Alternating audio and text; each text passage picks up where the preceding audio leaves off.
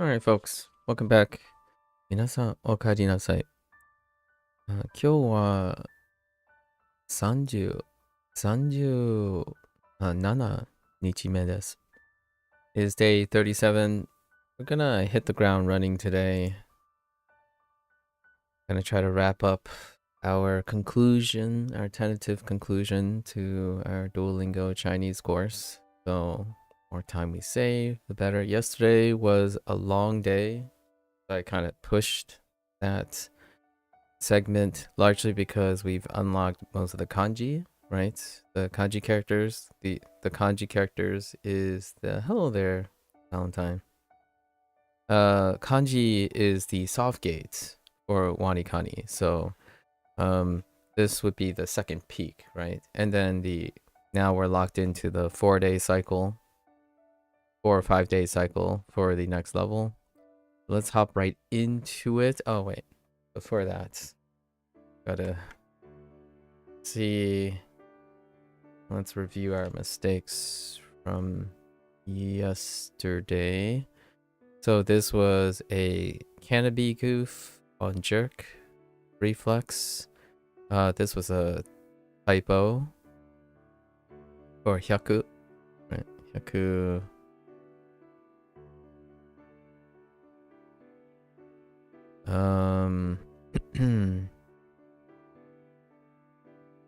Oh, this was a keyboard malfunction for te.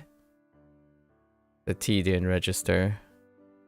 I'll have to think about really strongly considering the double check script for WaniKani because of technical problems. It didn't happen again because I was being particularly cautious about whenever a T comes up. Okay. I could also use this opportunity to reinforce what I'm seeing as opposed to rely on what I'm typing and just hitting enter, right? That does happen over time. This one was a typo. I hit haku instead of hoku.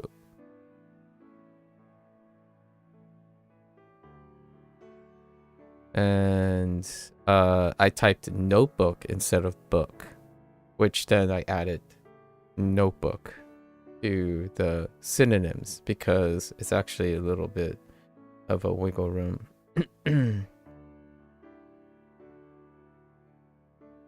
Hello, Mattia. Tadaima.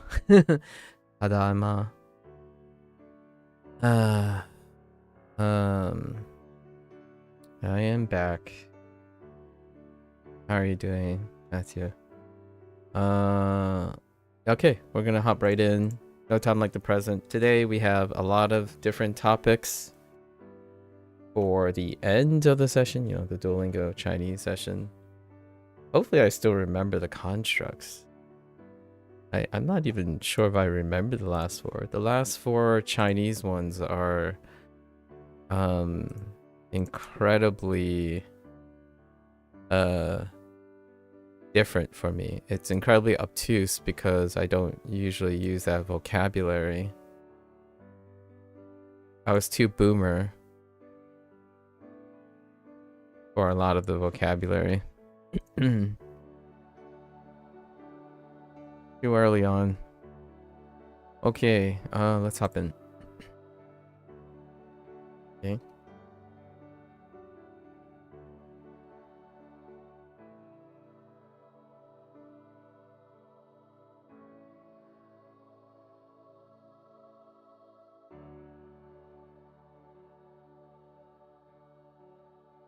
Doing well as always. Slept 1 hour. Your 1 hour nap. Just to be more active during the live stream. I see. What? May I ask what else are you doing during the stream? Like, are you trying to engage in something? Do something? Obviously, you are more than. I think you're more than able to like integrate other things, right? I'm secretly asking if you have been developing other things while you do that. Largely because of potential dependency and habit formation kind of deal.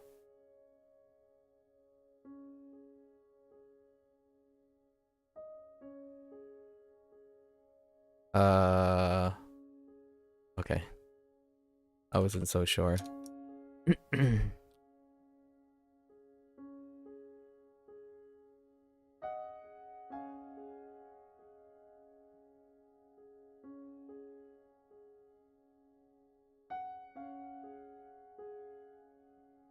Whoops.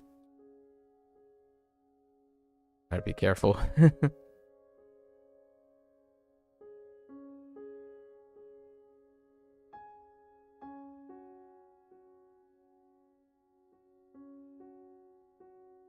Ne?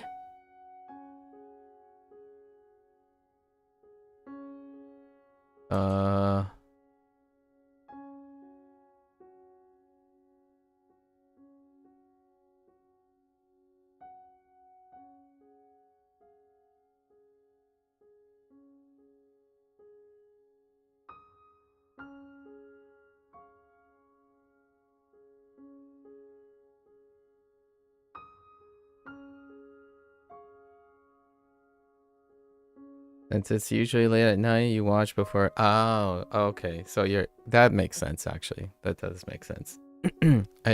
Were you the one that mentioned? Oh no, that was Stay Blue. Yeah, Stay Blue around this time would like watch things. The impression I got is they would watch things and then they would do a little immersion. They would do a little bit of immersion before bed. At least that's the last time we talked 2 days ago.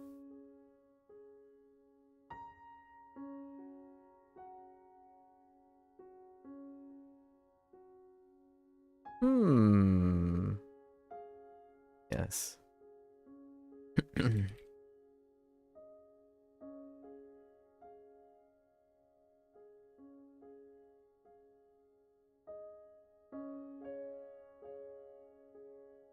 How did they phrase this?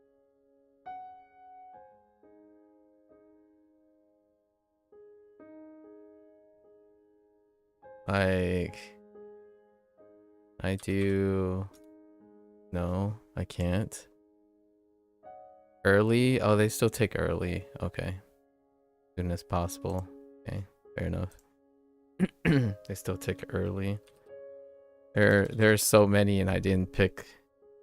Oftentimes you just listen. Chill. Oh, Valentine's. Yeah. Plenty of things to do.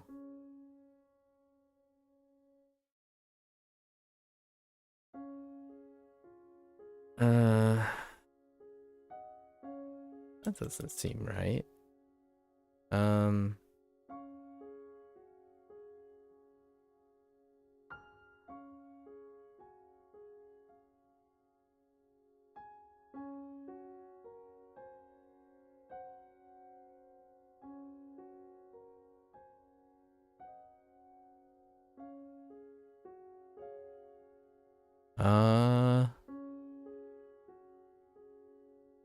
How to... Oh,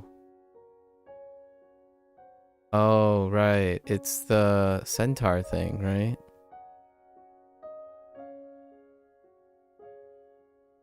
How did the centaur thing work?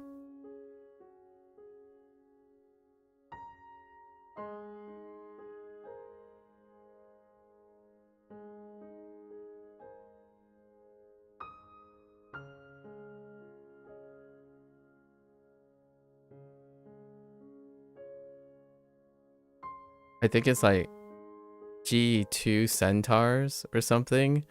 It was not like the mnemonic was I just cycled through in my head the reads as opposed to doing the mnemonic, and then when I got the read, I then remembered the mnemonic. I'm still doing the reverse engineering thing, which yeah.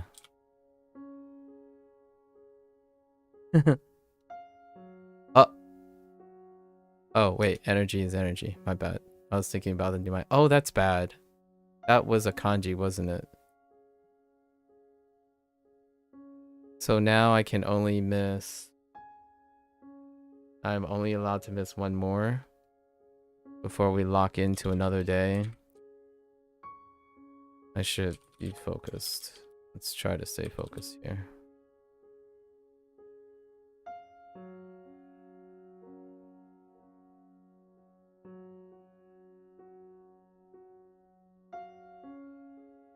Oops.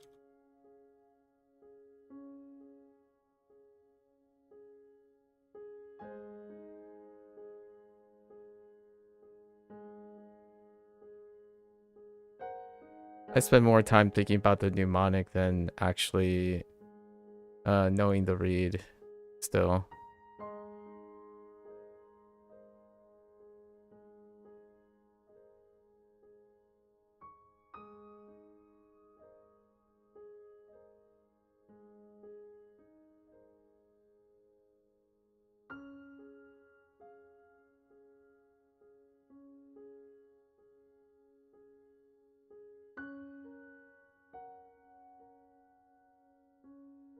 I don't know how far this goes.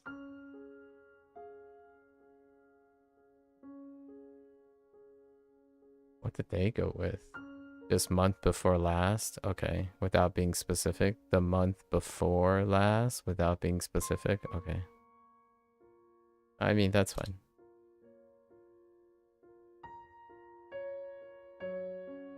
Is that how you spell village?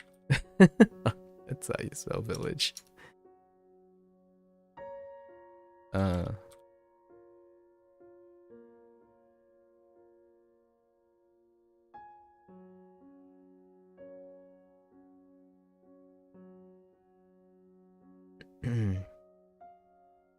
I think one of the bigger silver linings to this approach that I'll probably talk about later is I had a trouble spot in Duolingo, and that's dealing with kyo and kyo, right?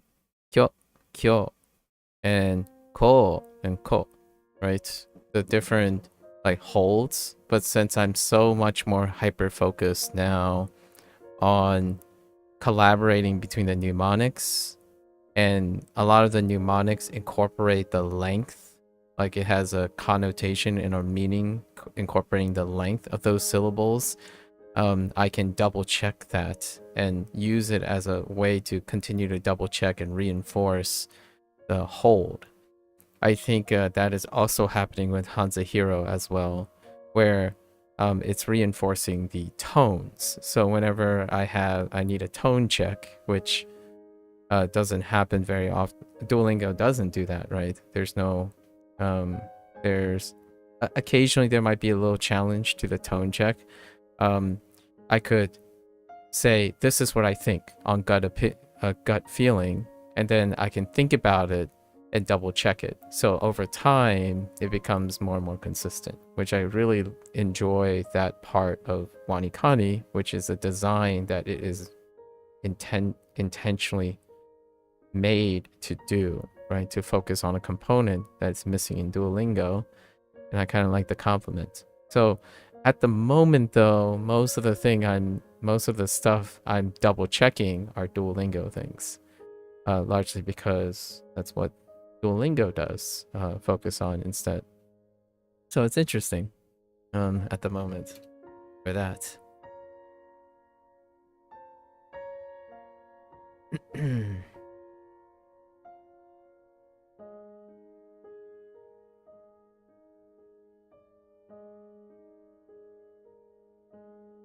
And of course, if you started with WaniKani, then it would be, the reference point would be WaniKani. However, I didn't start with WaniKani. So rather than trying to compartmentalize and pretend like I don't have the knowledge from Duolingo, I'm trying to make sure to actively use the stuff that I know from Duolingo, as opposed to pretending like they don't exist. I think quite a lot of times people talk about tools compartmentalized, like they're not related to each other, right?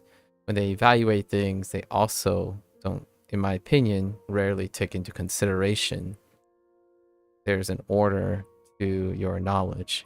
So when you evaluate things, I tend to evaluate based on my prior experiences. Like my prior experiences are required for the transparency, as opposed to, oh, I can purposefully and emotionally compartmentalize the stuff, so order doesn't matter, right? That happens a bit when you're thinking about ends justifies the means and your goals and whatnot. It is a different way to look at it. You can certainly look at it that way. It is up to the person to do their due diligence to disclose whether that is important to the audience they are speaking to, which I, in my opinion, for myself, I make it very, at least frequently clear that my thoughts are probably not going to be the same as someone who used WaniKani as the major source for vocabulary, right? Or initially, anyways. For the time being, it's kind of a mixed bag still. I haven't gotten to a point where I'm seeing all like a dramatic spike in new vocabulary. So more different things are going to happen in the future, for sure.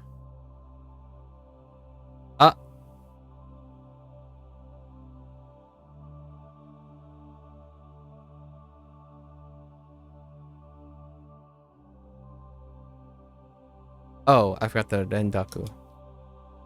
Yeah, as I'm distracting myself.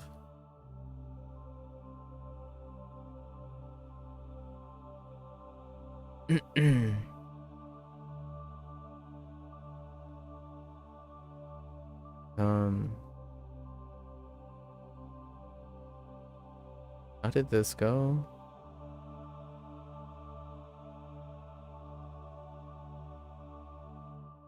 This was...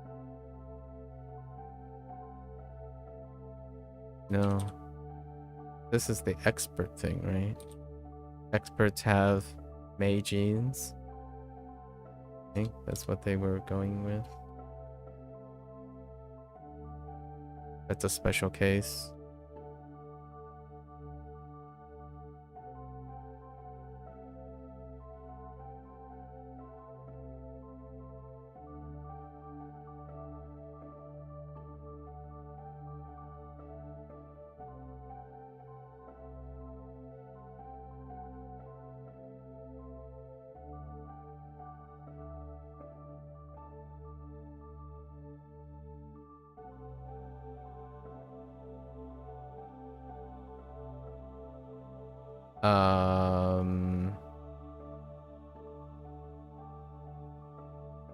Yeah?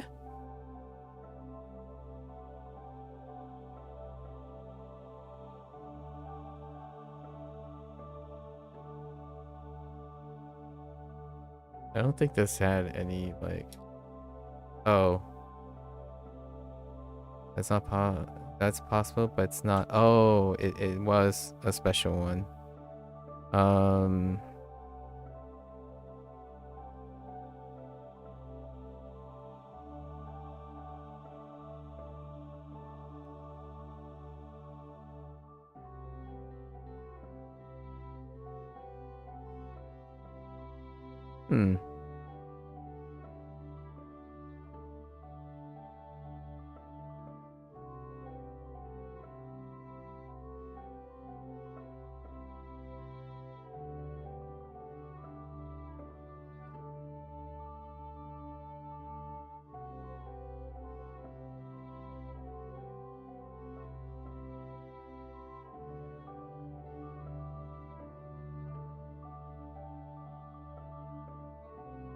Huh.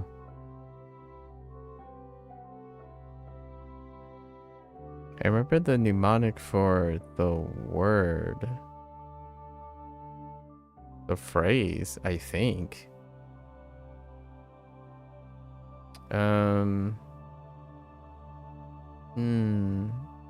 Did they connect it with...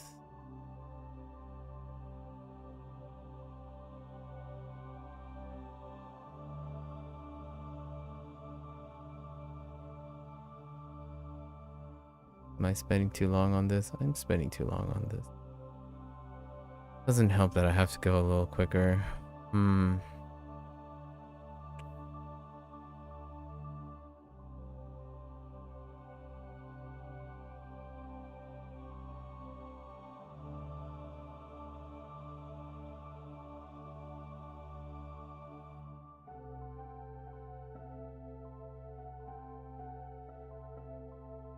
Let's cycle through all the reads, right? You have... Let's just look at all the reads between them. As far as I know, is Nen and Toshi. And then we have Chu. I don't even know if we have Naka.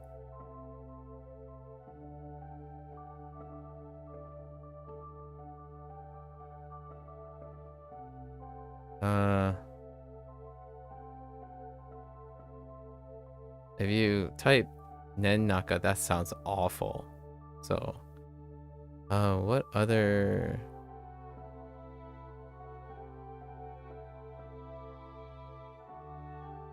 Yeah, I have no idea. Just try it anyways.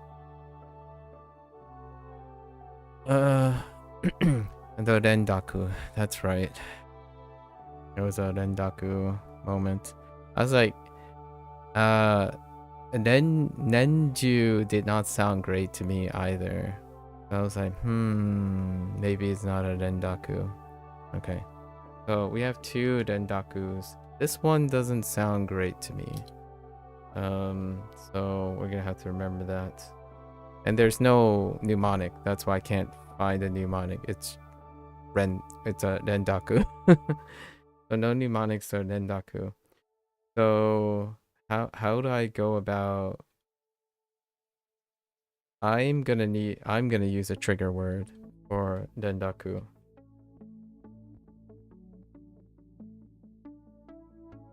It might end up being normalized when I start hearing it, when I'm saying when I start saying Nenju more often, if I can. I don't know if I use that too often.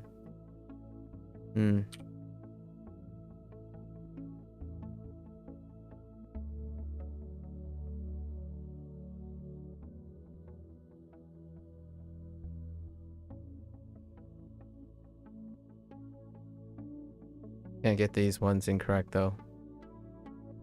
Plenty of time for the vocabulary and whatnot, not the kanji.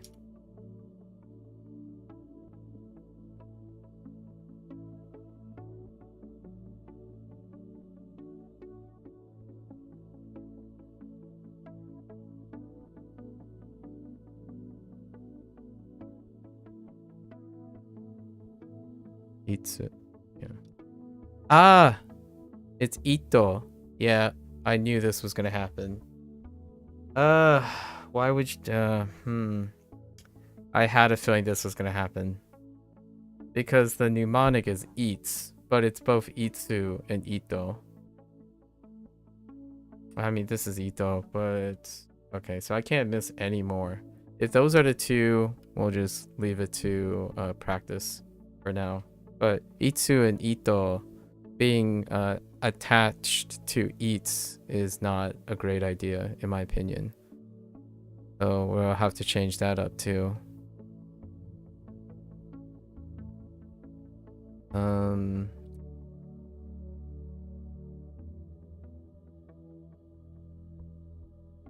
Yeah, I disagree with that.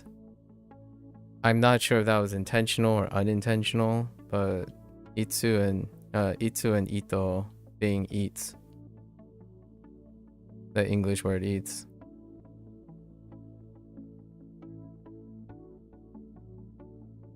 Or I can just remember them and not use the mnemonic. That's probably what I'm gonna do for that one. Abandon Itsu and Ito? It could be useful later though.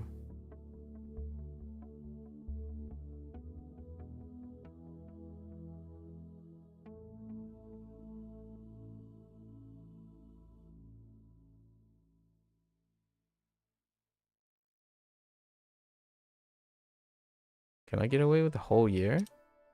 Yes.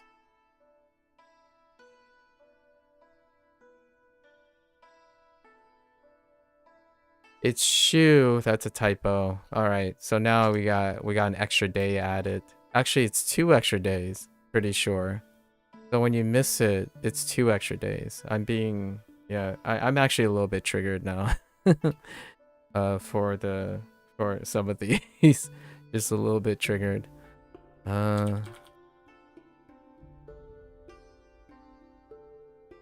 Should have waited.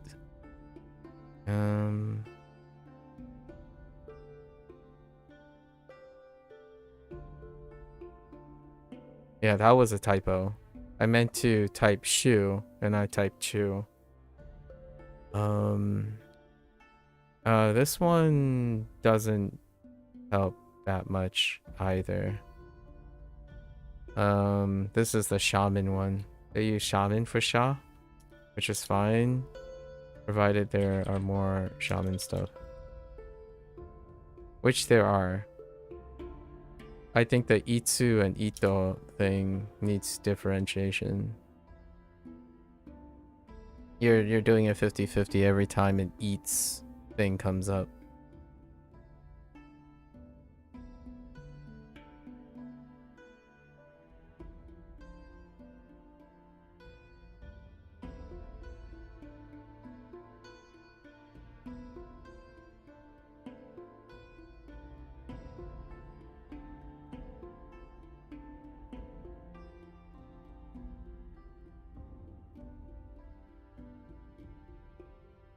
This one is like okay. It's the copy machine.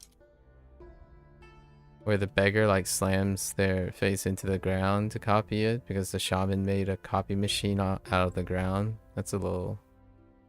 It's definitely identifiable. Does this still hold? Yes. The pass. Pass 2. I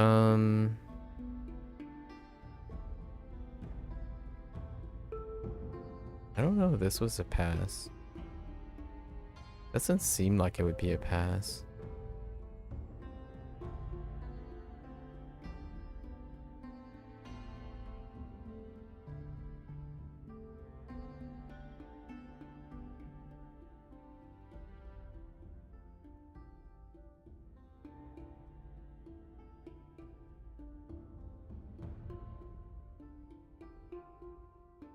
Previous what?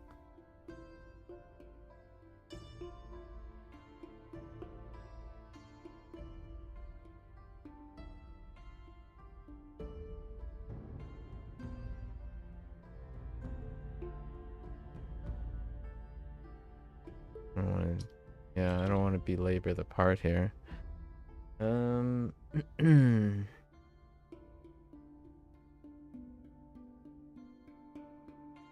Did they attach the meaning to the read? Probably not. Maybe. Or the kanji to the vocabulary? Probably. So previous...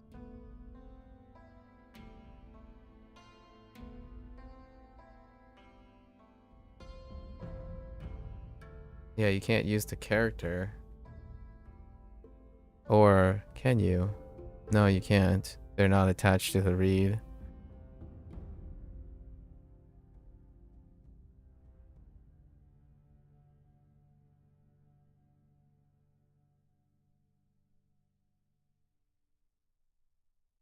Yeah, I genuinely have no idea.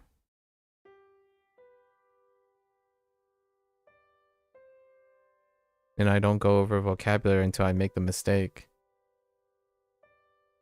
Although the vocabulary is not a big deal because they don't soft gate you on vocabulary. So it'll come up on the mistake and then I develop it myself. So yeah, the lessons are not to me are not working at the moment. They're not working in the way they intend.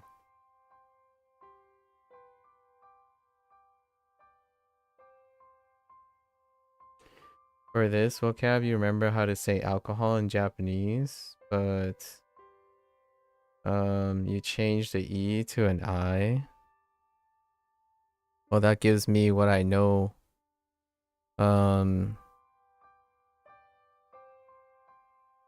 Yeah, but this one, the mnemonic, now that I know the read, I know the mnemonic, which is not great.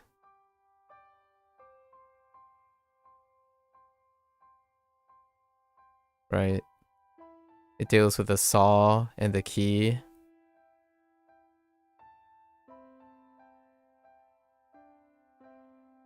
Yeah, saw and key.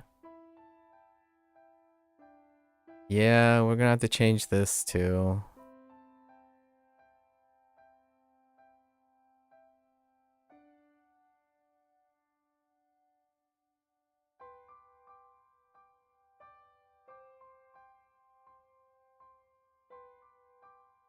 We're probably gonna change both of the mnemonics for this.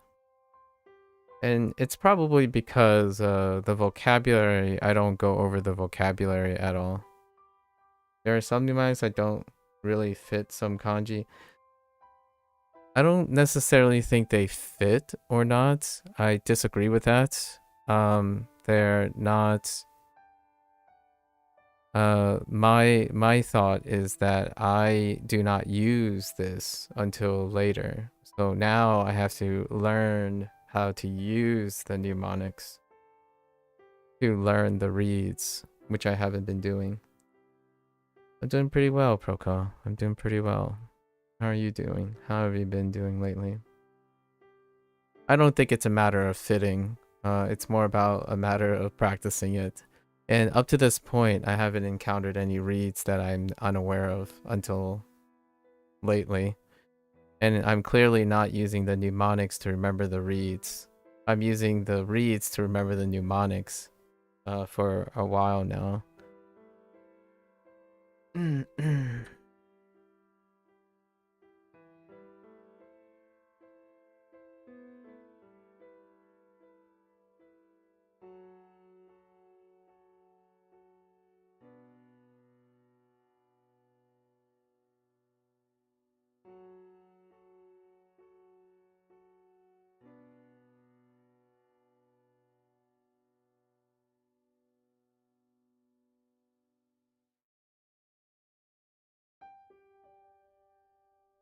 The reason why I said that is you stated that there are some mnemonics that don't really fit the kanji and vocabulary. I imagine you're saying you think there are some, unless you're telling me there are some, which I disagree.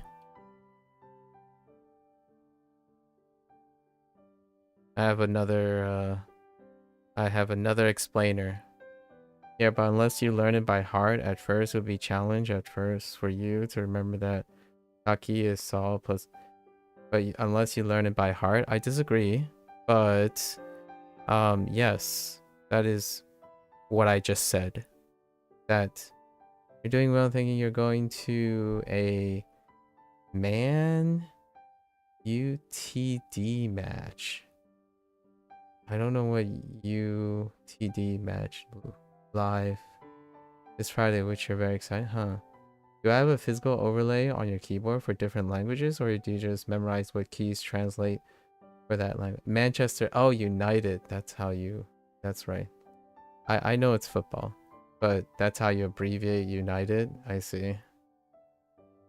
Man, so many abbreviations these days. Yes, I think not long ago someone had to explain to me what this meant, and that looks like 1 week, but it's low key. So like, I know what low key is, and I know what Manchester United is, but because he used a abbreviation, I didn't know what the abbreviation was. And I know that football is soccer. And Natia, your comment is exactly what I said. That's why I disagree with your point. There are some mnemonics that doesn't really fit some kanjis and vocab. I disagree with your point because it takes that time. Maybe it's because your native language is Italian, so some mnemonics are really difficult to grasp for you. I could understand that. Experience works. I think what I mean is your statement is true for me as well. I feel the same way. However, there is a fundamental under practice thing that I don't have, which is the second thing you stated. It could be challenging at first because it's unpracticed. And I have already foreseen this. If you rewind it back the last week, I've already foreseen what I was doing. I'm aware that I have been trying to remember the mnemonics, but because I already know the read. Now what happens is then the first 3 or 4 levels, I haven't been practicing using the mnemonics to learn the read. So that's not the way I'm thinking about things at the moment. So I'm really under practice. Is it called abbreviation when you shorten multiple words, or does it count for shortening one word? I have no idea. It's an abbreviation as in the name, it's abbreviated. I'm using the word abbreviation to mean abbreviated.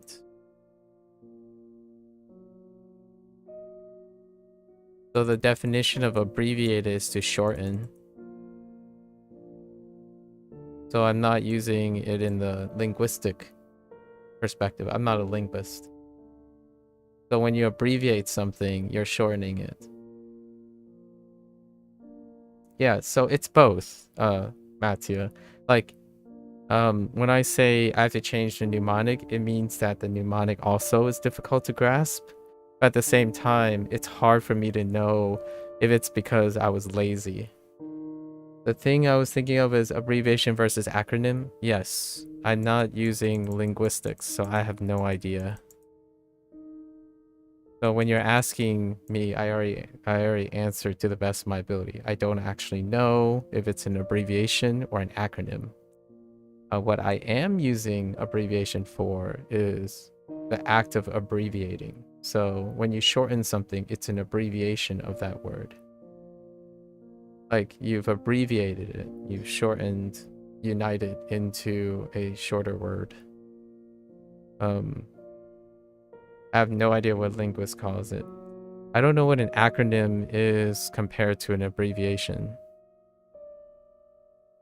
I think an acronym is probably less likely than an abbreviation. So if you shorten a word, an acronym to me sounds like you need a letter in the phrases, or I actually have no idea. Perhaps in this case, being pedantic is probably the way to go here. So let's look up. Apparently abbreviation applies to words or phrases. And then acronym is using the initial letters. Yeah. So abbreviation. You should have just Googled it to start with. No, this is a pretty important, this is still important. Yeah, the acronym is what I would use if my basic understanding of these terms, at least thanks to ChatGPT, or thanks to Gemini, is what I am trying to use it as. So an acronym deals with the initials, the initial sounds and or the initial letters of the thing. So if light amplified, right? Light amplification, LA would be the acronym. But if you abbreviate it, you could abbreviate light into maybe lit amp. Yeah, like PhD. Or no. Yes, like PhD. Yeah, that would be an acronym. So you could say lit amp as a light amplification, I suppose. If you're very cheeky, I suppose. But lit can also be an abbreviation for literature. Oh wait, that's not a, sorry. These are, yeah, so the abbreviations then get, you know, abbreviations then get a little confusing, right?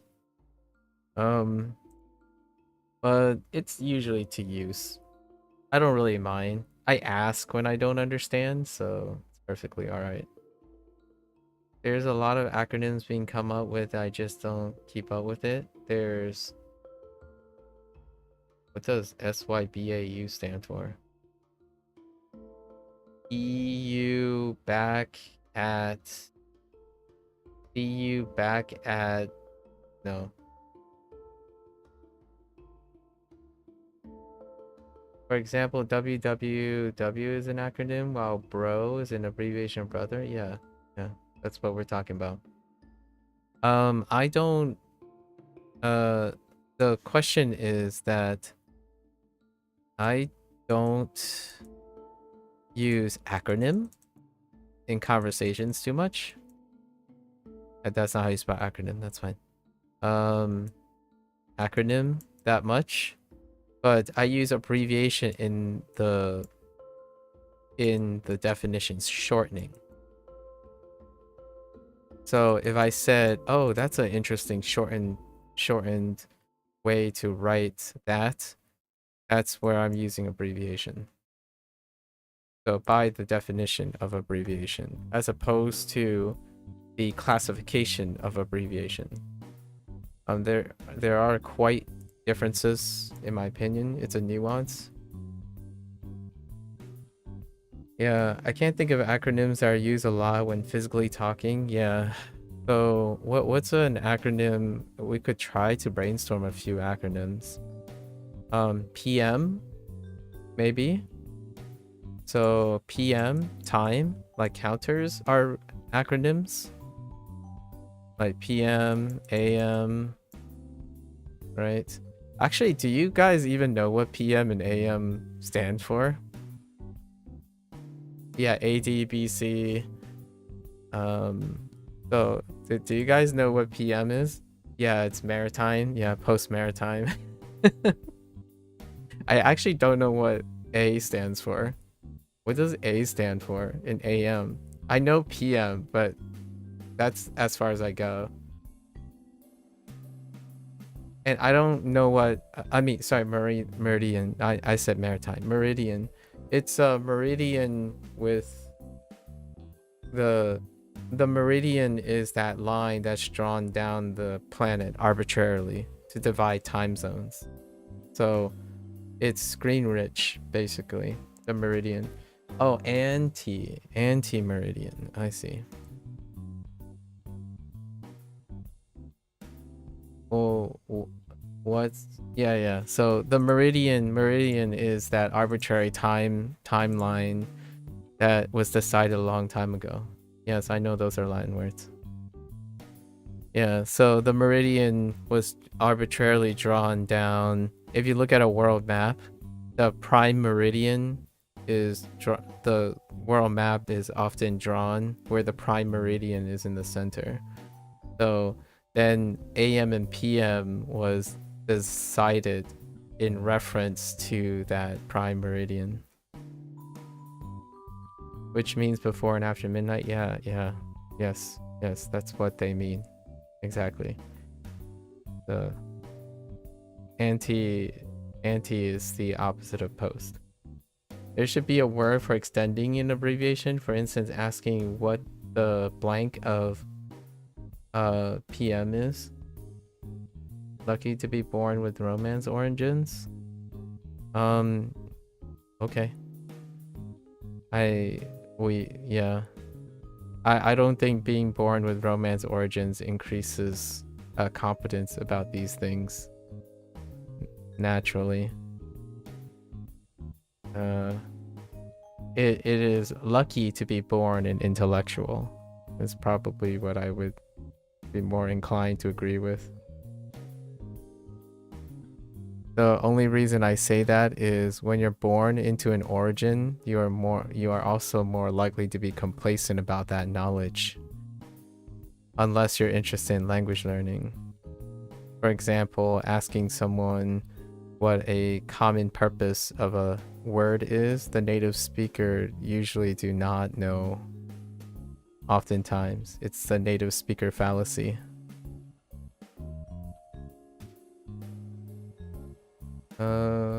It's weird with AD and BC as BC is the English word for before Christ, but AD is Anno Domini. I don't know how to say Latin things. I just pronounce them like I see them in English. Yeah. Yeah, but for you, which is language learning from the age of 6, I usually like to compare different languages. Yeah. But that is not necessarily tied to being born with Romance origins. So what you're saying is probably true about you. What I'm contributing is that that might not necessarily be the case. I don't know why they use English for BC, but Latin for AD. Yeah. Anyways, I unfortunately do not have time to discuss these things today because I have to finish my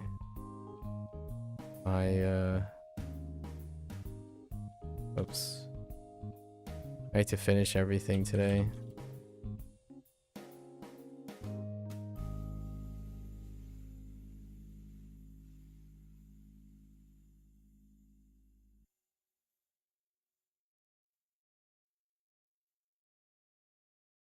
Is it still dry?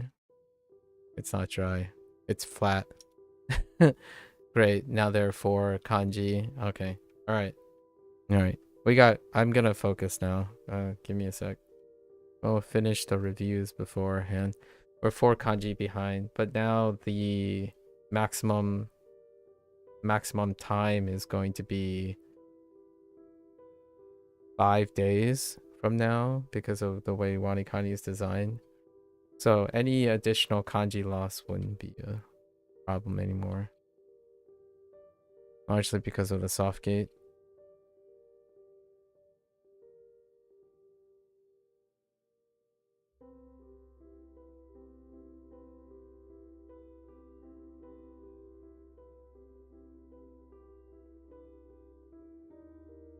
Oops. Wait, oh, meaning.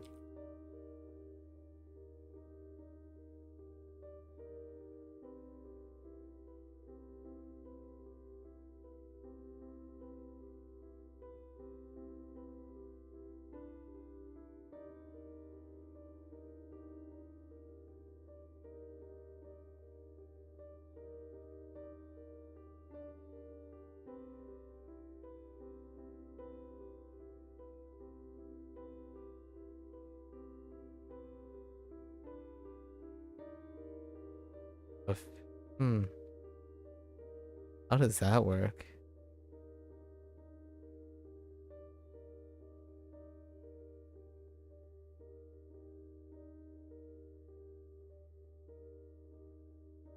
Sorry. I'm thinking about something else.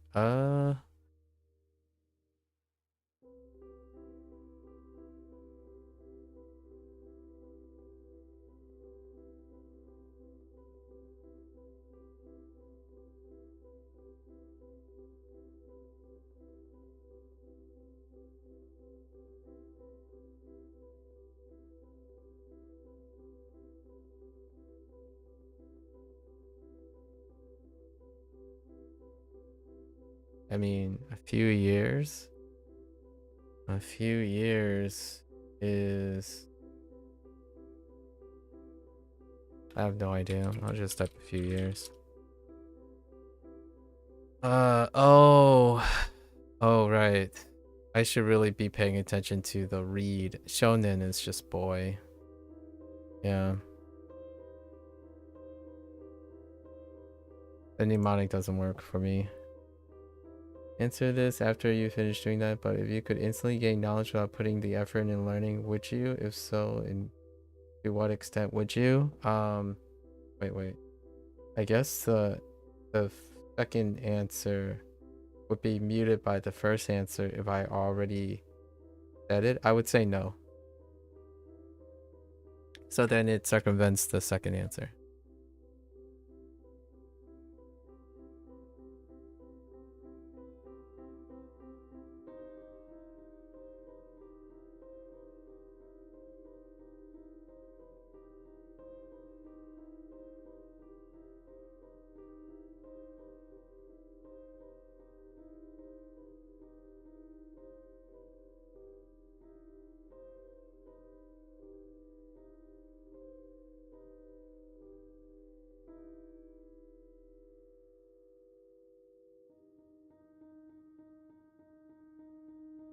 To hit something.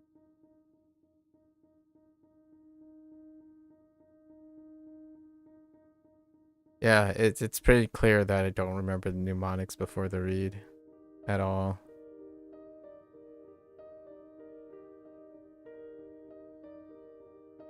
Pretty much none of these stuck from yesterday.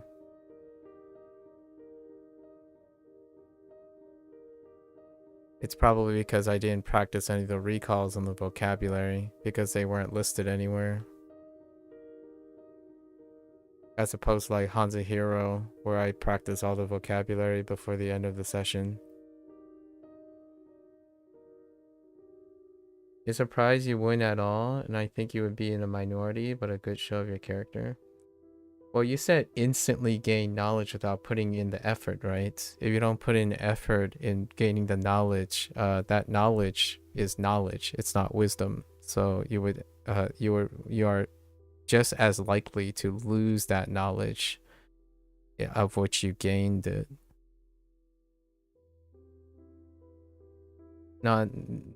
Maybe not necessarily show of character, but more of a show of logic or understanding of human condition. Knowledge is easily lost when it's easily gained. Like, for example, everything you've learned in school that you don't care about. It's difficult to keep knowledge with you if you do not have the wisdom to retain it. What about if it was assumed that you would hold on to that knowledge forever? Then yeah, I would do it. Then it would provide me with a solid foundation to build upon. But that is a condition. So you placed more conditions on top of that. Here's something that I would say. I would say not yes 100%. One way to think about it is, what if that knowledge is something incredibly deleterious?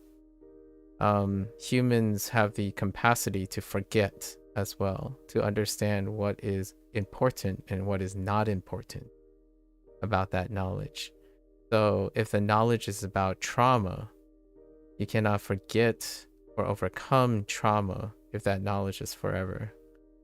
So both sides of the coin, you know, like we're talking about extremes. You're saying forever and then not forever and not anything in between. So yes and no. I would still probably say no if it's assumed that the knowledge is forever, largely because now you have to also add another condition. Protocol, you would have to add another condition. That knowledge does not impact the acquisition of new knowledge or wisdom. So if you have a knowledge forever, does that mean you can't consolidate it or refine it anymore? Because that knowledge is permanent, right? Knowledge from a human perspective is ever changing. That leads to wisdom.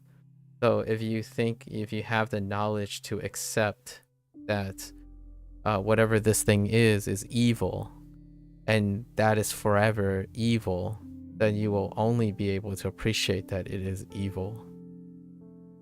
And that sounds a little bit scary too. However, did you say I have a choice in it? You answer after you finish doing that. If you could instantly gain knowledge You didn't necessarily say if I had a choice. Yeah, assuming you have an infinite capacity to retain knowledge, a lot of conditional need to add for this. Yeah. So like, for example, if you ask me, I get to, you haven't said I get to choose, right?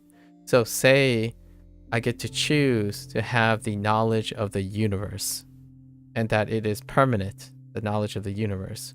But the knowledge of the universe is going to change over time, right? You did read the message above my last. Adding another condition, you have complete control. No, I'm talking about the earlier statement. So you're not accounting for stream delay. That message did not exist before I said that. You didn't say, I'm talking about if you could instantly gain knowledge without putting the effort in the learning. That was not established if I could choose. So now if I could choose, then that knowledge has to account for dynamics. So right now, the existing body of knowledge of the world is considered as static. So if I choose to retain the knowledge of the universe, does that mean I only retain the knowledge of the universe as we see it today, or the universe of the knowledge that we see as it's changing? Because knowledge does change, right? So if you're asking me, oh, do you want to instantly gain whatever we know about the world today? I would say no, because what we know today might be not the knowledge of tomorrow, and because our knowledge is incomplete. So I would still say no in most of these situations, largely because knowledge is not treated in any point in time. It's not treated in completeness unless you give me a guarantee, right? Unless you give me a guarantee that my future investment is guaranteed for future changes. The reason why I say this is because it's the most important aspect of the things that I say all the time. It's the foundation of how I learn things. When you're learning and gaining knowledge, it's with respect to time. Time changes the knowledge we have, and time changes the wisdom we develop. For it's very, very easy, in my opinion, or simple, when you think of time not being a factor. So that's perfectly acceptable, right? As long as I get a guarantee. So if one is to tell me that if I instantly gain all the knowledge, does that knowledge mean that I get a guarantee of everything is to come? Because that would suck if I am stuck with not being able to change or shape that knowledge in the future. So it could be like someone who says, I'm the master of English. I have mastered and become fluent in Japanese. Fast forward 5 years, you are not the master of everything that's Japanese in another 5 years. Largely because human knowledge does not stay static.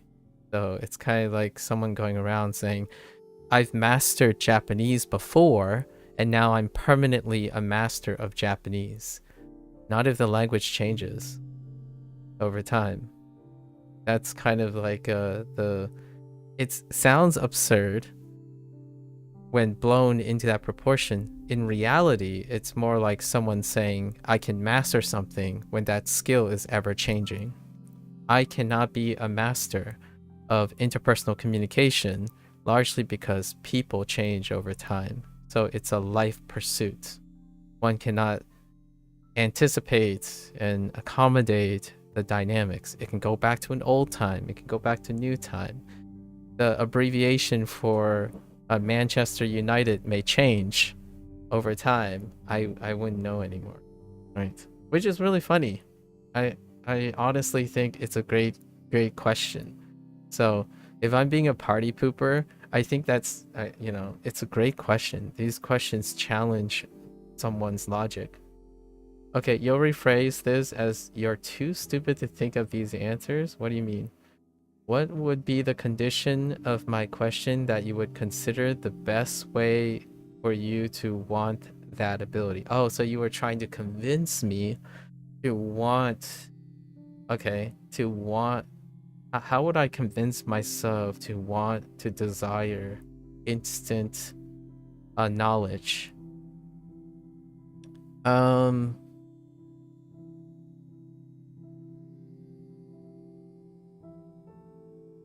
Well, you just heckin' null hypothesis me, didn't you?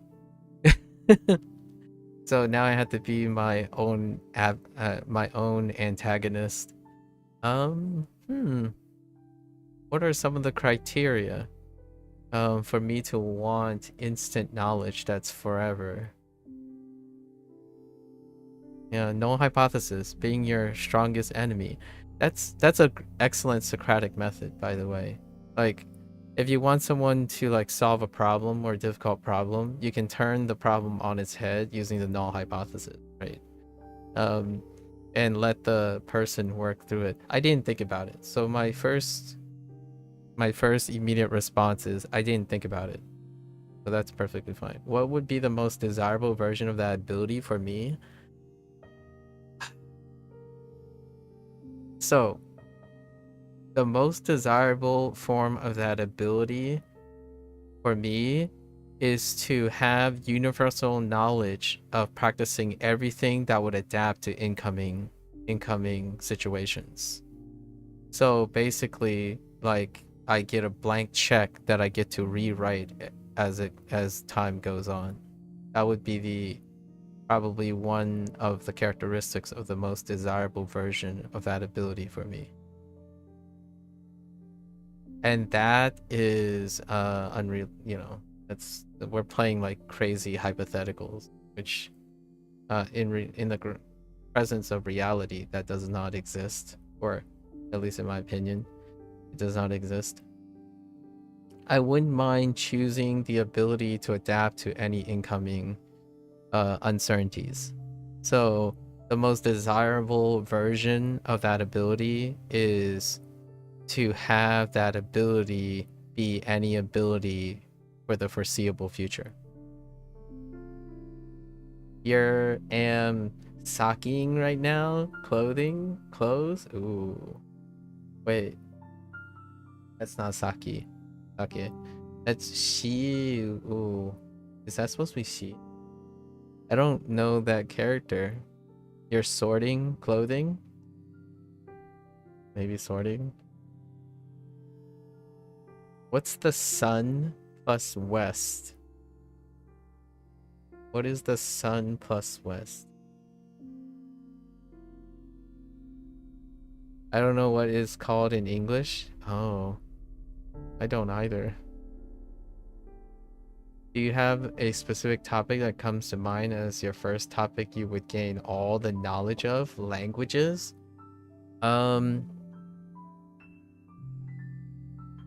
Man, these are like genie questions, right? Genie questions um with crazy multiple things, right? Um can I appreciate omnipotent knowledge? I can't. I cannot. So,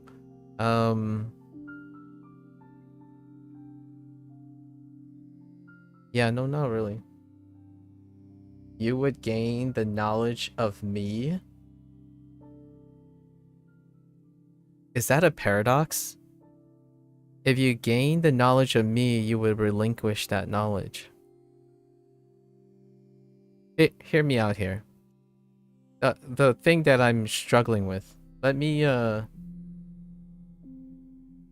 let me I want to highlight the basic premise. Oh, dry clothes. Take clothes out to hang. Oh. I think you described it perfectly alright. Churn. You dried the clothes. You air dried the clothes, right? Oh, it would be like kung. Well, let's just do like kung da. No, kung, whatever dry is in Mandarin. I'm saying da in Fujianese, but like kung da ifu. Kung da ifu. Ifu. Air, air, dry in Fujianese. Ifu in Mandarin. There. Air dry clothing. You air dried your clothing. Oh, and add ed to it. So zai kung whatever dry the word for dry is, and then ifu would be the closest I can think of for like not knowing any of the words. Here's my so protocol to like cut to the chase. My problem right now with universal knowledge, or like any knowledge of my choice, is that how does it impact my life, right? As a person, how does that impact my life? It will probably ruin my balance between being curious and not curious. So I believe that I am not a unique human being that would not struggle with the aspect of acquiring universal knowledge of a knowledge that I deserve, or like that I desire. Sorry, not deserve, desire. So if my desire is to have omnipotent, permanent adaptivity to anything that comes before, like anything that will happen in the future, that's the knowledge that I would say fits my desires.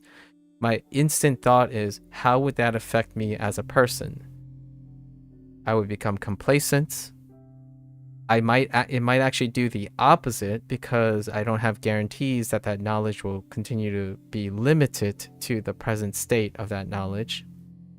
So in an effort to preserve my being, I cannot anticipate having access to that and it not destroying the fabric of what motivates me to get up in the morning and learn things, right? I would inherently become not a learner anymore.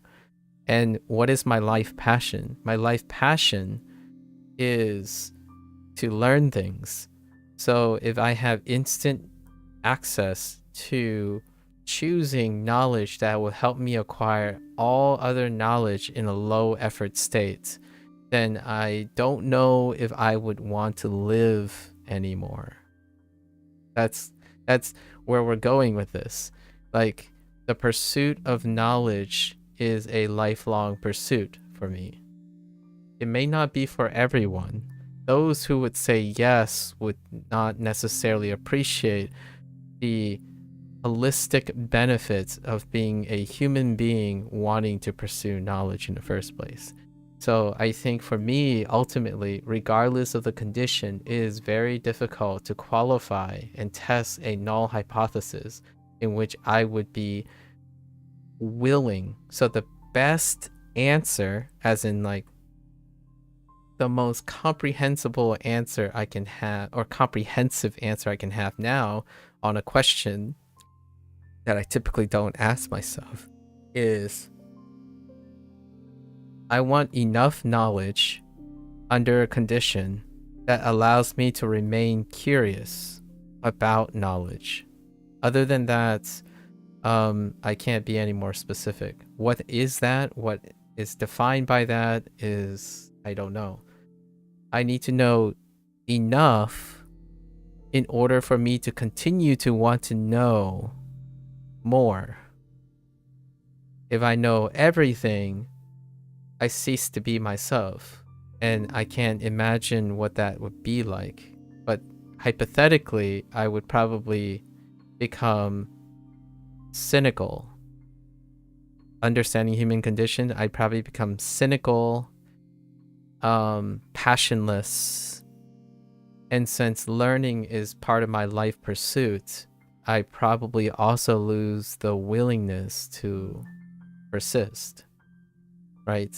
You take away someone's life pursuit of knowledge by offering them their life pursuit, then the goal disappears.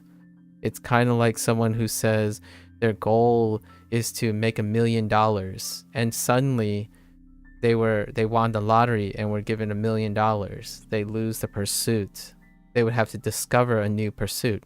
Now the question is, if I instantly are been given the knowledge to adapt to any future situation, then if I was given that, would I be able to adapt to a situation and I no longer need to pursue new knowledge and do something else? Who knows? That would be the guarantee. It's the most likely case. I want the knowledge to be infinitely adaptive to the problems yet to come. But that's like premonition, and that's prediction. How does that impact my aspect of looking forward to the future? It will destroy my current lifestyle of the future. It's a paradox, right? If I look forward to the future because it's unpredictable, that's one of the joys of the future, and that's what also fuels my knowledge for the future. If I am given that, then that like implodes on itself. Not only does it defeat the interest in the future and in knowledge seeking, it has to adapt to that meaning. So then you don't have it at all. Like you don't have it at all in the first place. That kind of thing. Super paradox.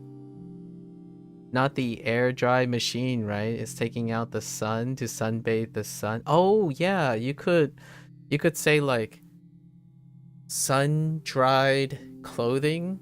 So yeah. Oh, I see. Oh, wait, hear me out. Turn. Is that why you use that character? It's the sun and the west. No, but the sun sets in the west. But do people dry their clothes when the sun is over the horizon? So then you have yang plus xi. So like you could say like 太阳 wu 太阳上午 da 衣服 I'm kidding. I'm just getting a little pedantic now. I said sun, afternoon. No. Yeah, sun, afternoon, dry clothing. I still don't know what the word for clothing is. I don't know. You just say, oh, that's shy. I don't know what the tone of that character is, but shy. Oh, for drying clothing out in the sun. Oh, that's pretty cool. I like it. It has like elements of the sun and west plus the clothing, which is nice. So like you're drying the clothing past the high point is my thought about that. Like, so it's warmest when the sun is heading towards the west with clothing, because the sun rises in the east, but at its point. I don't know why there's west, but yeah, you know what I mean. I'm trying to make sense of something that might not even make sense. But it would be interesting of how the feeling of being undeserved knowledge would conflict with the ego of having unparalleled knowledge. I would agree. Anime and science fiction has kind of answered that, like answered a lot of that hypotheticals, like constructed a lot of the hypotheticals. And most of the hypotheticals that people lean on in a creative process is that that person becomes nihilistic, the human being that is granted unparalleled and undeserved knowledge, right? Oftentimes they predicate on the human condition. With infinite universal knowledge, that person becomes nihilistic and they lose the passion to understand. Like, basically, they come to the terms that humans must be exterminated. You know, the anime trope and the science fiction trope, right? If you have knowledge of the world and you realize the current state of the knowledge of the world indicate that a very large, the Anthropocene of humans is largely self-destructive and destructive in nature, then the human being that is blessed and transcendent in knowledge will come to the immediate conclusion that you must remove the source of self-destruction, which is the human species. So science fiction and anime has explored a lot of not necessarily acquiring universal knowledge, but excessive enough knowledge to tackle one of the hallmarks of human condition, which is nihilism. The more you know, the natural tendency to gravitate towards nihilism, and that nihilism with power ends up saying, well, you know what, why bother letting these things exist, right? And what ultimately happens is humans then eliminate themselves out of the equation in order to compensate for that nihilism. So humans are too dumb to realize how illogical it is to keep existing. I think more than not, with knowledge comes less subjectivity, right? So when less subjectivity happens, then in fact it becomes very logical, if you know what I mean. Almost unnecessarily logical, to the point where self-preservation is no longer something that is worth using as a rationale or a logical conclusion. When understanding the lack of objectivity of existence lead to a neutral position on existence rather than a drive to destroy it, it's neither. Not a drive to destroy it, nor a drive to preserve it. You have no motivations whatsoever. So it would be logical to preserve it. I mean, like, to remove everything that would seek to destroy it or preserve it, because you no longer have a position. So naturally, if all your fellow human beings are destroying something, you want to bring it back to neutrality. And one of the most simple, objective ways is to remove their existence. You don't necessarily have to move your own existence because you're no longer having a position in it. I'm stealing the storyline of another science fiction and another anime. That person becomes a universal observer. They no longer interlope nor interfere with the existence of a system. Star Trek does that a lot. It's called the what is it called? The Prime Directive. The Prime Directive. When you yourself is granted with unparalleled knowledge of another universe or another system, you do all in your power not to interfere with its natural course, right? And yet, in the context of Star Trek, these are humans or thinking personifications of humans, so they have to constantly balance their irrationality to try to intervene for the better, like morals, ethics, and whatnot. You're going to bed? Take care. Good night, Mattia. Anyways, that's all of the above, right? Because we're talking about hypotheticals, so I cannot ever profess to know what that's like. For me, I become an observer.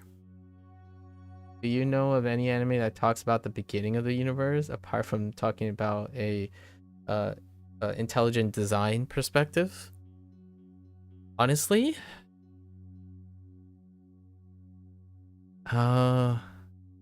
it's been a while. I don't think I have. Not from the perspective of randomness.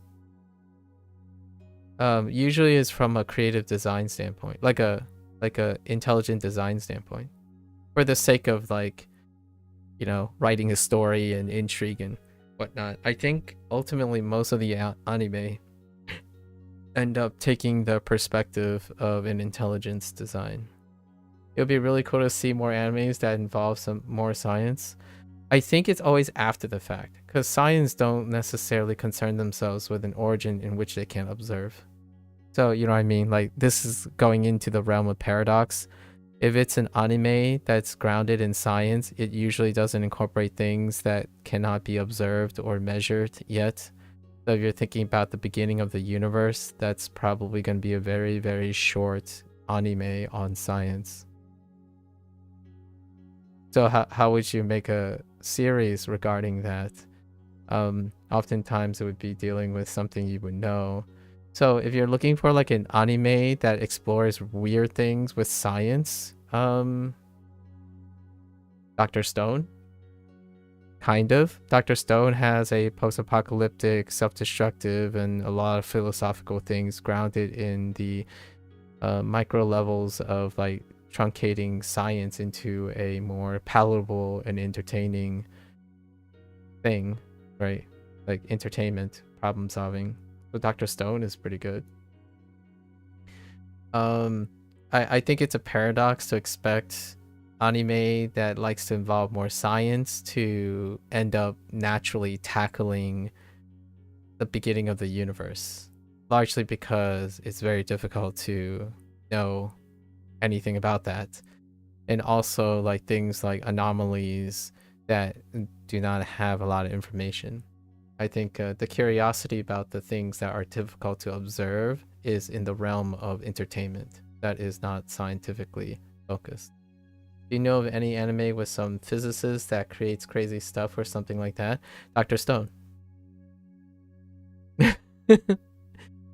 Dr. Stone creates a more of a cheap, not figurative isekai where there's a student who's incredibly adept at scientific principles, but there was a reset, an artificial isekai reset by a post-apocalyptic event. And then the whole show is predicated on how this person reintroduces all of the scientific inventions and principles back to solving problems when the people who are allowed to persist in that makeshift isekai no longer has access to that information. So the main character you follow happens to be the one that has unparalleled knowledge of science, while the others have your more common day other things like strength, health, like not physics, but physical health, right? So Dr. Stone could be a good one. That's the thing. That's the thing that comes to mind right now. And Dr. Stone is still a persistent show. It's on Crunchyroll. It's a Crunchyroll original, so you can find it everywhere else. I think it's concluded. Yes, so Dr. Stone has concluded. So you can actually watch it. The anime, I'm not sure if the anime reached the end of the manga yet, but the manga itself has concluded. So you can actually watch it in its entirety. I haven't seen season 3 or 4 yet. But yeah, that would be the closest thing. It legitimately is ringing in my head at the moment. I'm not trying to be difficult. I just oftentimes when people give me hypotheticals, it ends up being like a laundry list of conditions, largely because whenever I say I want this, then I think about the null hypothesis, right? Does it have good animation? Huh. That's an interesting question.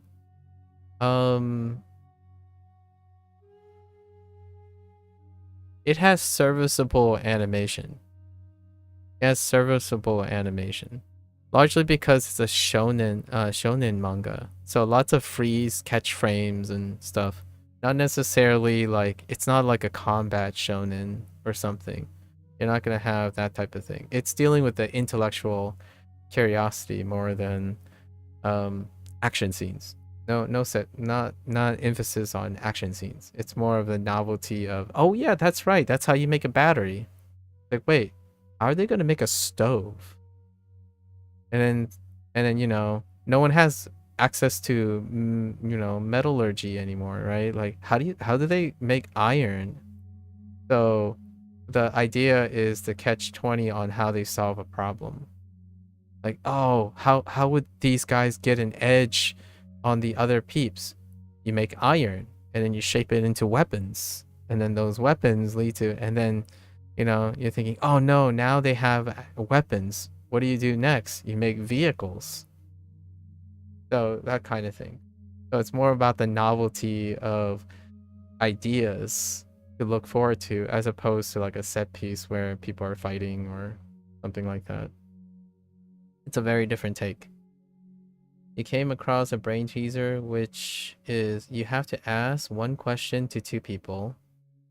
One person always lies, and oh yeah, that's a very classical one. It's not necessarily it's actually a mythology grounded like referential thing. And the idea is to figure out which ones, yeah. But I feel like I missed some parameters for what questions you could ask, and it seems kind of easy. How would you go about it? Lots of it's not necessarily an unknown teaser. It's part of folklore and mythology. And lots of cartoon series have little plays on that. Futurama, Family Guy, Rick and Morty, The Simpsons. Pretty much name any of your topical culture and you probably have a version of it. Any objective question will do the answer surely. Do the job. Interesting. And any objective question. Okay, so can you provide an objective question, and how would that lead you to discerning a person who lies and tells the truth?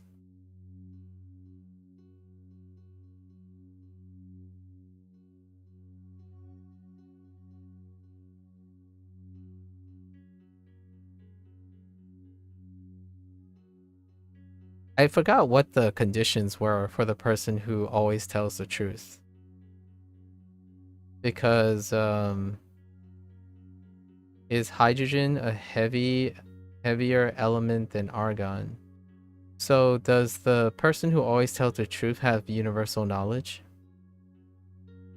Or do person 1 and person 2 have equal knowledge? Because if the person is always telling the truth, that doesn't mean they can't tell the truth about something they don't know. Even easier, what is the color of your hair? Again, universal knowledge and perception. If the person who always tells the truth, if they're perceiving the same color as person 1, then they can still tell the truth and be a lie according to you. So for example, do we see colors the same way? Or do person 1 and person 2 see the same colors the same way as the person asking the question? So you're the person asking the question. The basic premise is you're presuming that person 1 and person 2, the one that's always lying and always truth, have the same perception of color. This is a philosophy question, by the way. It's used in a lot of cartoons and stuff to promote entertainment. Like, well, yeah, duh, it's simple when you make a lot of assumptions. However, let's just say we're assuming the persons involved are human beings. The cartoons, what they did was they changed what the people were and what they inferred about the people.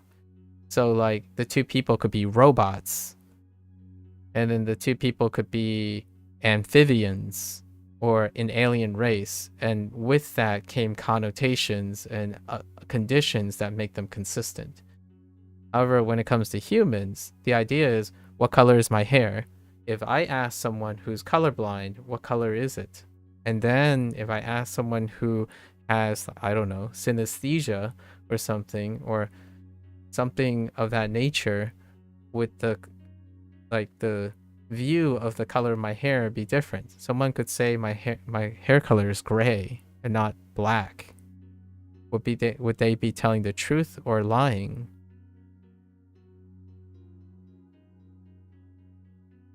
I think that's where the philosophy comes in, where the whole trick of the question, the brain teaser, is human perception, right? A human can always be lying while still telling ounces of truth. And a human can also be telling the truth while saying inaccurate things. Yeah, I guess the one thing I would have to know is what's something objective to... Yes, you would need to ask. You would need to establish how objective they are, or how in line are they, right? And one of the teasers for this brain teaser is that one of the things that make this conundrum even harder is they add the limit of how many questions you can ask. So from an objective mind standpoint, you have to establish some controls. So it's not that easy. You can't ask them one question. You have to ask them multiple questions to establish what is the control. So if you ask, what color is my hair? And both of them say black, you know that one of them has perception of different colors differently.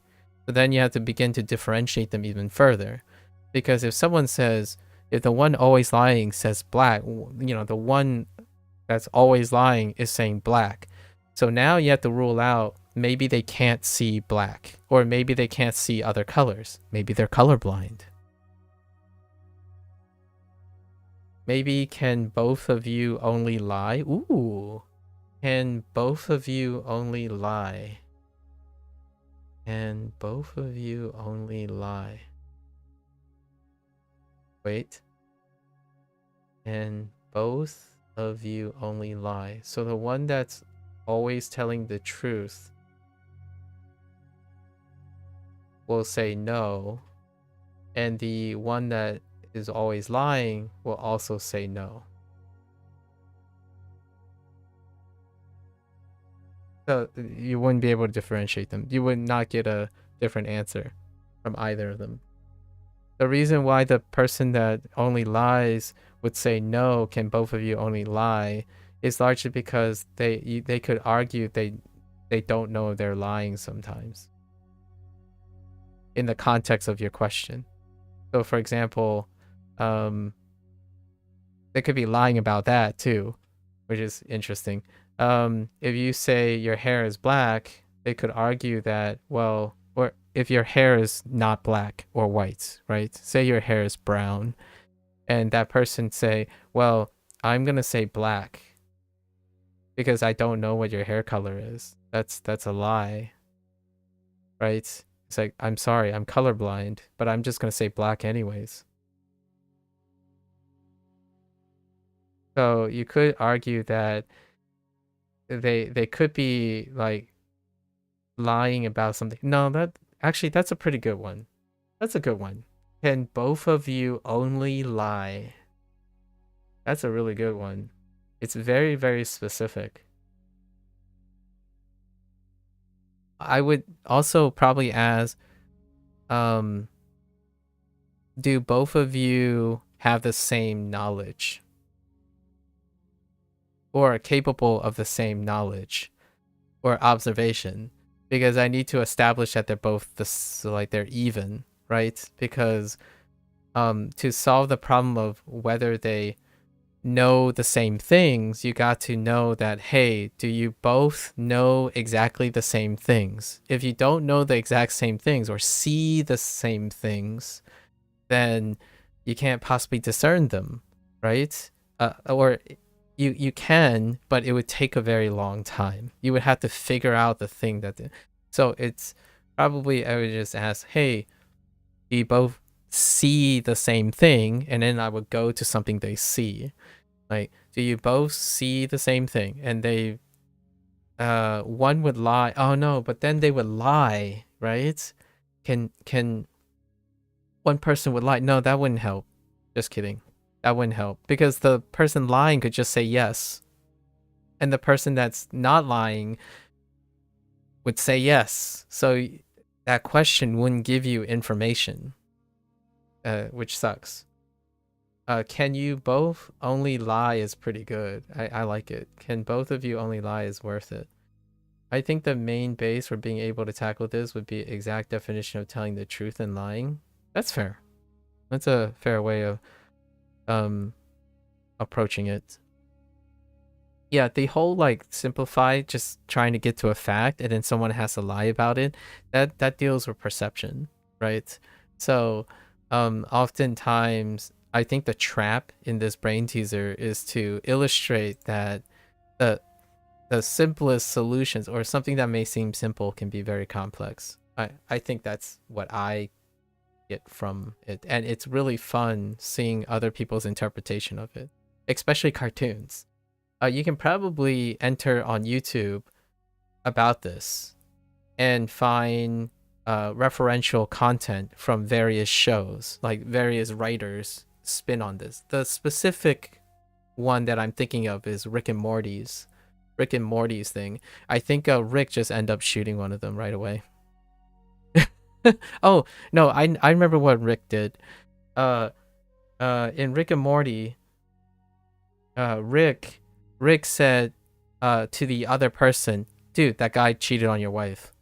And then the one that was always one of them that's always interpreting the truth and or the lie attacked the other one, and then he just walked through the door.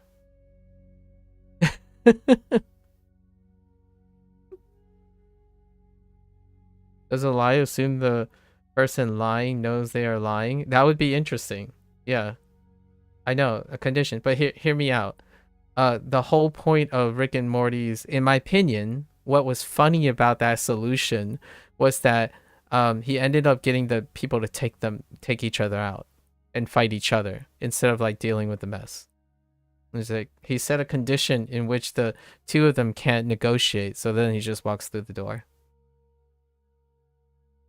Right? It's kind of like asking someone the null hypothesis of their own assumptions.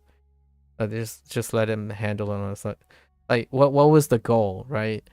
The goal of that situation is you needed to get through the door, but it's guarded by two immense entities, in which one entity always lies and one entity always tells the truth. So instead of bothering with the game, you turn the game against each other. There are two of them. Like, dude, person A, did you know that person B cheated on your wife? And then now they have to negotiate it. It was kind of a funny thing because they were statues. They kind of look like statues, so maybe you have to suspend the disbelief that they have affairs and whatnot. But anyways, it's kind of like person one and person two. If you meet two human beings, how do you know one is lying and one is not? Well, what is your goal, right? The funny thing is, what is your goal? Well, your goal is to know who's lying and who's telling the truth. Then you might as well just turn each other against him. Person A, have you ever asked person B if they're telling the truth?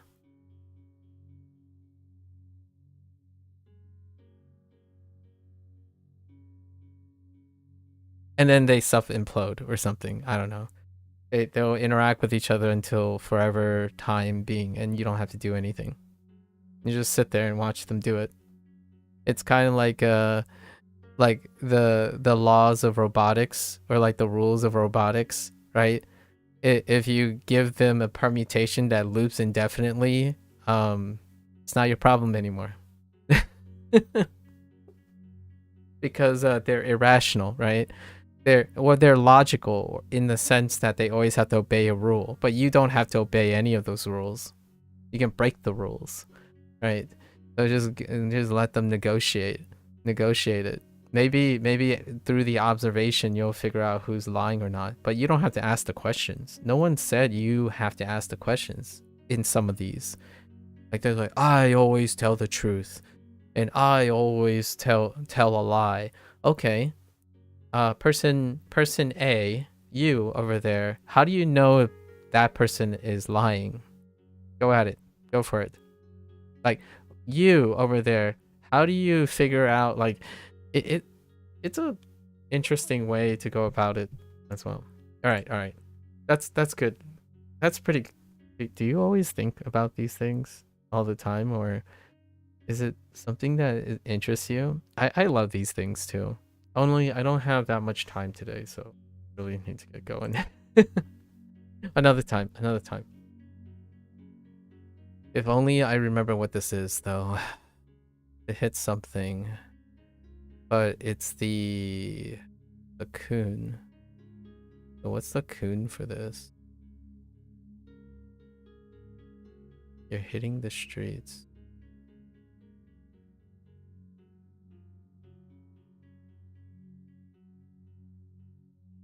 I've been slacking off. I don't really know any of these mnemonics. You come up with things like that to think about a lot, but apart from your dad and now you, I don't really talk to people about it. Oh. Well, these are really fun questions. I think you get to learn a lot about the other person when you ask these things, at least in my opinion. How they go about it, what prioritizes them. Obviously, I try to be as expressive as I can about my inner conflicts, largely because if I don't have an answer or an exact answer, sharing how I'm having problems or being able to answer them is enough to reveal what I'm thinking about. So I don't stop at saying I don't know, or I don't stop at I don't want to answer that question, or that answer is too complicated. I'll make an attempt to tell you why or how that question is complicated or not, largely because it benefits the person asking the question. Being avoidant and like reducing something into a yes or no doesn't quite offer any more insights. So asking interesting questions like that can both be revealing to the person asking the question and also revealing what you think of the question may encourage the other person to share some information as well. It's interesting to think about these things. Most interesting to you is that it usually branched off into a lot of different areas of inquisition, making the question lead to this giant tree of thought. Yeah. This might be slightly a cautionary tale. I wouldn't have necessarily been openly engaged in these things in my life, largely because these happen compulsively. You know, I mentioned a little bit of mania a bit. However, I become very practiced at finding a practical way to refocus, right? And right now I'm trying very, very tough to refocus on this, and I can't seem to come up with the mnemonic that would help me with the read on this.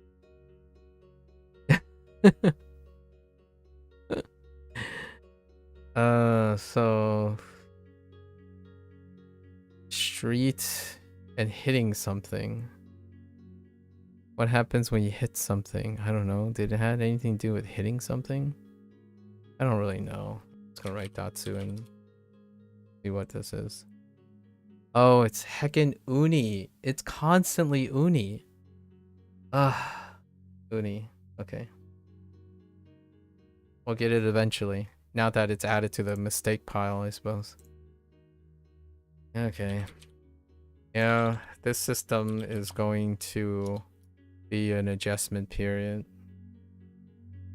Yeah, we're having a tough adjustment period now.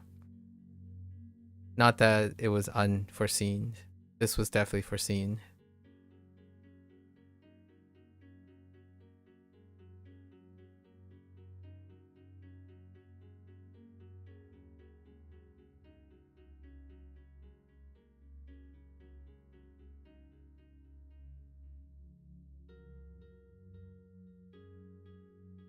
Growing pains, adjusting, growing pains. It's very revealing though. Like, the trouble I'm having today, I'm having quite a little bit of trouble. And by trouble is, if the goal is to get a high accuracy, I'm not doing it. However, it does confirm my suspicions of what I have been doing up to this point. Which is, I was trying to learn the mnemonic system, but I was relying on the idea that I already understand something about the reading. So I didn't practice Ko's way of writing mnemonics as I was doing that. So now I'm having trouble when the thing is new. So the new things are difficult to remember the mnemonics as opposed to remembering the read.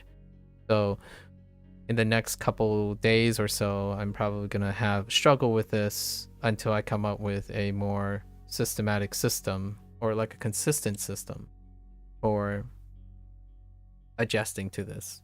I had foreseen, I've been not doing that. I've been actively trying to, and also not having the vocabulary in my face all the time was a point that I was worried about. Do you think learning about a different language in the context of biology would motivate or intrigue me? Yeah.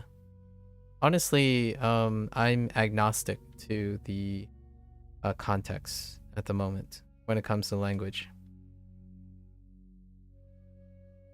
Largely because I'm more curious what the language prioritizes than what I think.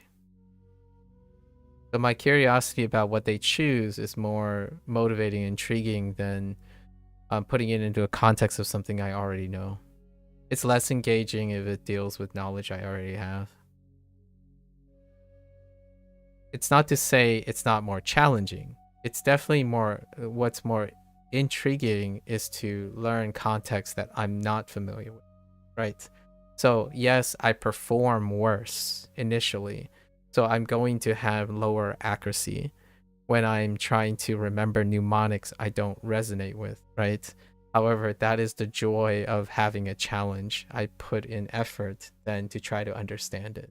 And that's probably the thing that I feel lots of people have a paradox with, or like a cognitive dissonance with.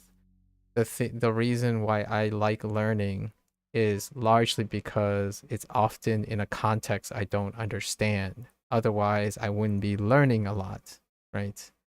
So the long story short is it's probably less motivating and less intriguing to me if it's in a context I already understand. If it's in the context I understand, if it ends up being that way, I try to make it into a different context with the things I understand. You also should ask this as I assumed it. Does biology related topics still draw you in? I'm agnostic about that as well, to some extent. Biology, it does draw me in. Now we're not comparing, right? So the answer is yes. It still draws me in. Yeah. Most things still draw me in because I have a perspective that I don't understand everything about it. Earlier you were asking, would I be... Oh no, you didn't actually. So it would still be yes for both. Now that I think about it, do you think learning about a different language in the context of biology would motivate or intrigue you? It's yes to both. If there's an opportunity to learn something, which I try very hard to make it an opportunity to learn something, then it generally... when you said, do you think learning about different languages in the context of biology would motivate or intrigue me? It does. At first, I thought you were comparing it. As in, like, I immediately thought you're making a comparison. As in, do you think learning about a different language in the context of biology would motivate or intrigue me more than not doing it? Right? Than learning a different language in the context of something else. Like, something to compare it to. However, if it's... Do I think it... if I'm already learning something, it will motivate me regardless of its context. So that's why I mentioned that I'm agnostic to that. If you're already making the guarantee that there's something to be learned, then I'm already motivated and intrigued. How much more, if it was in the biology context, was how I interpreted your first question. Like, does biology increase significantly my motivation and intrigue even though I'm already learning something? Less than a context that I don't understand. That's how I was interpreting it. But now you're asking me, does it still draw me in? And the question is, the answer, now I understand your first question, and the answer is yes, it does draw me in. I'm still agnostic though, because we're already making the assumption that there's something to be learned. Yeah, context is great. I think context is great. Context is extra. It's very extra. Learning a new context is extra. It will be challenging, it will be tough, I'll have hard time understanding, but that gives me the reward that I want, or like that I really heavily desire. So if something doesn't work at first, I work harder. You always seem very intrigued by chances of getting knowledge. Do you or did you ever struggle with trying to not get into chasing knowledge that isn't worth the time? Every day of my life. Yes, every day of my life. That leads to the mania part. When someone says, I can't help but need to correct you, I can't help but having to correct, like that compulsion, that comes with knowledge for me. So I need to focus. It takes a very, I think the most strategies that I typically have, which by coincidence is helpful for people who have low attention span, right? A lot nowadays, the current narrative is that people have low attention span due to like hyper stimulation. It's a coincidence. I can say a lot of things, demonstrate a lot of strategies that coincidentally also overlaps with people who are struggling with attention span. So I'm not saying that I suffer the same things or the problems that other people happen to be. The solutions happen to overlap. So I'm constantly compulsively trying to cope and manage and channel mania. And that happens with people who have short attention spans too, where they cannot focus, or they find it's very difficult to focus on a single task long enough in order to promote the desired results or goals. And that often comes from starting something and then it spiral wildly into other things, which then triggers other things and other things. I describe that as mania. That's something like you start with one thing and now 6 hours later, it's not like you're not trying to learn something. You're not doom scrolling. You're chasing down and willy-nilly chasing a line of knowledge that took you so far from the original task. Like so. So you might then, you may argue, then why do you stream? Like, because I'm trying to practice those skills. I didn't choose to stream because I was unable to focus. I chose to stream because I want to practice these skills while also trying to challenge myself to learn something. And in the process, illustrates how I go about in doing that. How do I stay consistent? How do I do my due diligence? How do I continue to still stream 8 to 10 hours while constantly digressing for 4 to 5 hours and not feeling mental fatigue or problems or upset with myself? That's kind of what I'm illustrating to myself, and then figuring out all the things in between. So your questions are inherently helping me address some of those things. I thought you wanted to stream to empathize with as many people. That was more of a general goal. That is my goal. That is my goal, to empathize. But the empathy comes from experiencing the same things as other people. So in order to gain that empathy, I decided to choose not to study alone. So in order for me to better understand you, I made myself available so we can interact in this way. If I studied alone, I wouldn't ever be able to interact with other people. Especially, they would not be able to interact with me, not being able to see what I'm doing, right? The issue you find with knowledge that isn't worth the time to know is that there's usually something surrounding that knowledge that's worth the time exploring. That is a very vicious cycle. And you touch upon a very, very vicious cycle that can get people, that can consume one's life. And I say that because that's what burnout looks like. Or that is one of the foundations of burnout.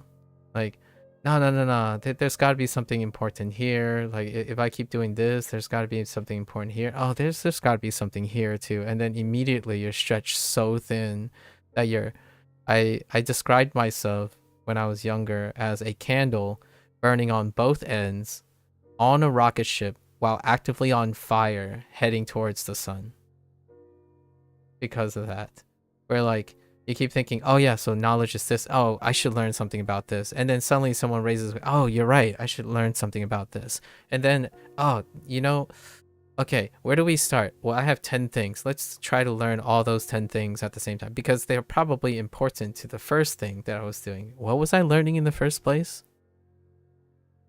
That kind of thing, and it just compounds on itself. So the last thing you learn is you learn to cope with it, right? You start thinking, okay, there's got to be something that's more important to me and less important, and then you starting to schedule, right? You do the discipline stuff, you schedule, you write down, you expressively determine yourself what is important to you. So you start doing schedules, you start journaling, and then ultimately that objective observation can help you reinforce what your compulsion, or at least personally for me, I'm talking about myself like in the third person, your compulsion to digress and go too far away. The key phrase I would use is beyond the scope of what you're going to do. That becomes dysfunctional. So someone that I resonate with, like in a feeling manner, intrinsically, is someone who has a manic disorder or like a manic propensity, a manic compulsion, where it can get to a point where you become dysfunctional, as in you stop eating, you stop sleeping, because you are letting your compulsions make you dysfunctional, right? Like they're so disruptive that you no longer am productive, which does happen. Chronic burnout can cause someone to stop caring and stop doing things, and then they just leave themselves to their cycle in the corner, right? So that's probably how I'm trying to illustrate some of these things. My digressions are getting absurd though. The last couple days, I think we're kind of feeding on each other in terms of energy, but at the same time, discipline. Both of us will probably have to exercise some discipline. Oh, okay. Is the empathizing a given when talking about why you do what you do? Yes. So I'm offering my part of my experience, and anyone who's able to comment on it gives me the opportunity to ask them and empathize with, or attempt to empathize on what their personalities are. And if someone comes by and say that, dude, can you play the game already? That's a way to empathize, because I wouldn't otherwise encounter that, right? I wouldn't otherwise encounter impatient people. I wouldn't say things like, oh, that sounds perfectly reasonable, and I can explain it. Like, hear me, it might sound like mansplaining, but a lot of times when someone says, dude, why are you wasting your time?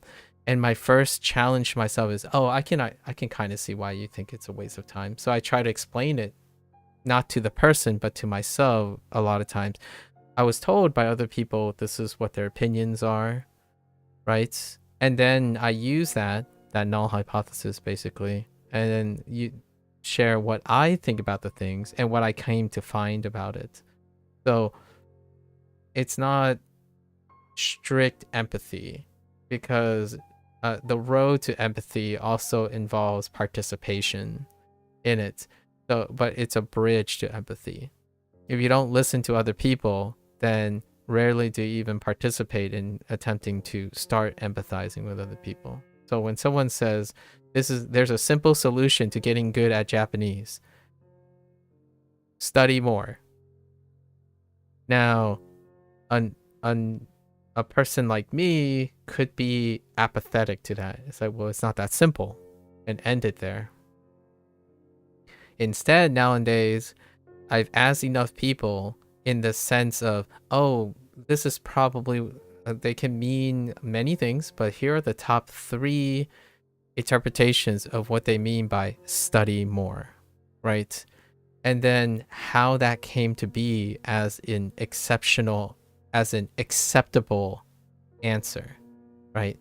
Like, just play, just create, just use this, just do that. I would be very, very cynical and intolerant if I did not choose to interact with people doing that. So the reason why I don't get upset, in my opinion, one of the manic about like people who hate WaniKani or people who hate Duolingo is largely because I had the opportunity to witness and interact with those things.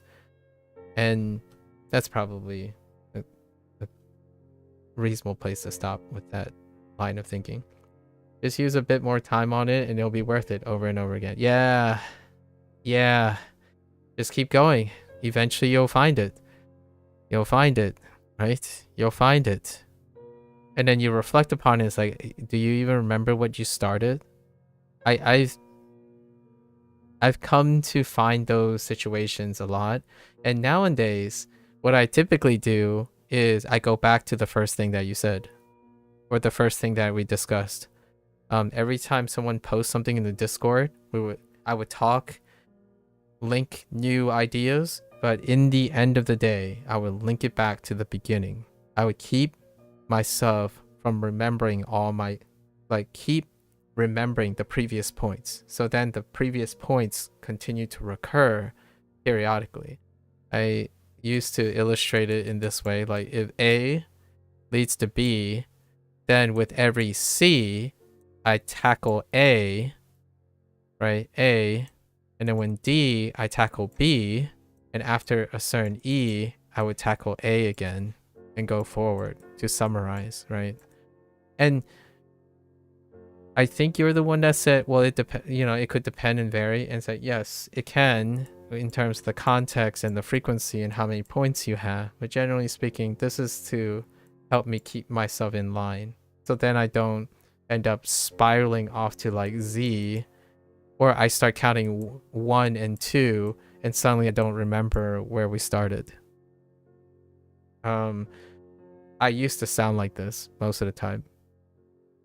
Not anymore though, because we still remember that this digression has largely started from the core brain teaser, right? About the people who lie, about being confronted with one person who always lies and one person who always tells the truth, right? And also the previous digression, the earliest digression before you came in, was Mattia talking about remembering the mnemonics here, and it can be related to their background. And I'm like, absolutely.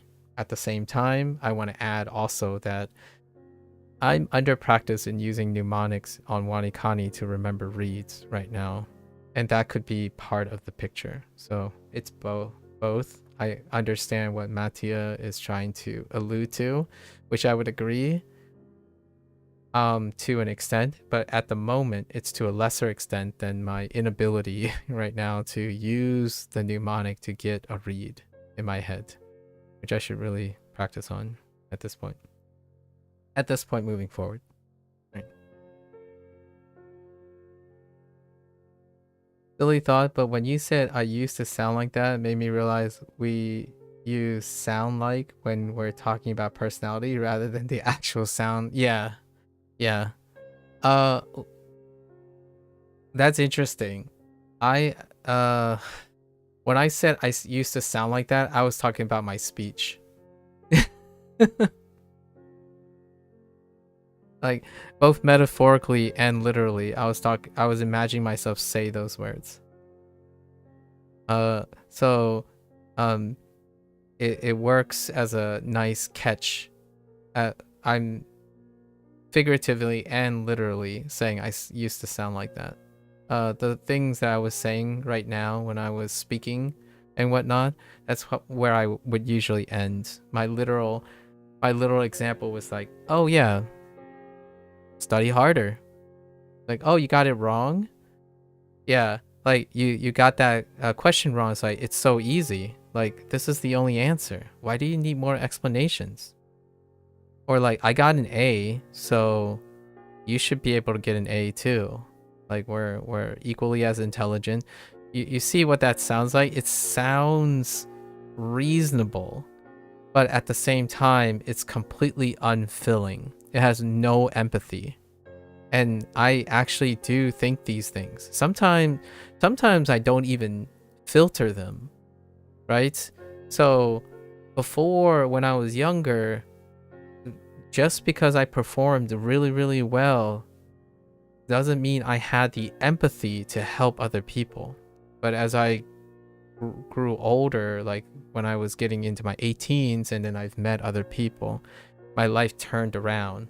Like, I like tutoring people because I can empathize with them. Like, the efficacy of my ability to help people, teach people, and educate people was also tied to my empathy. I can only get someone interested in something if I had some tenuous grasp of empathy or even vicarious experience with the person. Back in the day, you could be someone like, well, I got to my position by doing exactly what you guys are doing now. There's no reason to change that approach. It should work. That's a complete lack of empathy. Even if you say statistics prove this, right? That goes even further. Like, statistically, those who make it to where I am is 1 out of 10%. It's actually a lot lower. It's like 2% or less. So if I were to tell you, don't feel bad, this happens a lot in internet. Don't feel bad. Only 2% of people succeed anyway. So if you're looking at a class of 100, only 2 of them should feel guilty of not succeeding. That's what I mean by a complete lack of empathy with knowledge, right? If you have universal knowledge to predict what's going to happen in the future, and you use that knowledge to try to talk to people, it will come off as apathetic or indifferent because you're being objective. Being objective is often void of feelings. So the more knowledge you gain, it's an incredibly weird human condition. The more knowledge you gain, the more neutral you become. And the more neutral you become, typically it gets perceived and disseminated, or sounds like you don't care. And yet, if you know the truth, is that caring or not? Well, to the person who has the knowledge, it's often like, that's irrelevant. It's irrelevant because facts don't have feelings, right? Would you tell someone, oh, it's a rare chance to succeed in this course you're taking, but it can still happen? That is an empathetic way of saying it's 2%, so your chance of success is not likely. Like, you have a 98% chance of failing this current course of choices that you're going to make for this career. They really need to change the pronunciation of efficacy with efficacy. They sound too, oh yeah, yeah. Or, well, what do you think about empathy and sympathy? Like, you might be thinking, oh, well, but one starts with an S and one starts with an E. I can tell you that oftentimes people, like, if you're talking about these things, it's hard to distinguish what is sympathy and what is empathy. And then what's the difference between indifference and apathy? You might be thinking, oh, now we're just splitting hairs. And that, yeah, we are I'm splitting hairs, obviously. English tends it can become that way when you're being too pedantic, right? Or my personal interest a lot of times is to ascertain if someone is disinterested versus disliking. I think oftentimes when someone's trying to express a disinterest, it comes off as a dislike. Because, in my opinion, most of the diction someone uses is negative. When someone is indifferent, they usually use neutral words. However, that's a cognitive dissonance because the same person might do the thing that is also confusing them when they hear it from another person. So like saying, oh, this game is pretty meh, right? This game's pretty mid. Like, wait, does that mean you dislike it? Or are you disinterested in it? He's like, well, it's meh. And I'm like, okay. You're gonna have to help me out here. I need to establish an understanding. I need to be a little bit more empathetic. I don't understand if we should continue talking about this because you're disinterested, or you're gonna get violent at me if we continue to talk about this because you really dislike it. Flammable and inflammable makes people confused as well. Yeah, flammable and inflammable. Because flammable itself is an act, and then when you contradict that act... Oh, okay. Yeah. Yes. Anyways, we're good. We're good, right? The silly thought is pretty silly. I know. When I said I sound like, I was literally imagining the phrase coming out of my mouth. Like, I could paint myself. You can kind of see the logic. And actually, the stories that I've said about my younger self is far more relatable than what I sound like now. Right? I have unpopular opinions all the time. The nature of the way I'm learning Japanese is incredibly unpopular. Right? You want to assimilate and empathize with native speakers, not other language learners, is kind of like a really hot take right now. And at the same time, you are more likely to empathize with other language learners than you are to empathize with someone you cannot be, right? And that sucks, because when I say you can't empathize with someone you cannot be, that's being that unfilling, cold person again. So I kind of hear reminiscences of myself, right? So in the language learning, let's relate it back to language learning. If you're a cold, calculated person who's objective, the idea is someone's going to tell you you can never be a native speaker because you're not a native speaker. One of the conditions of being a native speaker is to be native to that language, right? But that's unfilling. It's terrifyingly accurate and truthful, but it's lacking emotion. And when people talk about language and how to learn a language, vocabulary, grammar, and stuff, they talk about it as like in that nature. And that, in my opinion, goes against, or likely communicates, a disjointed motivation to spread language learning. Like, if your goal is to promote language learning, stating facts cold-heartedly about language and how hard it is based on cold facts does not make one more charismatic at enticing people to learn language. Having fun with learning language, being incredibly passionate and illustrating why you're learning a language without necessarily giving the cold facts, right? Straight up. That tends to breathe the human side. It adds a human touch to it.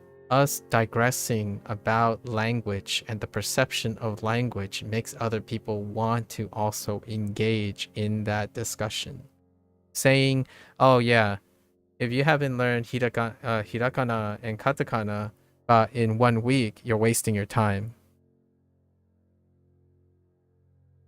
That, well, that is a very unfilling remark. I mean, not to say that people don't resonate with that. Like, you can light a fire under someone's butt. The odds of you finding someone who stays around while you're constantly lighting a fire under their butt is probably not very much. And the person who's constantly doing that is not practicing empathy. So when you're oftentimes when someone says, oh yeah, I'm an expert, adore me, or I'm an expert, listen to me, right?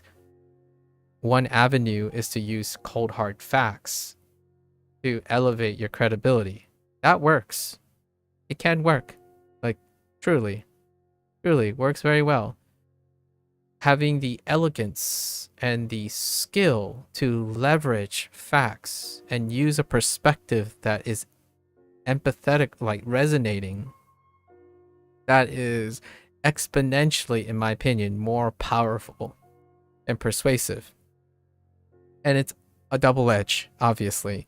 It's so exponentially powerful and persuasive when you have a low command or an amateur command of it. It is still more efficacious than someone who's cold-hearted and objective, right? Case in point, influencers on the internet. You don't necessarily, it's so powerful that it can also be used to give an air of competence. That so you have this constant balance between, is this person actually knowledgeable, or they know how to resonate with you, right? And one telltale sign that gives me the vote of confidence is when someone says, I don't know, and they make it empathetic. That is, in my opinion, one of the gold standards for intellectuals nowadays. It's a hot take, but it's definitely one among a top 10 indicators of someone who has command of acquiring knowledge and learning, while also understanding the limits of those things and how that can make you feel. I will tell you oftentimes if I can't answer a question, and why can I not answer that question anymore, in order for you to better understand why I don't know something, right? No, on your back, you missed the last 2 minutes of comment. Sorry if you were talking to me. No worries. The last 2 minutes, the most important thing is I gave a hot take. I think one of the hot takes are, if you find someone who's able to say, I don't know, and explain it to you, and you're able to empathize with that because they explain why they don't know, easily top 10 factors that you're talking to a person who's intellectually inclined, likes to learn things, but also have a goal of being empathetic. If you encounter, what's a opposite, to give an example for contrast? A person who says, I don't know, and they excuse themselves.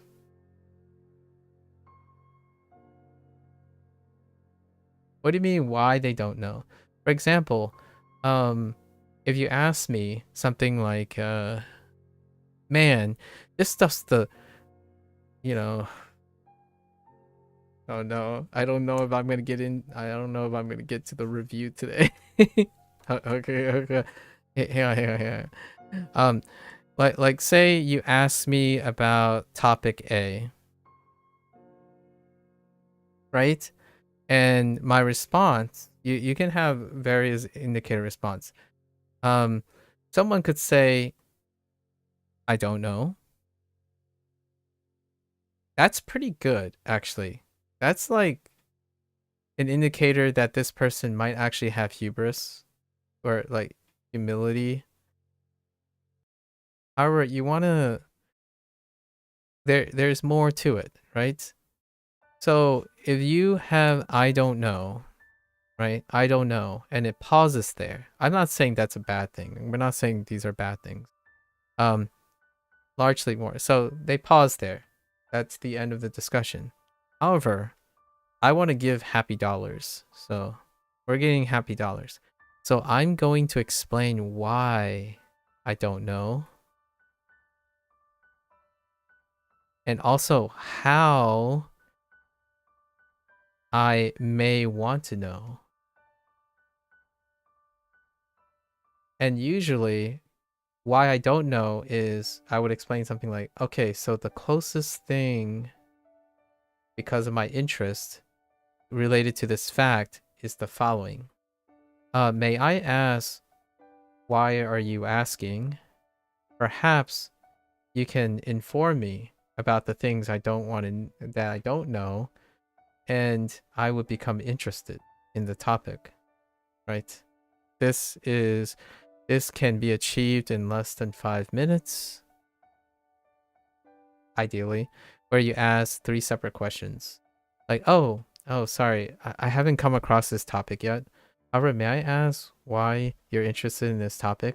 I haven't had the opportunity. I'm usually focusing on this side of language learning, so I haven't had the opportunity to look at Pleco right now for Chinese dictionaries, things. I've been using MDBG, though, the website.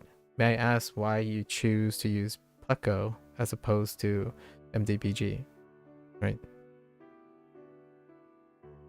That's an idea of I gave you some information about me, acknowledging that I don't know this topic due to inexperience.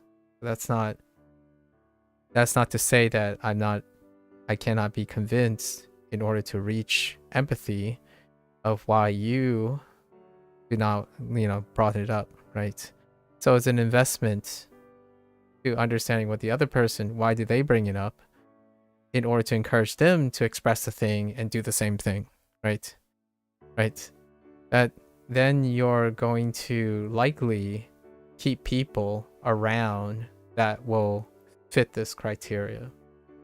The alternative is something like to draw a contrast. If you ask a topic A, like, hey, did you see the new video game that dropped, right?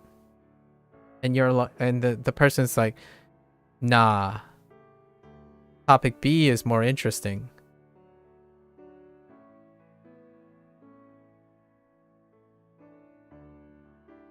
And you're like, oh, that's subjective. No, the person could say like, well, topic B is superior for the following reasons. And it could be some metrics, some metrics like numbers, bigger number and etc. And this person, well, there's no empathy here. And this is a fact. It kind of makes this person credible for their topic B, but there's no empathy here. There's rarely any empathy here. And this structure happens far more frequently. When someone asks, for example, I'll use a WaniKani forum thread. Someone shares in great detail what they think about Duolingo and what Duolingo can do for and again, like not for them. And then some of the comments like, well, to be honest, Duolingo is trash. Because whatever I'm using, it's not, they don't literally say whatever I'm using, but they list a bunch of stuff. Whatever I'm using is better. Like, well, that's interesting. They ask you for your thoughts, so I guess you gave your thoughts, right? The poster just wanted to, they wanted to ask the thoughts of other people. So, okay, so nice. Do they explain why this is trash? No. But they did explain what matters to them more. Right? So not only did they are not concerned with the idea that this person cares about your thoughts on Duolingo, you decided to spend more of your time explaining the things you care about. Now, this is true. It can be constructive. It can also be kind-hearted. Like the person might legitimately care about what they care about with this person's language progress. But they didn't express anything more than brushing off the initial intent. So this type of conversation, I think, happens more than 50% of the time. In both directions. Someone could say, oh, Duolingo is great. Now, if you like Duolingo, consider these other things. Right? So the empathy here is that person was really curious about your thoughts about Duolingo.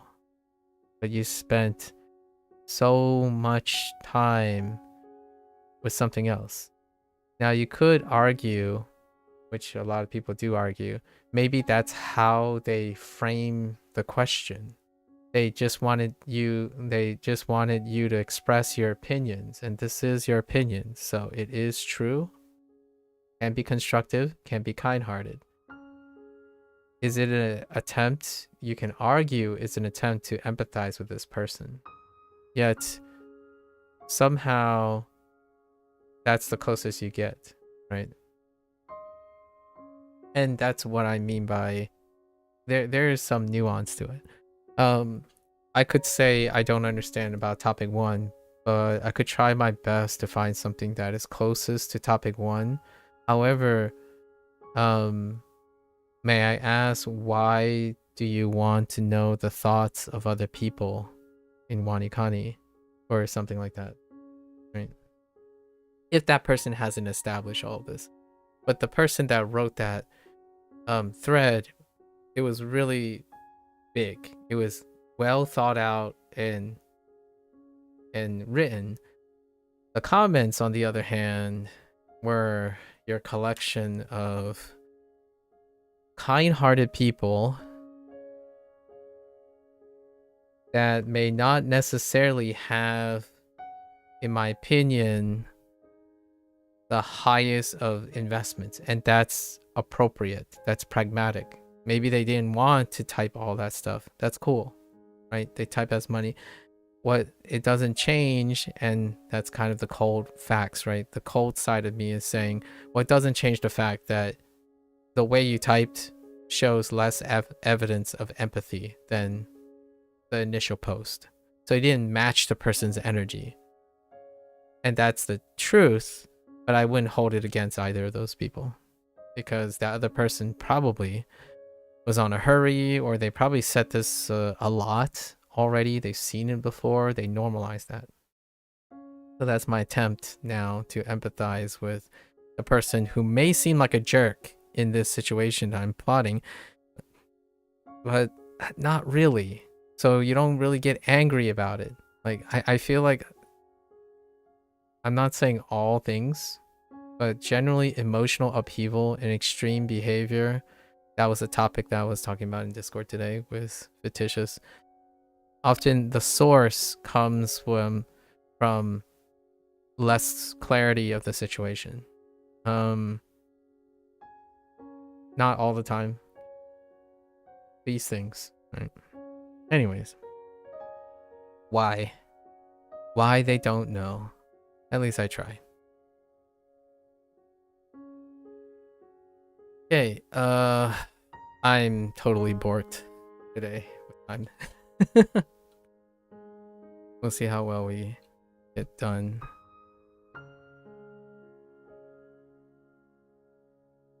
Yeah, I try my best. I try my best. I'm glad to hear that you think it's a good explanation. It's sufficient. It's a good explanation.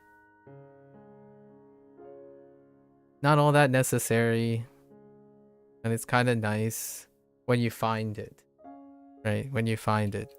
So if you're going about your day, in my opinion, and you have someone who like seemingly bend over backwards trying to connect to you, I think those are, it's not for everyone, but for me, I have a preference to interact with people who do that, and they're fewer for now. It could change in the future.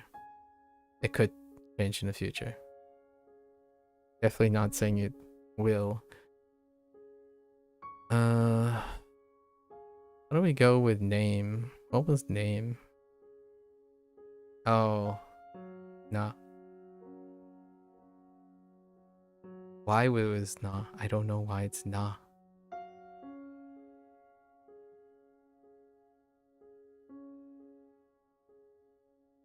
Oops.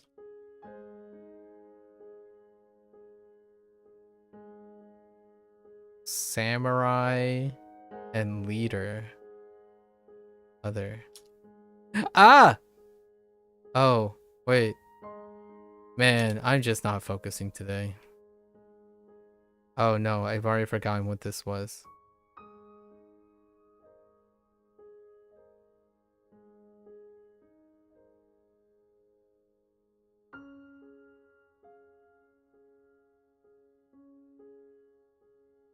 Oh, uni. Oops.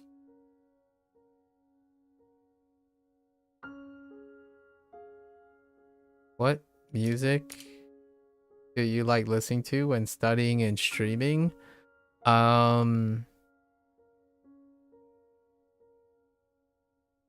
Lo-fi anything. The downside is I'm streaming when I'm learning most of the time. That would mean that I have to focus on copyright free music or Creative Commons music. So most of the music, or if you're hearing a little bit here and there in the background, it's a cycle of Kevin MacLeod. I don't know how to pronounce his last name. It's a collection of his music only, where it's under the Creative Commons 4.0 clause, so with attribution. So if you look below in the Twitch comment, like below the video, all the music come from that person. And then on YouTube side of things, that license is added. Creative Commons 4.0 allows one to use it as long as attribution is given, and you might even be allowed to somewhat iterate on it and transform it. So that's kind of how the music came about. Do I ever listen to classical music? I do. A lot of the music that I listen to in terms of like copywritten music and whatnot are musical scores, and musical scores can have elements of classical music and or the classical music themselves, largely because classical music is also public domain, so you can kind of use it. There's a big asterisk for classical music to be used because it's public domain. The problem with that on Twitch and possibly on YouTube is that it does not rule out automatic detection that think the classical public domains version is not the copywritten. Okay, I'm trying to get ahead of the comment you just made. It does not circumvent automatic detection systems that will copyright strike you for a live performance that is copywritten of the piece. So no, yes, no, and yes, Mozart is copywritten. You will get a copyright strike if you play Mozart and there's a copywritten version that overlaps with Mozart's public domain. And you might be thinking, oh, that's crazy. Like, well, you can challenge them and prove that. It's like, yes, but it's a laborious process. And it also pauses all your operations. It can cause problems, debates, and you have to like file appeals all the time. Actually, some of these tracks, the tracks I had for like the last 200 days, recently one of the track keeps triggering another copyright that is not that copyright. Like it's not that person's property. So professional music is the same. Classical music. So if someone creates a live performance of classical music, they could copyright it, you know, and then it will come up on an algorithm. Yes. The algorithm that's in place, the sieving content or material that they're using is far too simplified to coexist with the idea that, oh, this is a live performance, but this is not the live performance. This is Mozart's original piece or the public domain archived version of this. So you have to go through appeals yourself. How do I know this? Is because I used to play classical music in the background from public domain. And it triggered a bunch of live performances from a orchestra that performs in Australia. So, yep. It's not that you would eventually get in trouble, but I prefer not to deal with that. Oh, playing like on stream by that way. Wait. Yeah, on stream. Yeah, you what instrument did I play in the orchestra? Oh, I used to play the violin. Not anymore though. It will be very, very bold of me to say I can pick up the violin now and be like, yo, it's probably gonna take like 6 months. And I only played in high school, like up to high school. I only played up to high school. And when I graduated, I didn't participate in like a university orchestra or something like that. You know, something else captured my heart, I guess. Science. I'm kidding. That's a little early. That would be a little bit early to determine that science thing that captured my heart. Cultural reasons. You ever seen that Stephen He skit where the father keeps saying like, oh, practice the piano. It's like, look at my son, practice the piano and practice like in different ages, and then suddenly when they get to college, like, yeah, I'm gonna become a musician in my life. It's like, why are you gonna become a musician? You become a doctor. That's why you played the piano for. It's to help you develop skills to become a doctor. Like, but then why do I have to play the piano? That kind of thing. That's alluding. It's kind of oversimplifying it a little bit, but that a lot of part of that is why I didn't end up becoming a violinist at the university level, right? Or a, dare I say, competitive esports player. That was when MLG was getting off the ground, by the way. When I head to college, MLG isn't it? They were trending. Things like that. Extracurriculars, not really. I enjoyed bowling quite a lot too. Yeah, and classical music. Yeah, you can still get hit by copyright detection. What game would I have gone into? It was probably going to be StarCraft. That was around the StarCraft days.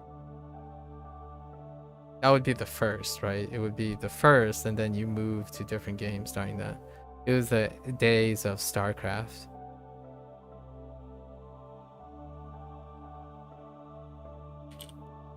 How boomer is that? Do I still play a lot of games, if at all? Since I started language learning, no.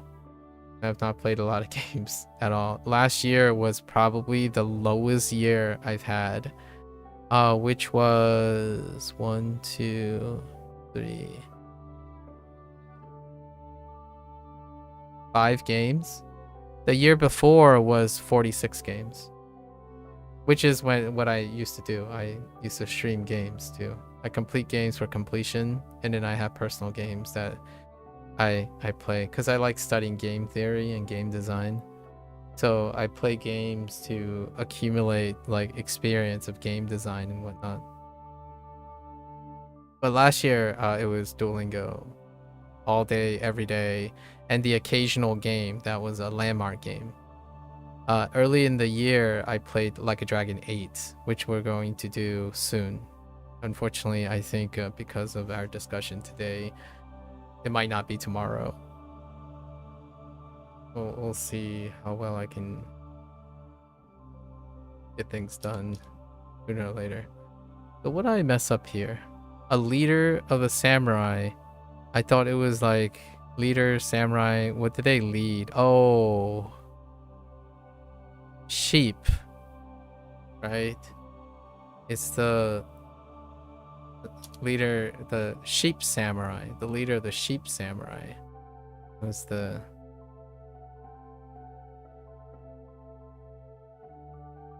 Do I ever play D&D? No, I haven't. D&D did not occur because I played Warcraft. I played Warcraft growing up. So D&D did not happen. It was Warcraft.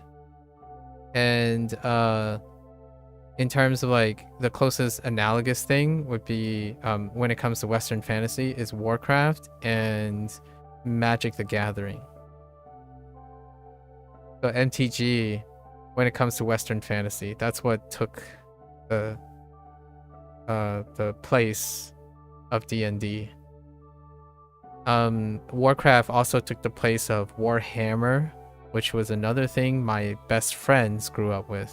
So my best friends grew up with Warhammer. Those things were overlapping. D&D, Blizzard, and Games Workshop were the ones that competed for your attention. You know, they were the TikToks, the TikTok, Facebook, and I don't know, YouTube of the Western fantasy prior to the internet. You play a lot of Hearthstone and Overwatch. Overwatch was my last competitive game that I ever played. Ended on I stopped after like season 21 or something like that. From beta to like season 21. And then I still play Hearthstone today. I play largely exclusively Battlegrounds though, since Battlegrounds started. And I played since beta for Hearthstone. I still play Hearthstone today. It's one of the live service games that I continue to play. Neverwinter is the other one. Neverwinter Online, which takes... It's D&D. Neverwinter is D&D. So I played Neverwinter going... I think this is their 12th year. Yes, this is going into their 12th year. And you'll see that on every once in a while when they drop a new module. It's still going. Do I ever play... Yeah, I only play Battlegrounds now. Since its start. Hearthstone, I play Battlegrounds. I do it every day to complete dailies. And then when I can't, I play Constructed. You know, I make like gimmick decks to complete the quests. But generally speaking, I recycle, re-roll anything that can be completed with Battlegrounds. So, and I up, you know, tons of gold and all that stuff. They just nerfed bees. The beetle upgraders both give +1/+1 now. Oh, interesting. Oh, yeah. Instead of +2/+1 or +1/+2. Yeah. And then based on their procs, right? One's Death Rattlings, one's Battle Cry. Yep. Interesting. I think it was... What was it called? One was the turquoise, and the other one was the forest. Yeah, forest and turquoise. What's my favorite minion type? Probably undead. In this current meta. Second to probably Quill. Oh, it's the Skitterer. Oh, not the... So they didn't adjust the... They didn't adjust the turquoise. Interesting. I felt like the turquoise would be a more of a rush target.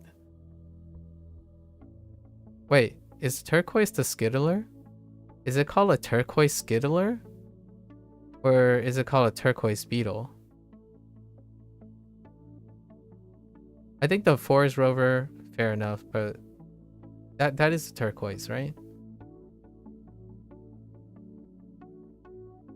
And I say forest and turquoise because they're both beetles. So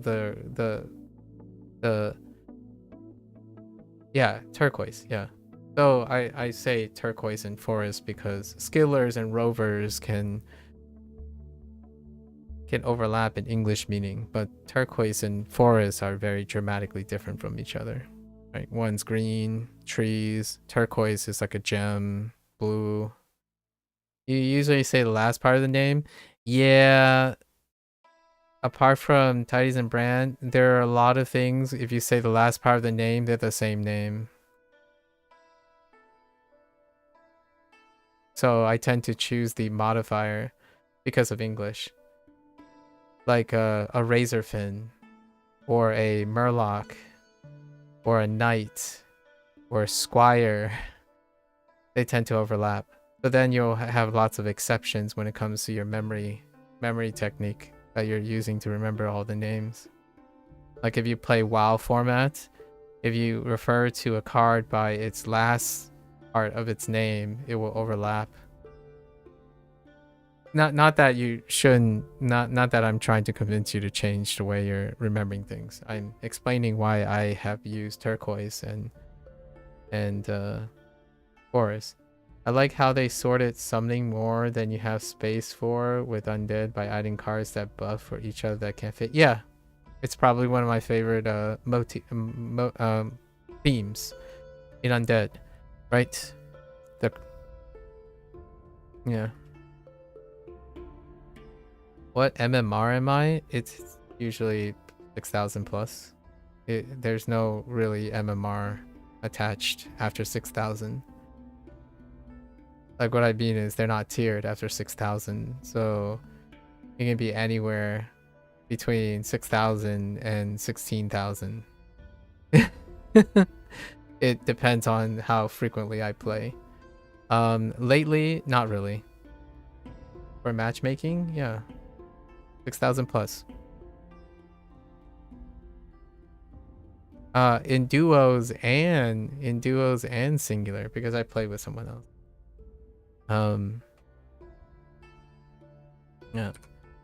MMR after 6,000 is depending on how often I play. I don't play that long.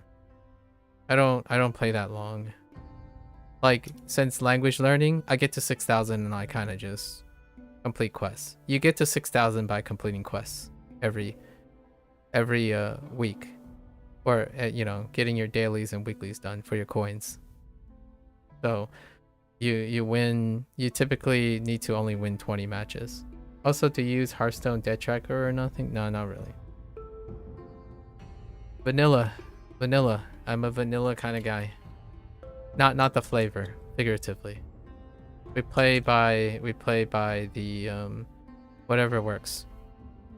The tracker's up here. I think you might have already gathered that, seeing that I haven't really modified anything here too. Like WaniKani can be modified, and I didn't jump at the modifications.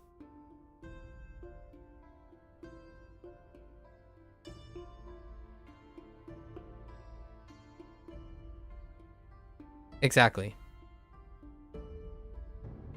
That's exactly true. The tracker's up here.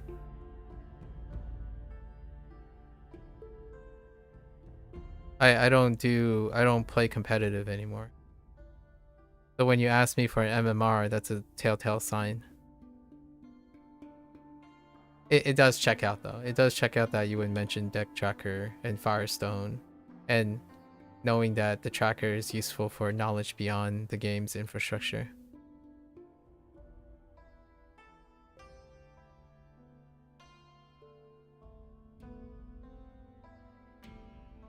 It's very pragmatic. Are you sure you didn't take the ability to have infinite knowledge? Oh, you mean this line of thought? Oh, do I want to? here's an open. I want to share with an open secret. The wonderful thing about always constantly worrying about empathy is, I don't want to make it feel like you're not unique. This is very unique. The thing is, though, when you interact with a lot of people who do the same thing, you kind of get into the habit of deducing what they're going to say next or what they're going to likely talk about, right? So I don't want to sound like I'm putting you in a box, but I'm putting you in a box. I'm just kidding. The idea is I've already prepared responses for most of these questions because other people have already asked me these questions, and they often prioritize certain things. I couldn't get anywhere near accurately remember what decks people have. So in deck building, it's very similar as well, right? What I mean is, like, if you're building your board in Battlegrounds, yeah, the accuracy is okay, but what is the intent as well? Like, you don't necessarily have to be completely accurate. There's also predictive matter. Like, you're playing the player, right? And that usually leads to a higher play state. Like, for me, I can't tell you how often it's much more consistent to predict or try to anticipate, narrow down the possibilities of that person's build, right? And one of the times, you just meta the player. When it comes down to 1v1, that's when you're like, all right, the hard part's over. I don't know if you ever did get a. You don't know if you ever did get a minion to max stats, but that's always fun to try and do. Yeah, you can clip the game. That was so much more possible with the trinket meta from last season. I broke the counter a couple of times. The counter just stopped counting. Yeah, the trinket meta definitely broke the thing, especially when you get a double stack greater trinket on whenever a Wilbur attacks, it plays a blood gem on your entire field. So you rush for Thorn Mantle early, get it multiplying on blood gems, and then when you just attack back and forth, it breaks the counter very, very quickly. Yeah. Anyways, yes, I play quite a lot of Battlegrounds. Probably not more than you, Procall, because when we have these type of discussions, it means I don't play Hearthstone, right? You still can with Ticketus and getting Baggered, whose battle cry is set this minion to the highest in the warband, then golden it so it doubles. Yeah, if you get all those things, right? Next Marai, if you get all those things, right? Yeah. The trinket one is nearly like a 50-50 roll.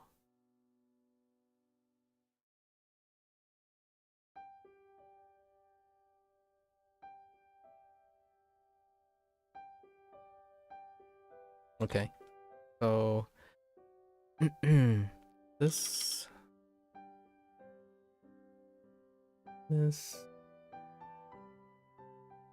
character or name. Oh, this is surname.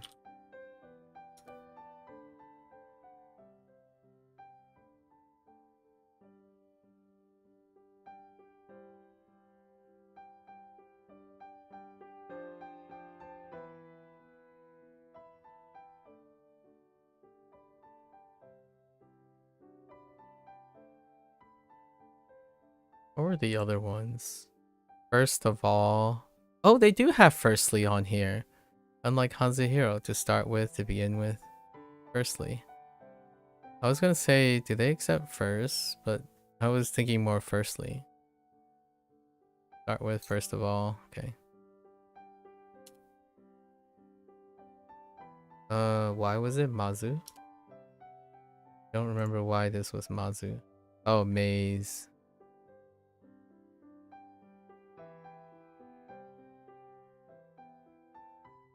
It's causing the fact that it's 2.147 billion with 2 to the relating to bits. Yeah, yeah, yeah. No. It's definitely a programming thing. Definitely a programming thing. If you're into if you're into that kind of thing, it's very telltale signs. You get that quite a lot in deck builders. So like if you play a lot if one plays a lot of indie games, indie deck builders, and those deck builders are unhinged, so there's multiplicative design, you can kind of find the upper limit and know like what their upper limiters and lower limiters are when you have unhinged deck builders. I think Blizzard is gonna try and avoid exponential scaling. Yeah. Multiplicative, like stacking. Oof. However, deck builders, right? When you're playing deck builders, like roguelike deck builders, they're not as concerned about. Oftentimes, you are not concerned about rewarding the players and breaking your game. So oftentimes, you can have that same experience when you're playing deck builders, which roguelike deck builders are kind of my guilty pleasure.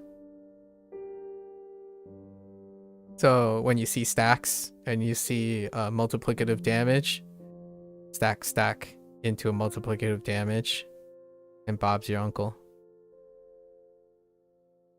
So what was this about sheep? Samurai. Because I typed others, but that's not what this is supposed to. Okay, yeah, like I need to focus now. But how do you know your uncle's name is Bob? How do I balance learning 2 languages? They're related to each other, so that's how I balance it. Although I'm having trouble balancing my conversations lately while learning the 2 languages. Yeah, one of the things I would go over when it comes to how I balance the 2 languages are largely because I'm laddering the language. The one approach is laddering the languages. So for this, for example, this is leader, right? This is leader. Well, since I'm using HanziHero and WaniKani, HanziHero and WaniKani are designed in a similar way. So I'm using that to my benefit intentionally. So this is leader, but this is also Slender Man. This is also Slender Man. And this is Samurai. But Samurai is also a soldier. So when I see this character, soldier and samurai is what I learned in HanziHero yesterday. And leader and samurai is WaniKani's mnemonic. So I'm laddering all the things I learned between the 2.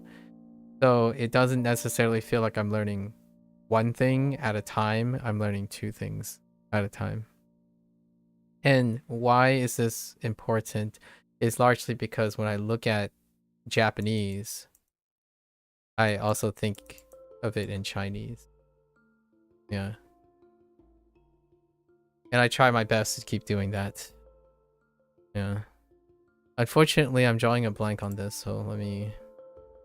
In our discussion. You feel partly to blame for your discussion. You stop chatting for a bit.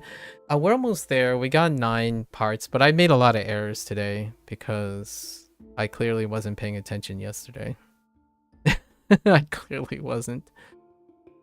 So the read to get sheep was the sheep leader, right? The samurai was the leader of the sheep. But what was the attachment to this?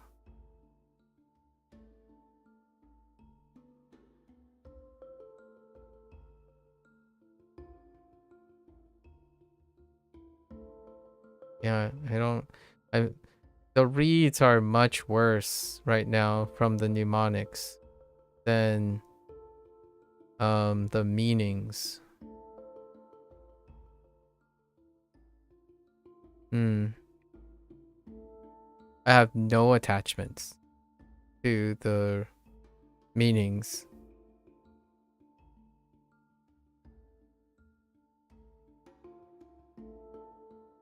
I guess maybe we'll just write other. No, I wrote other already.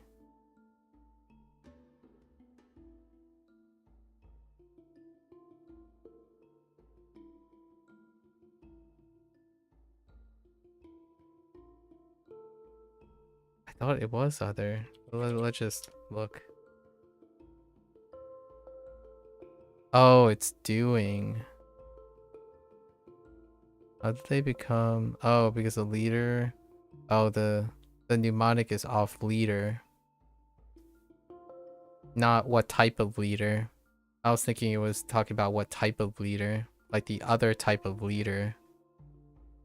Alright.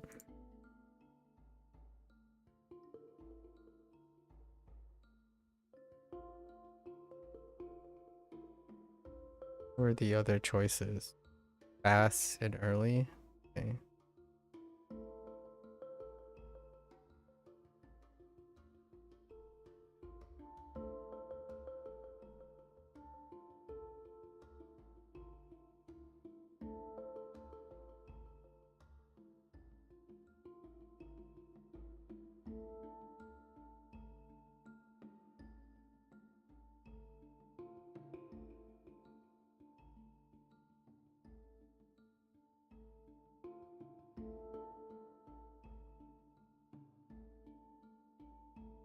Which one do they include? Fu and Bu, probably. So what a leader is doing. Okay.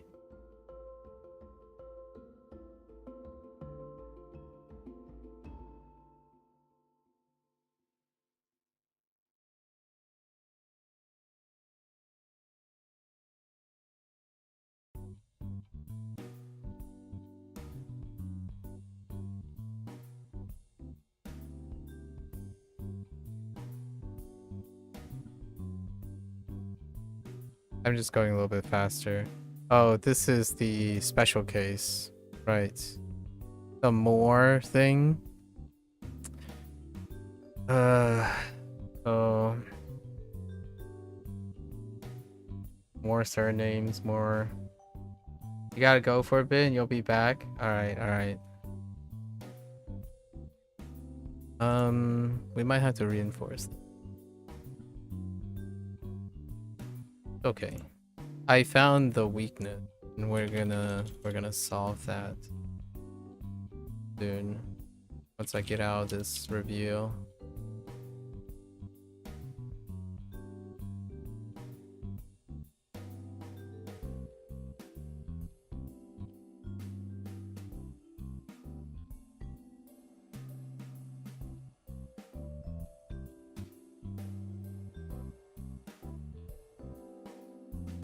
That's not as many errors as I thought, but I did miss. So this sucks because these kanji are going to be delayed by... Oh, it's only a day. It's not 2 days. So that's fine.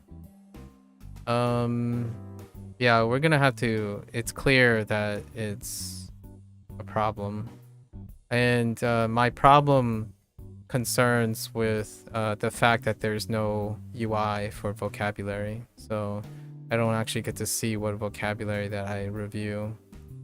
And that problem is realized now, for sure. It won't be a problem for this go around, but it will be a problem every new level. Every new level when we go. So I'm gonna come up with a working solution for this. I actually dislike the way that it's lacking a vocabulary for the level, which HanziHero does display that. So we'll have to work around that and keep track of the vocabulary ourselves. Otherwise, I guess we could hit extra practice or extra study in the future. And also, obviously,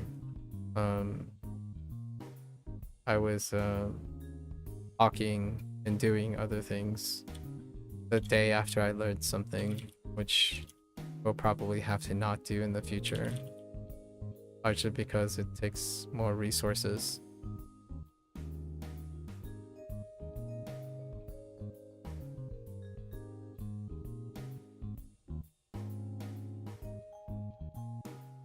Oh, wait.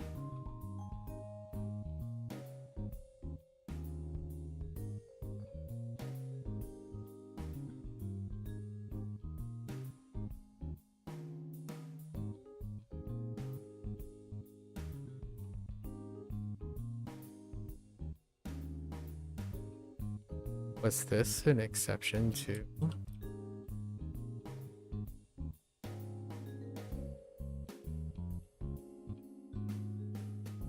It was.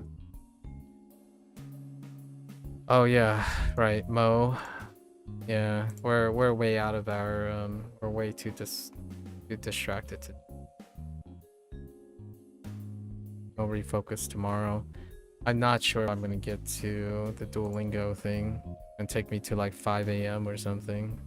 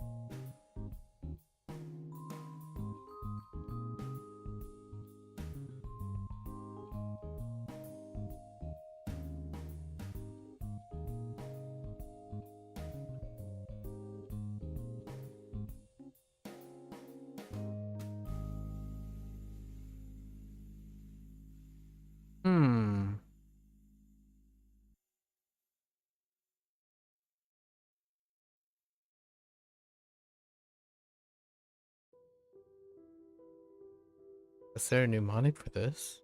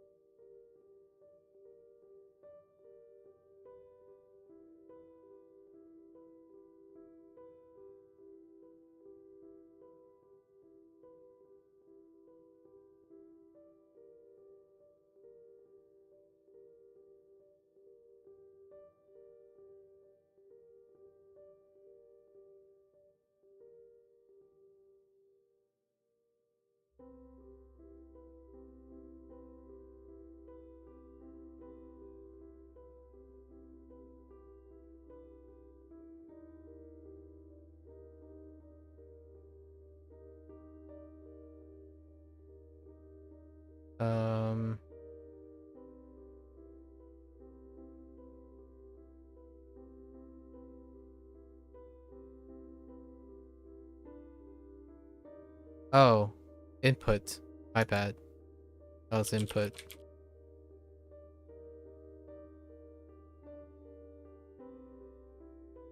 Oh.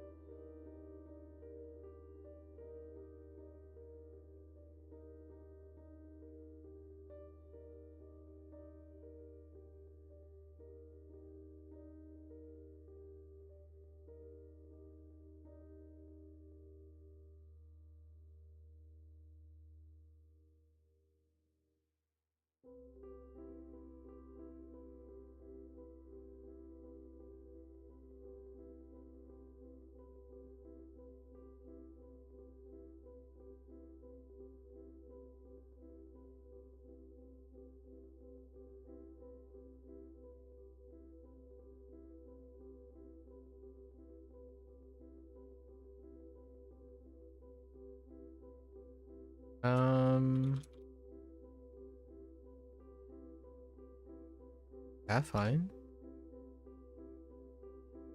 2 lessons, alright. Alright, to say humbly. Oh, I see. Okay. So we need the kunyomi.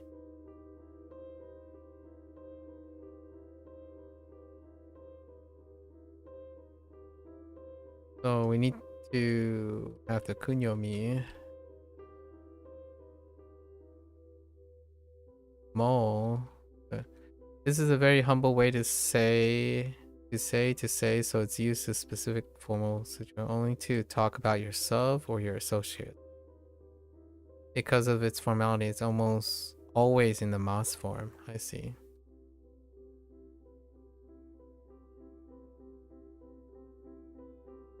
And it's still mo. Also. Oh no, wait, that mo. Oh yeah, I forgot. Mo is the special kun. It's a special kun for this. Not the onyomi mo. Onmo. Okay. Mosu. Mosu. Okay. I don't think. Okay. You have to call yourself. Treasure. Treasure is on, so we need a kun here. Takara.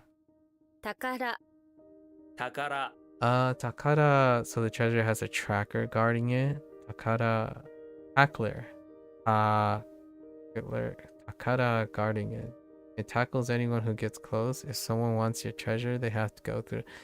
Yeah, oh man, you know what? I've realized now that WaniKani is using the thing I am most deficient at, and that's using near sounds to remember the reads.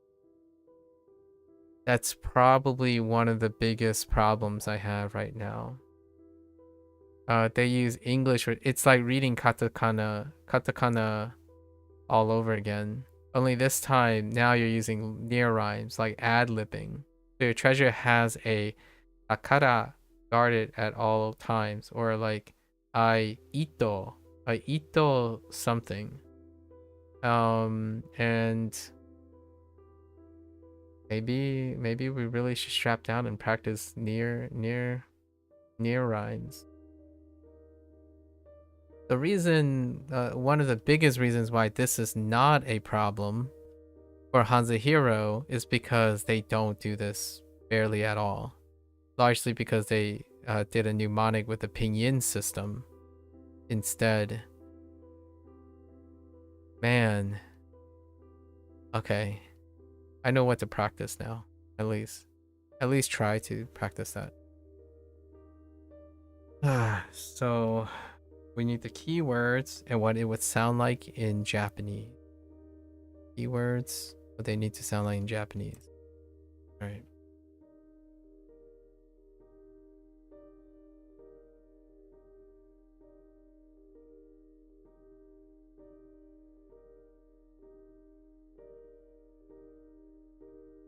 Wait, is it still treasure? Yes. Okay. I wasn't paying attention.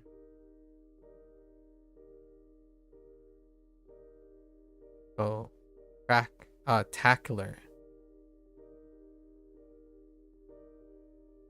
Okay, so that's what we're gonna focus on from now on, I think.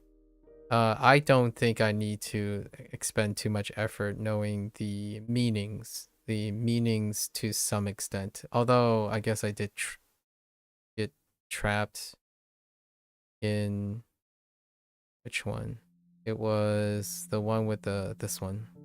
Right, this one got trapped.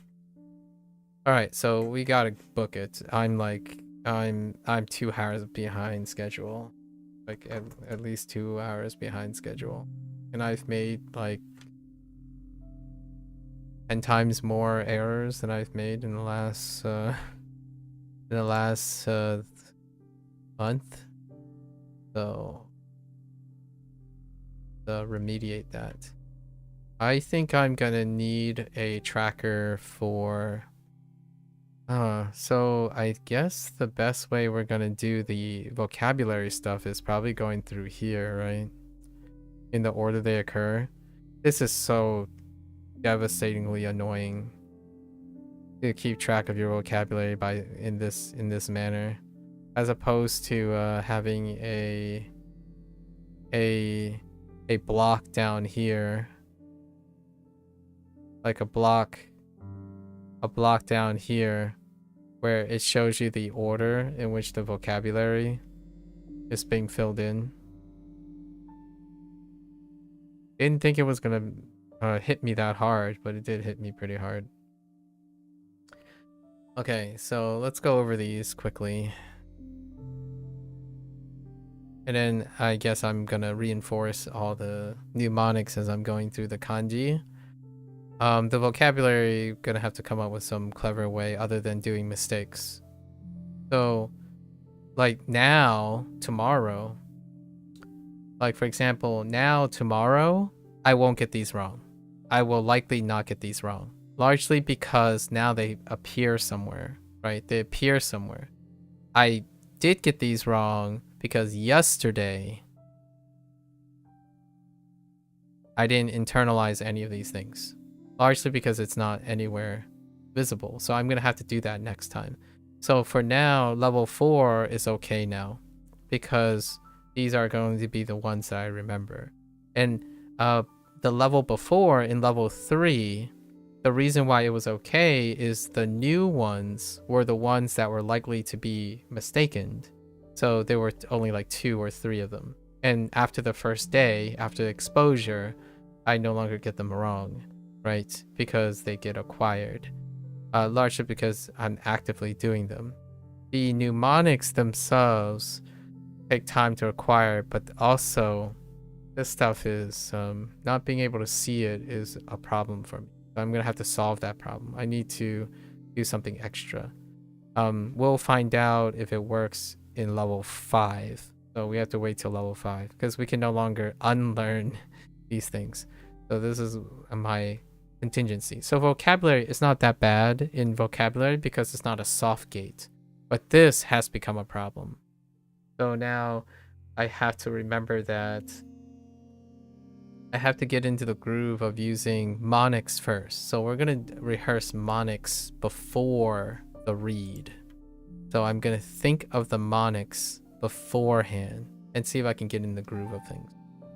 Use a script that hides the locked vocab, which makes it easier to navigate the vocab that you learned. Oh, like in... Yeah, I know. Or I know these exist, but you mean like if you go to... like here,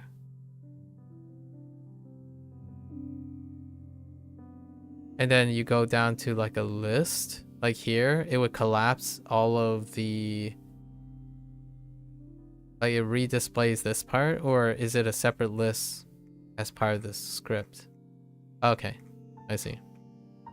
That is definitely convenient. I'm gonna have to adapt something like that. So I'll see what I can work with. I mean, I'm no stranger to scripts. So one script is definitely getting rid of my T button doesn't work very well. So there is a very high chance in the near future I'm gonna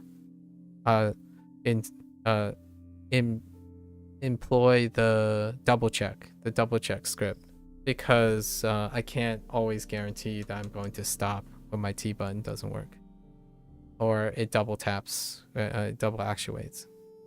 So I have considered it. Soon there might be some strong considerations if I can't do anything about it manually. But let's go with this first. So quickly, off the top: man, measurement, origin, whole, leader, forehead, alligator, ceremony, spirit, branch, energy, center, world, plate, bamboo, thread, ear, insect, flowers, sea, red, car, shellfish, foot. Every time I say shellfish, it sounded like I'm saying selfish. Not, samurai, rice, loiter, bed, I paused on bed because it's also crust. Pie, cliff, cliff, master, umbrella, beggar, horns, spike. Okay, so now we're gonna cover monics first. And I'm probably gonna write the monics out, largely because I want to get it on the first pass, not on the second pass. This is the second pass already, so I've already lost a day due to soft locking on the second pass. So I want to get it on the first pass, at least down to a -3 thing, because this is always -3. There are 39 here. We need to pass 36. So you kind of got a leeway of 3. But then when you miss one, it doesn't matter if you miss more, because that day will line up and give you time to practice your mistakes. Usually the mistakes are the ones that help me remember a lot faster than needing to get them right in the first place, which HanziHero does not do. HanziHero does not have a soft gate. So you continue to learn as you're retroactively fixing mistakes. Okay, so let's try to get the monics down. Just to see if it can offset these things.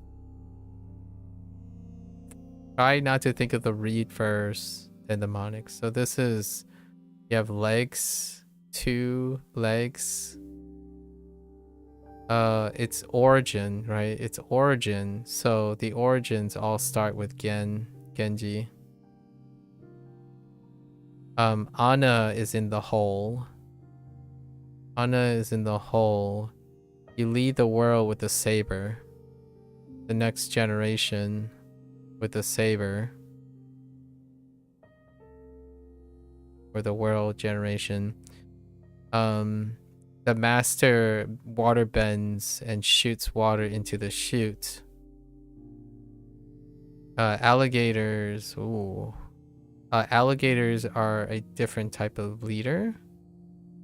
The other type of leaders. Other type of leaders. The shaman is creating copy machines where the beggar slams their head in the ground. Feeling the past by spreading the dirt through your legs or your feet.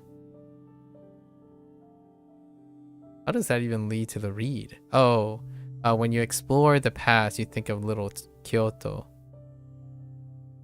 And when you're young, right? When you're young, so child.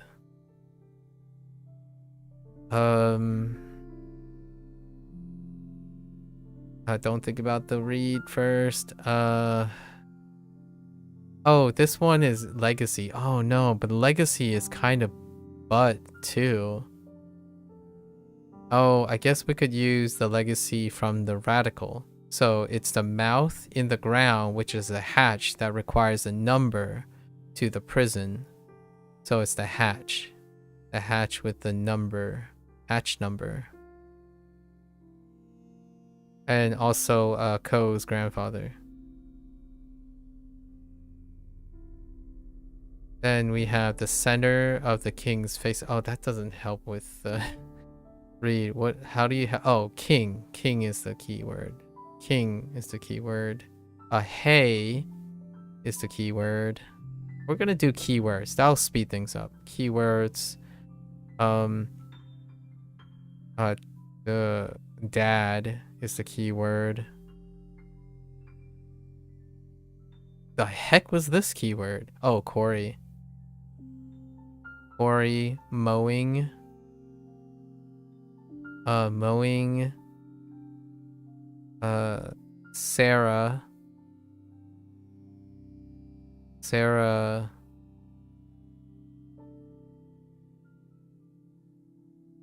Cucumber. So here's a funny thing. So instead, I think in the future, I'm gonna create a mental space in my library in my head of some of all the keywords, and those keywords are going to be used to construct and make the mnemonics more efficient. That's something that worked really, really well on HanziHero. So we're gonna see how that works here. So I can feel that I can say cucumber before Q for this. So we'll see how well that works, right? This is what do we have? Guns and yeah, some of this falls apart. And not that I need these mnemonics for a lot of these characters. The characters I know I'm not, but I'm also practicing. I need to practice this. Otherwise, we're just going to keep struggling with WaniKani's approach if we don't embrace it. This is Centaur. So Centaur is a weak one.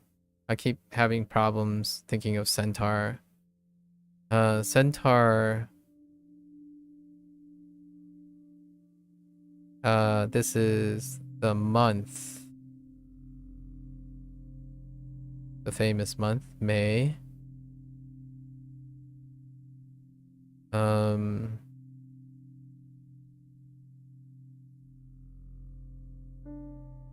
Nendroids?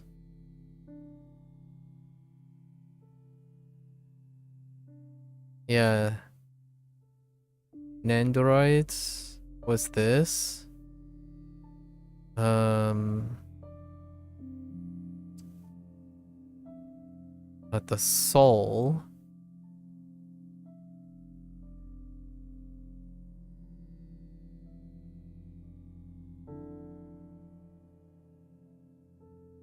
The key for something. Oh, the key to the chest of energy, spirit bomb, etc. Goofy, Yaku.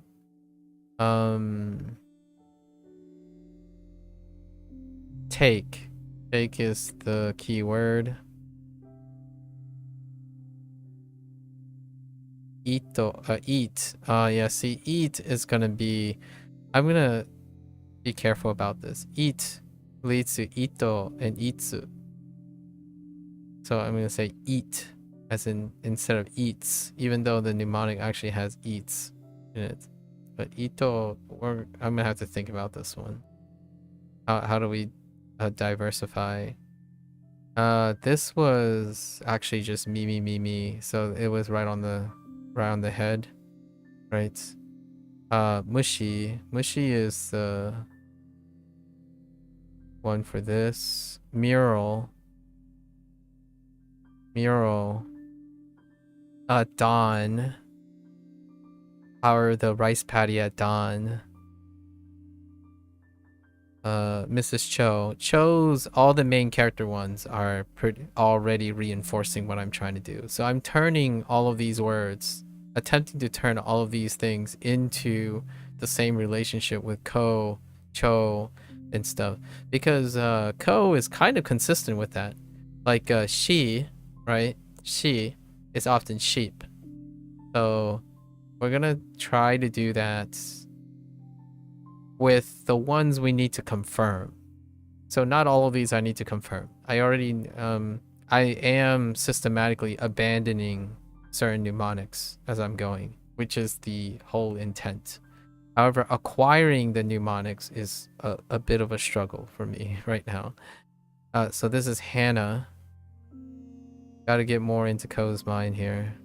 This is Hannah and... what the heck was this? Oh, see me. This me.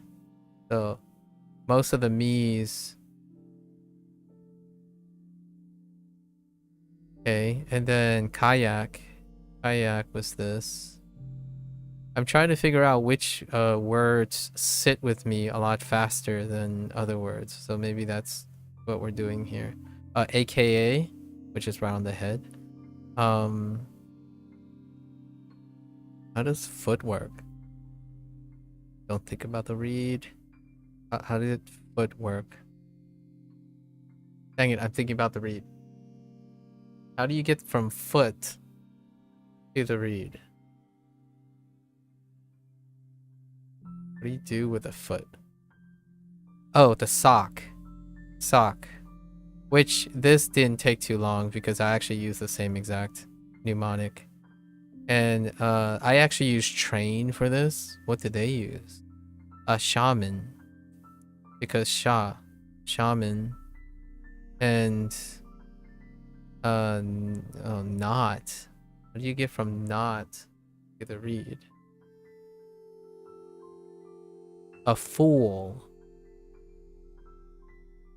Fool was the key word.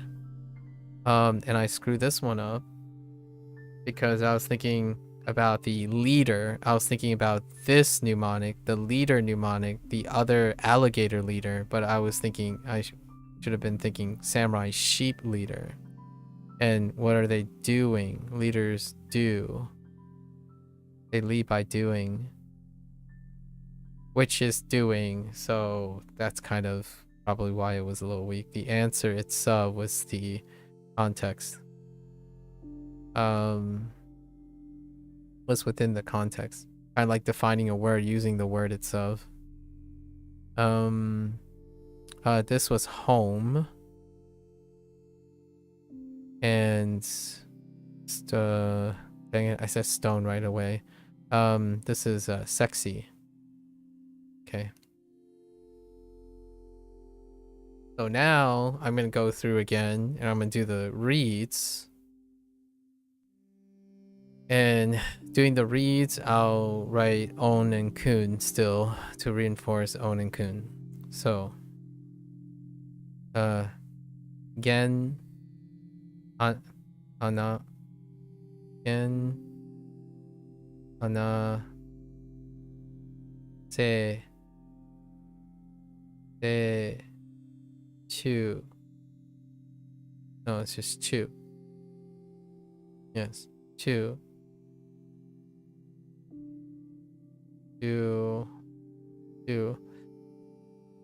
Oh, I screwed up here because other doesn't lead me and copy doesn't lead me to the read. So I'm remembering not the correct one, not the correct things. Alligator leader.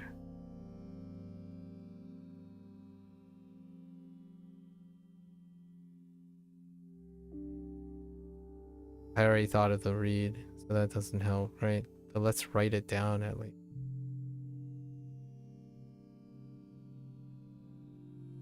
What does Ako sound like?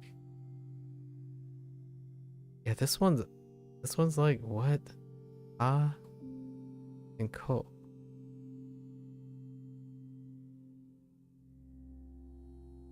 Oh, wait. Oh, this is supposed to be ta. That's why I don't remember it. I used Chinese for this. It's the taco leaders. Not alligator leaders. Taco. Yeah. And then this was supposed to be sha. So the actual keyword is shaman. And kyo and ko. Actually, go and ko or really go and ko. Okay. Is this accurate?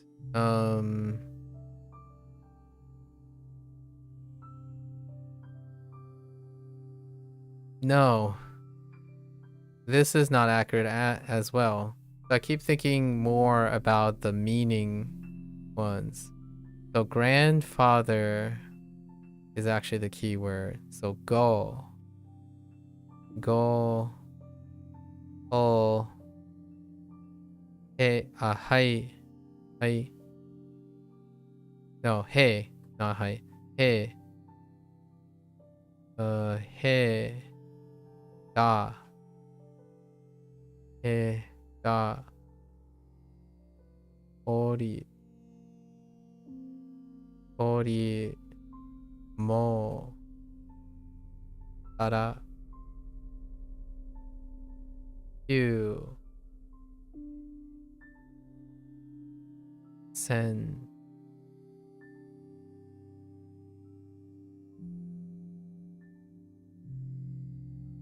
That's wrong too. Yeah, so now I get to reinforce. I'm starting to actively figuring out what my tendency is. My tendency is to remember the mnemonic that deals with the meaning, not with the read.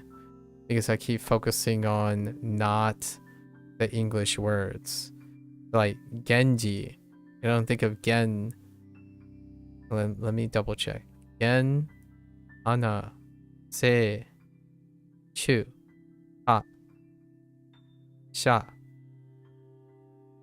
Yo, Ko, right? Ko, Go, right? Go, O, He, Ga,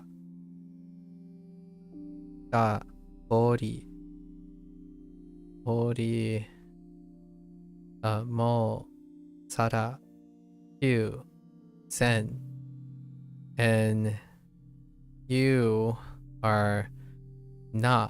But what? See, I did it again. I thought of the read before I thought of the mnemonics. What the heck was Na for?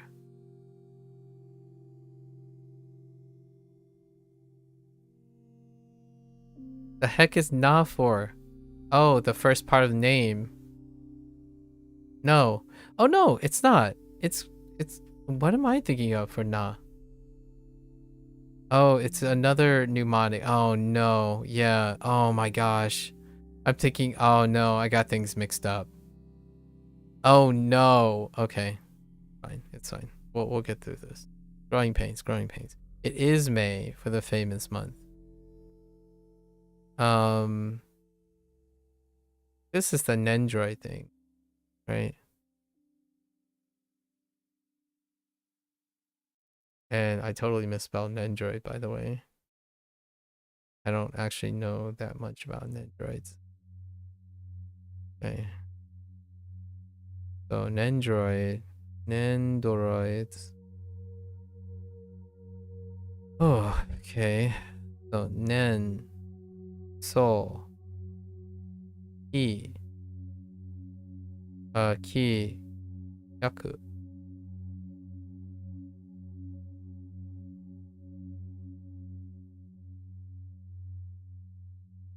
Oh wait, So is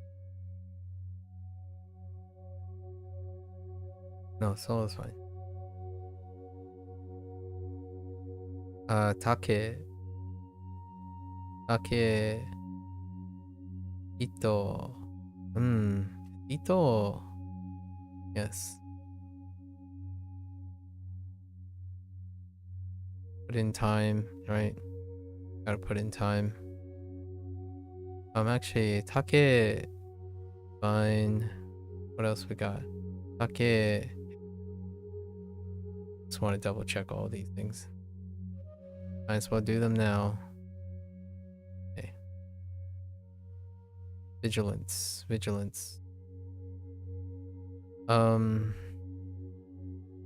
Mimi. Mimi is where fine. Mimi.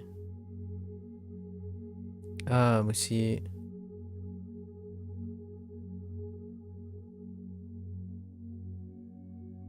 Okay. Mushi. Ura is fine. Ura. Dan, Nan. Yo. Hana. Mi. Kai. Huh. Hi. It sounds like a known, right? No, it's not. Okay. Hi. Aka. Toku. Actually, soku. That's gonna have to evolve too. The whole kunyomi, onyomi tracking is gonna. We gotta change that up at some point. Sha.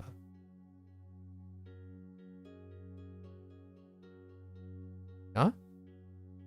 Ne?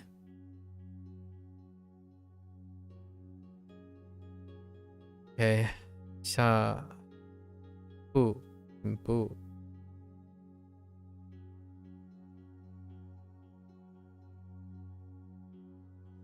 Oh, yeah, see, doing is not it. Doing, although I should write doing for this one, because that's actually a meaning. We'll correct that in the meaning section. We're correcting the mistake. But we're looking for reads, right? What are the read mnemonics? How did I get the read mnemonics for this? Is this not?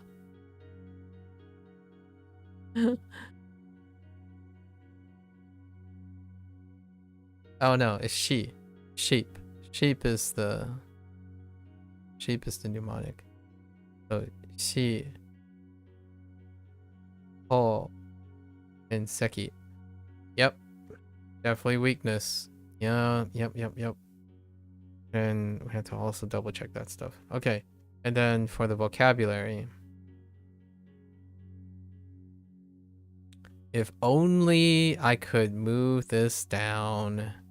I could actually look at it next to juxtapose so I can see where I'm making these mistakes. But let's cover these then for now. Oh, wait, actually, we could do it this way. How far down do I get? Okay. Okay. We'll do it this way.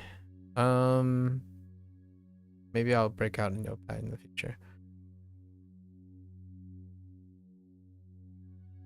Oops.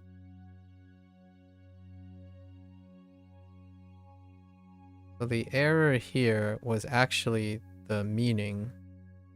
So the meaning was doing. Leaders act by doing. Let's take all the kanji first. Kanji priority. So this was actually a Twitch response. Oops. Flat. He lay hey flat. Right, hey flat.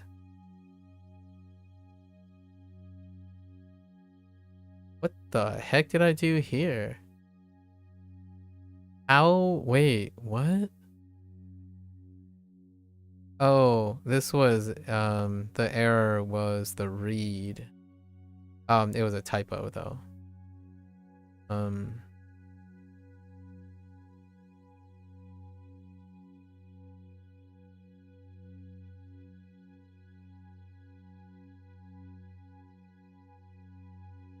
And then Ito was convergent problem because it was converting on eat.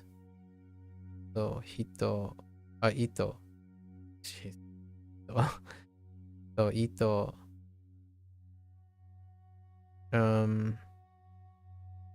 Welcome back, Procrawl.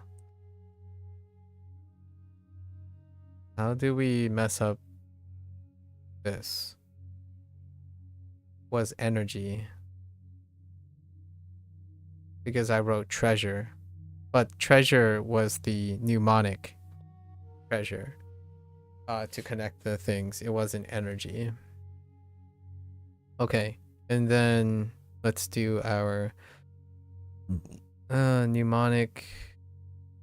I might as well write. Write is kind of nice. Writing is nice. Unfortunately, I'm pretty sure I'm not going to be able to do my Duolingo reviews. I don't know if I have the energy for that. So let's write all these down first. We have... Right. Maybe, if I have a second win.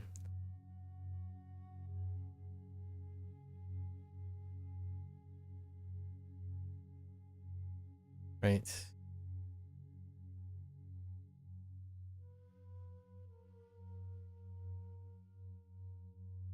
Ugh, this plugin. Ooh. Actually, I'm not sure the dot comes first. Huh, that's a good question.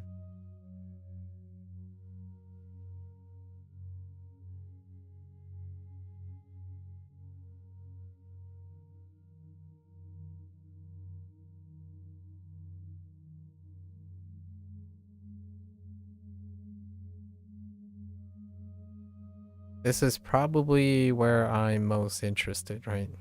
I'm getting really engaged now because I have errors.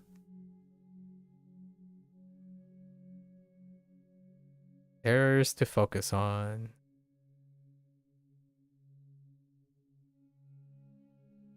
Involve brainstorming. Got a lot of brainstorming to do. Okay, so what am I focusing on? It's a combination of things here for vocabulary. It's a mix of the vocabulary, so I'm not if I can reproduce the error. What is the reproducing error here? It's not the definition, which is surname. It's the read.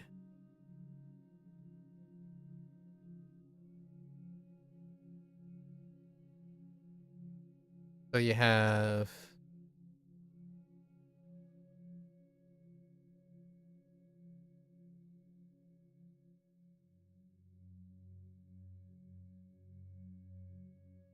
oh, your name is spread out.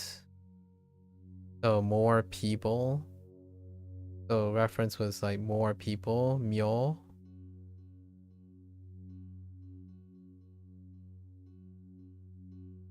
Right, myo, so myoji.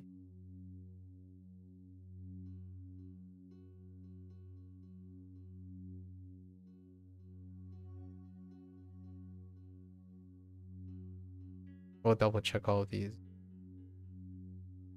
So was this definition or read? It was the read, right?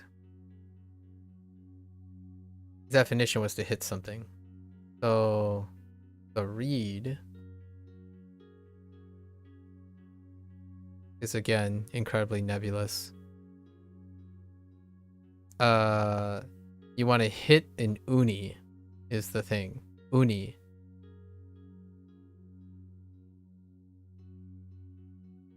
So it's utsu. That one is a little bit rough too. But we're got the extracted the keyword uni. Can I extract this one? Oh, this one was definition. It was the definition mnemonic. Oh, it's because I derived the definition from the read. Shonen. If I say shonen, I think of boy, but what the heck was the mnemonic? Oh, like a few years for someone is a boy. So few years old. Few years old is the key word for the meaning, but this did not have a problem with shonen. No special rules or anything, just shonen. Then kakikori. It's definitely not kakikori. Kakigori. Oh, kakigori. That's where it is. It's rendaku. Rendaku is the thing that I have to remember. There's no mnemonic for it other than kakigori. That was my bad. I typed too quickly and I wrote ko instead of go. Anytime I can think of a rendaku, I should be like inherently saying, oh, there's a chance this is a rendaku because it's ko. Kori. Can go into gori. What was the error here? It's definitely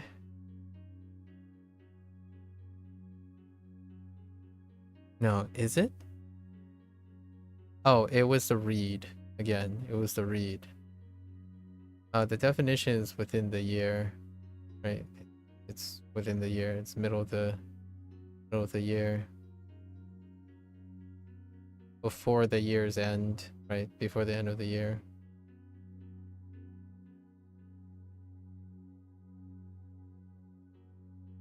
I'll have to double check.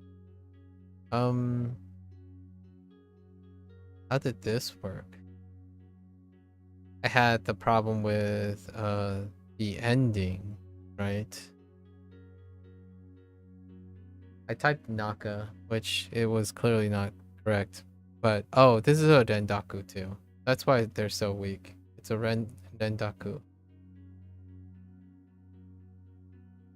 Ju Ju. So Nenju. Check all of these later.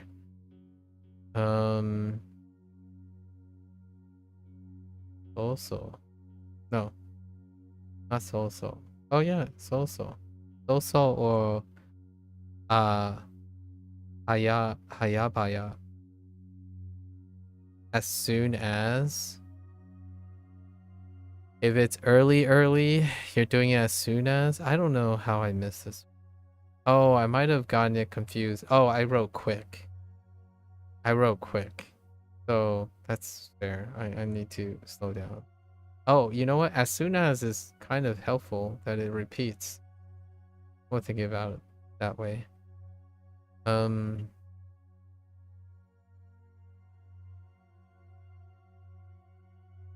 This one was special case. It was Mo. I rushed this. I was already tilted. So Mo teaching. Right, Mo teaching letters, right? So letters is Ji. So Moji.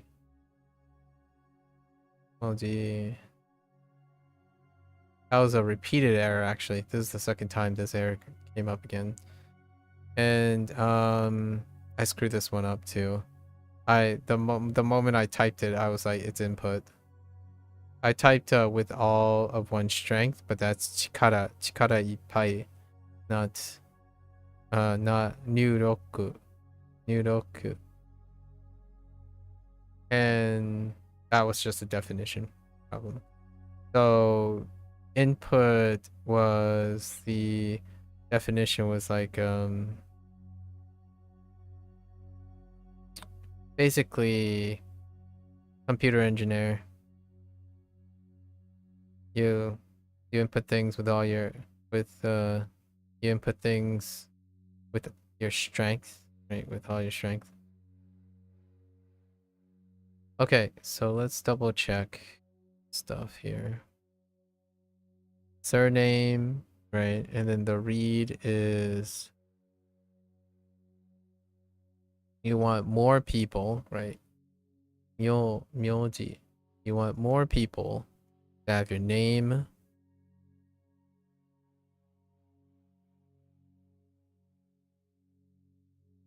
Strike. So uni. If you're planning to hit an uni, you're going to have a special bat or hammer. This one is rough. Just gotta get used to using uni for any time comes up. So a benefit from this is there's also umareru. Umareru also use uni. Watching an urchin born. The downside is since it's SRS, it doesn't repeat that, so it doesn't reinforce the using uni keyword.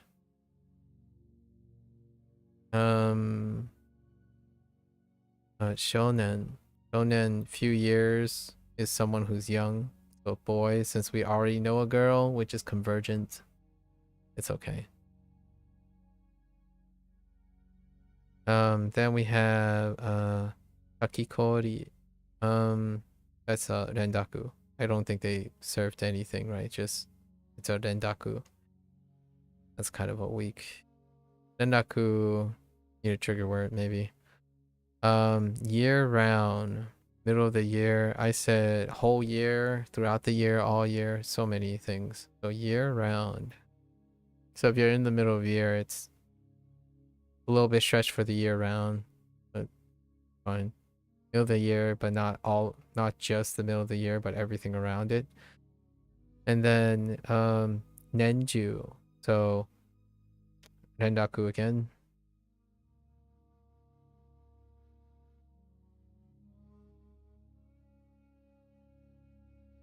Right, where are we? So we have Sousou and Hayabaya. If you're twice, when you do something early twice, it's obviously kind of urgent. Okay, so urgency has a connection. Sousou is convergent. So we know the onyomi, but there is also the kunyomi. You can also use kunyomi. Not really set there at the moment. This is Moji. Mo teaches you the letters of the alphabet, and G is carried over because it's onyomi. It's a go. An input, that's unfortunate. We haven't encountered a repeat of the old ones. So Nuroku, that was a typo. Is there a way of writing a sentence to convey urgency or importance? Writing a sentence to convey urgency or importance in like English or Japanese? What are we talking about here? Okay, I think tomorrow will be fine. In Japanese, urgency. I don't know. I don't know, other than using words like important and urgency. Emphasis. There's emphasis. Like yo.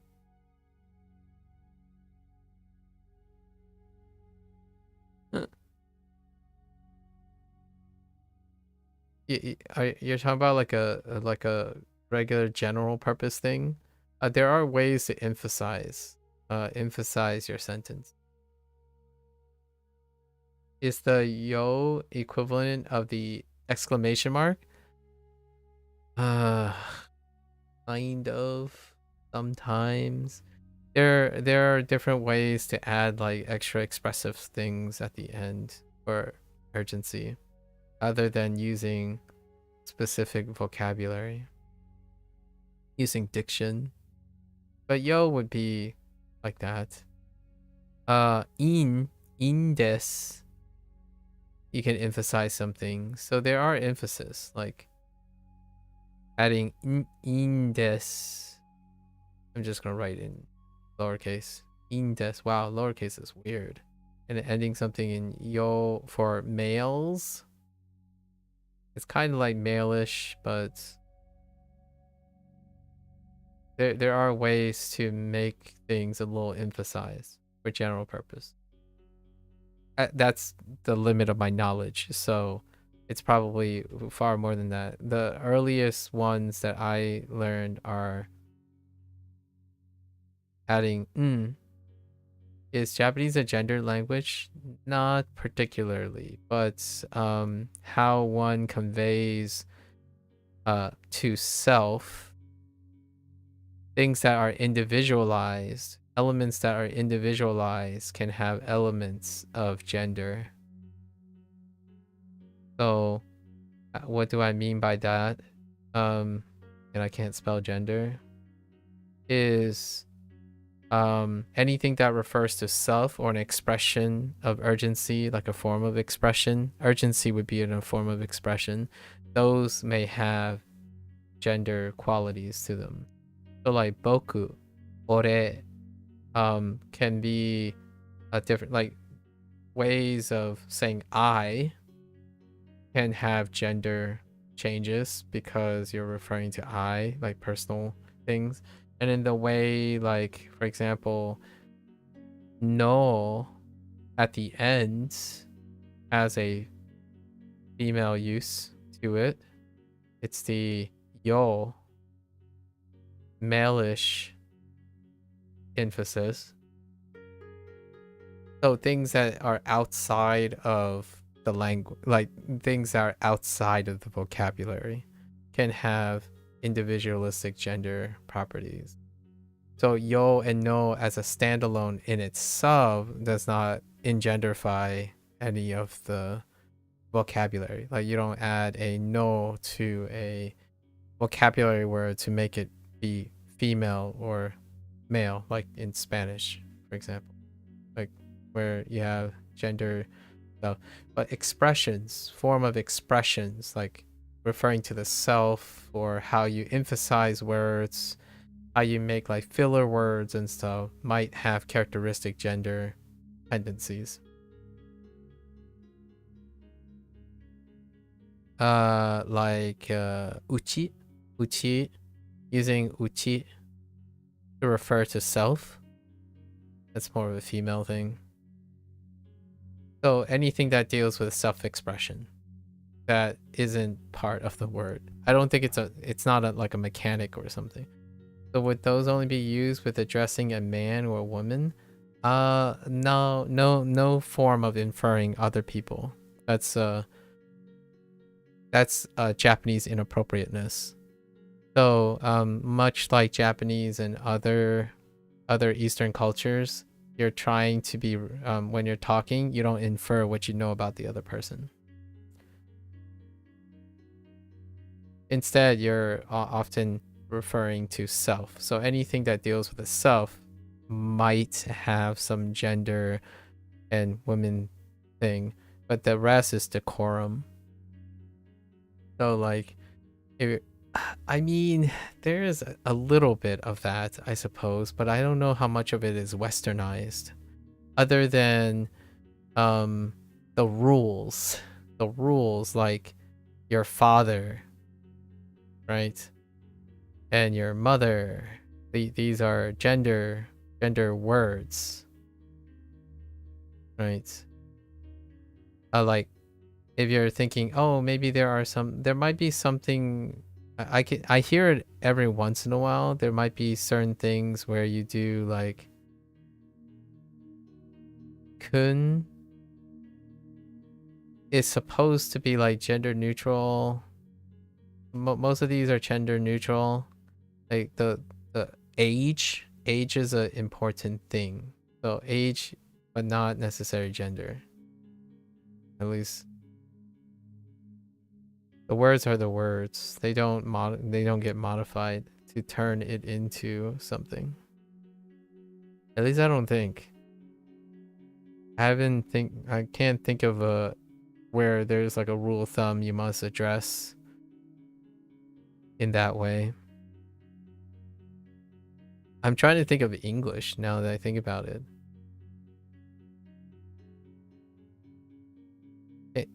Is there a language that does that?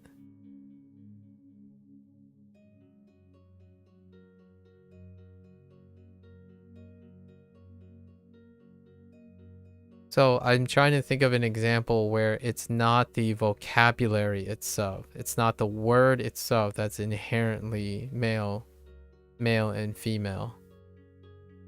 As in you switch something other than diction.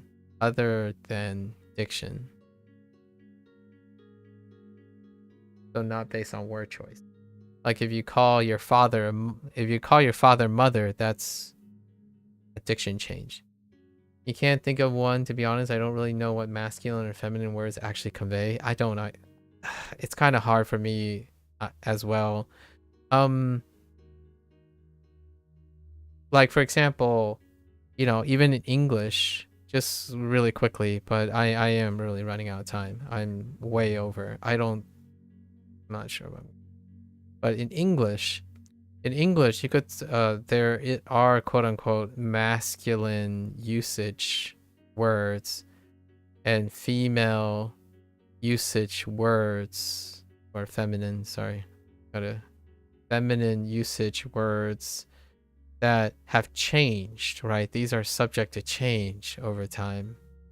But things like handsome versus, I don't know, pretty, right? Or cute. However, these type of words they're subject to change. I mean, I use cute. I actually use handsome less than I use cute. So, are there that in Japanese? I'm sure there is to some extent. There are diction uses. But I think the thing that we were referring to when it comes to mechanics is like conjugation or something that's inherent to the language itself and not like the culture that the language. I don't think so. At least I haven't really, outside of the examples that I know so far.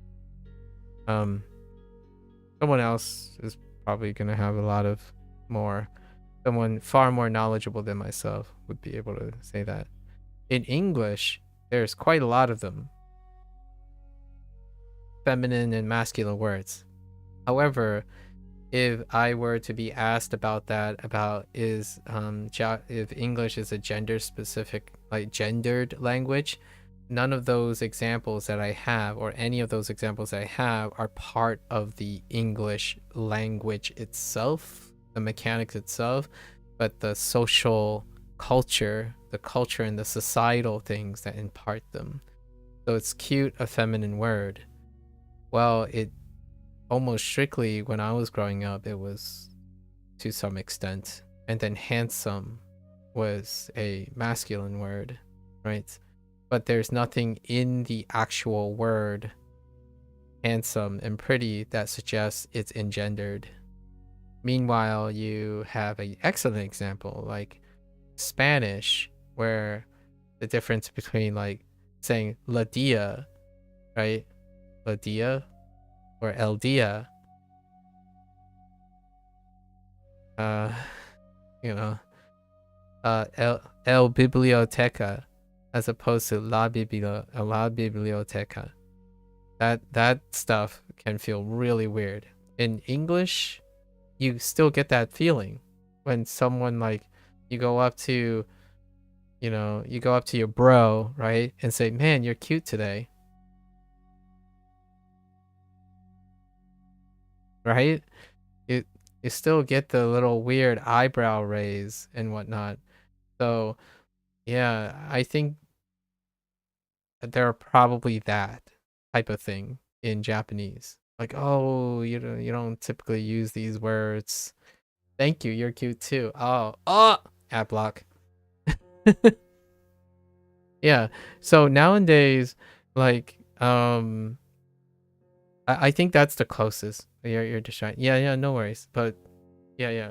So with that, I think Japanese probably have something closer to that, where it's a diction changed based on societal pressures.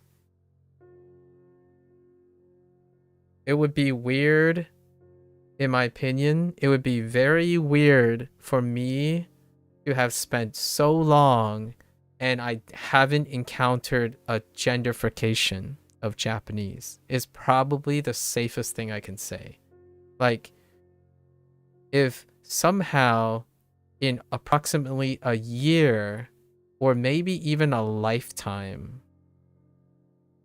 of Japanese exposure,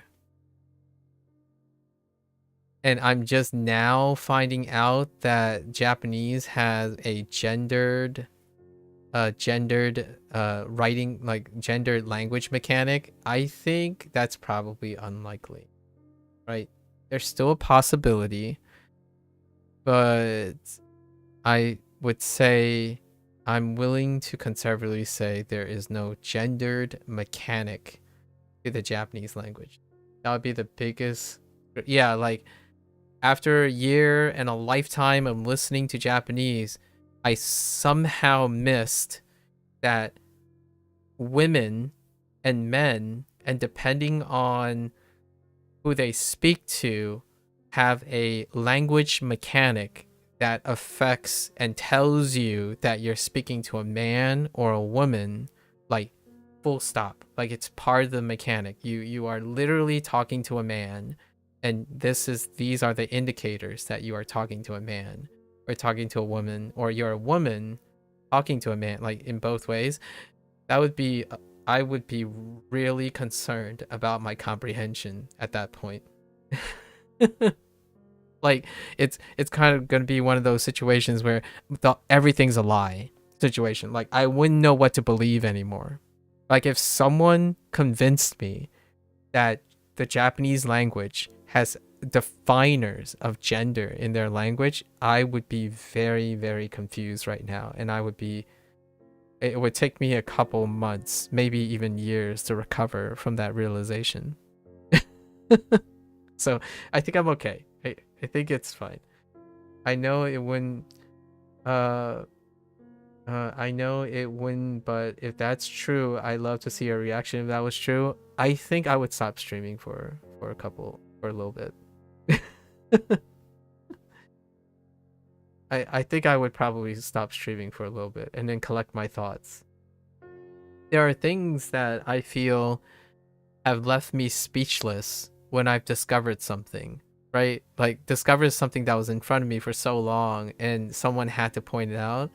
I don't think that's happened to me since I was a kid, but when you're a kid, most things blow your mind. But in this case, this would be one of the really shocking, like I would be worried about my own faculties situation. Like it's one of those, I've had these situations, by the way.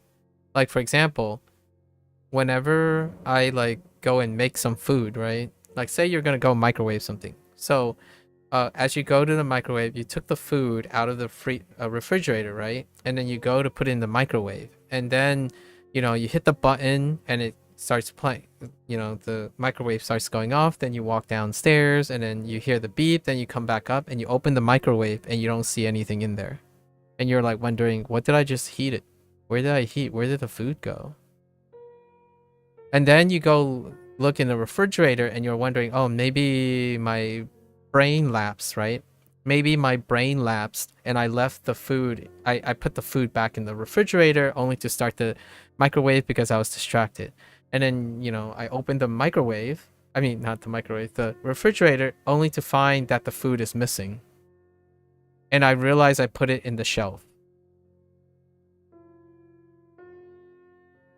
That has happened to me before. Not specifically the microwave and the refrigerator and the shelf combination. But there are times when something lapsed in my judgment and it happened, and I stand there befuddled by how the heck did that happen? And that is probably easily one of the most scariest things in my life, because I do personally fear that maybe my family is predisposed to dementia or something, where like I legitimately have degenerative neurological disease of some sort happening. So that would be on this level.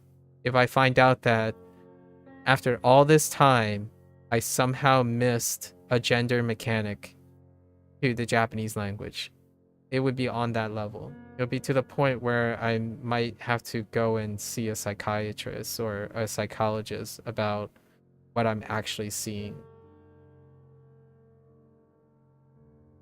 And diagnosed clinical crazy after realizing Japanese has a gender mechanic. Imagine going to a psychiatrist and say, so what can I help you with today? Why visit psychiatry today? Right? Like why now? It's like what was the last straw? I discovered that I've lived nearly 32 plus years exposed to Japanese, and I realized that I've just now noticed something that I haven't noticed in the last 35 years. Oh, and did I mention I spent the last year actively learning? And I imagine that psychiatrists would try their best to say like, oh, well, that kind of happens to people sometimes, right? And my thought is, if I'm in that person's seat, I would be like, that is a very rare occurrence. So something must be really like, my first thought is maybe something recently happened, or, something recently triggered something, because you can get a mental meltdown from these things. Like you can be entirely dysfunctional for quite a long time.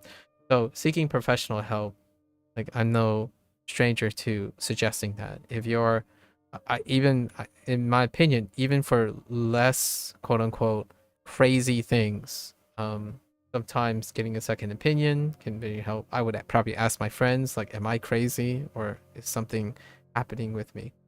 Yeah, you get similar things when you do something you've done a lot and my brain is on autopilot, so I don't realize how I did something. Yeah.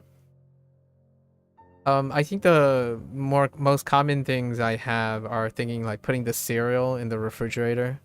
I don't eat cereal, like I don't really eat cereal too much, but putting like like shelf stable things in the refrigerator, and then like sometimes putting like paper towels in a wet environment. Like why did I grab the paper towel only for it to get wet? Like that type of thing does happen, but I wouldn't be on this level. All right. Let's go. We're moving along. I gotta pay attention way harder tomorrow. This is the first time, and this is cool. By the way, what I like about this is it does tell me that I have a weak spot. So I have my blinders on. There are some blinders.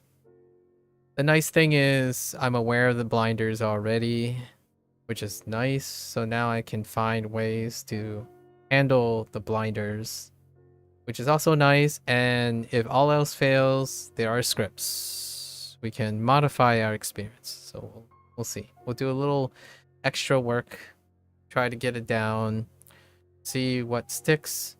Because if I don't do this now, in my opinion, it will probably be less and less functional later. So it's cool to see it. You kind of hate to see it. Where what I mean is, I'm basically telling myself, I told you so. You should have been more diligent. But my first thought was, let's just keep it rolling until we see this problem occur. And it's clear that I haven't even been paying attention to the mnemonics. Like I read the mnemonics and I'm like, oh yeah, that's where it's coming from. Like that's will lead me. But no, I would say 90% of the time I knew what the read was, so then I used the read to remember what the mnemonic was. And that was the extra thing I was doing. Now we got to do the reverse and get used to it. In contrast to our next thing, which is HanziHero, which is the other way. It's actually become a boon the way HanziHero goes about doing it. Growing pains. All right, folks, that's a wrap for WaniKani today. Thanks for hanging out. If you're only interested in WaniKani and you're gonna watch this later, arigatou gozaimasu, right? Eras, eras, es, as, I don't know, aras, aranimas. Be one with the snake. All right, I'm gonna get up, stretch, go to the bathroom. I'll be back really quickly. I think we're just gonna pull through today. So it's already been 4 hours. This is probably gonna be a 12-hour stream. Probably, we'll see. Or maybe around 10 hours. Thank you. I'll be back with HanziHero.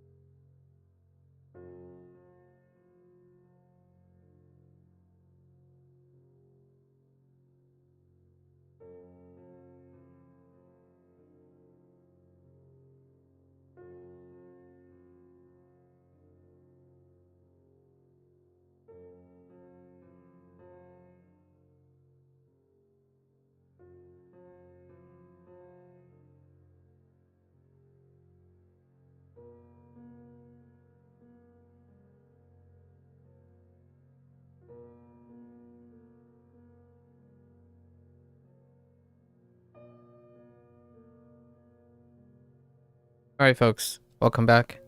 欢迎大家回来。今天是第30天。It is day 30. What a wonderfully interesting and memorable number when it comes to time. Oh, the number of days. So we're gonna hop right into it. I keep promising myself that I divvy up my happy dollars today, but man, do I could do this all day when talking about random topics or relevant topics. But boy, do I have to get into finishing today's task. So let's hop right in, shall we? Not too bad. I was being a little fast yesterday, and then it led into some more digressions. So let's quickly, I think to echo something that I can see. So WaniKani today, I discovered just a few minutes ago that there was a lot of weakness due to my complacency. Not using the early days to ingrain a technique that they're using, instead compensating for it based on my existing knowledge. In HanziHero side of things, I can kind of see some of the cracks as well for myself. However, the nice thing about the constructive manner of the pinyin system, it helped me with some of that. Now, vocabulary might end up falling through the cracks. So we'll see how this goes for now. Let's go over our mistakes. So one by one. That was the error. Everybody. That was the error. Han. I don't know why I'm pausing on Han. It's weird. Dong. Dong is what I missed because I wrote Che. Sherlock. That's a knowledge check. Conga line. That's knowledge check. 较好.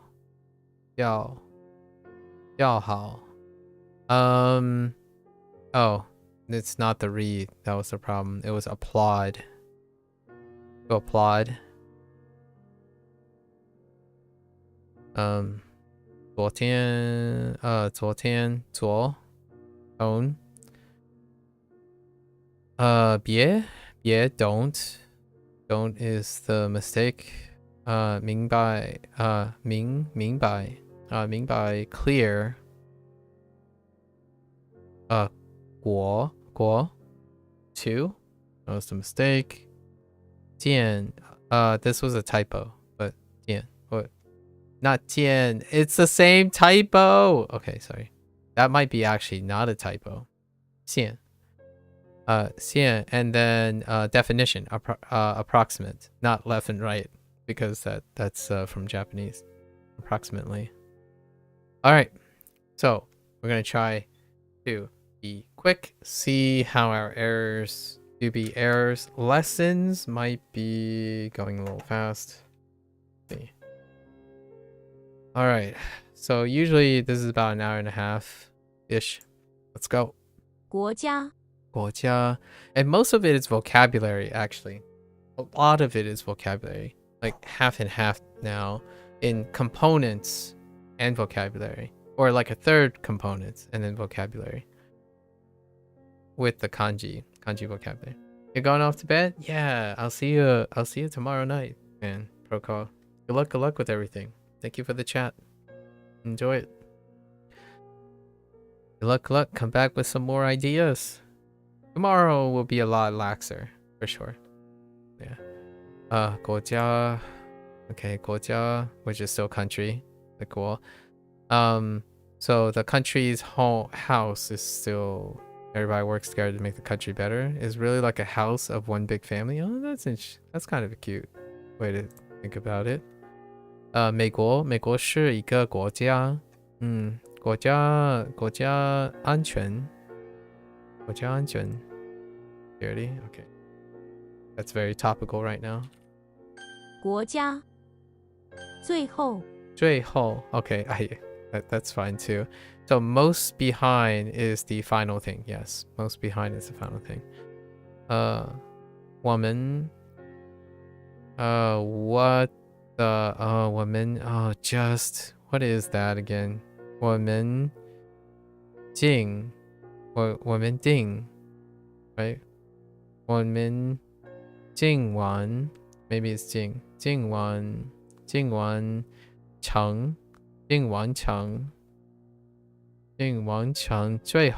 最后一个我们刚完成最后一个最后一个我们刚完成最后一个 gun that's gun yeah that looks like gun this way that's the simplified character gun man 我们刚完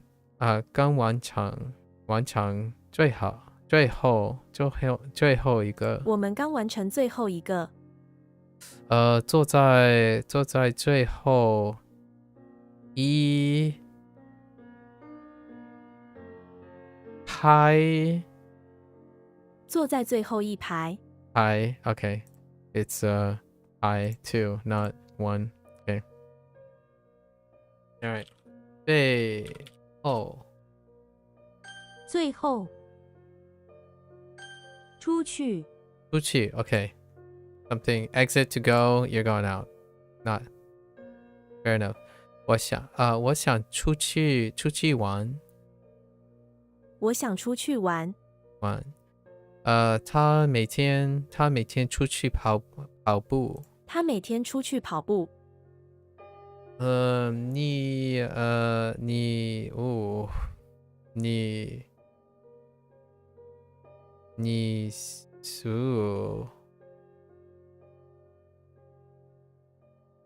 You're done with your Anki? 1.5 hours? Nice turn. 你 something one 要出去吗？你今晚要出去吗？ Oh, that's 金 Oh, that's 金 Oh, what?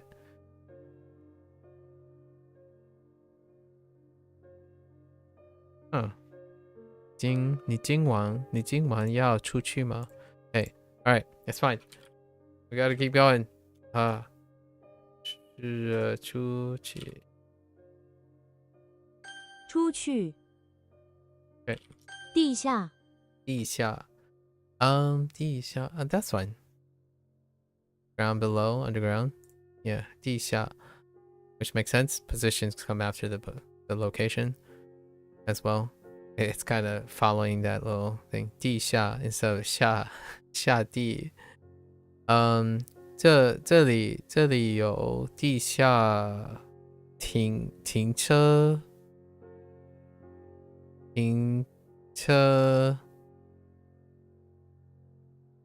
间这里有地下停车场 Okay 场 oh right 场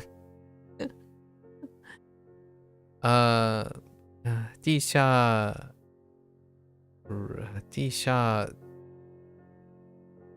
railway 地下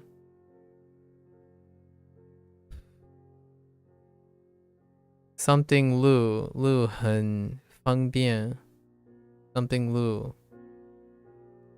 rail 路 rail maybe 着路地下铁路很方便铁路 oh that makes sense 铁铁路. Oh, that's what 铁路 is. Oh my goodness. There is metal in it too. 铁路. All right. 一些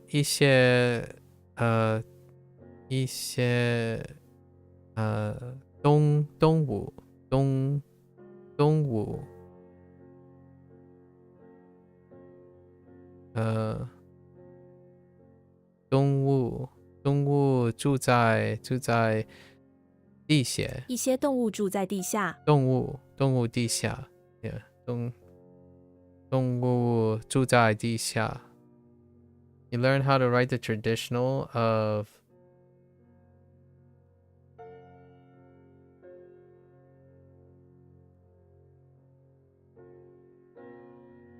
Is that a metal?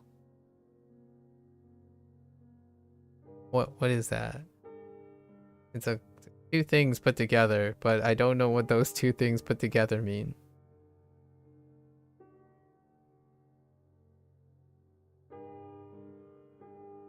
Yeah, I don't know what the two things put together mean.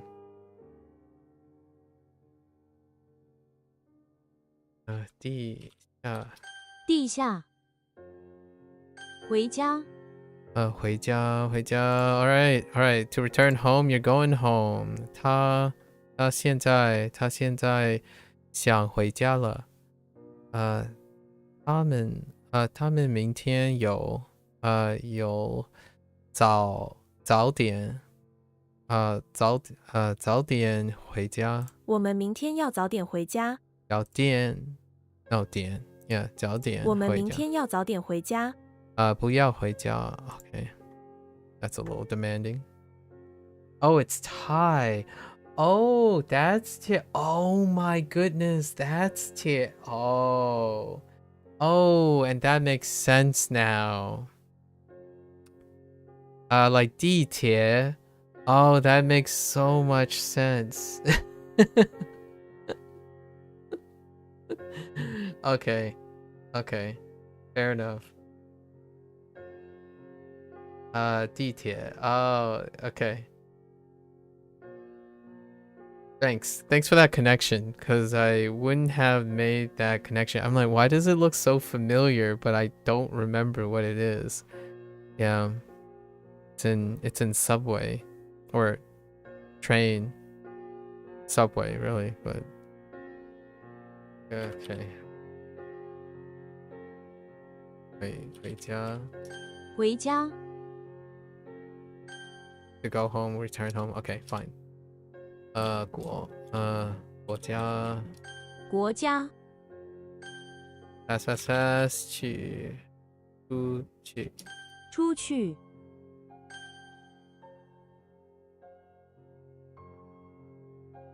回家。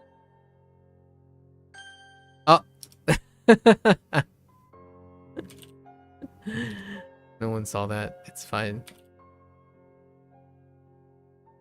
最后。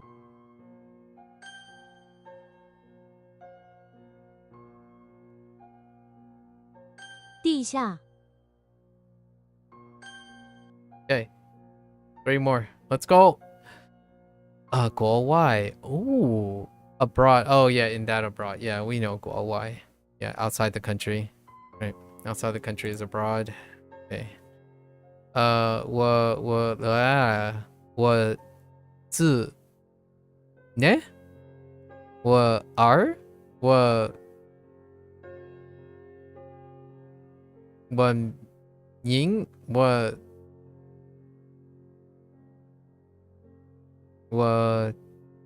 赢钱 No, 我金钱我明钱我迷 Okay. We'll just say I don't know. 钱住在国外。我目前住在国外。Move. Oh yeah, like move, like 项目。Heck, that's actually part of one of my vocabularies for today. Okay, move. 我目前住在国外，国外，他住国外工作了5年，5年。What？从呢？Yeah，从国外来的product。Oh my goodness. This is Gung. Let's see. 从国外来的产品。Oh, not even close. 产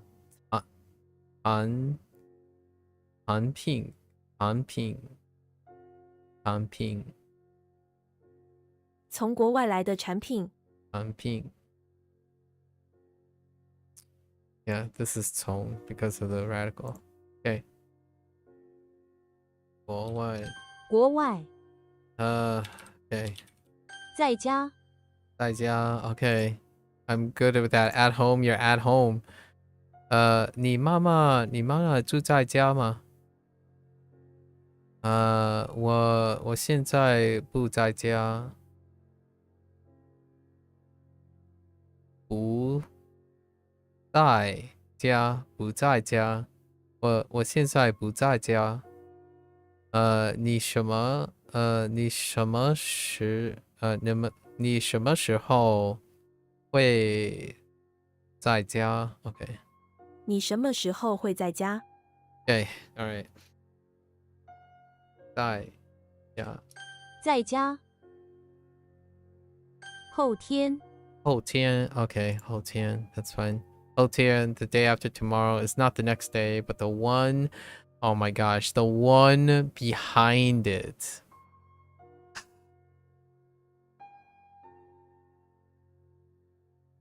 That is so backwards, but it's fine.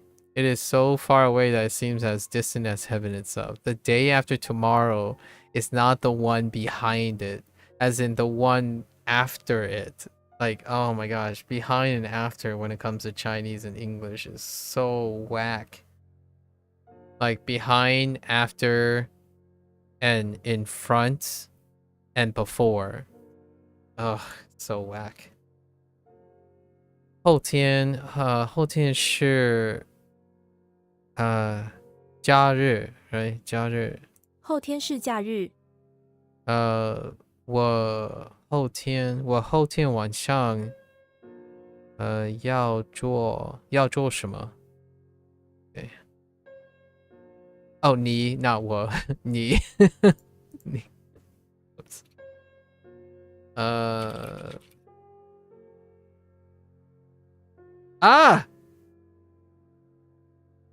wait. No. Oh, what?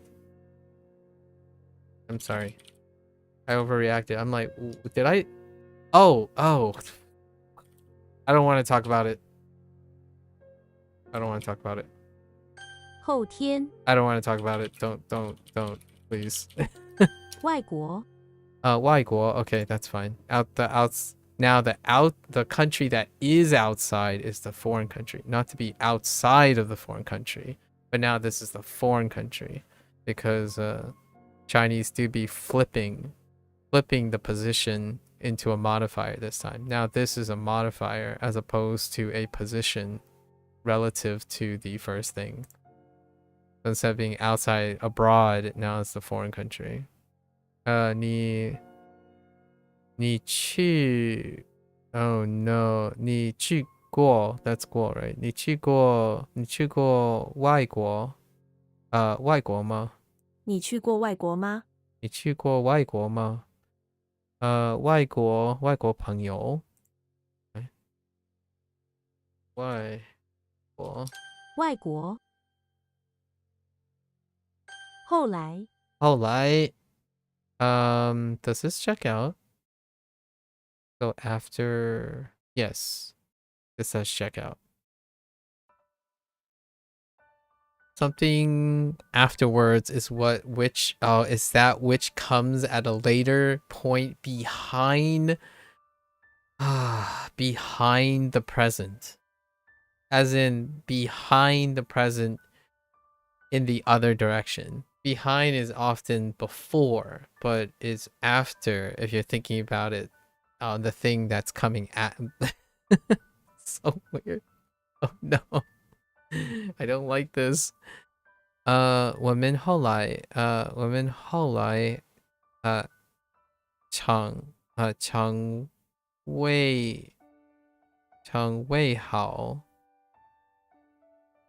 成为好朋友了。成为 That's not way, is it? Yeah, it's way, right? 我们后来成为好朋友了。成为好朋友了。成为 interesting. 成为 oh 成为 oh that sounds a little okay. 我们后来成为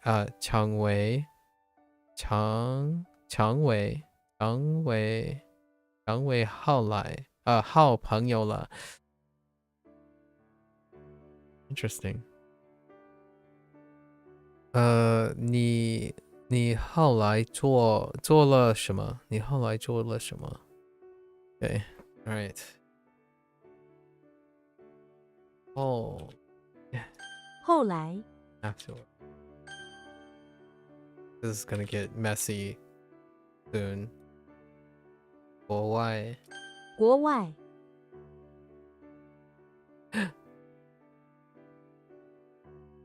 Oh, dang it! That was a misspelling. I wrote aboard instead of abroad. English is so... 外国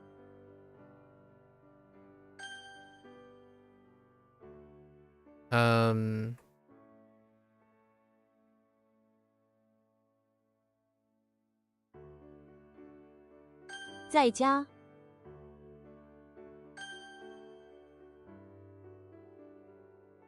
后天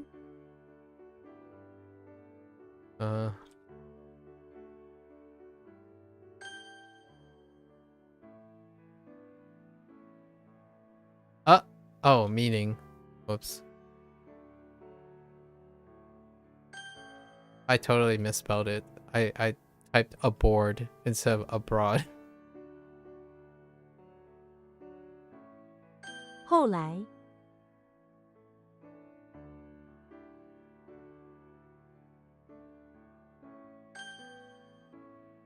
That one's gonna be a problem. 中国 Zhongguo, alright. Zhongguo is fine. Country in the middle. Yep.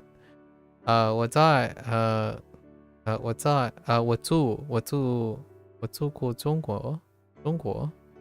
我住过中国 OK. 中国是一个很大的国家。我在中国去生 born. Okay. 中国中国大家 yeah. 大家 The big house is filled with people that contain everyone, yes. Nice.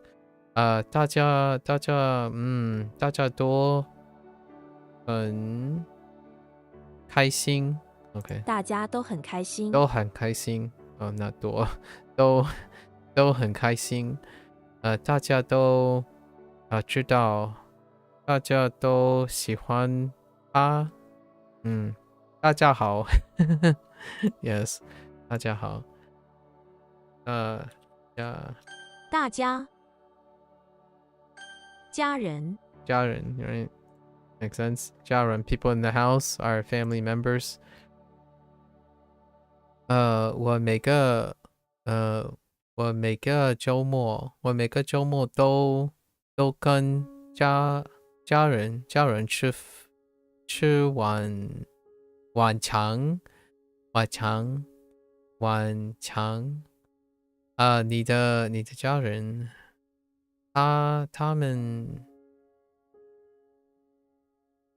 Oh no, is that supposed to be like 他们请我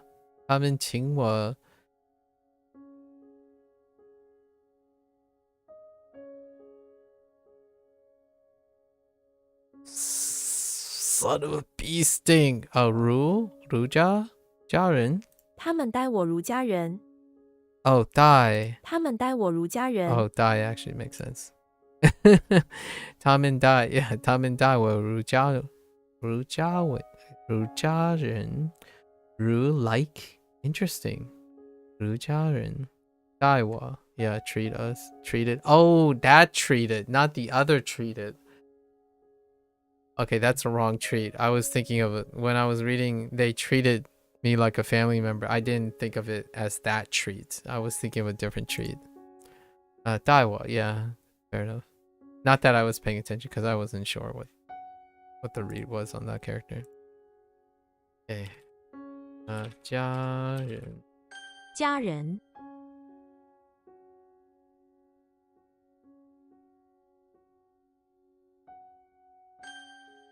身。 Okay, 身 body, that's fine. Okay, in between your eyes is a single drop, which is none other than your nose. Oh, that's interesting. Wait, you're gonna write this as nose? Oh, nose. Okay. I'll skip these for today. Nose? That's gonna be sus. Okay. So every body has a nose. Sure, at least. Picture the unconscious body of a person with a large nose. Perhaps the two lower strokes represent the convoluted legs. My gosh. Okay. It still looks like body though. It is body. So that's kind of helpful. I'm compensating. That's a crutch. 身. Yeah, shun is a crutch at this point. But we'll take the crutch where we can have it at the moment. Shrek is in front of the infirmary, right? When suddenly an unconscious body is thrown out of the front door right in front of them. Apparently the body being unconscious had no way of paying and the doctors got angry. Well, that's kind of dark. Yikes. Ooh, silhouette. 声音. 声音. 电影. Oh no, it might be ying. 声音. Whole body. 全身. Yeah, 全身. 体育, right? No. Ooh. Wait a minute. What was it? 看香 No way. 看香店 or something like that. 看香房. Oh, 健. Oh no, it's 健. Yeah, I'm thinking of 健康, but I had the characters reversed. 健 in like healthy, right? 健康. 健商房. So 健商 I see. 健商 and then room 房 or a place 房. Just stand up. Ying. Alright, we're fine. Let's just keep going. Let's keep going. 身 not 身 身 body. Okay.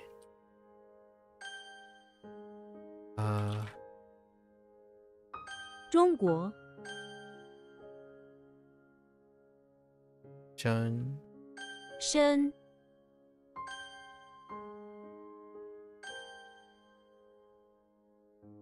家人 家人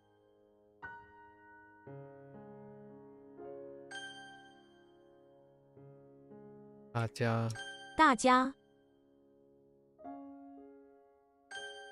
or everyone, everybody. Okay. 关 okay, 关 is fine. A cactus. Wait. What part of cactus is in Guan?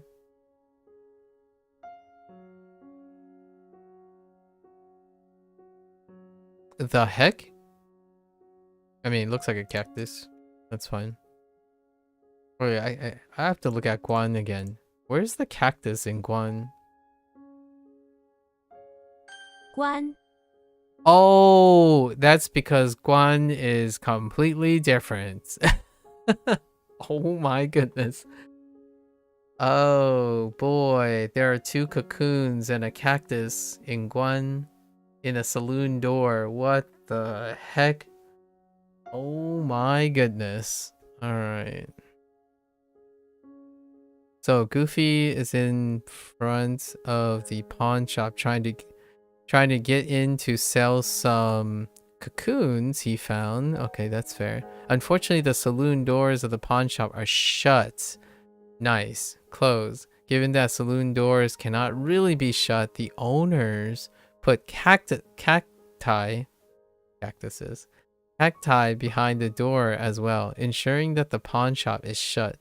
Goofy sits in front of the shut doors waiting for them to open. He doesn't realize that today is a holiday. Feels bad, Goofy. Guanmin. Guan. Turn off. Guan. Dian. No. Guan Dao. Diao. Guan. Diao. Guan. Zi. Guan Zi. Guan Ji. Guan Xiang. Oh yeah, see, I'm more used to Guanxiang. And tariffs, oh no, that's really topical. Guan Shay. Peace. Oh, that kind of makes sense. Guan. Cong. Song. Really interesting to follow. I often, my prototypic is distance. Contrast in distance. So Casper is inside the temple where he's formed a conga line. Conga line of feet. Yeah, that's feet, all right. That follow him. Each foot wears an indoor sandal to avoid getting the wooden floor dirty, and they all follow him as he goes in circles around the inside of the temple as part of some Buddhist ghost ceremony. All right. Okay. 从部, yeah, 从部大从 interesting sense. 大从同事 your take. 从些 Yeah. Okay. Kick? Okay, I see a spoon, and I sort of see a foot. This component depicts a foot. Okay, yeah, okay. Foot kicking a spoon. Perhaps this is some ancient. Okay, fair enough. Foot kicking a spoon. I got you. Okay. 些 Yeah, okay. So Xena is in front of the electric plant, kicking the outside of the wall to protest the plant's carbon emissions. Wow, Xena. She kicks 2 times, then take a break, then does another 2 kicks. She has been doing it for some time. Every now and then, some of the wall cracks a bit. Her foot must hurt a lot by now. Okay. I guess Xena's an activist. 那些 no. 夫 oh no, that's why did I think it was a different 这些 Hey Xenakis. Yeah, a lot of stuff's been happening. I'm glad to hear. And you're focusing on school? Glad to hear. How's school going? Some certain. Yeah. 某些 Interesting. Yeah. 一些 Yeah. 些 This. I just realized how weird cactus is. 关 It's alright. Alright. I'll take it. I'll take it.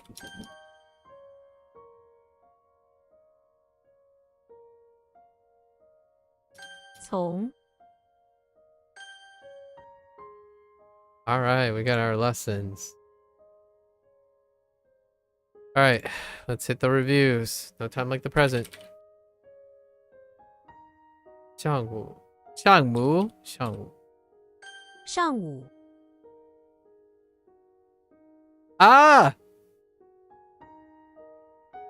That was morning. 有用有用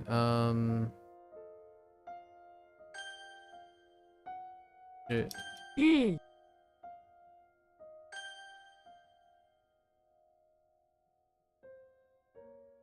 on meaning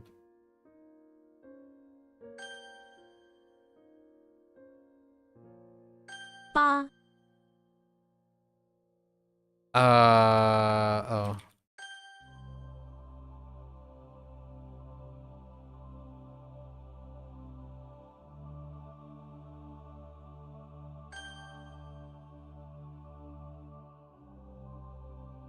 Bye, Tian. 再见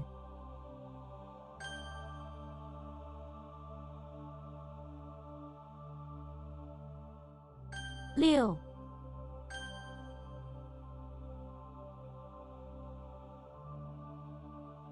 生日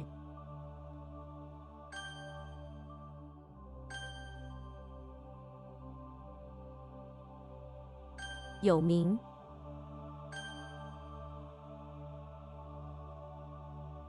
Ah! No one saw that. 下午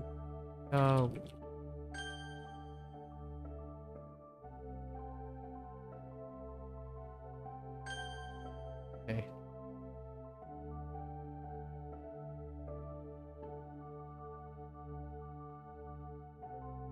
Yeah. Gotta check the one on this. Jimmy Neutron is in the bathroom of the barn. No. Oh, wait. In the bathroom of the barn with the help. No. It's Doll. James Bond is in the basement of the barn with a halberd and some severed fingers or something like that.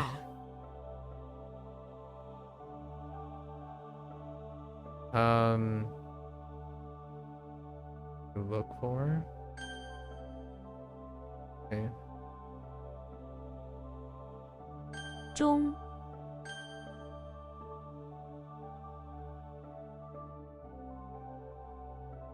小吃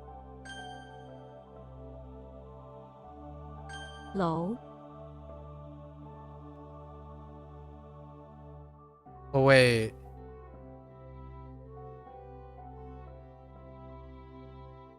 I think? Yes. Okay.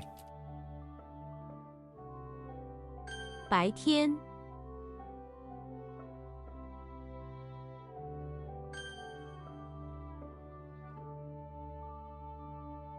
分别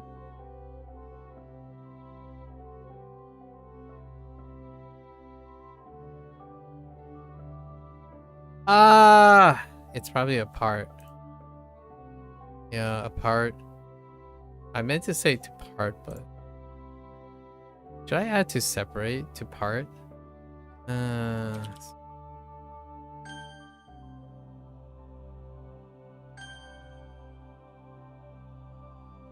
差 Oh no. Did they change this up? I don't know if they changed this up. Oh, they did. It's hood. That's right.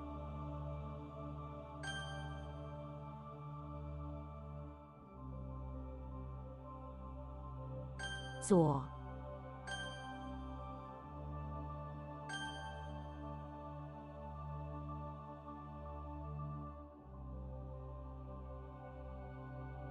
想见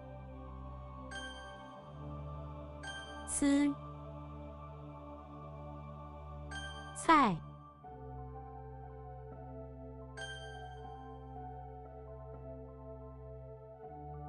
不明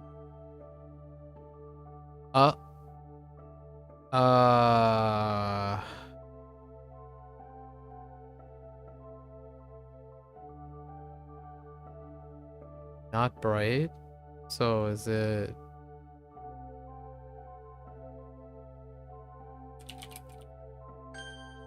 Oh, unclear. Okay. 猪本来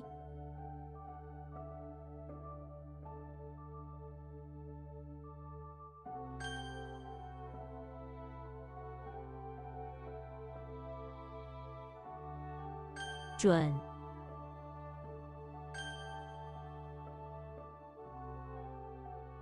Was SpongeBob just S? 思 Ah! Wrong tone.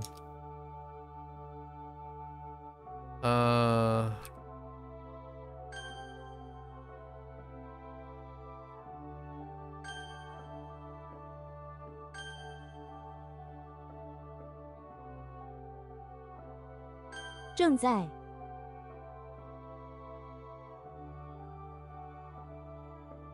Like presents right now, currently.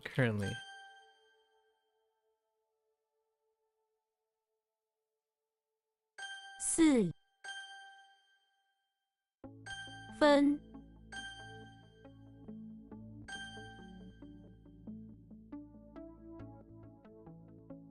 爷爷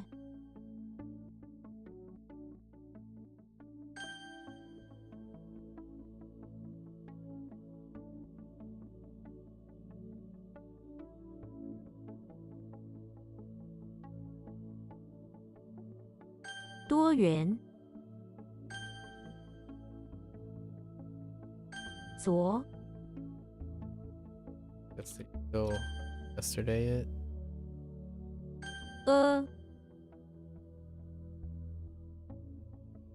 Close.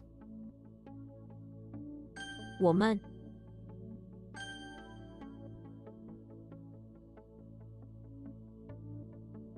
书桌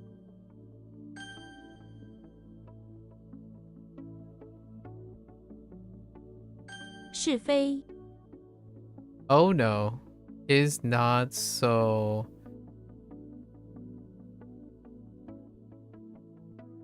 Wait.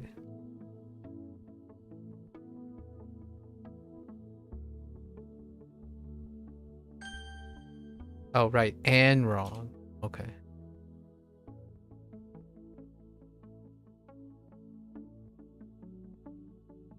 日子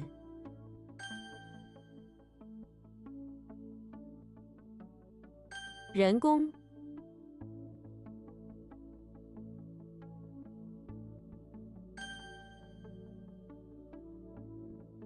么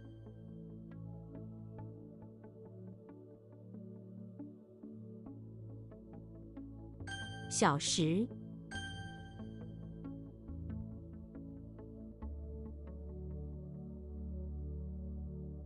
时间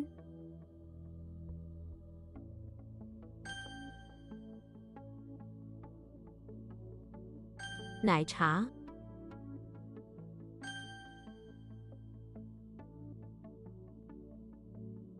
汁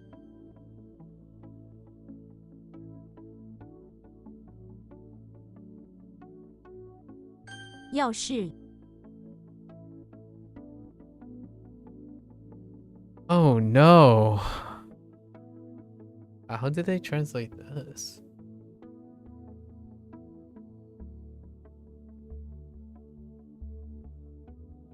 I don't know. If. Darn it. How do I if this? Want to be. Ah, son of a. Yeah, that makes sense. 人人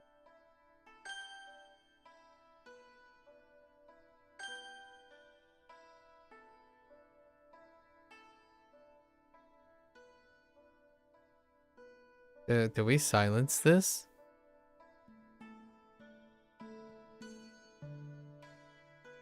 桌子 We do silence this. Oh no. I'm not sure if that checks out with how I'm remembering Nah. these. Ah, that! Fine.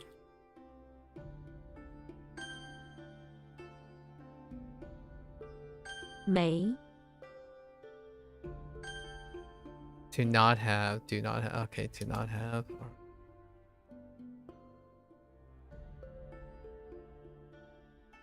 上床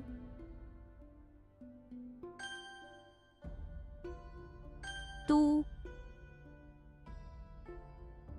同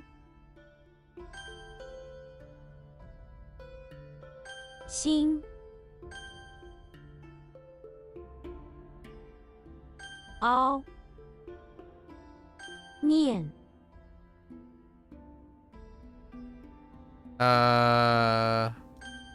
Okay.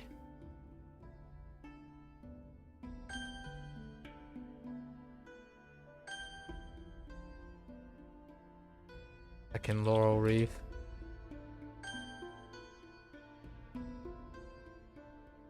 Wait, the heck is this? Oh. Oh, guard. That's right. Oh, good thing I placed in stand for that.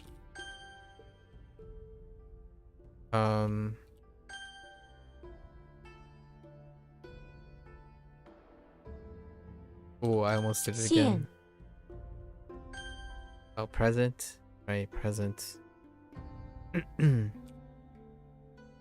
对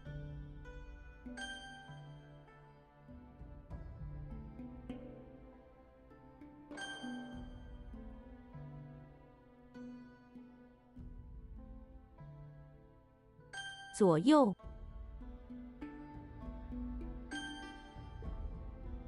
Ooh, that was fast. We're blitzing. Yes, blitzing. All right.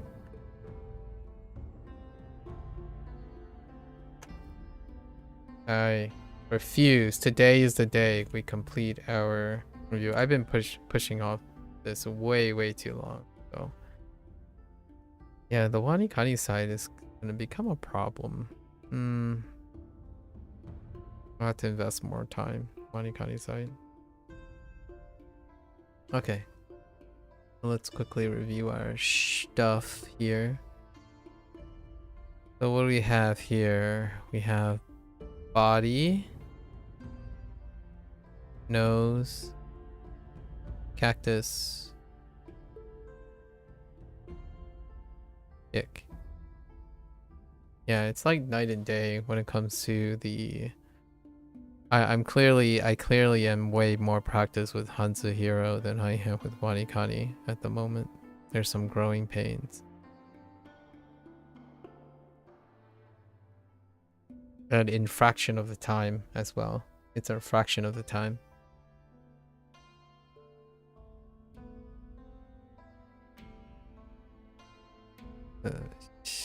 Shun.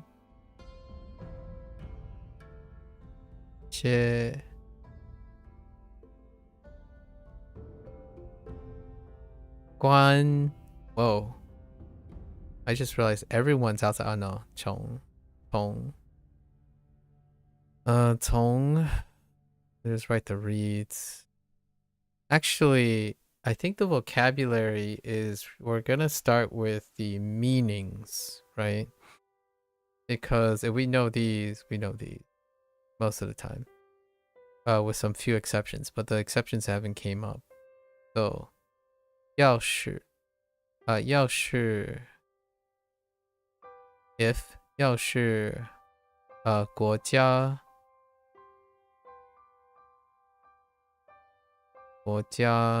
出去回家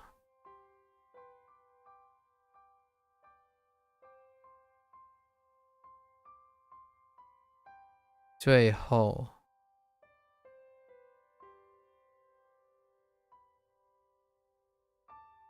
地下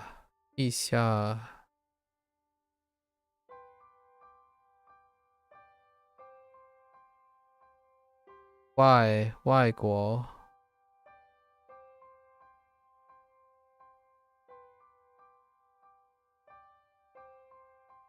在家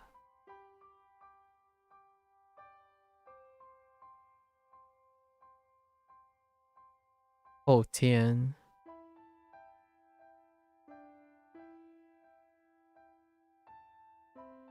I'm basically going to use my crutch here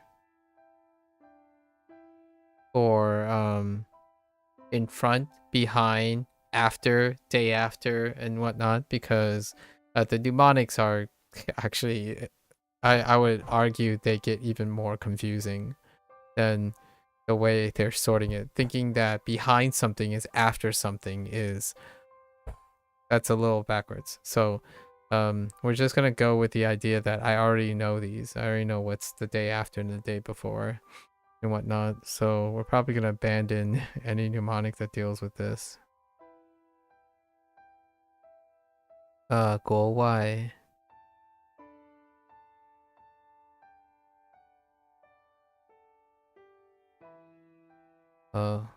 后来 Son of a bee sting 后来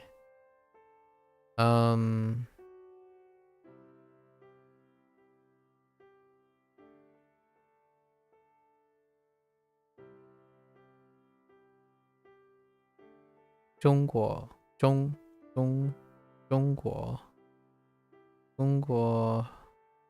家人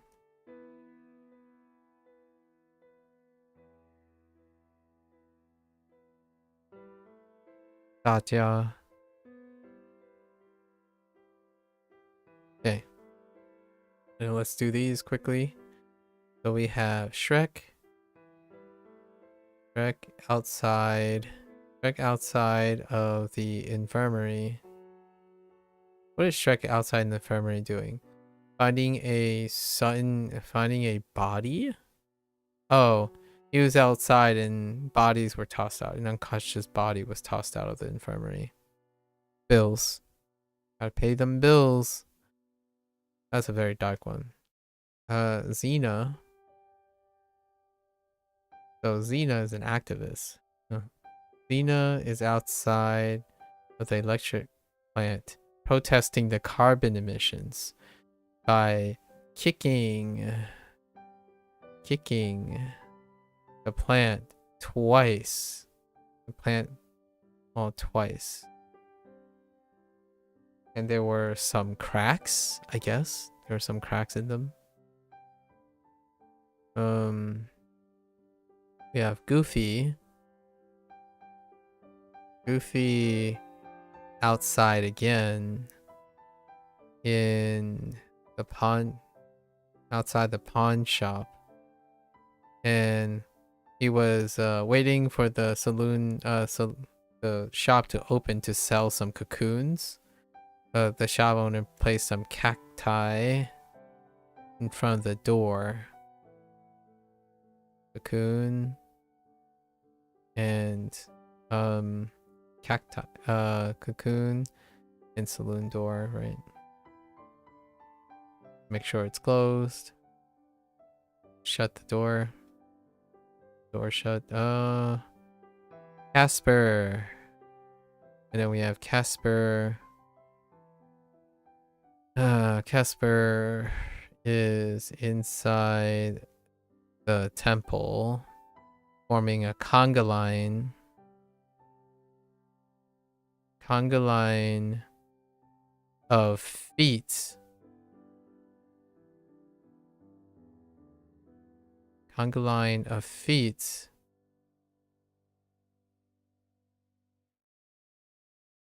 That wear sandals.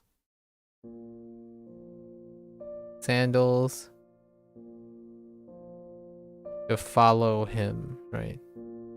And we got nothing. We didn't get anything for nose yet. So All right, let's check our errors. The 2 new errors we have if.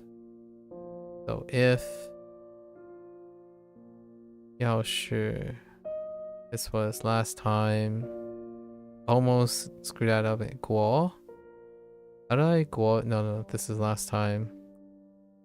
分别. 分别 for apart. I really should be putting in separate, but apart. Okay. 明日. 明日. Oh, 明白, just kidding. 明白. That's clear. No, that's daytime. No, that's clear. Did I get this? Did I screw this one up?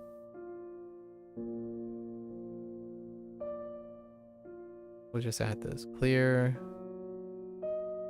别 for don't. Last time. 昨天. I think I screwed up the typo today, but that's okay. 上午. I don't know why I typed afternoon instead of morning. 上午. That was from last time. I mean, that was from this time. Yeah, sure. Let's put in morning. Due diligence. I typed there instead of that.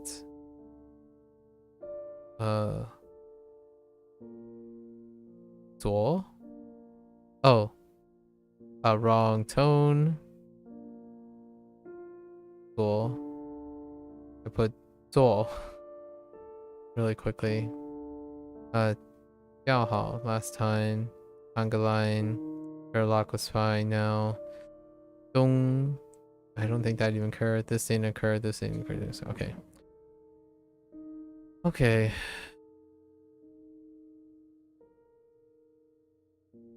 So the ones I'm most concerned about is probably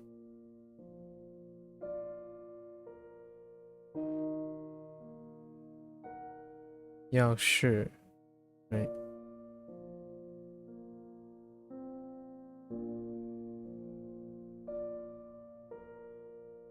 Yao Shi. If. And this is want to be. So if things you want it to be. It's an if. And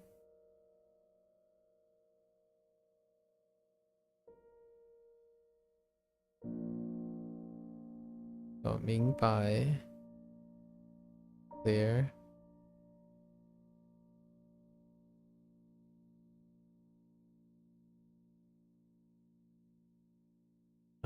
Fun 分别 right 分别 apart.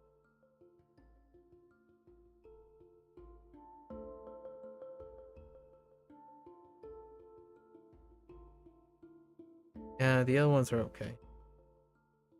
Where it is rushing. Alright. It's not bad for HanziHero. What do we crushed it out in like less than an hour? Alright. I don't think I'm too concerned about HanziHero for some time. I think we're gonna adjust and focus on making sure we know like the definitions, and if we don't know the definitions, think back to the mnemonics. I think this stuff reinforces really well, so I don't have to really worry about this. The components really do feed into the characters, and that's the weakness that I have with connecting the reads to the characters in HanziHero. So we gotta fix that or bolster that. Anyways, that's a wrap for HanziHero. We got one more task to do, and that is a task that I've put off for like a day or two, maybe like a day yesterday or 2 days because of sidetracking.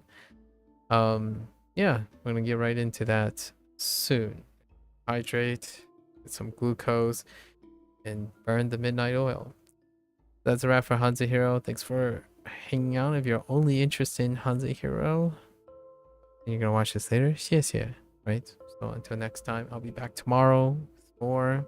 These are our priorities, right? So until then, 下次再聊吧. Thank you. I'll be back in a jiffy. Stretch some glucose. Thank you.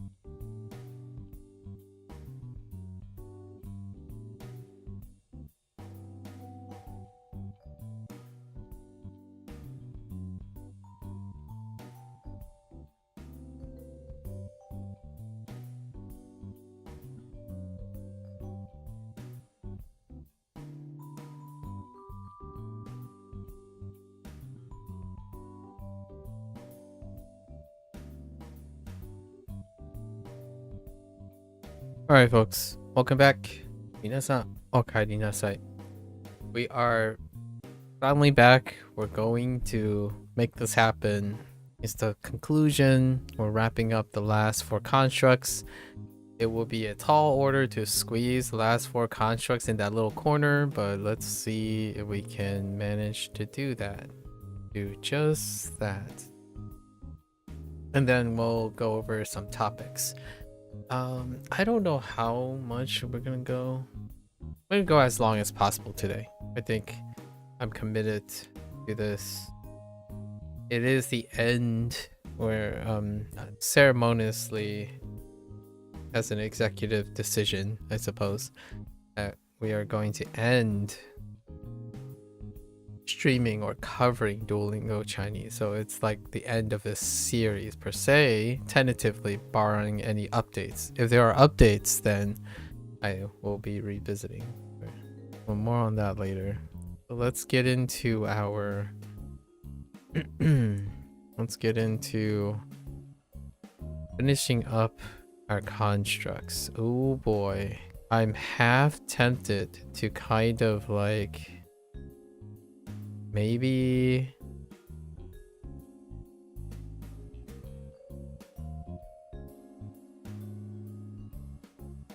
I'm like half tempted to resize some of this stuff so I can add it. I'm gonna run out of space, so let's just try anyway. Right.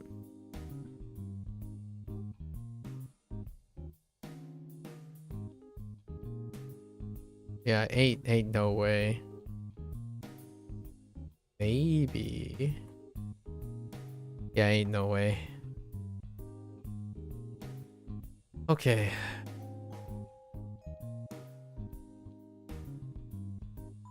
So, add some time to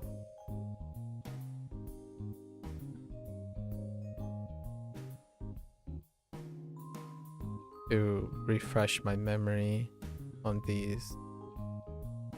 So, what do we have? We have unit 8, right? Unit 8.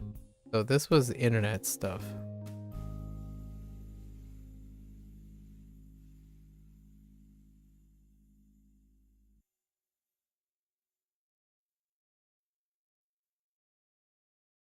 Yeah.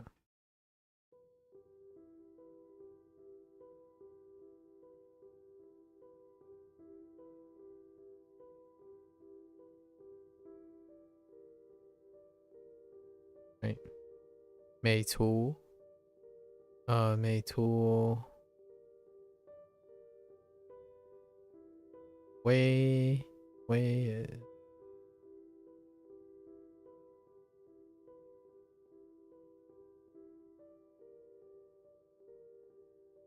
How does way work?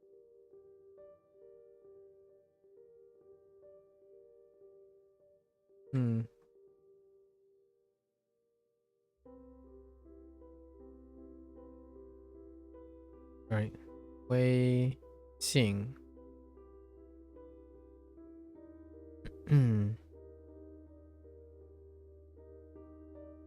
Wei Xing.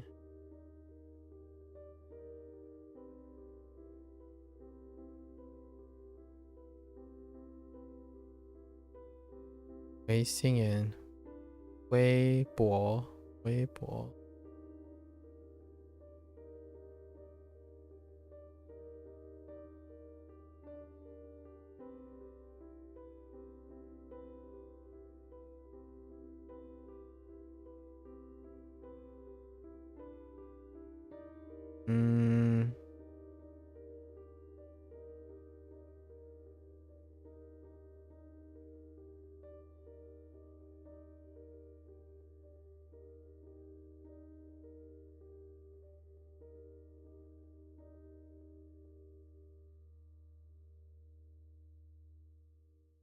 Like that? Yes. Oh. Try again.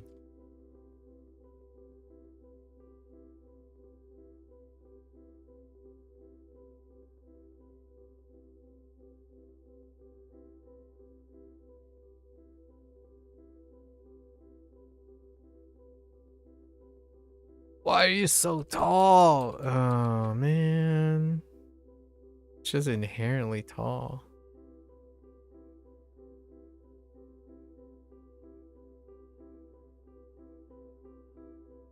Where's my resolution at? That's fine. Weibo. Weibo. And we have... It was like a coon this thing.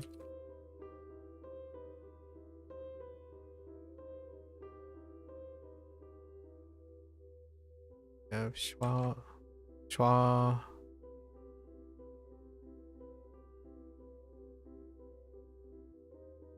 帅，要帅，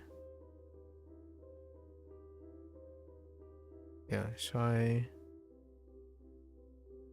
要刷啊。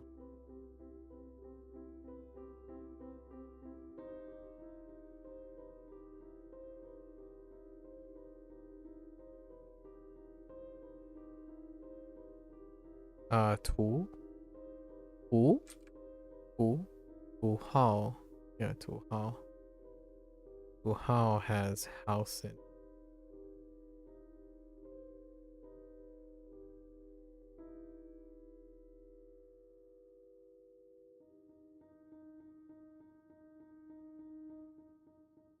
土号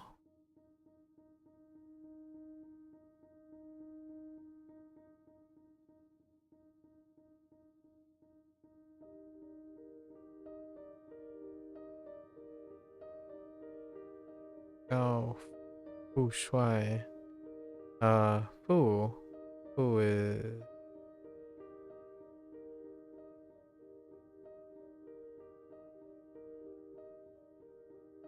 I think it's a rice patty.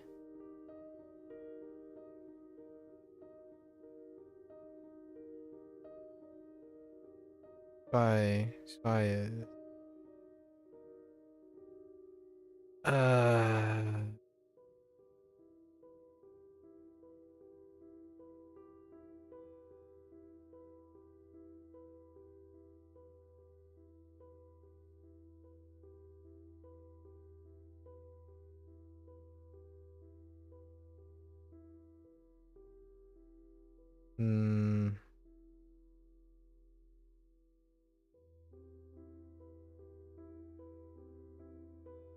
old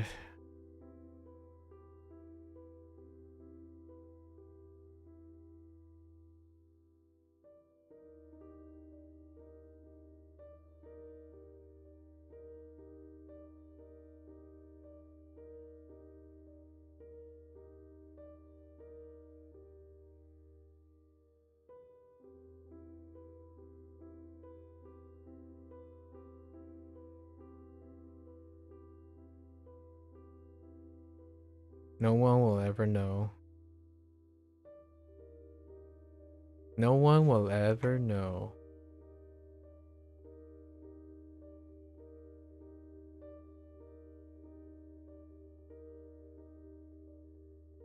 No one will ever know. Okay. Let's try this again. So I can probably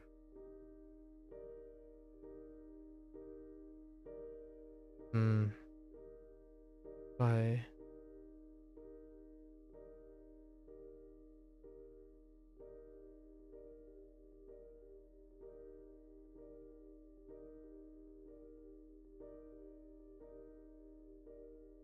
Oh. 5号 哦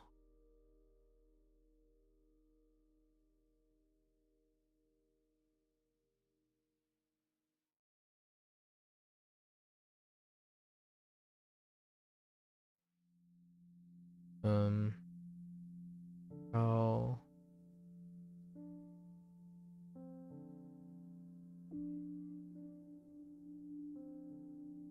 5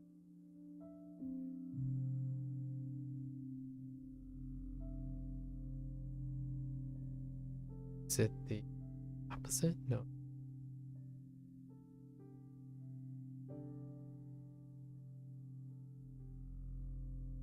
By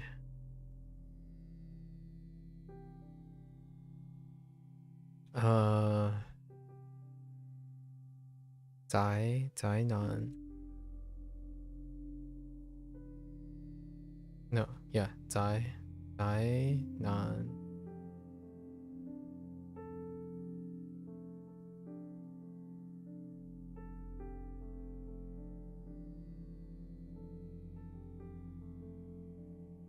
Nope.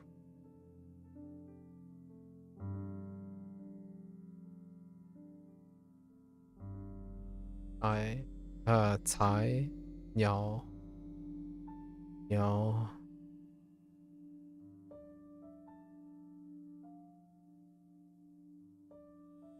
Mei Mei.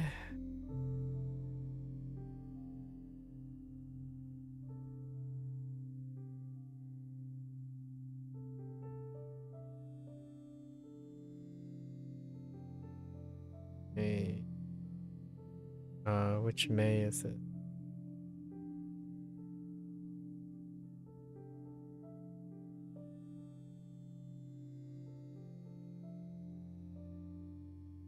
And Meng.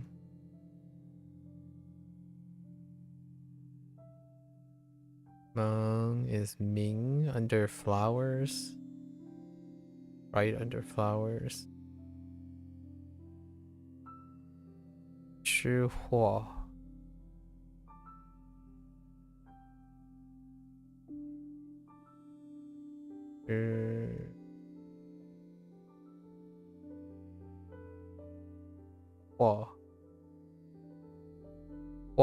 Yeah, 货.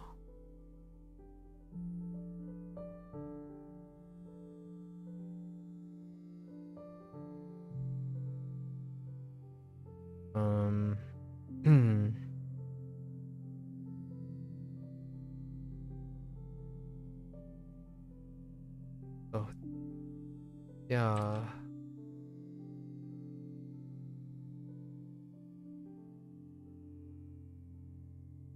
Yeah.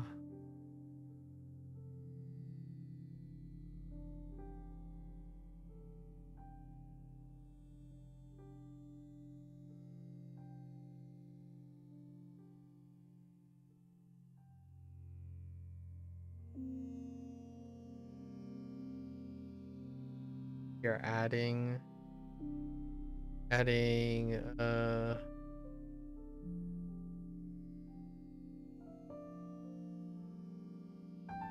bands. Fun.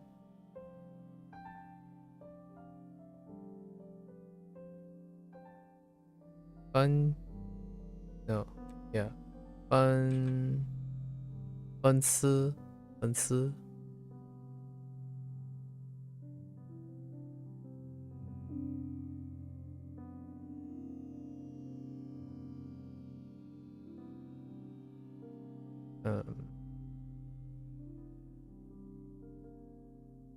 Gun door.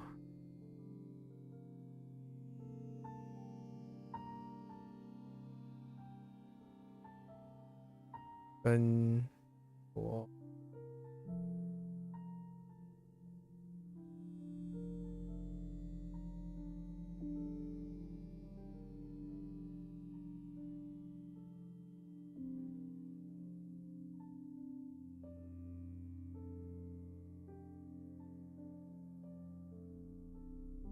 Fans. So then fans do be doing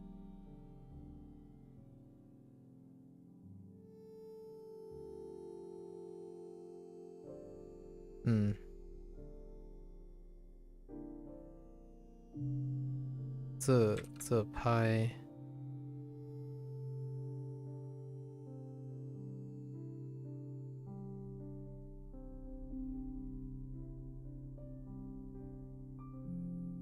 Okay. The pot. All the other.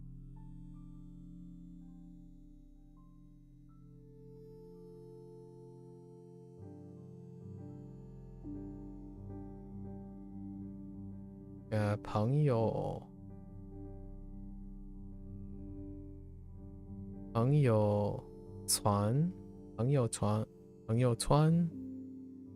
船.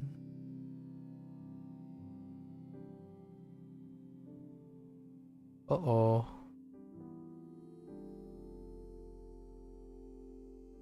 Probably. Oh no. I'm missing.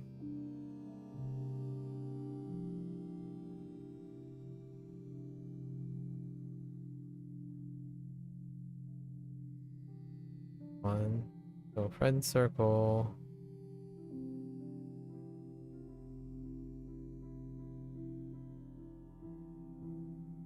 One, two. 去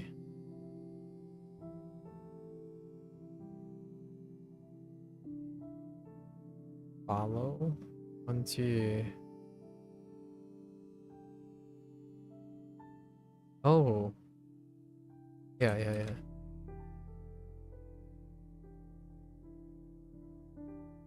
分享分享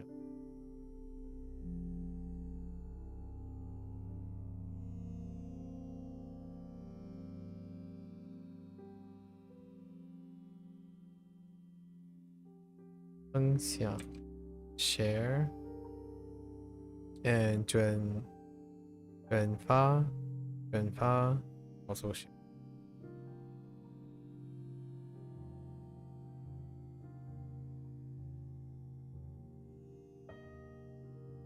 发 nope this 发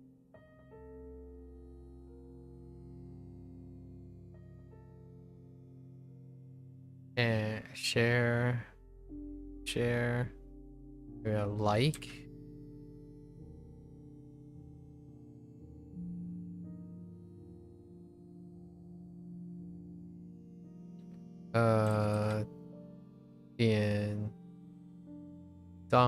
点章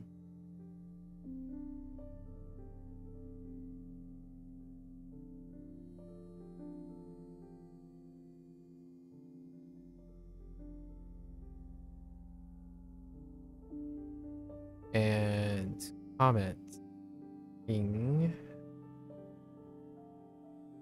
论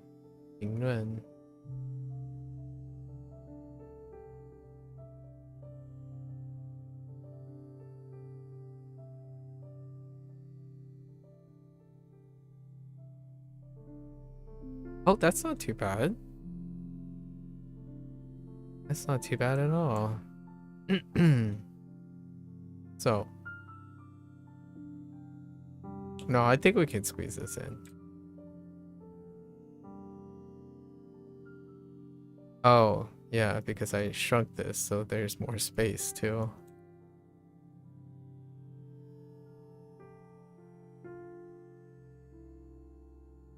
Unit 4. No, not Unit 4. Unit 9.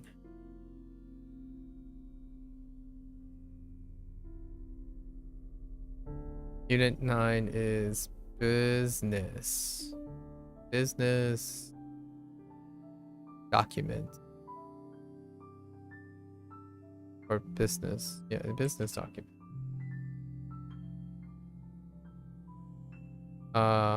广告 广告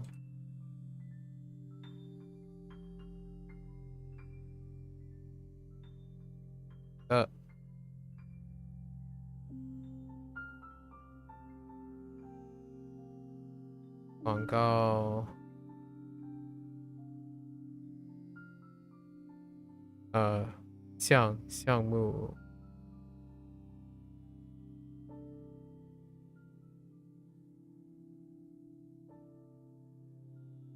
We got Moo today.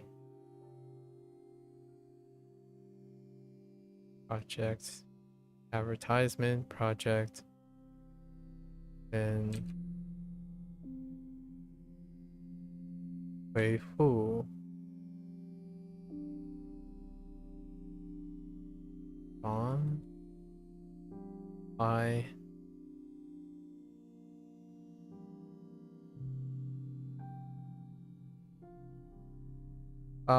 报告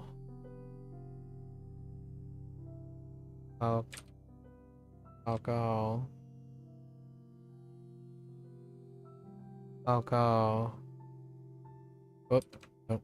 It's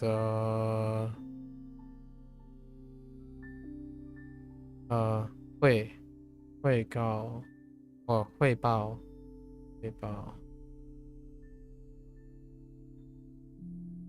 So report and report back.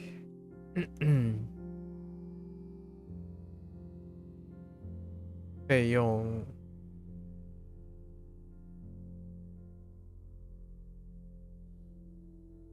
费用 fees and costs. 费用很低 low 低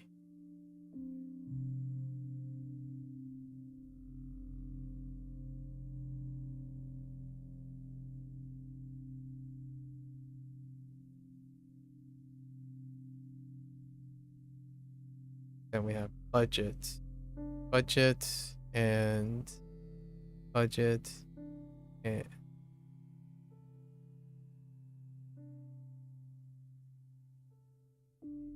budget and something. Oh, capital. Capital.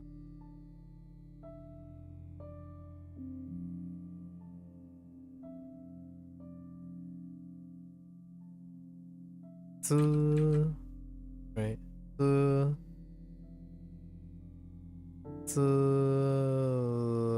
资本 is capital. 资本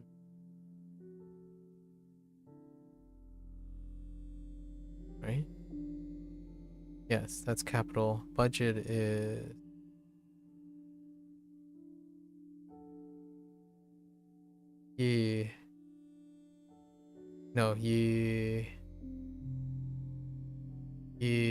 Swan. On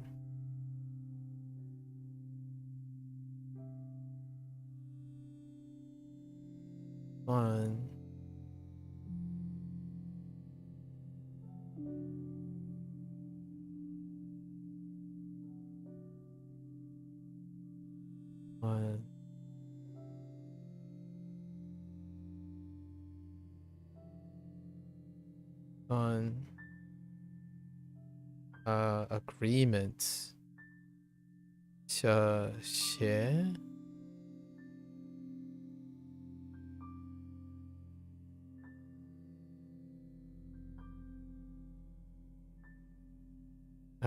协议 no yeah 协议 no is it 协议 yeah 协议 协议 and 同 no 合同 contract 合同 oh no one of these yeah 合同 contract and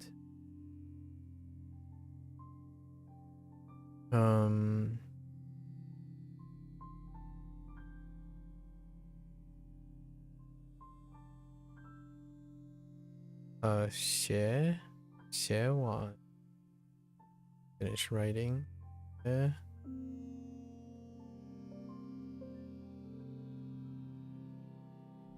签名 sign 签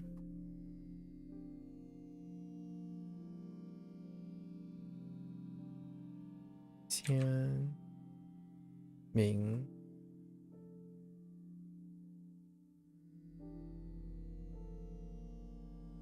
What the heck? What is that? What is that? Proportions.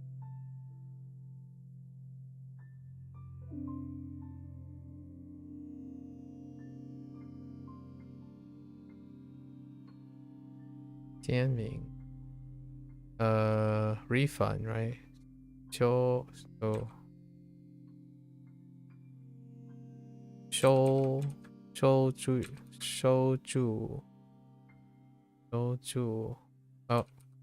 not the right.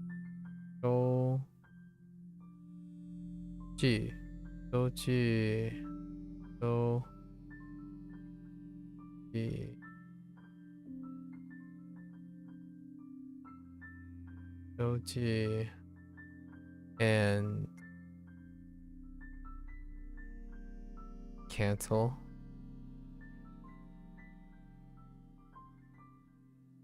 Oh, 消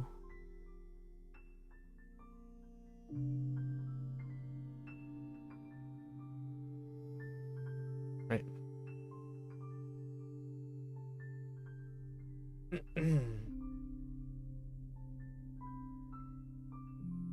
Oh yeah, we have plenty of space. Here I thought I was worried for a moment. Plenty of space.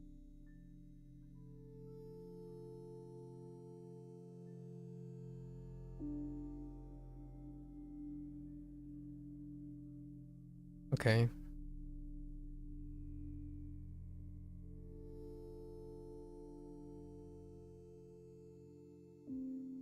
I think. So unit 10. This is discussing business.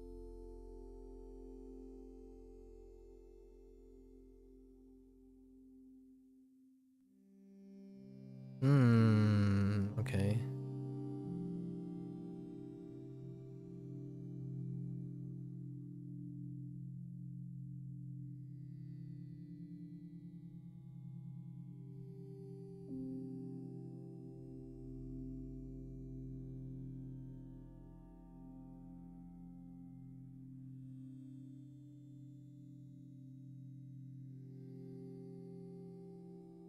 公司 公司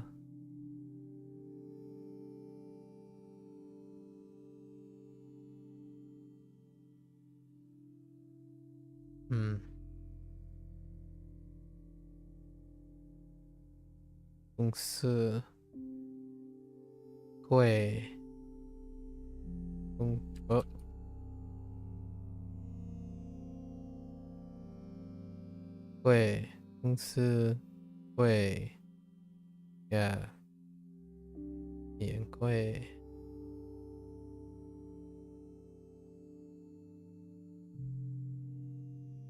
面 and 会信 whoops 会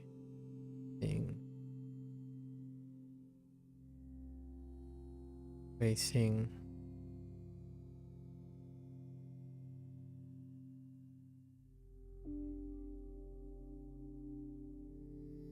company investment 投资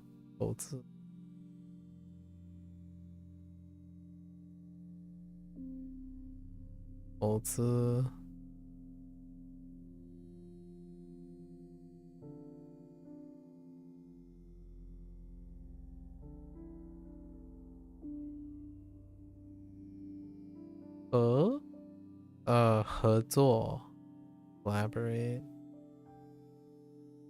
合作合作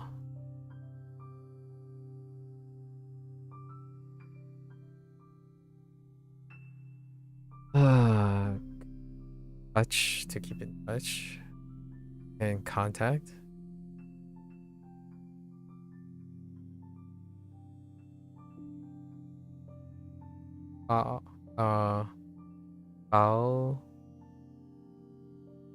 oh, I had this today.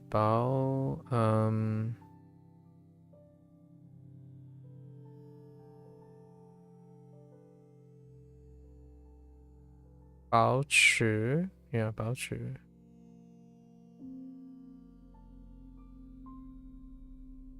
yes 保持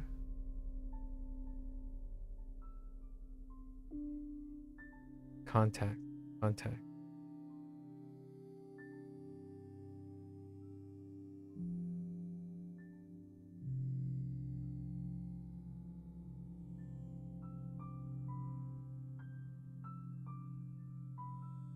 son of a cocoon okay.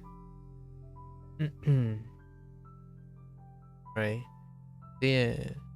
练气 oh no that's not the right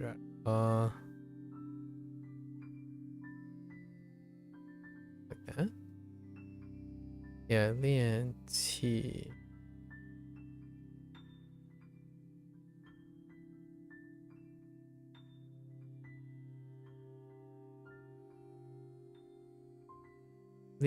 练习练习练习联系练习练练习联系系联系 not actually quite sure. Close enough, I think.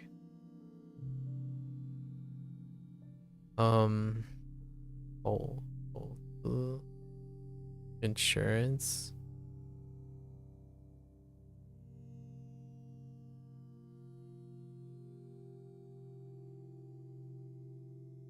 Bao 保险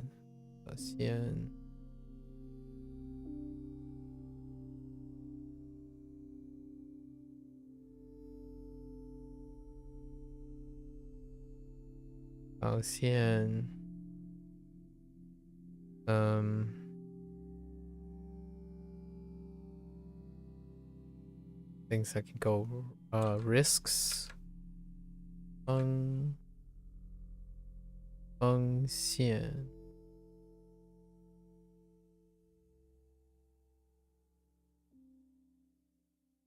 版权 copyright. We were just talking about copyright today.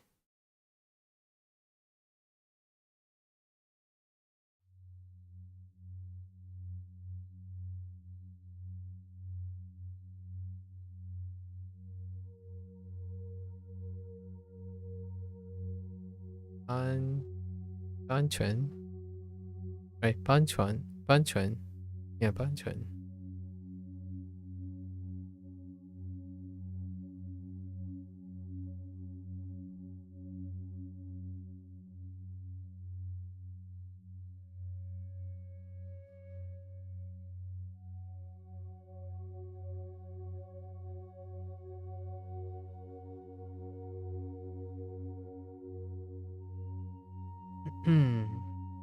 Consultation.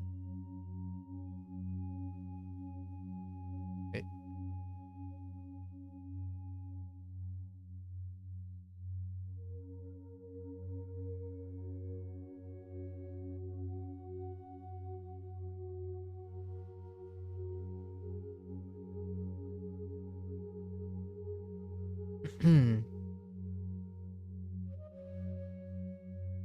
Oh no, I don't think I can fit this.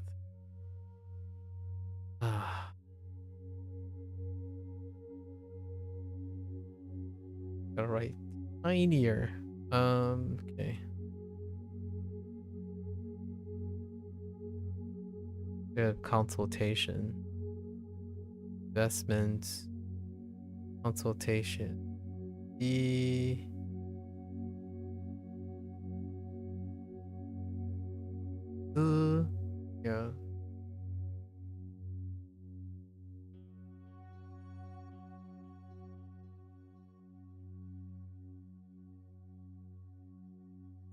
Like 自乎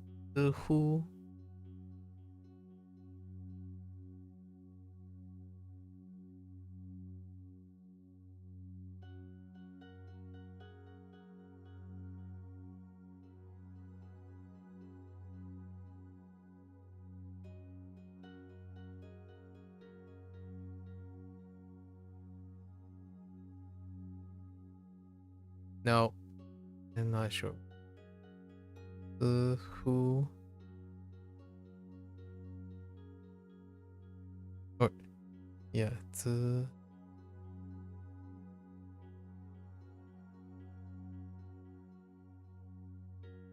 自发 no, 自负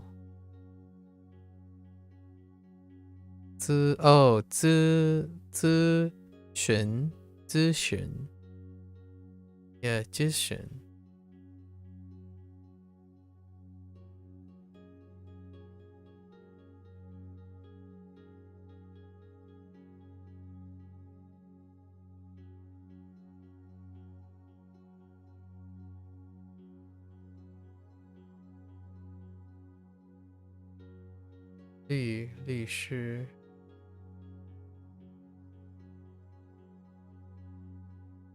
律师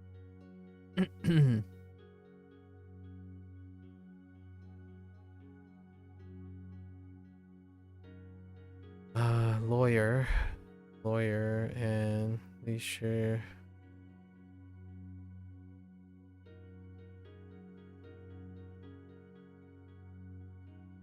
Passing.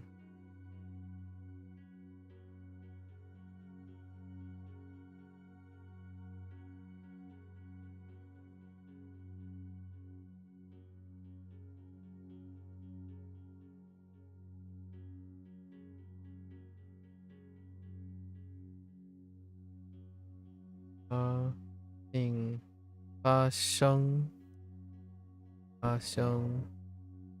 事，对，发生事。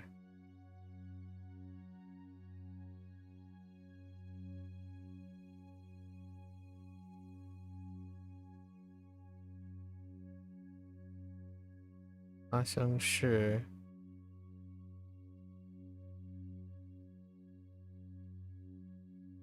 发生事。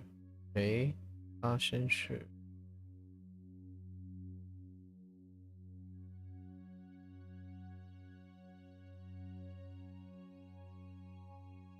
又。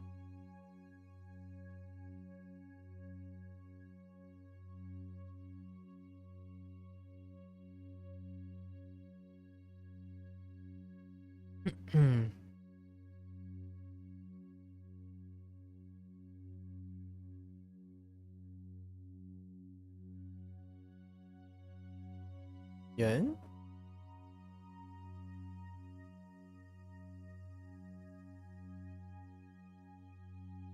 严重。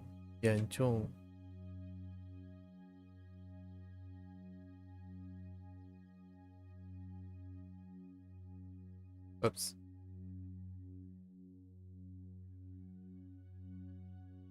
严重。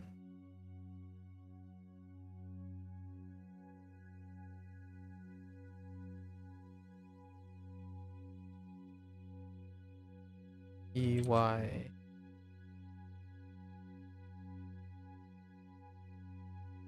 意外。意外。Oh boy. Why?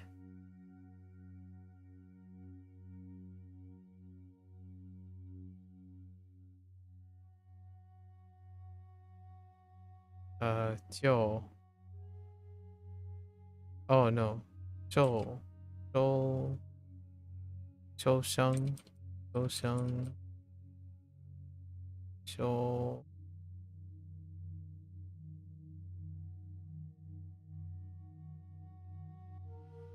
Why does that not look right? That's fine. A little off.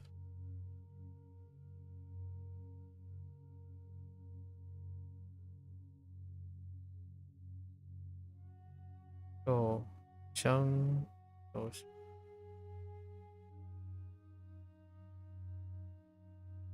Shang. Yao Ming. Yao.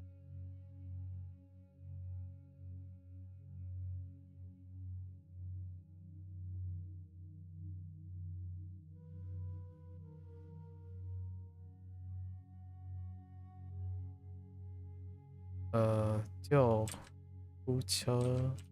救护车。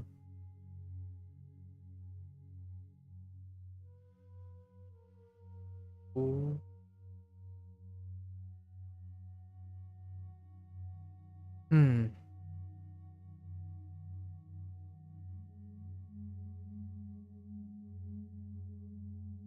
车。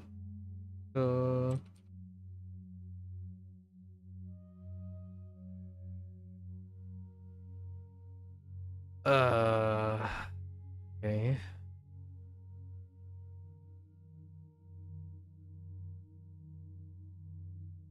Oh.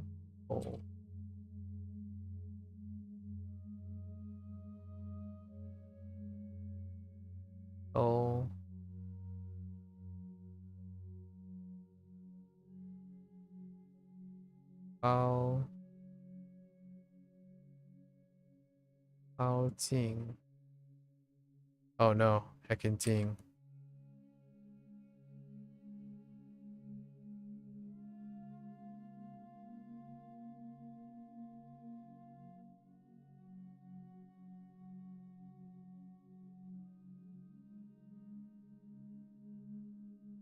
靠近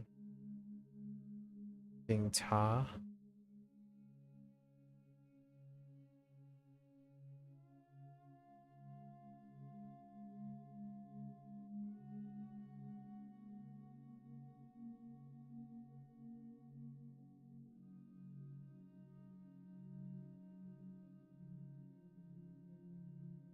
Oh no, that's not it. It's there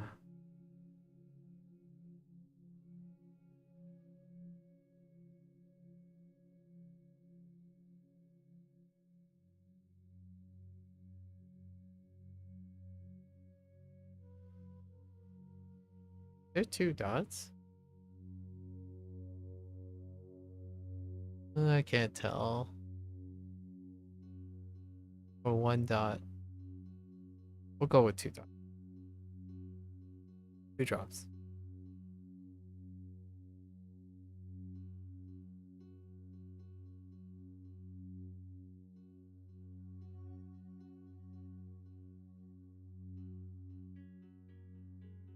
I don't know if that looks. Hmm. 1 dot or 2 dot?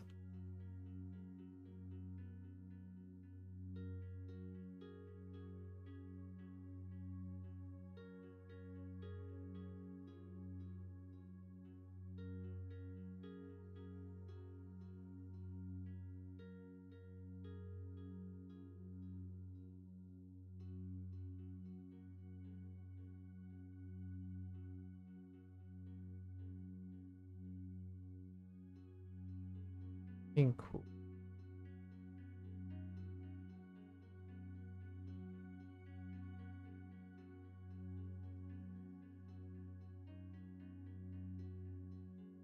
Being cool.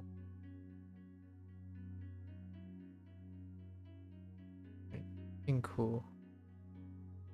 Being cool. Good. Gun. Gun. 感谢。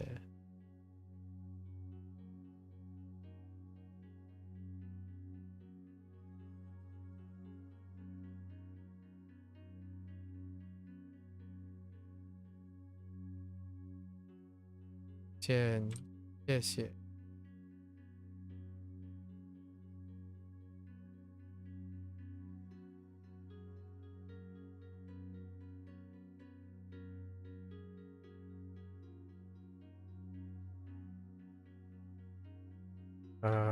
Happy.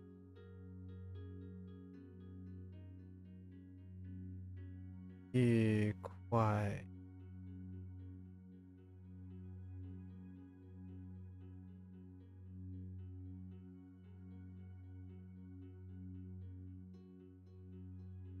快。快。愉快。Okay. Last one, but not least.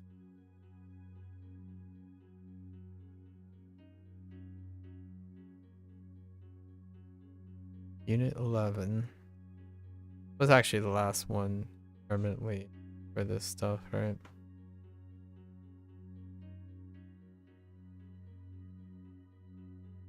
Until there's an update. One can only hope for an update.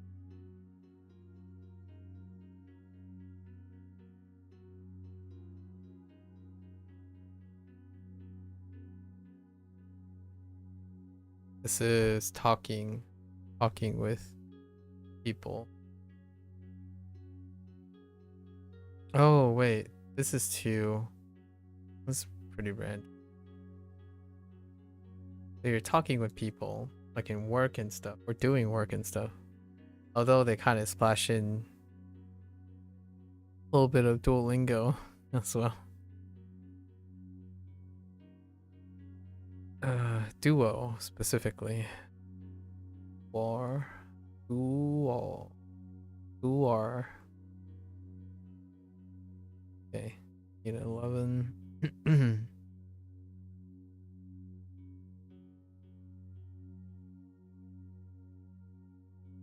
opposite. Characteristic green. There's weather, temperature.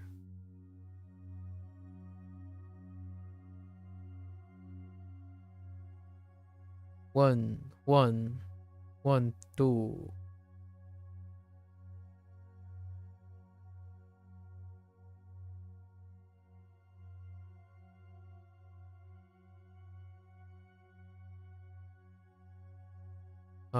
One, two.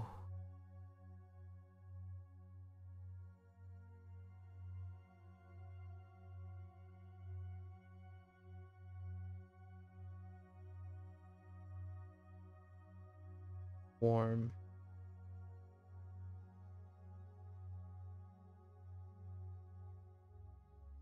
What is warm?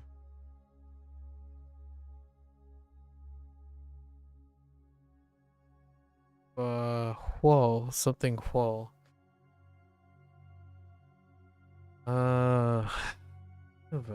Oh, 暖后.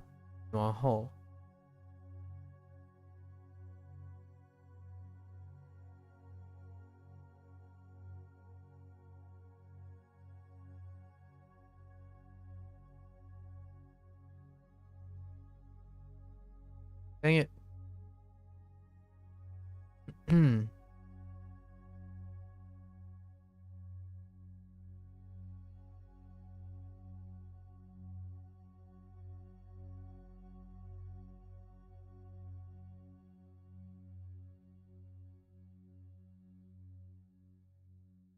暖后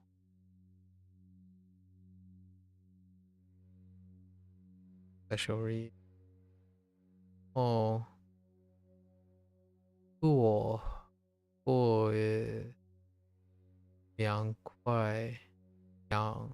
凉快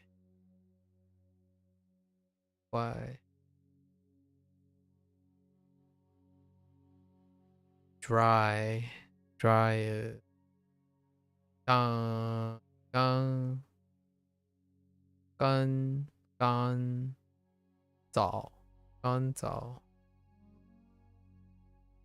干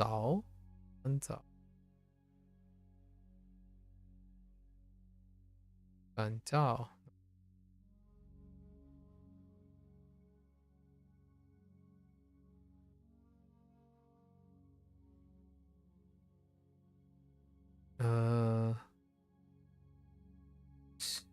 生意 business 生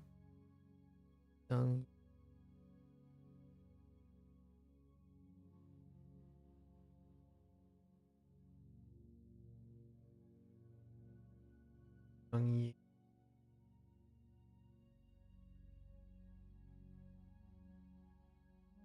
yeah no 责任 责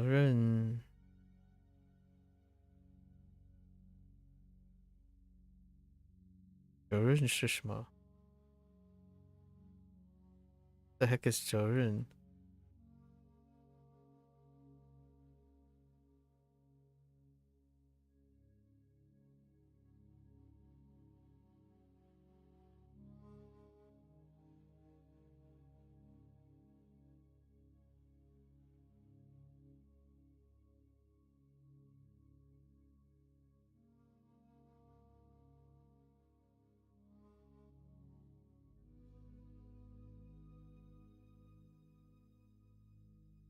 It's not. No.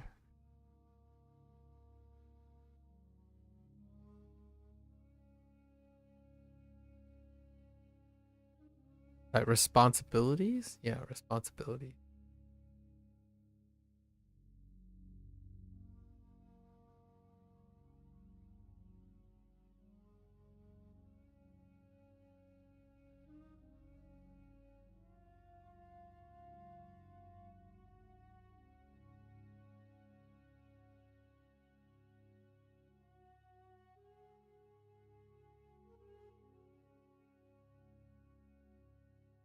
Then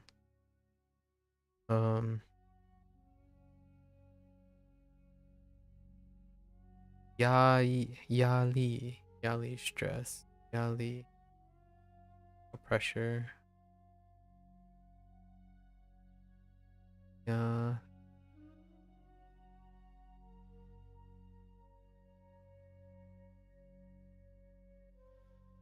Oh, I might actually even have extra space. Ooh wee. Okay.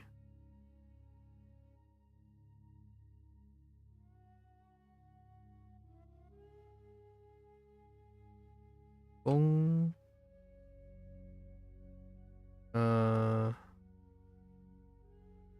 Boom.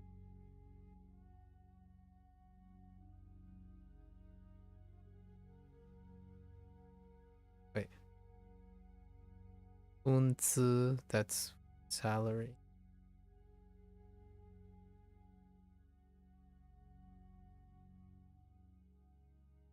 Yeah.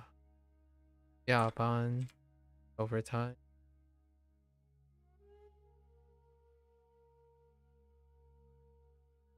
Ban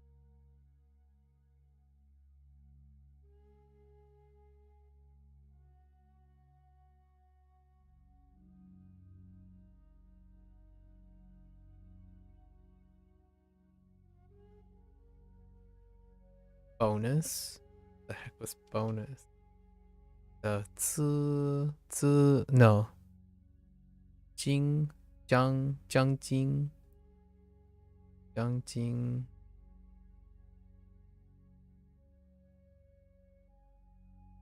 evening 见 Oh no 大奖金眼睛 Yeah. Yeah. Yeah.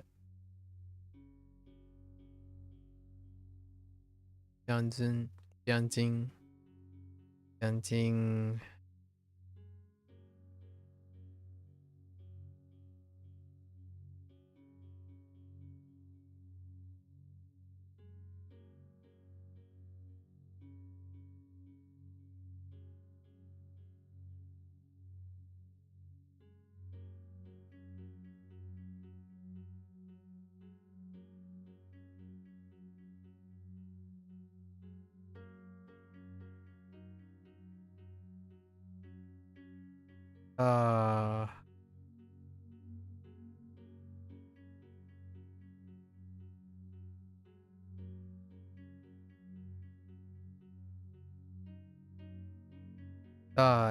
yeah.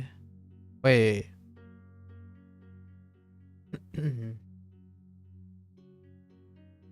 No, that's salary. No.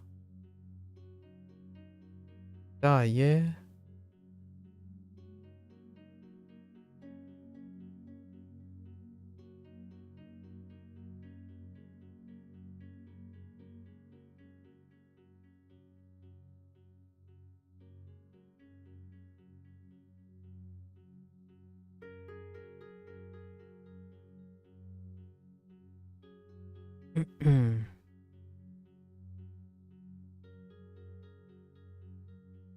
Yeah.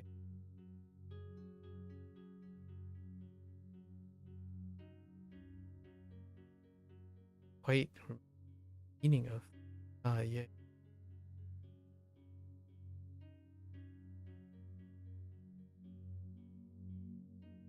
Like to discuss.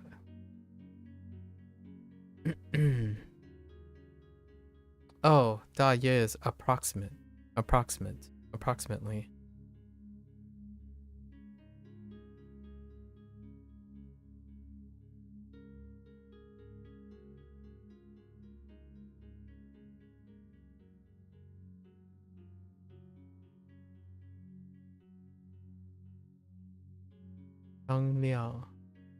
Liang.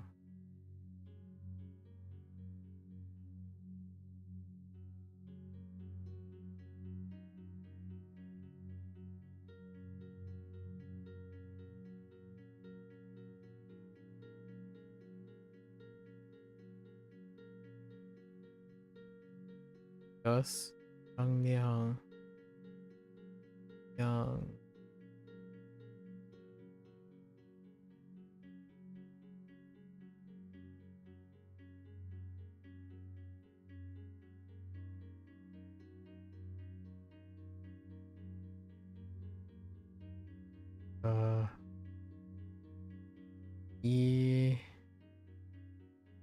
Yi Jian.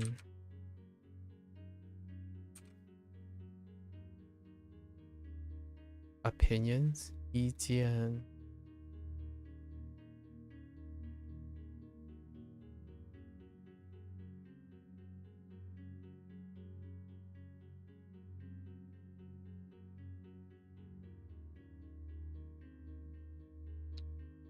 Yeah, misunderstanding.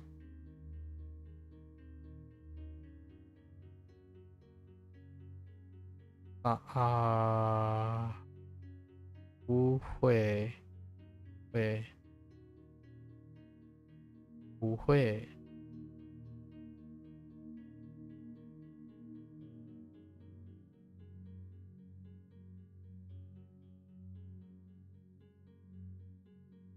apology verb, which is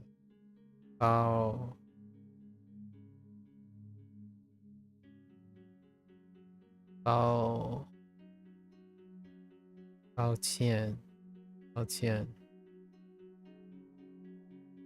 Qian is up. Oh no, Qian is gigantic. Okay, like this.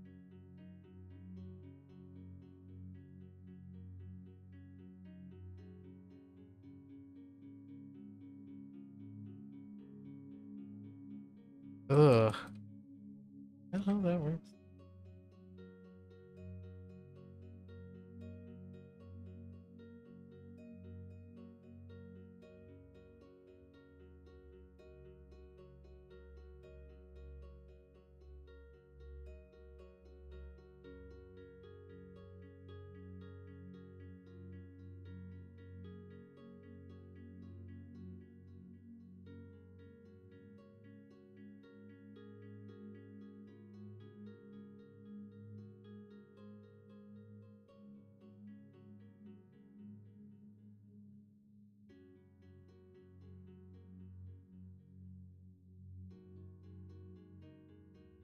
Yes.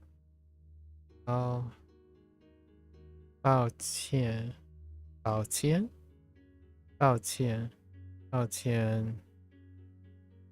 and then 原谅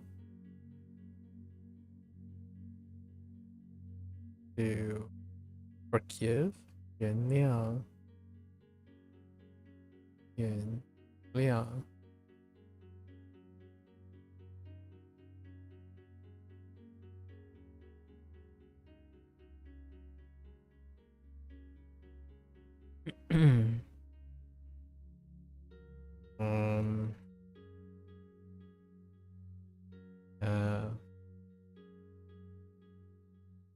okay. Opinions and instead also 重复 Oh, I did have 重复 and 重来重复 Don't give up 重复放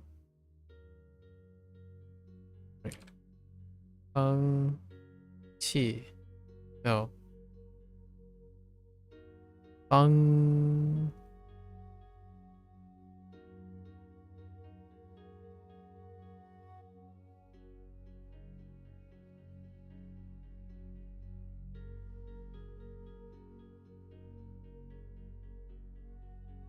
放弃放不放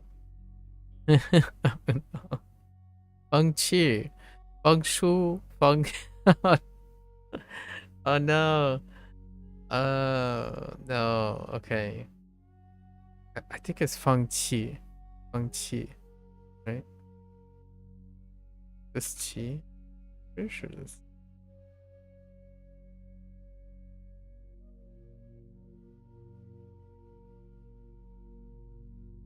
Yeah, 放弃.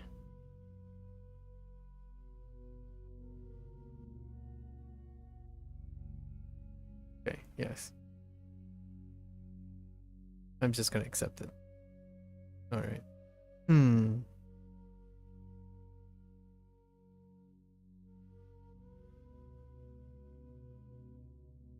Okay, don't give up, never give up, never surrender. Encouragement. Got T, right? T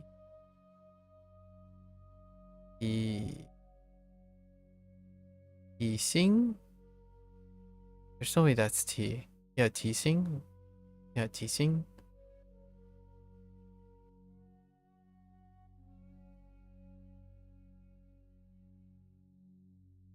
T Sing.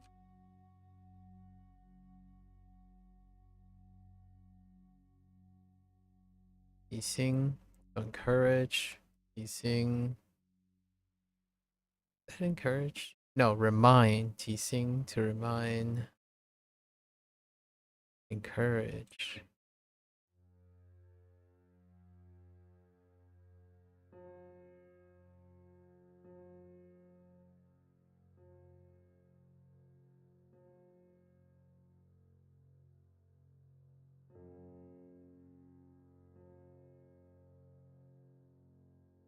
Oh, what was this?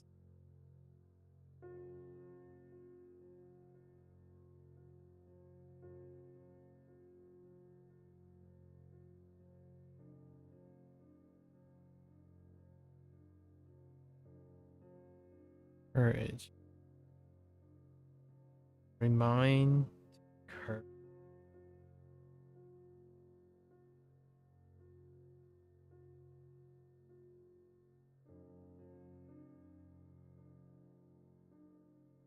Something Lee. Guli. Guli. Guli. Guli. And who does that? Or does that. Kind of funny. People actually find it very annoying when Or does. Quit babying me. Or. Oh, okay. So see how well I write this character.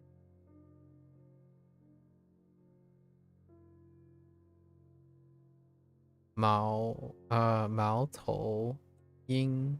Mao Tou Ying.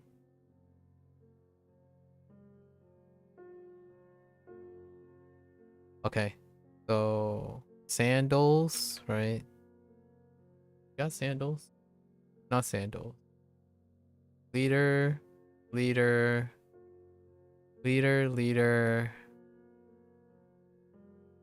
don't want this. Leader.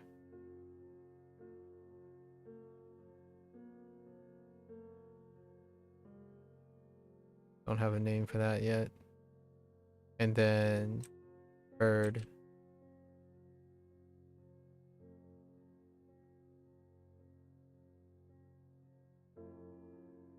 Holy heck.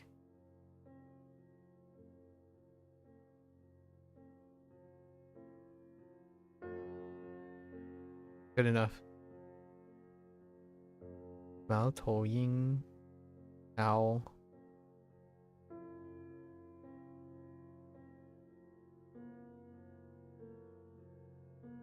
We have feathers.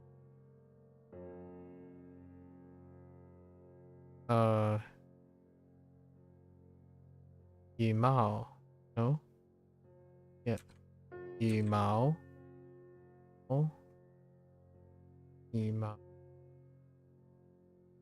嘴巴.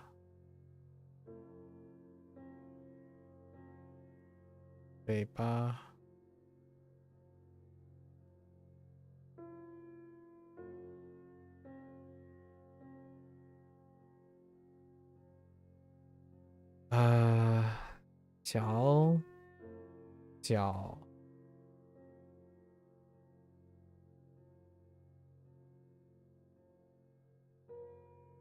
脚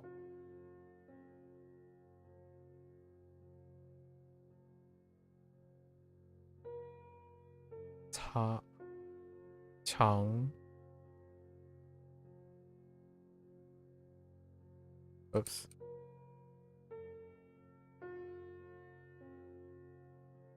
长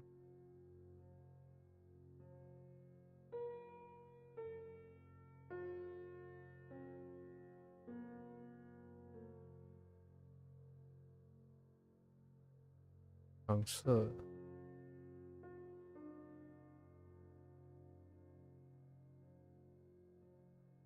green 绿色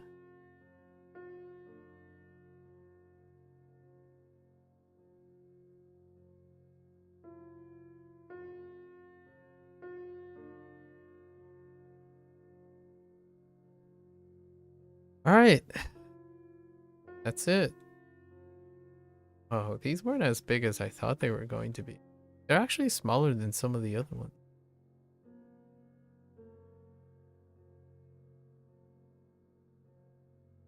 Hooray!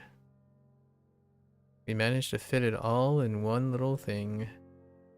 By little, I mean a lot. How long did that take me? About an hour. So let's go over some stuff, right? What did I say I was going to go over first? Compare and contrast with Duolingo Japanese. What is not there and what is there? Okay. Oh. And we do have to do a summary of the stuff, right?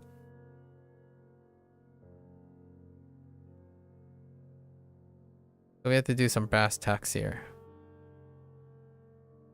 Take a little bit of a breather.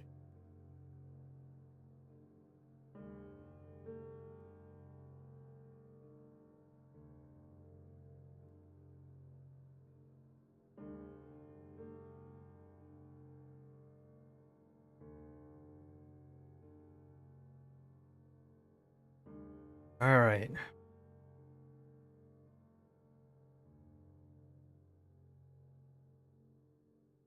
So let's start with some, I guess, stats. Got to cover some stats.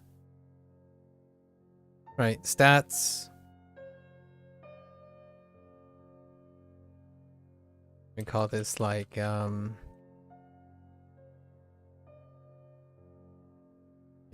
stats, rough stats, and features. Rough stats and features. So these are like pretty much your by the numbers part, which people are very far more into these days than I would like to admit. So stats. Let's see. Marking the tentative end, right? So we completed the Chinese course. And what was the course like? The breakdown is generally 200 days, roughly speaking. It's approximately 200 days. Right. Approximately 200 days. Give or take a few because there were some review days in between, so you know, there's like plus or minus review days and other summary days. But ultimately that's about, we're gonna say 3 hours average. 3-hour average per day. And largely consecutive, more or less approximately consecutive days with a few exceptions. Right, so we can do the math there. That's about 600 hours. So let's just say approximately 600 hours total. Where are my units?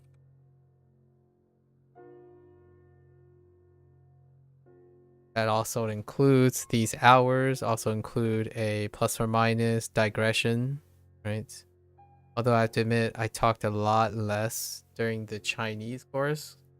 Largely, people are less interested or maybe have less things to share or more passionately sharing. I'll talk about that a little bit when we're comparing and contrasting. So plus or minus digressions. Digressions can take up actually up to an hour each. So, but they don't happen as frequently during Duolingo. Not largely due to the nature that there weren't consistent people around who would just meander, like Procall and I in the last couple days, or Gecko in the last couple 2 weeks. Just yapping like it's our business. I wouldn't mind forming a group. It would be interesting. I had thought about it. Do some collaborations. Let's see. 3 hours per day, 600. What other numbers that people like to ask about? I'm thinking about frequently asked questions now. So we started, right? We started at after 100 days. After 100 days of Duolingo Duo Japanese, right, course. So that requires some that needs to add to it, which Japanese was much longer actually in the first 100 days. So the first 100 days of Japanese was like 5 to 6, like 5 hour average, to give a contrast. But then it became doubled up, so we had 8-hour days, which can fluctuate between roughly 3 hours for both, right? So afterwards, after that, before, so it was like 5 hours before, but then it became split 3 hours Japanese, then 3 hours Chinese. So that was the schedule. Japanese came first, ours came little. There were some disruptions every once in a while. I wanted to play video games and whatnot, so we did throw in some video games, but it didn't take away from these time things. And it's largely completely consecutive on the same days. So oftentimes it's on the same day.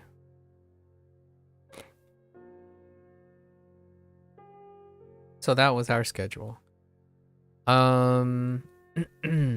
What else do we have to go over? Numbers. More number things. So Chinese course has section 1, 10 units as far as I remember. Section 2, what do we get? 46 units. And then section 3, oops, skipped right over writing 3. Section 3 have 11 units, right? They averaged, I would say they average about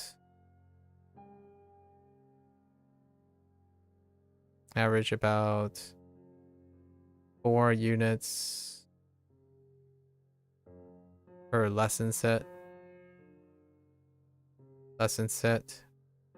And there are, oh, there, Gecko. Can't say yeah. Good luck with work.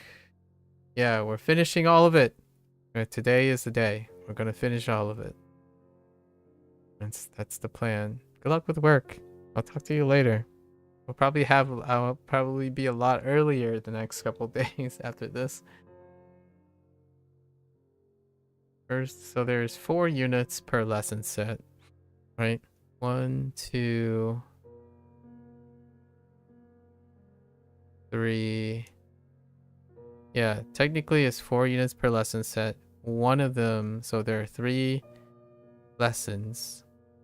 There are three lesson, 3 sets plus 1 personalized practice set, right?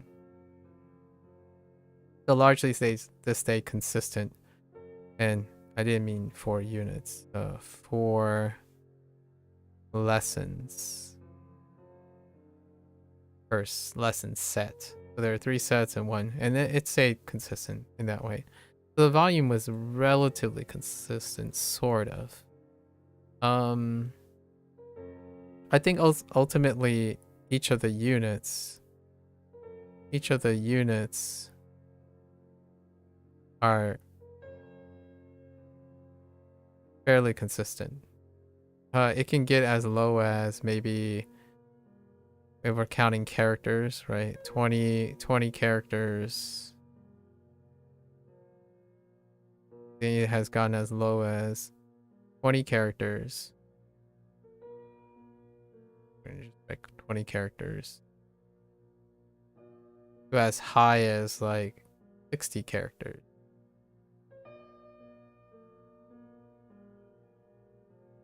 And this includes old plus new total. Right? Old plus new total. Some things, some numbers with characters to summarize characters.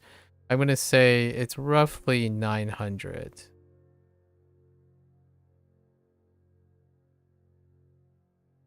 Is a fairly important number, so we'll go with it's roughly 900 characters total, both listed and unlisted.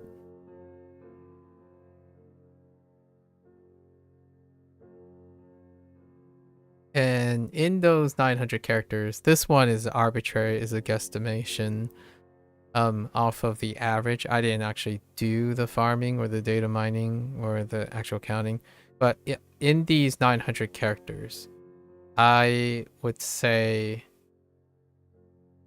even keeping up with the WaniKani sections of VODs and still witness a couple interesting. I usually watch it. Yeah, lots of interesting conversation.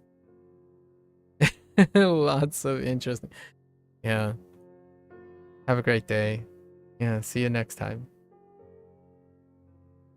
900 characters total. So in terms of vocabulary, I think in these 900 characters, which is quite a lot, not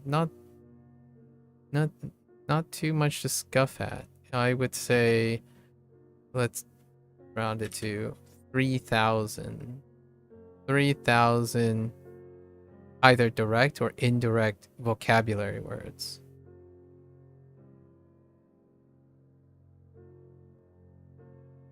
Basically, I'm thinking about roughly 3 to 4 times the number. 3 to 4 times the number of vocabulary words. And maybe some additional stuff of this are we're gonna say most of HSK 1 through 3 grammar examples, because I don't want to give people the impression that grammar examples. So the examples provide an application of these. So it's not explicit. They're not explicit instructions. There are no they have a few grammar points here and there, like in the guidebook, but they're not explicit instructions.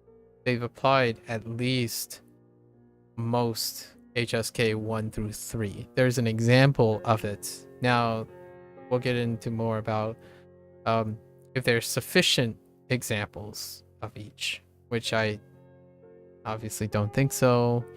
Well, actually, because then I wouldn't be having this review. The course would be a lot longer. a lot longer. However, they do provide an example that cover the vast majority of HSK 1 through 3, which lines up with approximately 900 characters as kind of expected in HSK 1 through 3. So I guess that's their aim. The aim kind of fulfills what it is. I think HSK 1 through 3 also lines up for their expectation. Like what CFR would be something like a little before B1, you know, like A1, A2, touch B1. That's kind of what a lot of their goals for their higher languages are, like the more popular languages. So that's not too bad.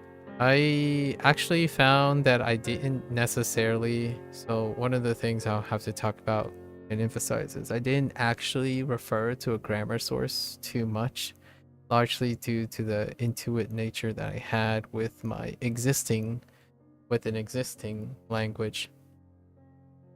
So we'll get into more about that. So those are some numbers that people tend to use to frame. So HSK 1 through 3, 900 characters, about 3,000 vocabulary words. Take it for what you want. It took me about 600 relaxing hours where I would digress to chat with language learners, randomly, you know, enjoy my time. That's the laxed amount of time. That's brass tacks. So right, that's brass tacks. Other brass tack stuff. Let's call it other brass tacks. We're talking about features.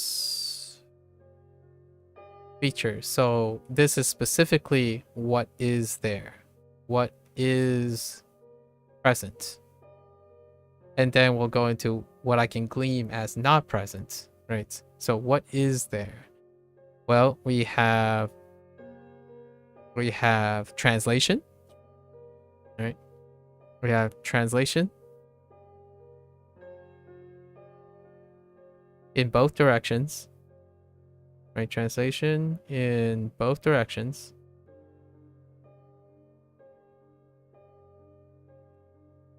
Usually, it involves reading and listening, utilizing a limited word bank. So you can't necessarily stray off. I did not use keyboard input, which may increase which is related to the word bank, right? I did not use keyboard input, which can obscure. It can with keyboard input, it can obscure. It can substitute for substitute.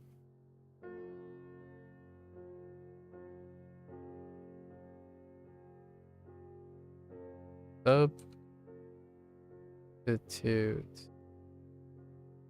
for Chinese. Yeah, let's just say Chinese to English. So it can substitute for the input for the Chinese, where you can obscure the word bank by entering the Chinese, right? So that can create a bigger wide input. Like you can mess up. You have more ability to mess up. And I did not do that. I did not use keyboard input. I actually anticipated that I'd be using keyboard input in a different format much later. That isn't entirely selective. So we will be talking about that a little bit later for future directions. So we'll get into that in a little bit. So reading and listening. And reading and listening definitely deals with reconstructing, right? Reconstructing We're going to call them simple sentences. I'm using the word simple not because of the intrinsic nature of basic and or repetitious. Simple sentence in the sense of they're simple sentence by classification. Like there's one part of speech, one that type of thing. So mechanical simple sentences. So you're reconstructing sentences. So that's pretty much all of it. Then there are matching. We have also for translation in both directions for simple sentences. There are also matching things. And I'm talking about the desktop version. There's a little bit more on the mobile front, but we'll characterize the desktop. So matching. So you take pairs when it comes to meaning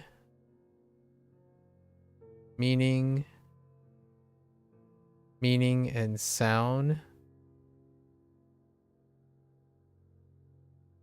and writing.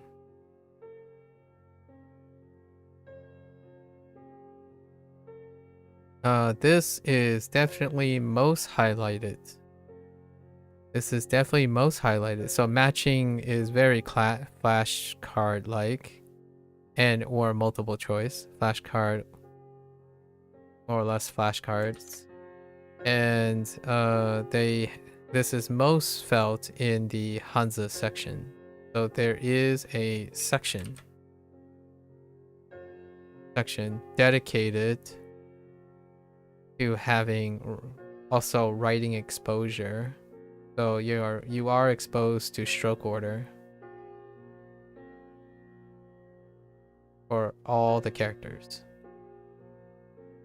So stroke order is available, and once you do that, it's on you. Once you complete the threshold is very low. It's a again to emphasize, while this stuff, the reconstituting things, this stuff has some surface SRS, as in occasionally, like through personalized practice and revisiting recurring words, there's some surface level SRS. In Hanzi's section, when you're talking about writing and stuff, this is not SRS. It's a one-time completion. So when you one-time complete, the stroke order and stuff is up to you. It's for to retain the stroke order. Otherwise, the SRS also, there's SRS built in the Hanzi section. The SRS is actually done in the manner of creating relationships between characters.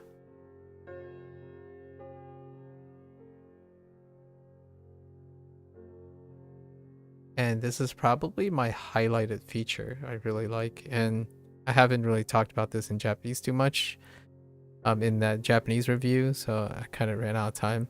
So this is the highlighted section where kanji or Hanzi, like Hanzi characters, right? The very specific characters are often questions or tasks. We're gonna say tasks because they're not necessarily questions. Tasks are sorted by association based on 1, meaning. 2, usually it's writing / appearance. And then 3, sound or listening, right? Listening. There is a 4th one, but we're not really going to talk about it because it's really a Duolingo specific thing. So not too it won't carry or transfer. So what this means is when you have a character, oftentimes in these exercises, the SRS comes through by being cumulative. So when you learn a character and it has a meaning that is associated with another character, the exercise will hit that character as well. And over time, the SRS kicks in because every time you reuse a kanji character or a new character overlaps with an old character, right? You will have those old characters and words will come up based on associated meaning, or they use the same literal character, or they use a part of the character. So this would lead into also radical development, right? Radical development. And this will naturally lead to homonym recognition. Now, with all that said, this is exposure. So one is responsible for noticing the patterns or any discernible patterns or grouping, right? Grouping, association. The user is responsible for all of this because they don't explicitly explain anything. So no explicit explanation for this stuff. No explicit instructions. So if you're not into that kind of, oh, hey, this one, oh, I see it. You know, I see that this character, some part of it is in this character. Now, do I want to remember it? That's up to you. They won't be adding mnemonics or anything to associate it. The mnemonics is the association between sound, listening, the homonyms, or homophones, you know, homophones, however they're related in terms of its sound, and then the writing, which also leads to the development of pattern recognition for radicals, and then their meaning. Usually their meaning is the strongest, right? If you know short, you know long. If you have one color, you might know 2 or 3 other colors because they're associated by the category color, and so on and so forth. All the clothings, they deliberately have specific radicals that are in every clothing. Radicals for health related things, sickness, ailments, they all share a radical together. And occasionally there were enough characters to start guessing at sounds associated with the radicals, which that comes into play later since I'm using a thing called an app called HanziHero, which highlights it a lot more. So this is the way they teach it, or quote unquote expose it. I know the T word is a little tenuous because people, in my opinion, associate explicit instruction as a form of teaching as opposed to learning by observation, which may or may not be construed as teaching nowadays. But that's pretty much the entire experience, right? This is what was there, and I'm gonna now talk about what wasn't there that I can see from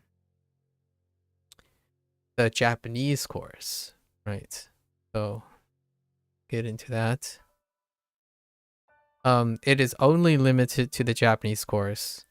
I will be starting the Spanish course soon, which would have been quote unquote. So the upper limit, right? This is in what is not there. So absence of features. And specifically, this is compared to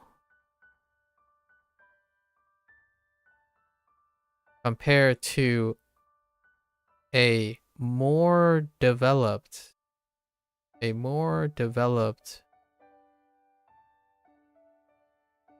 Japanese course. I specifically said more because it's not the Spanish course, which is arguably, and English, it's arguably the most developed course. So until maybe a little down the line, I'll draw comparisons with the Japanese course and the Chinese course when I start the Spanish course this year. The Spanish course is the one that's going to replace the cycling out of the Chinese course. So the absence features, what does a Japanese course have that the Chinese course may have in the future? Who knows? At some point, the Japanese course featured read and read/listen that involves a response. So like comprehension stuff, light comprehension stuff. So that they're usually a few sentences long, maybe a paragraph, roughly a paragraph. And then you answer, you have a multiple choice question, a multiple choice response.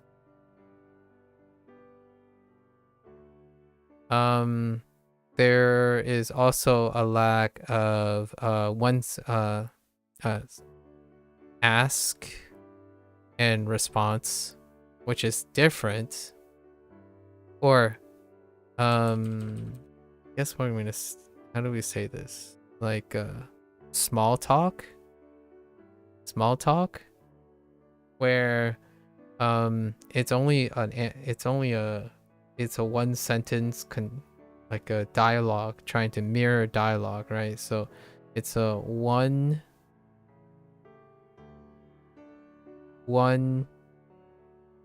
speaker. It's a how to define small talk? You read dialogue. You read a line of dialogue,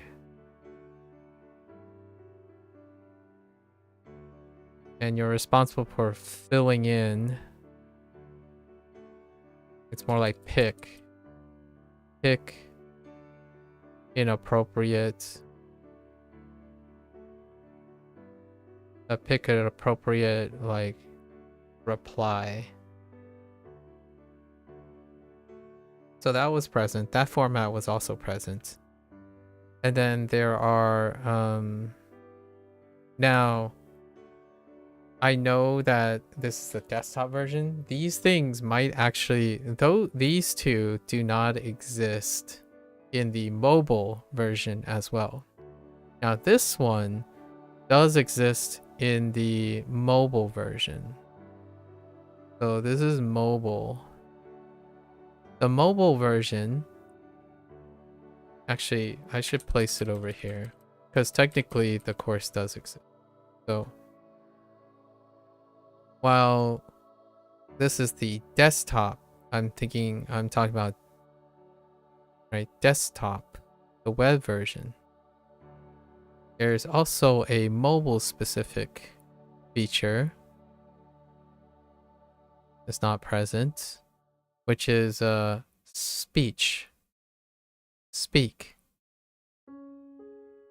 So you talk into the mic. You listen and then repeat.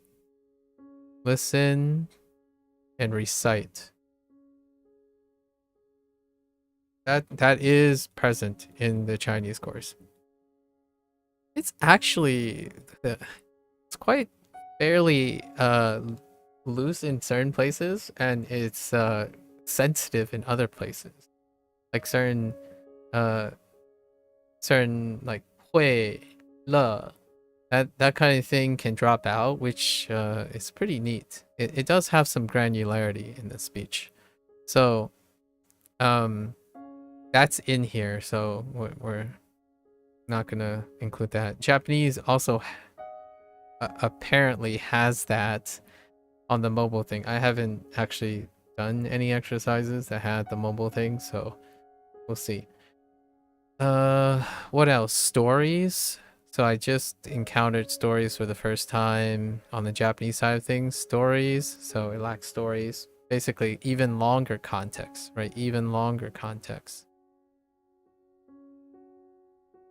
You can kind of see that it's going in, the features are going in the order of higher and higher building in the context. But these are static and they're repetitious.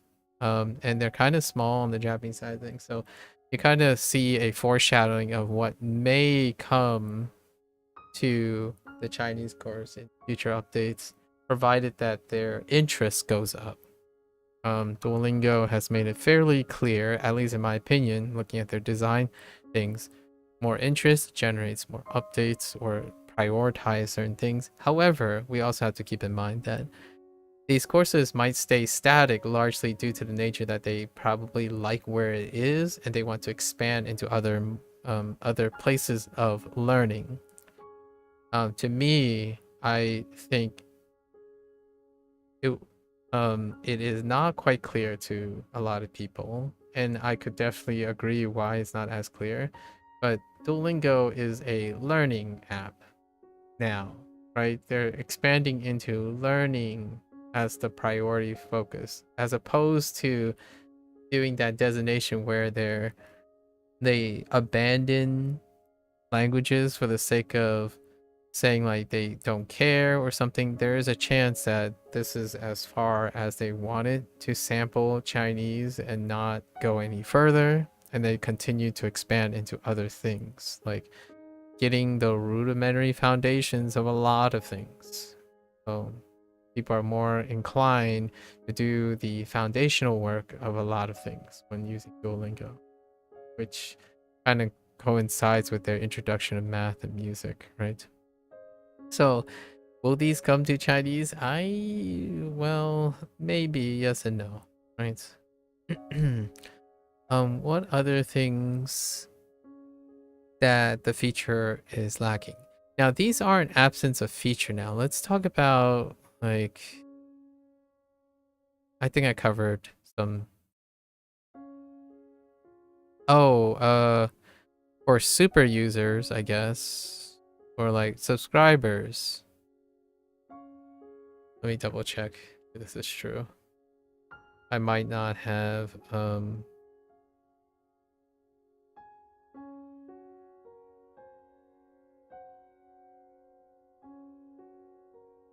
let me see if this is true first,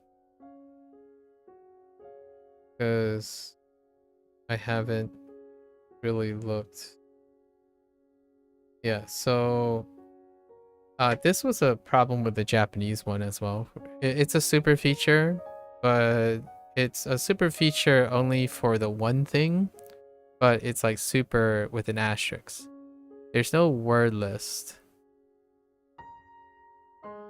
Right, the word list. Now, in the Japanese one, you can actually still view it without necessarily doing the exercise. I mean, the exercise isn't that. It's attached to the most recent, so the word list. However, in Japanese, it covers very little, like less than 50% of the words you actually know. So it's like a vocab list, right? However, this is entirely absent in the Chinese as well. So rather than having some, there isn't any. Like, there's no word list. So you are inherently responsible. However, understanding the entire Hanzi section, right? If you do almost all the sections, which I didn't actually manage to complete all the like repetitions and stuff in the Hanzi section, that actually covers a lot of the word list. So if you're learning based on like characters, you can click on the characters and they will have all the words listed. So I have a distinct feeling that honestly having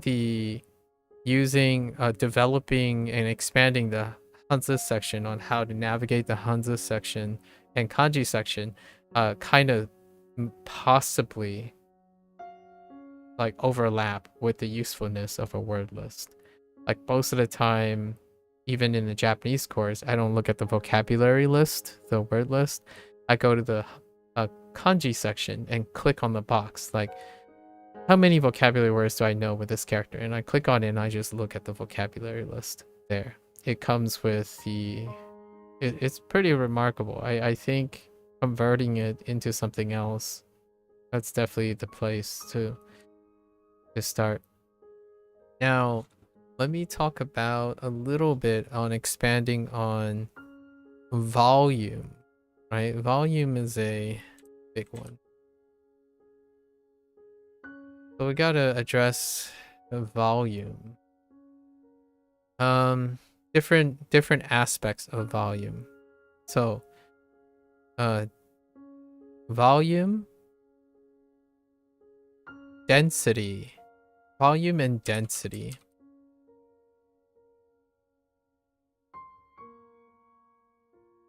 The reason I'm bringing up volume and density, the aspect of volume and density leads to their the perception of repetition, right? Repetition. And this can be a problematic, this is often, in my opinion, the comments that I hear most of the time, I would say greater than 50%, this is the deal breaker, the volume and density, right? Actually, one more. Volume, density, and coverage. So, some of the first, this is in a particular order. Number one, definitely coverage. So I've already stated what the coverage is, right? Or what I believe the coverage is from the use. That's the HSK 1 through 3 usually, and then within that. So reasonably, there are examples of that. So that's coverage, as in, is there at least one example of something, right? That's coverage. Now, in terms of, and oftentimes this is a deal breaker because people expect their tools to be designed for comprehensive sources.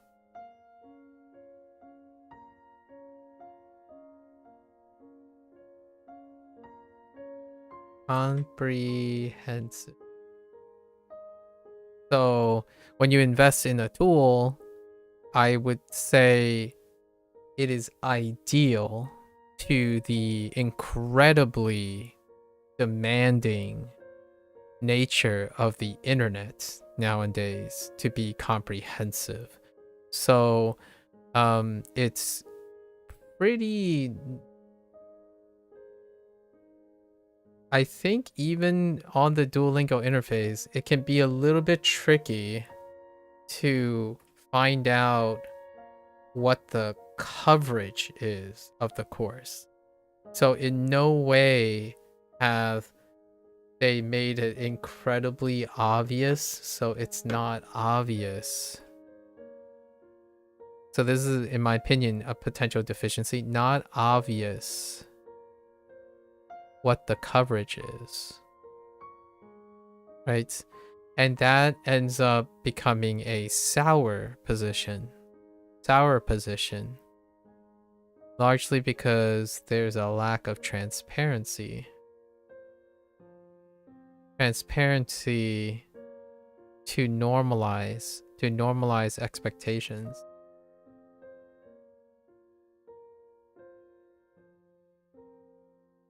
My expectation is I wanted to learn some Mandarin. Like, I wanted to learn how to read Mandarin. I was completely illiterate. I legitimately, the closest thing I got was 1 through 10, you know, how to read 1 through 10. That's probably very reasonable, and some cardinal directions possibly because of Mahjong, right? So I have no expectations coming in what the coverage of Duolingo was. So regardless of what I did, it will be a satisfaction, guaranteed, right? If I learned one character and I left, that's great. It's positive. However, since it's not obvious, finding someone who has done the course and saying what the coverage is may, alleviate some discontent or dissonance. I ascribe this to dissonance because people expect something that it wasn't designed to do. Like, for example, Duolingo sucks because it doesn't cover HSK 1 through 6, right?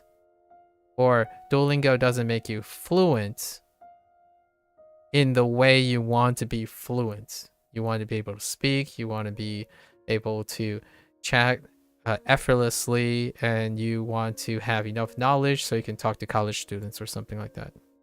Usually I say college students, or at least post high school, because largely the people you'll be interacting with, especially legally interacting with, will be adults in the sense of the internet. So when you're language exchanging, they will be post high school people a lot of times. It would be very dubious and probably highly suspicious when you're interacting with minors as a foreigner who is trying to language exchange with someone. Usually they're on the higher end in high school. So this type of conversation would often create a cognitive dissonance of expectations, right?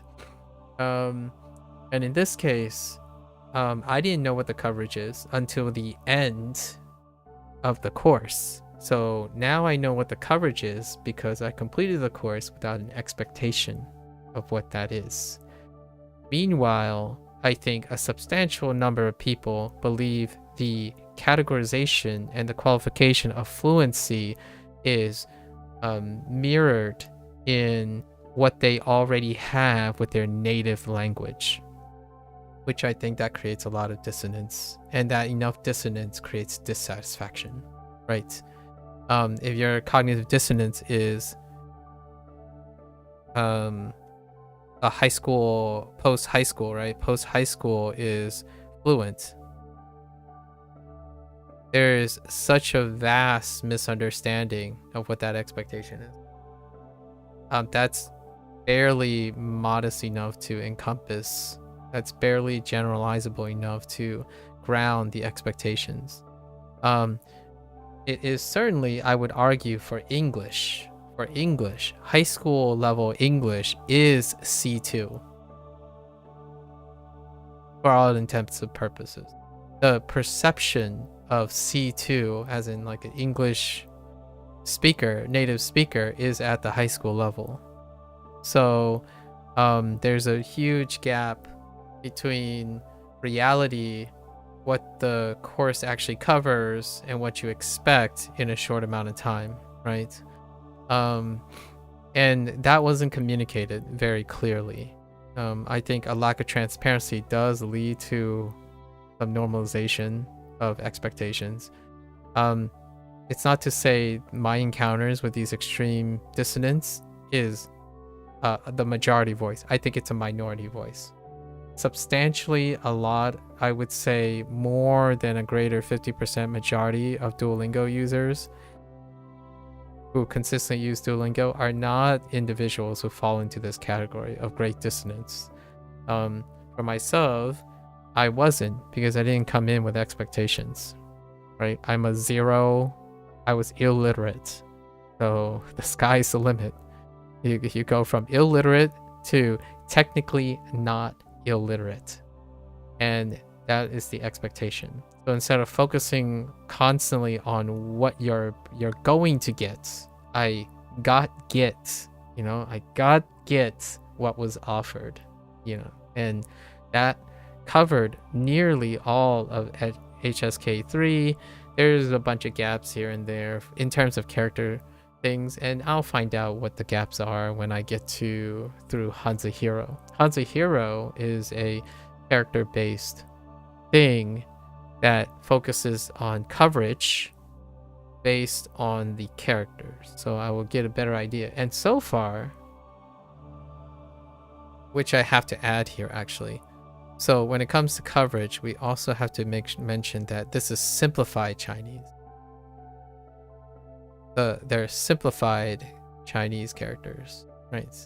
So in fact, there's also, which a lot of people, it's a deal breaker when it comes to coverage, is that no coverage of traditional Chinese, right? So there's no coverage of traditional Chinese. That is by choice. That is definitely by choice. At least as far as I saw. Like I didn't really look really hard. Maybe there is an option, but as far as I know, it's simplified Chinese, so no coverage of traditional Chinese, which is immediately a deal breaker also, largely due to pre-selection bias, right? If you're pre-selected, you like traditional Chinese, skip. I don't think I've met someone who wanted to learn traditional Chinese and got angry that Duolingo only used simplified Chinese. There were a couple people who made comments on, I started with Duolingo, they taught me simplified Chinese, but I thought it was a waste of time, so then I moved to traditional Chinese. That is cognitive dissonance as well. If you knew, which it becomes very apparent, the very first like 2 characters that you learn are simplified. So stuff like that happens quite a lot when expectations don't meet, but yet you decide to give it a chance, but only the nocebo effect takes hold, right? So I have encountered some of those things. Anyway, so no coverage. With that said though, I am learning HanziHero, so I'm using HanziHero at the moment. I'm using HanziHero in the traditional course, and I have yet to see a character that has not shown up. And I think it will continue to do that for the most part. On occasion, new characters here and there, right? So the coverage is good, at least in my opinion. It's sufficient. Coverage is a low bar for a lot of people, and I totally agree. It's a low bar. As long as it comes up, it's an example of coverage, right? How well it covers the thing, well then we have to go into the next point, which is volume, right? Volume. And volume is indiscriminate of uniqueness. At least I'm using it in the form of, this includes repetition. And this is the second place of deal breaking that occurs. And how Duolingo structure it is in series. So oftentimes it's in series. What happens is the first lesson set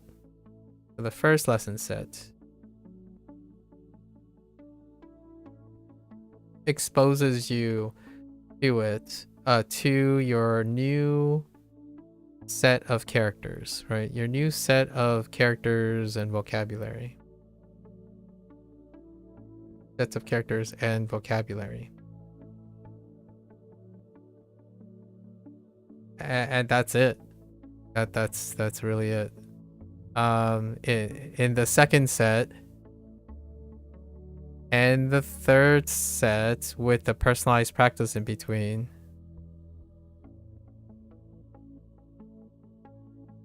they are all technically a review. So practice, right? And this is where I have somewhat of a bone to pick with a lot of people when they're reviewing this. So second, personalized practice. Third practice, they take whatever's in the first set and they iterate on it. And in the Chinese course, it's less noticeable. It's sort of a little mixed up in the Japanese course from the first set. The second and third set is a little bit more unique, but not unique to a little bit unique. So like first set is unique from the second set, which is unique from the third set in Japanese. That's largely how they ballooned all of the course length. In this case, there's not that. There's a deficiency, right? Quote unquote deficient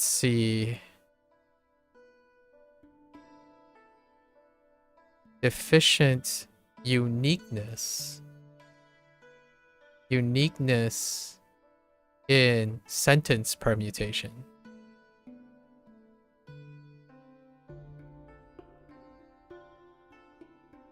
So I'm not gonna criticize. I'm what ifs or what abouts typically is where this filters in. Where, oh, you could have easily could have, or what about, or these people. It's easy to switch out words so that the sentence would be a little different, right? And yet it illustrates the similar points and whatnot and reinforces certain things. Yes, I guess you can what if right now. But however, let's take a different thing. Let's take what is there and try to think about what causes this dissonance, or why do they choose to design it this way. First of all, yes, it's true. If you recycle the same content, you're making less content. I totally concede with that. That's pragmatic. Alternatively, how can you use this to your benefit, right? Well, for me, which I'll go over in a bit. What time is it? 2:40. I might go over it very, very quickly to mirror the Japanese course. So I do the first set in one day, and then I do the second set in another day, and I do the personalized practice in third set on another day. Now, to me, that's what largely all the programming language, all the the opinion, like the advertisements and the options and stuff lend towards. You're doing each set a day, if not less than that, a day. So when you think of it that way, each lesson set can have over 20 elements. In the Chinese, oh, I forgot to write that as a number thing. Over 20 new elements. In some way, there are at least 20 plus new things in that lesson set if you complete it in a single day, right? And like proper etiquette for SRS, one would then rest and then come back and see if you remember the 20 plus new elements, and then come back and see if you remember. Now, one of the biggest deal breakers is Duolingo is often accused of moving too slowly and or is very repetitious. Well, oftentimes the thing they're comparing to, at least from my personal experience, is things like Anki and WaniKani, and in this case HanziHero. Now, where is the SRS? Well, first of all, when you're given the choice to voluntarily rest because of number of elements, oftentimes early adopters are impatient. They tend to lack discipline, nor do they care about that discipline or spacing out their repetition, right? So if you're given the choice, then you can blitz through this. So in a day, when someone does 3 sets of the same thing, you basically seen the same thing 3 times in a row, right? And in these sets, by the way, have repetition. So you're doing each exercise twice. You translate the sentence forward, and then you translate the sentence backwards, right? So you're doubling on the exposure. So inherently, you're doing this at least 6 times in a day. And certainly, the deal breaker is Duolingo is incredibly repetitious, right? However, the nice thing is now I have a point of reference. I have a point of reference for SRS in the nature of HanziHero, and by contrast also, or to compare and contrast, WaniKani. And even if I wanted to do so, it's more actually HanziHero is probably their design in the way their lesson is probably more my speed.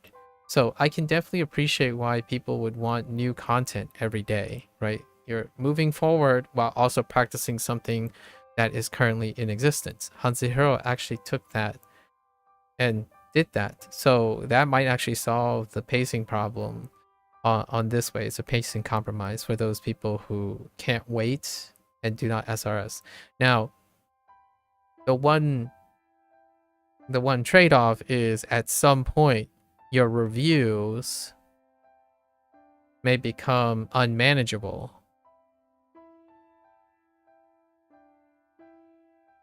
With incoming new stuff. So we'll see if that happens. Usually a more dynamic XRS system, when you start getting those things wrong, then they stay in the pile and so on and so forth. However, oftentimes these comments are usually in reference to like things like Anki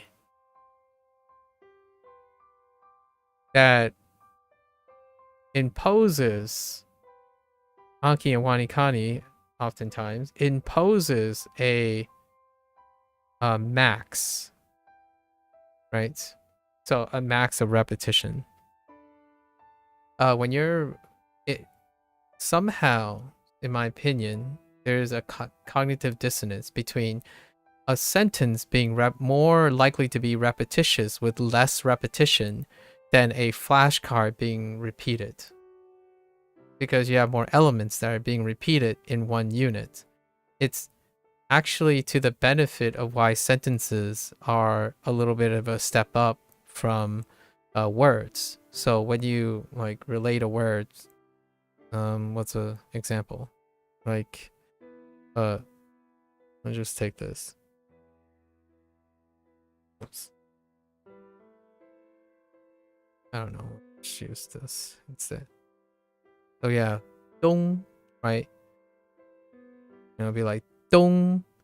So if you match these up one day, and then maybe you do some extra practice with a couple more. Like you have the 20 words, right? You match these up, and then you finish your repetition and your review, and you wait for the next day, right?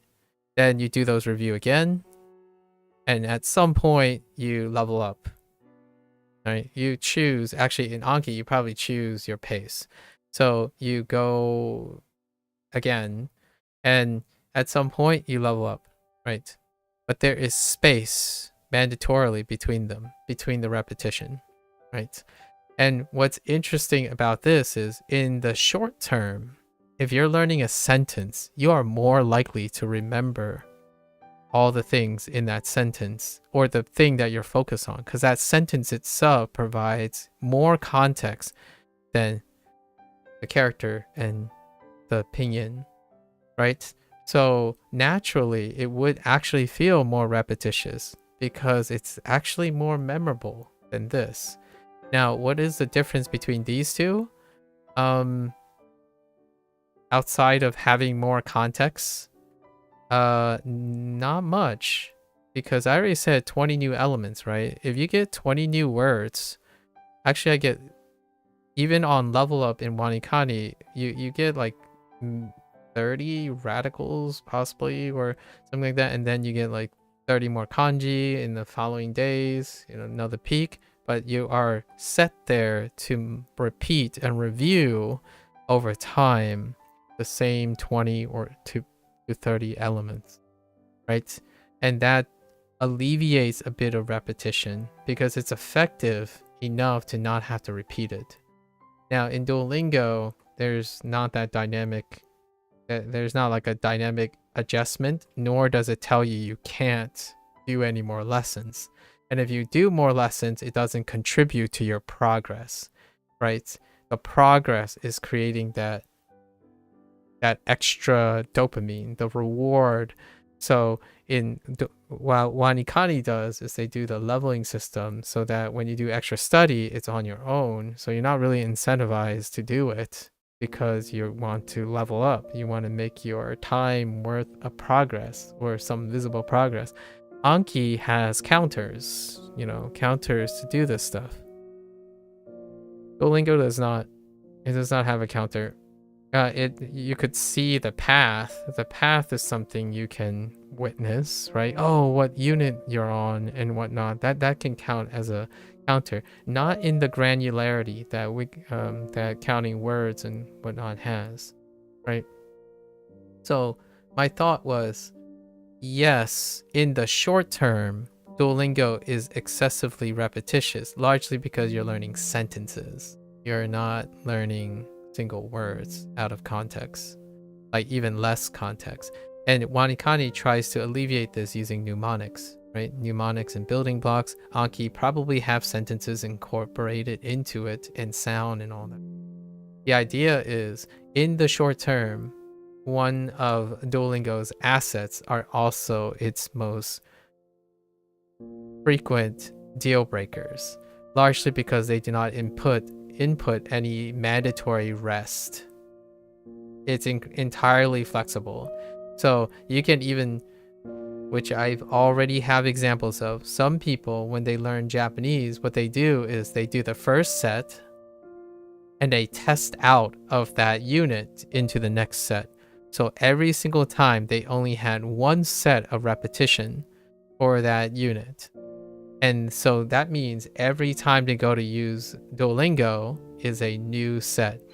Now the question is, do that person is likely to remember the set 7 days later, 14 days, 2 weeks later, 3 weeks later? Usually an SRS would come back and challenge you on those in order to reinforce it. Well, Duolingo definitely got down the early repetitious manner. If you're saying you only see the sentence once and it's repetitious, that means you remember it, right? So if you do a second set and a third set, it's going to feel repetitious because you already remember it. Even if the sentence is weird, a weird mnemonic is far more memorable than a very mundane average sentence. So I actually think if there's anything, the sentences that trigger you the most would be the most repetitious. So it reinforces that negativity of being repetitious, but it's incredibly effective. It does fall apart then when the SRS doesn't come back. So the way it comes back is through topics, right? So Duolingo comes back to a topic and some of those things come back. It's very topic oriented. And then doing the Hanzi section, those things that come back also comes back being reinforced in the way they sound, the character and stuff, right? So that's a loose SRS. Now, why is that a deal breaker?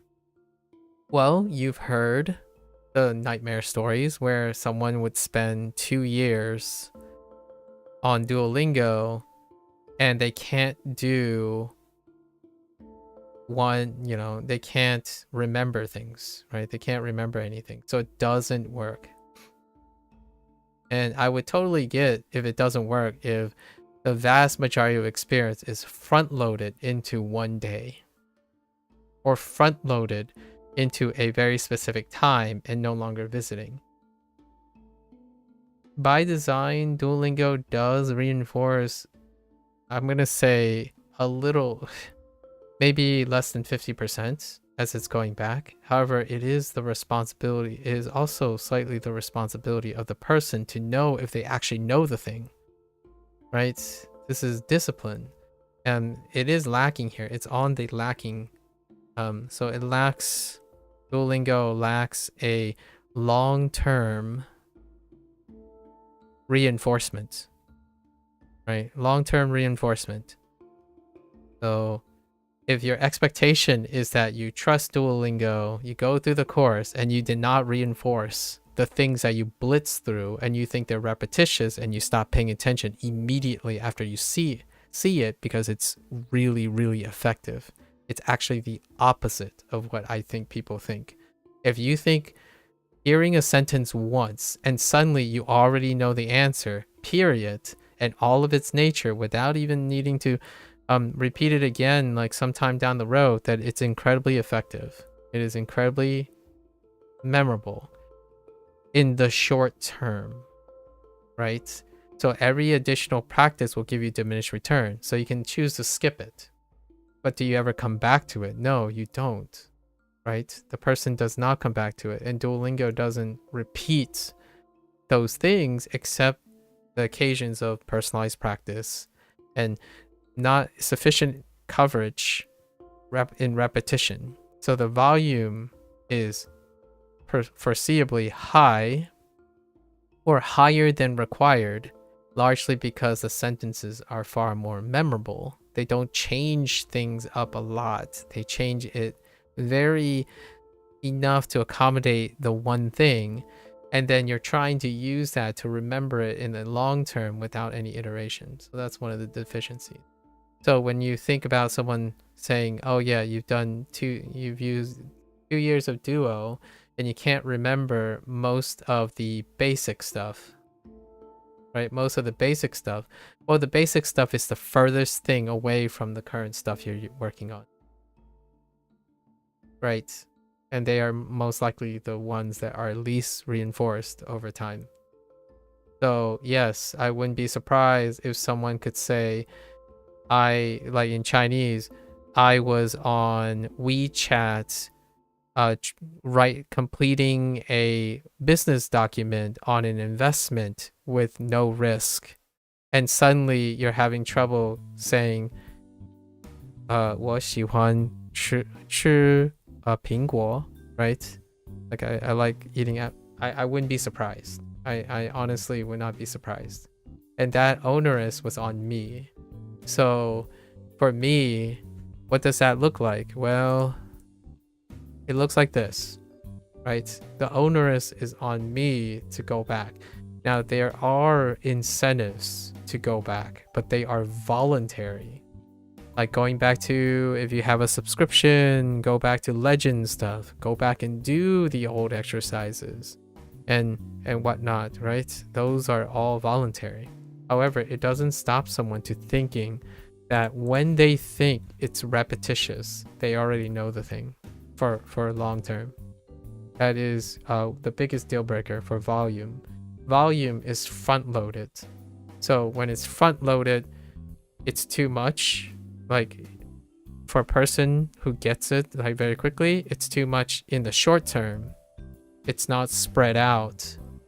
It's not, the repetition nature is not spread out. And that kind of leads into density as well. So the last deal breaker is density. And that kind of ties into the distribution of volume, right? Density is the distribution of volume sometimes. So when I think of distribution of volume, I already talked about the reviews, the distribution of reviews. They leave a lot of room to be desired, right? Like WaniKani has the SRS system where once you get something consecutively, it gets moved out, and then it'll come back eventually. And then at some point they're like, you probably got this. We won't put them in the rotation anymore, right? This is static in Duolingo. So if you're not going along and that pace isn't working for you, it's a deal breaker. Now, there's also density in terms of how many new stuff gets introduced at a rate, right? And it's actually way greater. It's way greater than WaniKani. And that WaniKani is a very well liked SRS. It's way more than that because you don't have any soft locks. So why do I feel like I could say that very conservatively? Because you speedrun, use the whole euphemism of speedrunning Duolingo exist. There's nothing stopping you from doing the first unit, skip, unit, skip, unit, skip, unit, skip. There's nothing stopping you from skipping all the way to the end and telling yourself, I know everything, right? So density is entirely higher than anything that you have control over. It's free reign. You encounter all the content if you want, all in a single day if you are able to, I don't know. but density is not enforced in terms of both distribution of old stuff and new stuff. You can hit all of them at any pace you want. So if someone quote unquote sped run something, the likelihood of them knowing something a month down the road, I mean, I guess if you're a genius, I suppose, I don't know what genius mean these days. If you have an eidetic memory and you've developed some like post Duolingo routine or something, sure, I'll give it to you. I would bet 100 to 1 odds against myself because I'm not that intelligent. I guess I'm not like, my memory is not that great. So if I sped run like 10 units in one day, and then I just chill and say, aha, you know, I know this stuff now. I don't need to review this stuff. And then I come back a month, I probably remember 1/10 of whatever that unit was, of those units. In fact, I tried to push it. I review these things. I'm about to go over my schedule, which is the same thing as what I do for Japanese, my routine. I have a 1 week schedule that was meant for a 50-day cycle while reinforcing multiple things. And this was a 100-day cycle, and I had such a hard time remembering all these things. So I actually took more than a week to go over the things that I thought I knew, right? And I knew them, but I didn't remember them. Like, I knew I had these words before, but could I write them? Could I sound them out? Could I do that? Not particularly well. Even with my schedule. So I'm not going to do a 100-day schedule anymore. Although this is the end of the Chinese course. It was about 90% success when I did it at 50 days. So the first gap was 2 50-day splits because I had 200 days. So I had a 50-day split. And then in Japanese, I did 25-day split because it was kind of tough. But it looked like it was like 99%. It feels like I was doing extra repetition on top, right? So then I did a 50-day, and then I tried to push my luck and did 100. I was dropping below 80%. And this is with diligence, which I'll go over the biggest. So these are the pitfalls, right? The pitfalls, and I'm trying to compensate for them. And I will go over what I did to compensate for them, and I still come out with an unsatisfied, like, it's a sufficient 80 to 90% retention is pretty sufficient. I could do better. And how could I do better? Review more frequently. So I could have done a 25-day review, then do a 50-day review of that same material, and then a 75-day of that same material while adding on the new material. But I'm not going to do that. It was really tough. Like, these things take a very long time. So having a system that does that for you, that's kind of nice.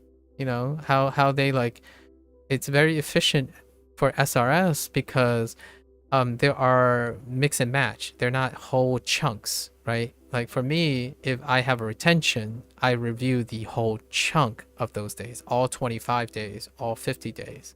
I cannot necessarily have the granularity of, oh, I can toss this one out, I can toss this part out, because just so happens these are more memorable than the others. So SRS kind of makes it more efficiency when the parts are smaller. You have more granular things, so you're not wasting your time, I guess. What it doesn't help people do is exercise their discipline on how to schedule something when you have all the choices in the world. So you might be thinking, well, that's nice, then Anki and WaniKani and HanziHero doesn't have that problem, right? Yeah, they do. They still have that problem. Because after a while, the first thread post would be like, hey, guys, why is the beginning so slow? And then later, those same guys would be like, dude, why are there so many reviews? Like, I can't even keep up. It just stacked so persistently on top of each other, right? To me, that is a misunderstanding of how coverage works, volume, and density works in terms of resource material, right? How often you are exposed to new content, how often you are reviewing for long-term integration, and then and there's another element to this which I haven't talked about because I haven't done anything stream related that's related to this, how you practice those things. How do you reinforce those things naturally? As in, are you learning Chinese to use Chinese? Are you learning Japanese to use Japanese in your daily life? Because that adds to the requirement of SRS or subtracts the requirement for reinforcement. So your mileage may vary. However, I think a lot of times the major deal breakers for Duolingo's criticism actually are addressed in other apps, in my opinion. Anki maybe less so because I only seen demonstrations and got vicarious information from other Anki users. But in terms of my experience with WaniKani and HanziHero right now, they kind of take slightly different approaches in managing the coverage and density while largely maintaining similar volumes per day. As in, although I can customize a little bit of the volume of HanziHero and I can voluntarily choose to do less than the max WaniKani has, these things are a little bit more rigid than Duolingo. Duolingo has no rigidity, as in, if left to people's devices, what is the major criticism? The major criticism is people have no discipline. In my opinion, they do not have discipline on separating the material.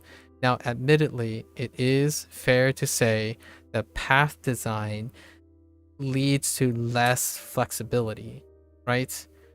Before I started Duolingo, the old design was more flexible. Like the paths were separated in like disciplines, so you kind of like pick areas that you want to do, so that creates more flexibility. Did that create more consistency in people's like progress? Well, unpopular opinion, generally speaking, the more flexible something is, the oftentimes, at least in today's age, the more astray they can be. Now, the flexibility is great for someone who's very informed and understand what they want to learn. However, we got to understand that if you don't have structure, then all the choices you make are not necessarily criticisms of the product, but a criticism of your own discipline. So if you're blasting through Duolingo exercises because you're like, oh, you completed that first unit, and now you don't ever have to review it because you completed it, it means you know it. That is cognitive dissonance. You might know it, but you will unlikely to remember it later down the road. Is that a property of? Is that a detriment or a reflection on Duolingo's design? It is. You know, part of it is part of Duolingo design. And the last thing you want as a company is to blame the user for using it inappropriately when you offered no strings attached, right? The more flexibility an app is, the more wild and varied experiences you'll get. So when you have a fine oiled machine like WaniKani, you have less because you know what you're getting. You either follow it or not. And even in the sense of WaniKani and or HanziHero, the developers are pressured and to push for more and more flexibility. Largely because flexibility is the usefulness for experienced users.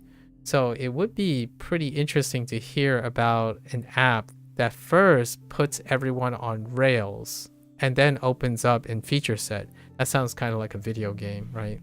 When you're playing, you have training wheels, you have restrictions on your actions, but by the time you reach endgame, it becomes free flowing and you can do whatever you want, and Bob's your uncle, right? So perhaps all of that also requires resources. So I will hold my final prediction until I use the Spanish course, because the Japanese course did actually do that. Only the amount of feature sets were split really, really far apart, largely because the course is really, really long. But in the Spanish course, there are even more feature sets, so they would be then staggered along the way, right? So whenever you add a new prompt or a new feature set, it gets cycled into the rotation of stuff. So you're building up a game, right? You're building up a game. And in this case, it's a live service app, which games are built that way, or apps are built that way. Feature sets increase over time. In this case, WaniKani's feature set will not change, ever. Substantially. So advanced users will likely want to add feature sets to them, and that's what you kind of compromise on WaniKani. I can't tell you for every time someone says I use scripts, and then ask me if I will use scripts, I'm like, I'll use it when I need the flexibility, right? For now, it seems like I understand what WaniKani is trying to do, and it is in line with pretty much the path that Duolingo has. Actually, Duolingo has a shorter distance path. It's only 3 repetitions. WaniKani for me right now averages 5 to 7 repetitions on separate days. So while I spend less time repeating within a day, which Duolingo spends more time repeating within a day, voluntarily, I'm choosing to do that. One lesson set repeats something more than WaniKani per day. And then with that, I spend less days repeating spaced out, and WaniKani has more days spaced out to repeat the stuff. So ultimately, the volume doesn't change. The density does. And saying that Duolingo doesn't cover something that another covers, or it's too repetitious than the other, not necessarily, right? The feelings and the comments are wild with Duolingo, largely because it's not guided. Most of the time, it's the lack of guidance is one of the common criticisms. Why don't they explain this grammar point to me? Well, there are lots of wonderful apps that you find that you keep saying is better than Duolingo, but they don't do that either, right? So a product that's designed to do that, perhaps you can criticize that. So these are the things that they lack. And I'm not even entirely sure if it's lacking because of incompetence, which typically is an ad hominem argument against the devs, or lacking because of intended design. If someone only has time for 15 minutes to do Duolingo, it takes me on average 5 to 10 minutes to do one lesson with truly earnest attempt to remember the content in it. Now, a lesson set will take me 30 minutes, and to truly remember all that, it takes me another hour to write down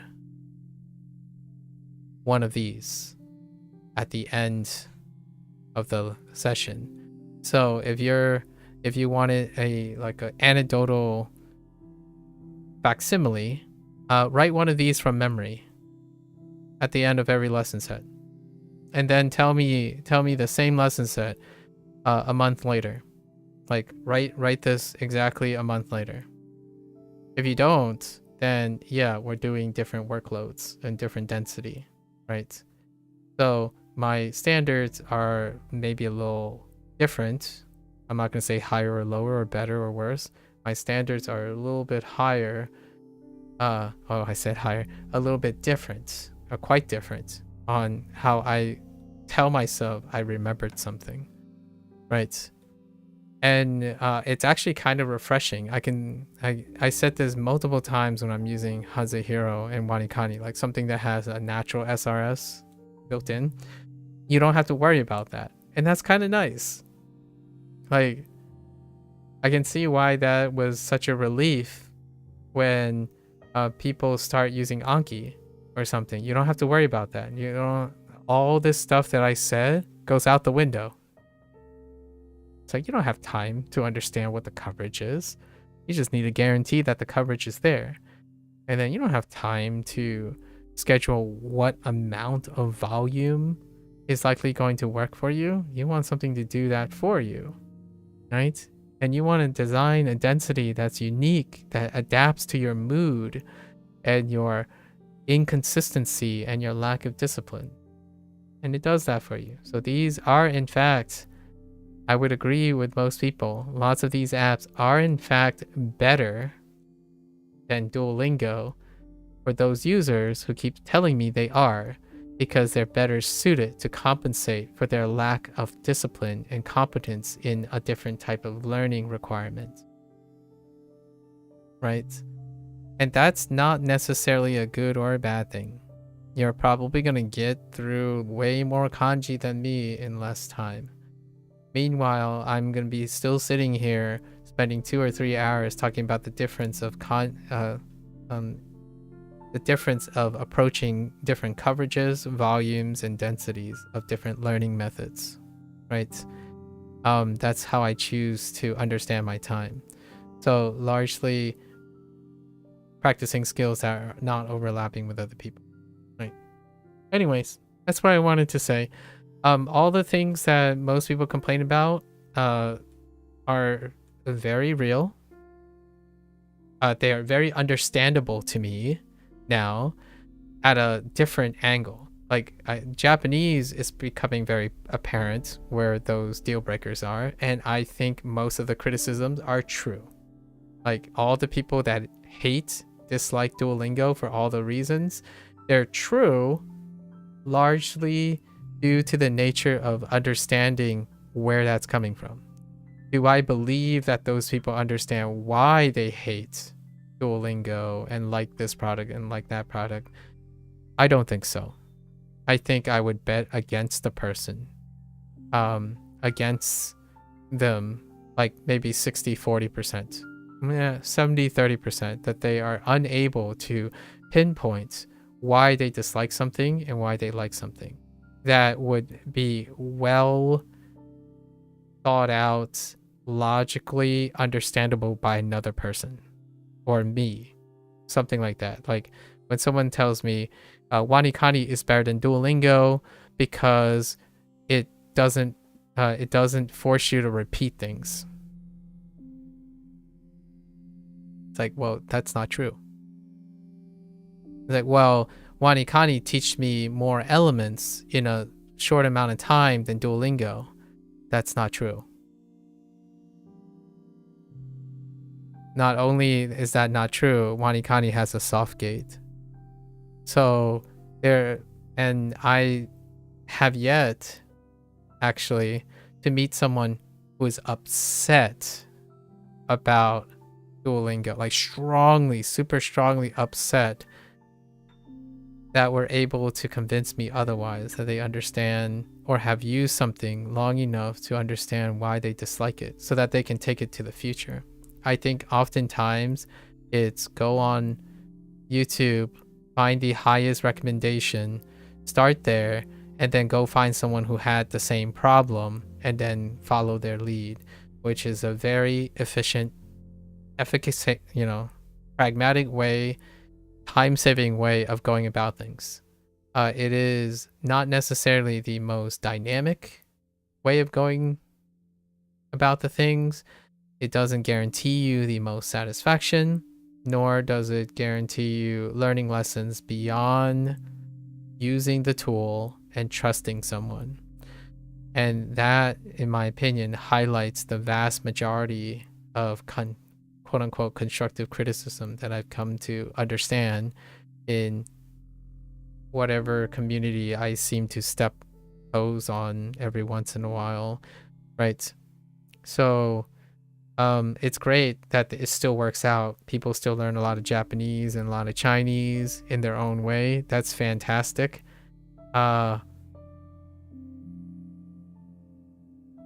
You don't need my approval, right? The people don't need my approval to understand how they're problem solving. Their problem solving is taking other people's knowledge and then not understanding how that knowledge works for them. So, in my opinion, you're more likely to succeed through the blind trying of things just as much as following someone's advice when you don't understand if that advice is relevant to you. Thankfully, there are quite a lot of wonderful people out there who are trying to optimize all of these things.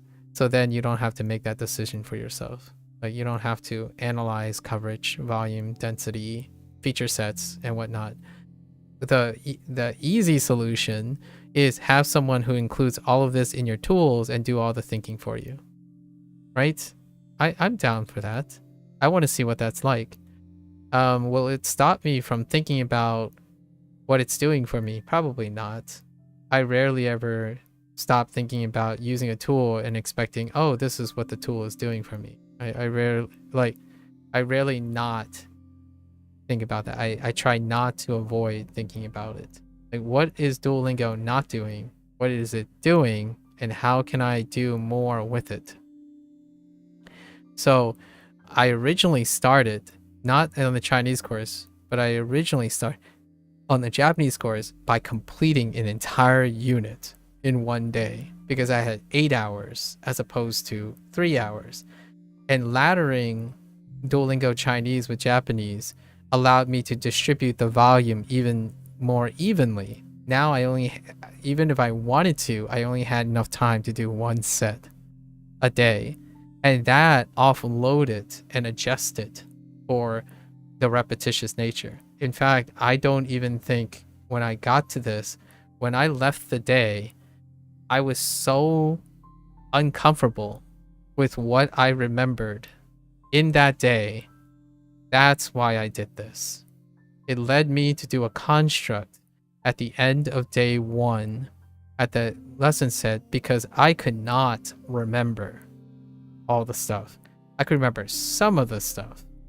So I spent even more time on top of Duolingo's thing. And I'm doing that for WaniKani as well. Like WaniKani, HanziHero, whenever I make a mistake.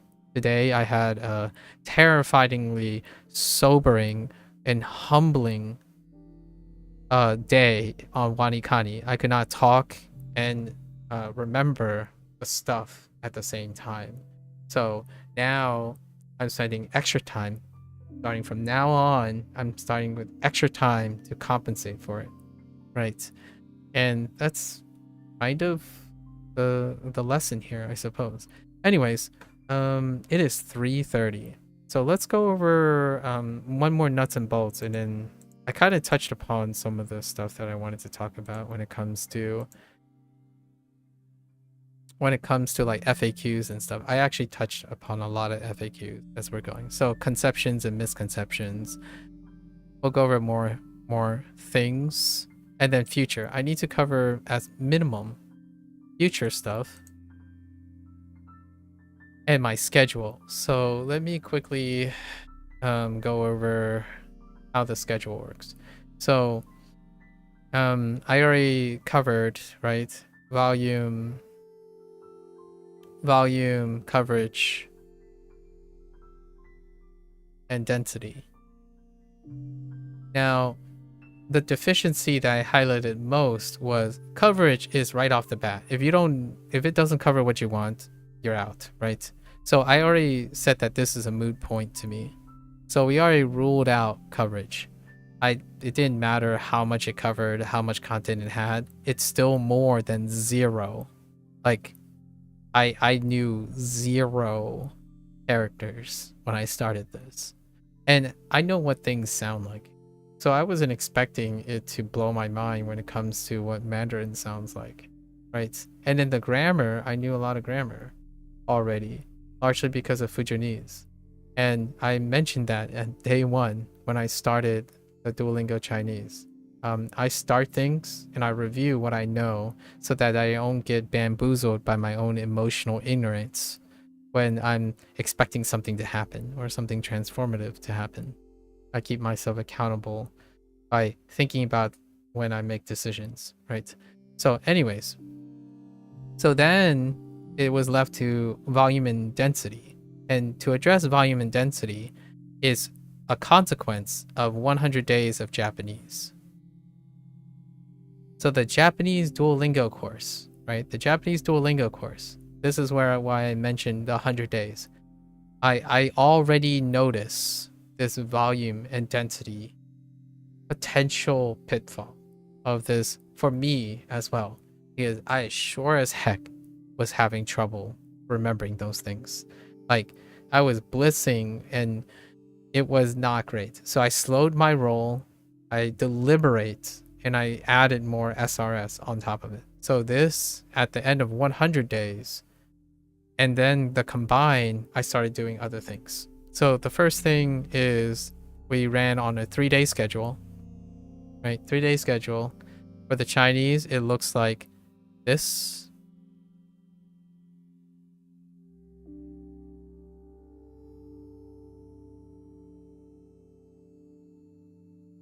Right? This is the first lesson set. And at the end of the lesson set, a construct is made, which I have spent over 3 days demonstrating what the construct is. And if you're curious what that looks like, at the end of every day's first lesson, I do it live at the end. And it's usually after my Hanzi writing section. So I do it live. It's part of my learning, it's part of my ritual. The construct was added a little bit later, and it became more and more elaborate. So a lot of my efforts went into shorthanding and making this process longer and more detailed, right? So we're talking about the finalized approach.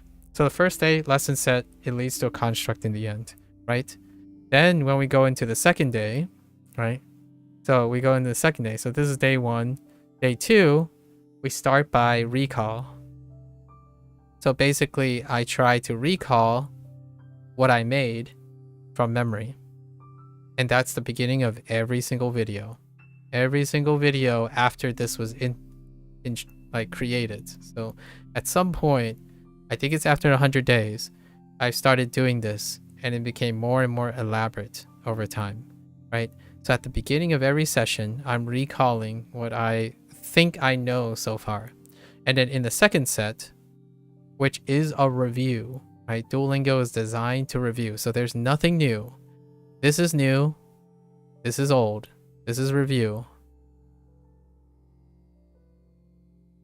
I use this opportunity to hunt for anything that is missing. And then I add it to my construct at the end. So now I have a modified construct. And then day 3, you have personalized practice. This is personalized practice. A third set review. And then a trophy, which is 1 lesson. A trophy lesson. It's a review as well, but it's a trophy lesson. Right? That thing I kind of forgot to mention. This is half of this. So these two, if there are 6 lessons in here, right? There's 6 lessons each. This third one is half that, plus the one here. And the personalized practice is always 3. So you see that the volume is split even. It's about 7 volume, like it's about equivalent volume distributed across 3 days, right? So beginning of day 3, I do recall of the new construct, right? Going in. And that's what we do. Then we go into the next unit, right? So in 3 days, then there's the new unit. Now we have the new unit. And on day 1, I do a recall. What do I recall is the last unit's construct again, right? The last unit's construct. So this recall refers to this construct because I carry it on a 6-day cycle. So I recall this construct 3 additional days as to carry it into the week. So actually, by sheer coincidence, the average number of times that WaniKani, and I think HanziHero is even less, but WaniKani at the upper limit, the average amount of times that I had to recall the same thing is nearly identical to WaniKani in first exposure. And then when you get that, it gets shoved like 2 to 3 weeks down the line, right? And that's when I chose 25 days as my first review on it. So it's not a coincidence. Oh, well, it is a coincidence in retrospect. Like, I didn't know what WaniKani, I did not know how Anki and SRS and that stuff works. But ideally, I ended up coming up with a schedule that almost lines up entirely with WaniKani. My day 1s of a new unit is my peak lesson day. It's what WaniKani is. On my last day is when I have another peak because it's on 3 days in, I have another peak because that's when new content comes in again along on top of my old content. So WaniKani schedule. So the WaniKani schedule looks like this. Yesterday was this. When I level up, it's this. It's nearly overlapping with the way I've artificially split Duolingo. Is that a coincidence? It still is, obviously. HanziHero is slightly different. It's actually even more accelerated. But HanziHero goes with the just straight flat across. And the bumps are only review cycles.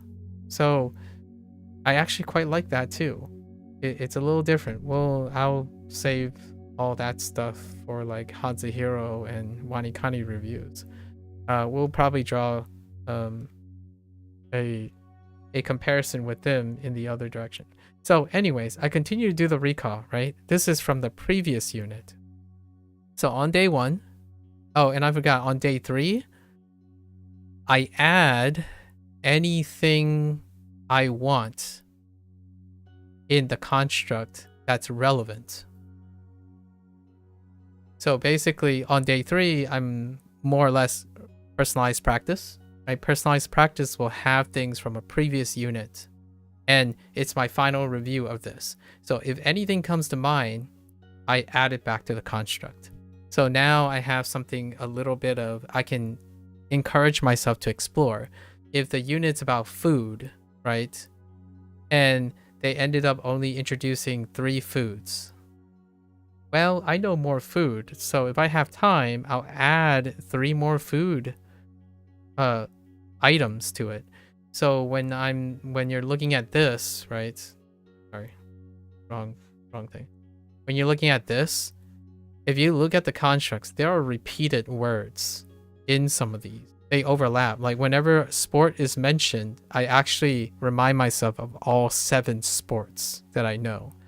Whenever school comes up, I write homework, blackboard, pen, paper, as I'm willing, right? The idea is on the 3rd day, I know what's there pretty solidly. and then I add something for repetition. Whichever one, like, you'll probably catch me saying something like, maybe I should review this one. So I'll just write this down because, wait, which one did I forget? So I encourage myself to add anything that I would like to reinforce again, right? Because the construct that I made will remind me, hey, what was the word for assignment again? Because they already talked about writing a paper, having a test, and like asking questions and answering questions. And I'm like, shouldn't I be writing assignment here? Or what's a classroom? Like, you know, so, and then I reinforce those. So, right, 教室, right, 教室. That kind of thing is where I get more SRS. And then we keep going. So day 1, right? Day 1 first. This is the new chapter, and I repeat the construct. So I make a new construct. And I repeat the cycle. Now this time, when I get to day 2, I'm recalling both. And that is the daily cycle.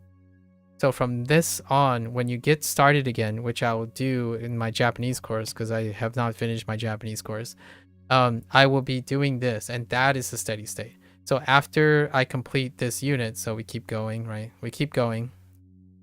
And once I complete the unit, I cycle out. After I complete the next unit, again, to make a new construct, I drop the previous one from 2 units ago. And you continue this. It's a little bit more detailed than this, but it's good enough to summarize what I've been doing. And once you get all of this, right, I have to decide when am I going to bring back all the material all at once. Usually WaniKani and other SRS, they bring it back staggered. So basically, like, let's just say after 25 days, the first unit that I learned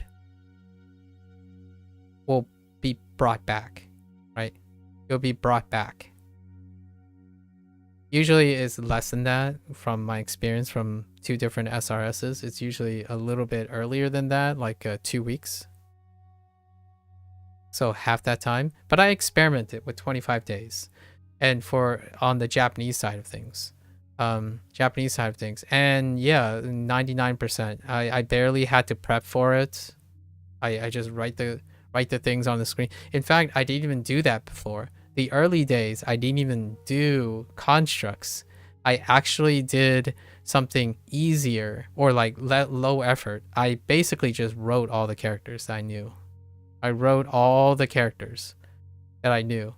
No organization, no anything. It was rote memory on top of whatever Duolingo offers as association. In the early days. Eventually, it ended up, when I started the construct, it was after 50-day periods. Because the first 50-day period was in Japanese only. And I found that my retention was around 90%, which is kind of okay. Like, this is okay, but not the greatest. Not the greatest. I don't want to drop too far below. So when I started Chinese, we still continued to do these 50-day cycles for another 2 days, for another 2 periods. And during that time is when I started using constructs, like association, like a higher ordered structure. So mnemonics, it's basically a mnemonic. The construct itself is connected in a way that it's mnemonically helpful. Like if I know assignments, I should know classroom. Classroom is linked to teaching. Teaching involves teachers. Teachers teach subjects, and subjects, I have many subjects, right? So then I started doing that, and after 50 days, the retention was really good. It was like 95% with very low effort. Like what I mean is I didn't have to review as hard, right? It was okay. So I was thinking, well, whatever I have working now is pretty sweet. So let's move it to 100 days. And by coincidence, after two 50-day sessions, reviews, so one around 50 days and one around 100 days for Chinese, this is for Duolingo Chinese, it concluded. The course ended after 200. So this is my only sample for 100 days, and it was less than 80%. It was like, I'm gonna say it was approximately 80%, and that's with immersion, practicing, outside, like just constantly practicing. I also need to make this comment that I do practice outside. However, I want to be clear, practicing is application only. So if I don't know it, I don't know it.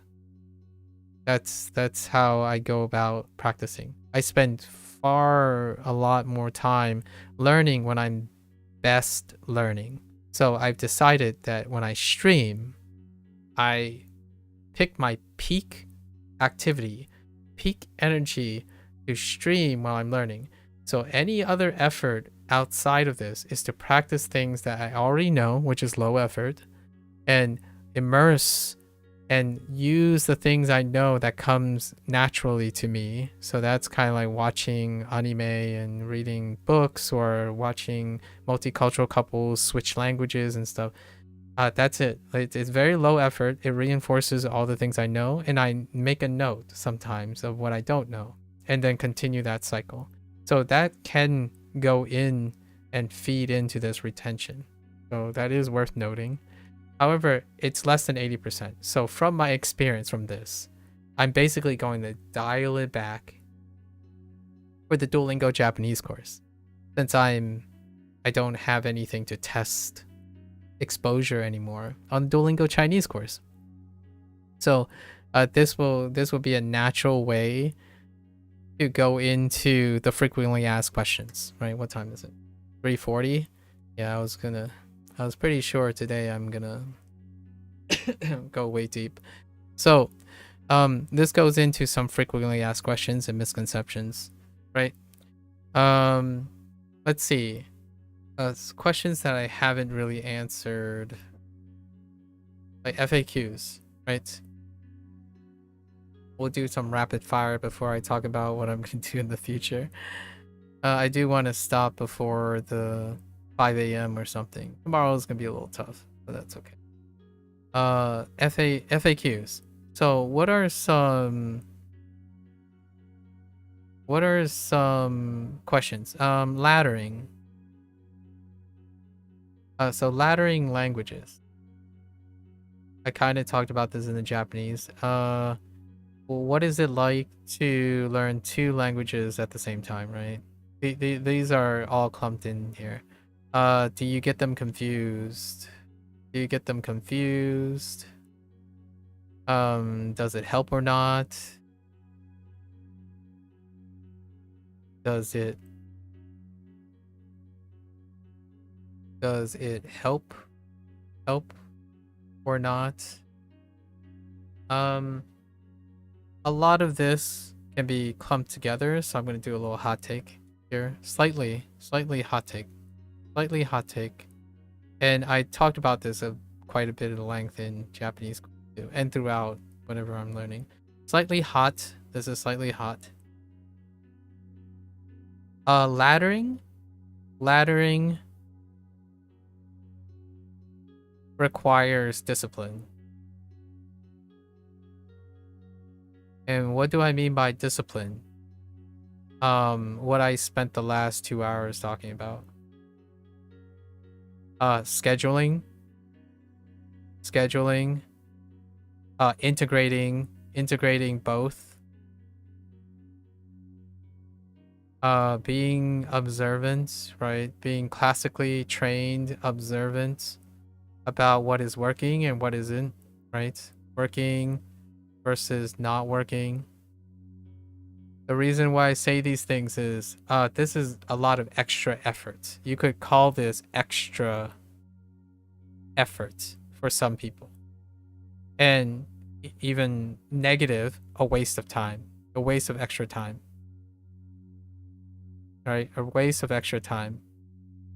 So, to quickly answer is, does it help? Yes, it does help me because I'm doing something else. I'm laddering with my discipline, right? I don't actually have to train myself or retrain myself to learn how to schedule, integrate, be observant, working, self-evaluating. It requires prior discipline and practice. So if you don't have these skills, it's going to feel like extra effort, waste of time, and you can be more efficient in the way that you're used to, which is to learn one language, get used to that, then dedicate yourself to another language, right? At the cost of possibly getting rusty with the previous language, but you'll get into the whole scheduling of maintaining it, or through habit or exposure, right? So it helps because I have practice and discipline. 2 languages at a time is nice because I know how to ladder already. Do I get confused? The answer is no, because again, practice and discipline. But this is a little bit of a hot take. I can give you an example of this. So, rather than think in English, when I'm learning Chinese, I use Japanese. When I'm learning Japanese, I'm thinking in Chinese, not English. It rarely is intensified. Now, hear me out. I also used English when I was learning Japanese at the time, and think of Japanese when I'm learning English. Now, English serves as a farther bridge. It serves as a farther bridge for laddering. And a lot of times people would say, well, your native language, like, that's not a ladder. You're not learning anything about English. Well, most people don't want to learn anything about their native language anymore, right? Most people are not, in my opinion, do not require the discipline nor the practice or the interest to developing their native language in the context of another target language. It's not part of your goal. It's extra time wasted. You don't want to develop your native language anymore. For me, I am incentivized to use all 3 of my language to better teach and educate about learning, not language learning, learning. So how do you maintain a schedule? How do you do laddering? How do you integrate things and overlap things so that you can use that property, or evaluate when I'm underperforming or overperforming because I'm self-studying? I haven't actually ever done this in my life, so it's a new experience for me. I have often been guided by mentors and whatnot until the point of my PhD, which then you are supposed to be self-sufficient. Even then, you will still have superiors and, mentors in that way, but it becomes less and less. So this is the first time I've ever executed something that was highly dependent on myself. And yet, I still obviously welcome all the influences from other people who are very kind-hearted enough to tackle the the monumental task of convincing me that they also engage in this type of disciplined self-study without spending many, many years of being in formal education. Right?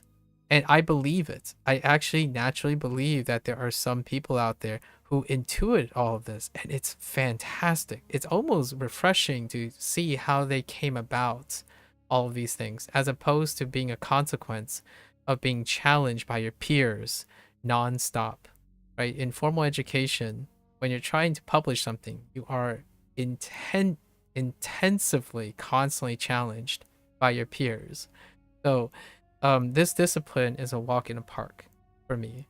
Like, if I had to be really, really, it's a weird flex because I don't think it's for everyone. Where when you're doing something, you're constantly having to worry about how your colleagues will challenge you, like prevent you from like publishing anything, because the strength of their aggression, the strength of their counter arguments only bolsters your publication when you're able to satisfy their requirements. And in this case, this rigidity and discipline usually comes from that type of background, which may or may not be absent, generally absent in the terms of the idea of self-studying, right? Self-studying is not regulated. Yeah, right? Not regulated. In fact, the thing that is most wonderful about not regulated, the thing that's most attractive for self-study for most people is that it's not regulated. Like flexibility, right? Flexibility. Well, the trade-off is when things are flexible, you don't have to practice discipline. So when you don't have discipline or practice, your results may vary. So whenever I think about recommendations for things that are free, things that are non-obligation, or things that are low in obligation, or things that are reliant on voluntary payments and obligation, which leads to bias, placebo effect, and nocebo effect, voluntary self-selection, what comes out of it is incredibly spurious. And in that way, I treat every person with as much effort and attention as I can, because they are not reflective. It is not representative of standardized practice. So it can be close to standardized practice with lots of consistency and accuracy. You can kind of safely say something like Duolingo is not as good as Anki. You can probably say that, sort of, right? But since there are no standardized practices on how to use Anki or Duolingo, outside of the developers wanting to make something as flexible as possible, then your advice is predicated on how well you explain and understand your learning process. The value of your advice is incredibly dependent on my understanding of your methodology. And with being as respectful as I can, because of the way this format works, the streamer and the person who's voluntarily helping me, it would be unreasonable for me to expect that other person to suddenly like, bam, here's my PDF on my schedule. Bam, here's my 200-hour lecture on how I developed my learning schedule to be successful at Fluent. I'm not expecting that. At most, I'm expecting a hot take that is like two sentences long. Like, I like this product better. So, in all seriousness and full respect, is not only inappropriate to do that.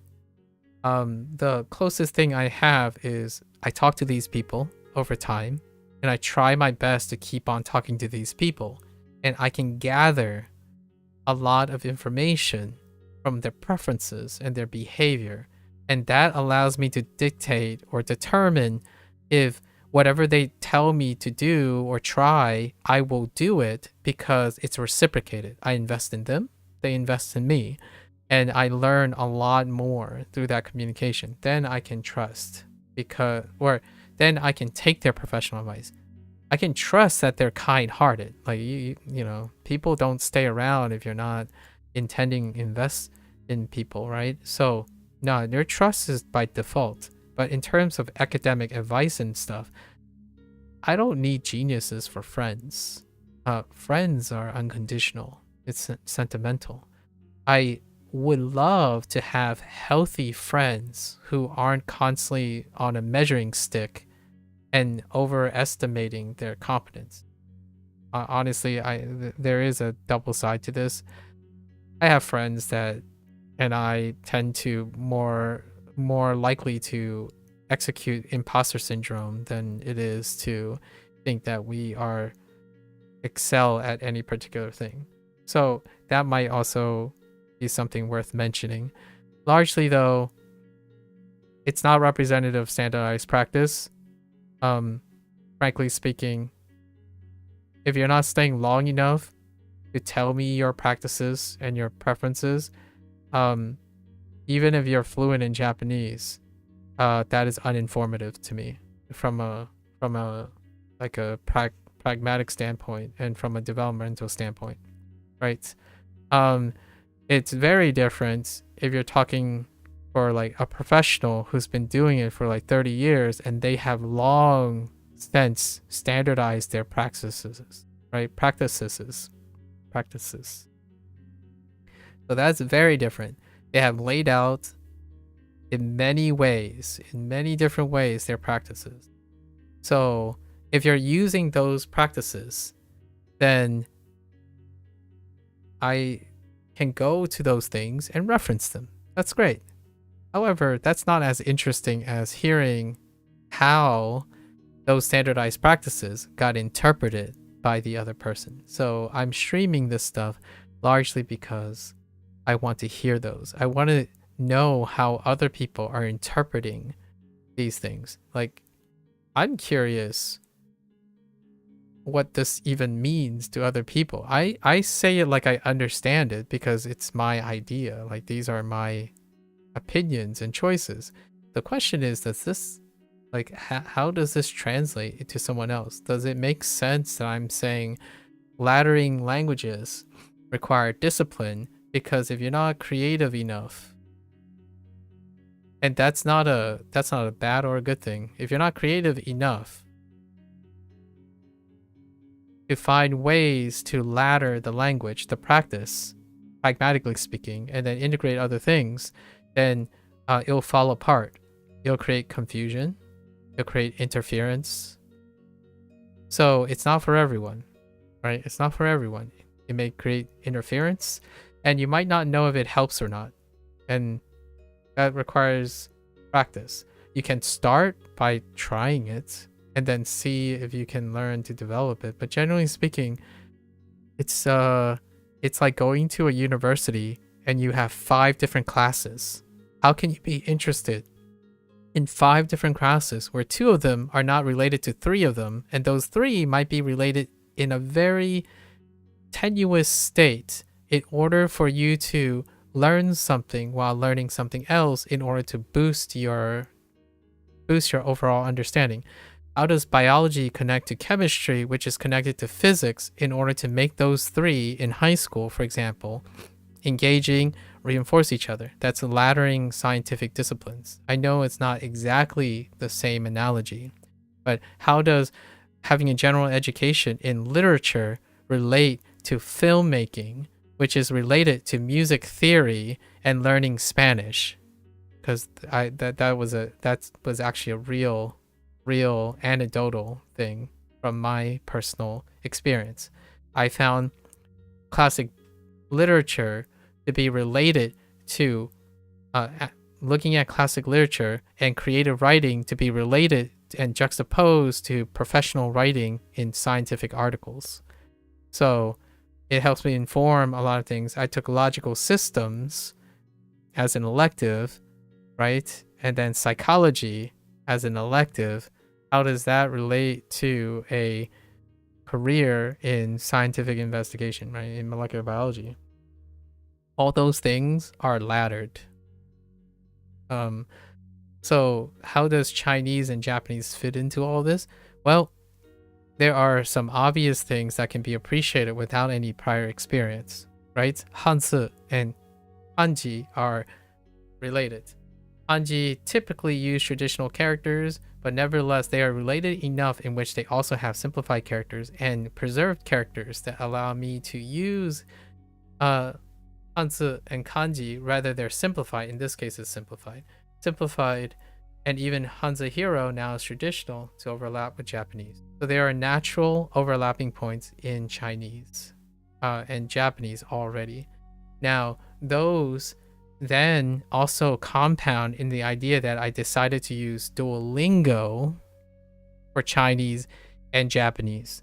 So the Duolingo structure, whatever time I've invested in the Japanese language structure, while the course may slightly vary in quality, I typically do not get limited by that quality. I'm doing things to compensate for that quality. And then whatever that comes out, that experience goes straight into jump-starting Duolingo Chinese, right? And then whatever I discover is a loose end on Duolingo Chinese, it can be due to the lack of content and quality, but it can be compensated. So then I move forward, right? And if any of that comes about, I can move it back to Duolingo Japanese. I didn't jump the ship and suddenly say, I'm going to learn a new language with a different tool that tackles a different method in which I will have to investigate and relearn all of that things, all of the different methods on top of learning a new language in which that new language is also entirely unrelated to another language. So these are the considerations. Why Chinese, right? And on top of that, I deliberately actually picked Japanese first because Chinese, I have a I had a head start already because my parents speak Mandarin, or they speak and read Mandarin to a limited extent, and I have exposure to Mandarin already. So I have a framework in which I can also leverage the other way around. So when I'm looking at Japanese, I will really quickly pick up how to think and interpret Japanese things in Chinese. Even if it's very limited, it's still more than zero. It's a consideration, right? And now the cream, the great example is I started WaniKani, right? And I'm like, okay, this is a new way. I've never used SRS before, and I barely used flashcards back in my college and high school days. I actually use a different way of note taking. It's a little bit more involved. But flashcard is bare minimum, right? Flashcard. I needed to understand all the SRS hype and whatnot, so I wanted to do something that integrates something else, which is mnemonics. Mnemonics is wonderful because it encourages me to understand developers. It's an integration of my interest in people, in developers. So I wanted to use someone else's product verbatim with the trust system, not download whatever Anki deck suits my taste, because I'm not looking to suit my taste. I'm looking to see what other people are doing, right? So WaniKani, Duolingo, these are examples of that, and I want to expand on it. So WaniKani, and I'm thinking, well, I need something to companion with Chinese. Enter HanziHero, right? These two juxtaposed to each other. They compare and contrast to each other using the two different languages. So when I find loose ends at this end and ideas at this end, I can ladder them too. So the way I'm learning WaniKani can be influenced by the way I'm learning with HanziHero, while at the same time, they are interacting with each other because it's Japanese and Chinese, right? How does this bleed into my usual activity? I commonly watch anime in both I watch Chinese anime with Chinese subtitles now, and I also watch it with English subtitles, and I also watch the English dub of the animes that I really like. So they go in tandem, right? I can watch something in English, then use that point of reference to overlap in Chinese to acquire more things. I can watch it with different types of subtitles. And now I play video games. What was the first inspiration 2.5 years ago that I set in motion. I played a specific video game that is dubbed and subbed in all 3 languages.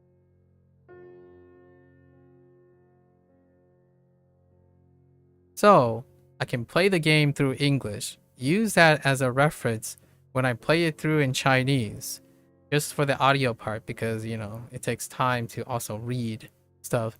So use that as a point of reference for Chinese, which I know more in terms of speaking, and then use both Chinese and English to understand the Japanese. And at some point, all those games can also be played with the UI set to those languages. And other games that I play a lot of times, indie games, are not voiced, but they are often translated and localized to Japanese, Chinese, and English. So in every possible way, whatever I'm already doing, I chose these languages for a reason, for like a large, more layered reason, right? And this is going to be my segue into what I'm going to do in the future, right? So this is where I was leading, because the last final point that I want to make is, what am I going to do now that the Duolingo Chinese course has ended? And it's a little bit of a surprise, I think, to a lot of people, maybe. Because now I have to figure out how to navigate this stuff. Okay, the last thing I want to do before it hits like 5 a.m. is a future, which I think I'm gonna do both. It's gonna include like the prospects of Duolingo Japanese, right? And then whatever Chinese is involved, and then one more stuff. One more. So where am I going with this, right? Duolingo Japanese, I forgot to cover what I was going to do. Basically, I'm going to continue using Duolingo. So Duolingo Japanese, in terms of Duolingo itself, Duolingo is going to continue with Japanese, right? I'm actually still more than a year away from the end of the course.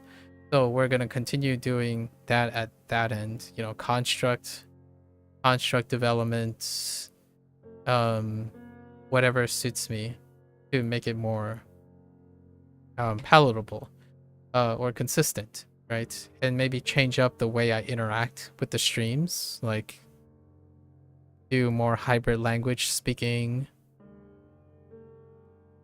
maybe do some gags things in Japanese that will increase that. So that's in the Japanese side of things. In terms of Chinese, it's an executive decision from me. I thought about going back to legend everything and then stream the daily upkeep, like practice, like, hey, here's my daily practice. There's daily refreshes on Duolingo Chinese to like farm the same prompts that the SRS didn't catch in time, right? Like you can go through and eventually maybe end up extracting in that way.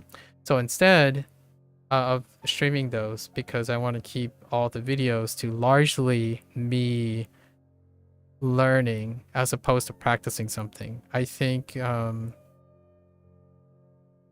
it takes a lot off of me. Like it's not physically possible for me to constantly speak also through all the practicing and my need to eat and work out and stuff. So the executive decision is to end. This is the last, I'm gonna write last in quotes, last Duolingo Chinese stream, right? This is, for all intents and purposes, the tentative end. Now, the exception is if there's an update. If there is an update, which it feeds into my recent digression about keeping your information and your reviews and things you say up to date. I stand by that. So if there is an update, I will immediately make time to update my perspective on it. I do this for pretty much every game that I played.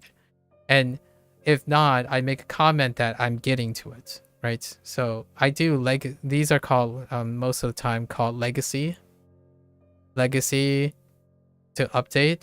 So oftentimes if I have legacy to go through, I do the legacy stuff, and then I maintain large updates, like significant updates. I wait till the updates compound, like Wagotabi. The game Wagotabi had 2 updates so far since the last time I played. So I will go back, provided that the developer continues to support it. And Duolingo is no exception. Like, that's my personal preference for myself. It's part of my integrity. I like the fidelity of my information to be up to date. None of that stuff that I've seen over and over again when it comes to Duolingo. It's constantly inundated by outdated information about Duolingo. So I do not particularly resonate with that type, but I kind of understand, pragmatically speaking, you don't have time for that.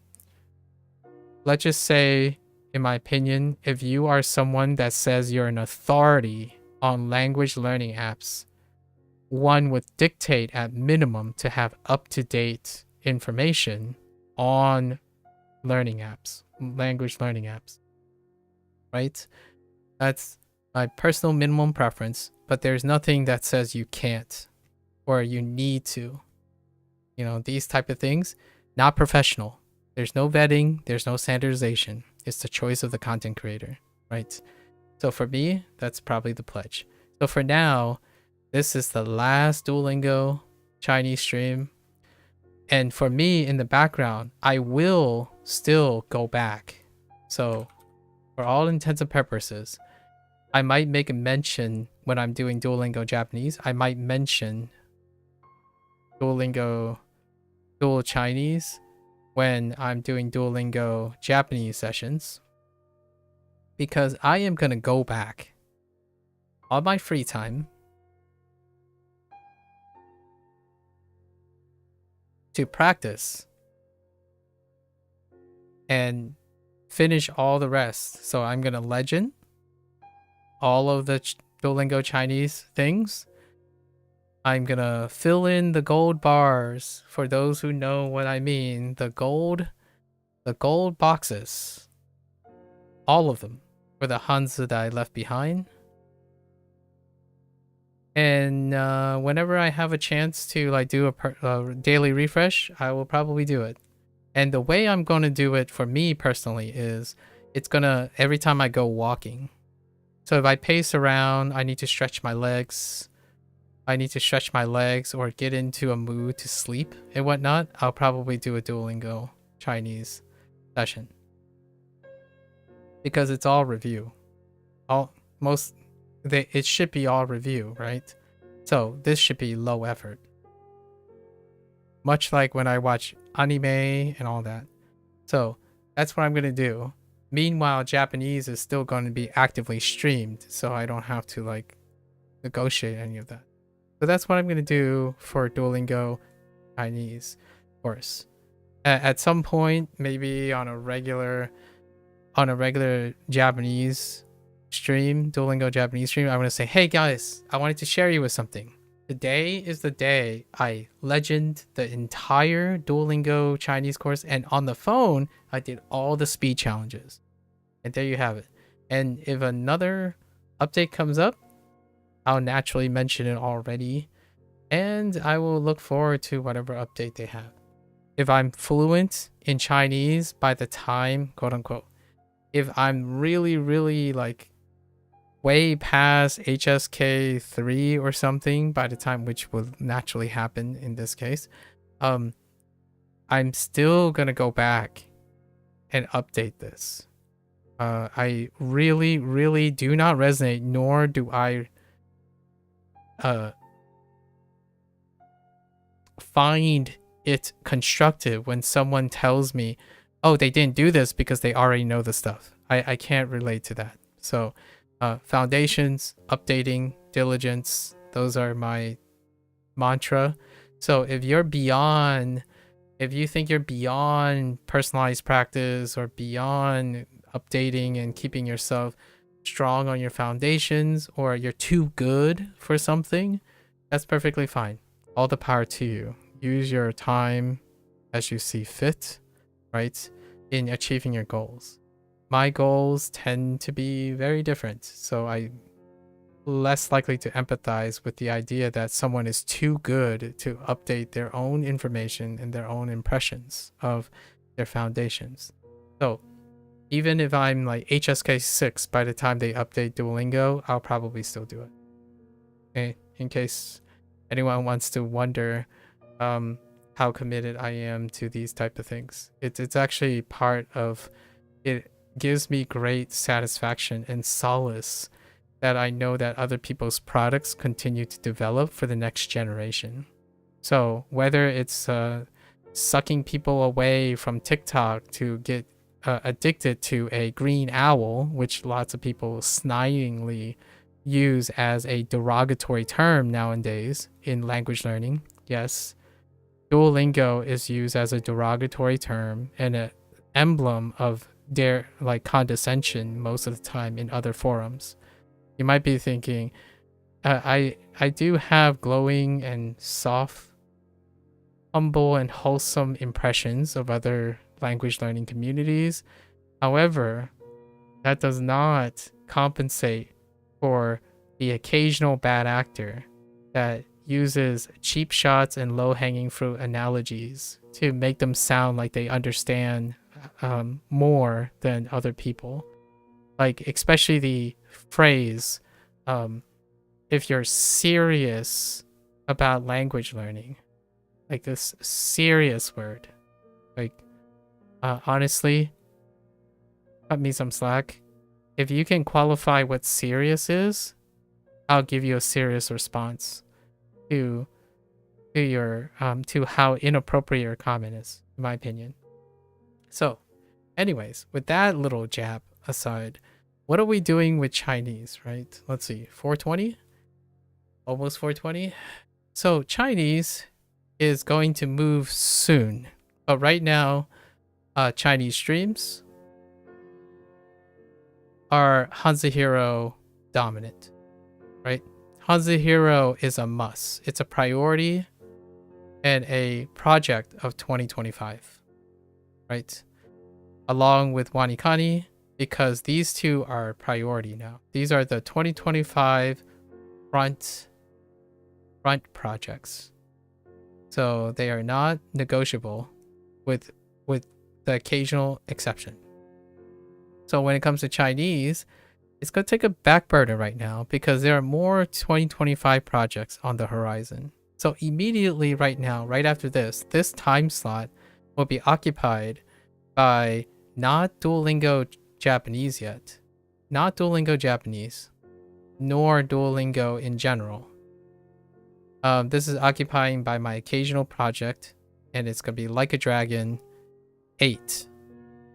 We are going to play the MSQ, the main story quest, focus, Chinese dub, not Chinese sub or UI, Chinese dub of Like a Dragon's main story quest. And I'm going to juxtapose it to the English because I have already completed nearly all the tasks last year around this nearly the same exact time last year. When this game was released, I played the English, the game in English, and pretty much completed everything with one or two exceptions. And I need to play the game 2 more times to complete the game. So it was deliberate. I stopped then and I was like thinking, whoa, it's in Chinese, it's in Japanese.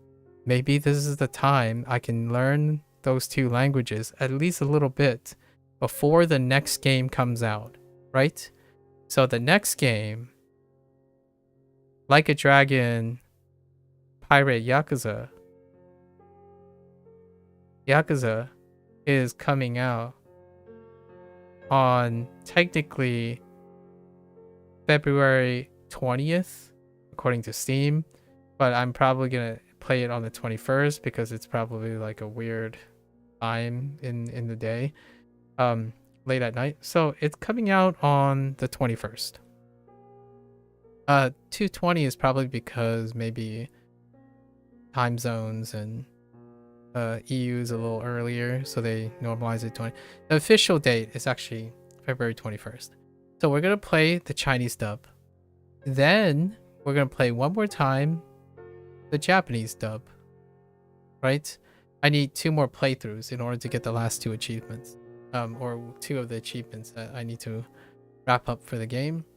So then it refreshes me on what the Chinese, it introduces me. This is the first time actually. It introduces me to what the cast of the Chinese group sound like. And I'm hoping, like most Like a Dragon games, they tend to keep the investment rolling forward. So I'm not sure if that's true about the Chinese cast, because in the English cast, it was difficult to constantly have the same voice actor.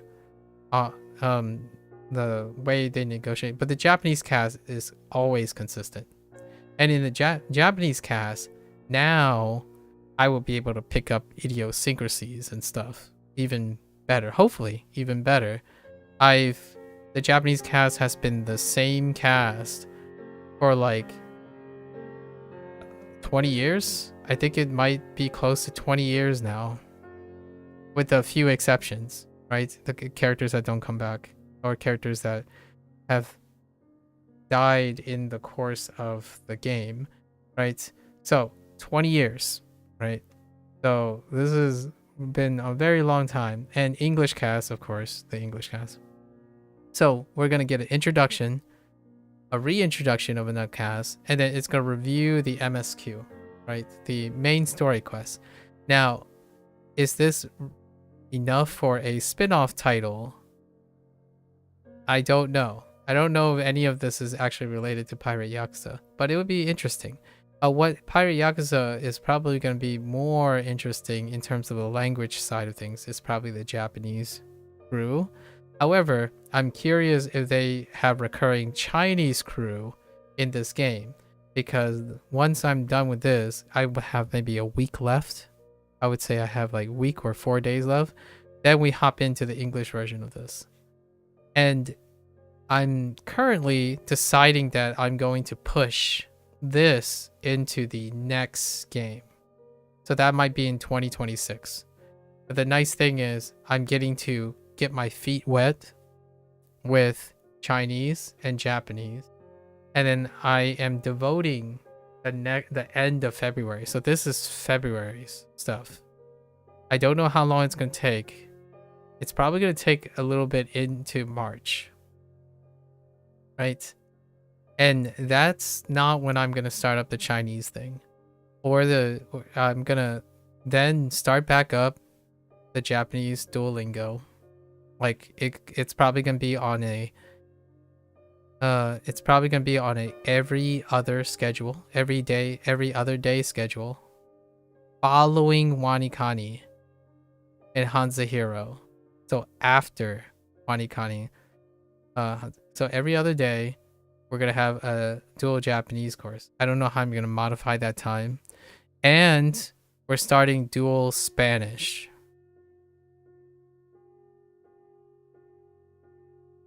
Spanish is my most learned language.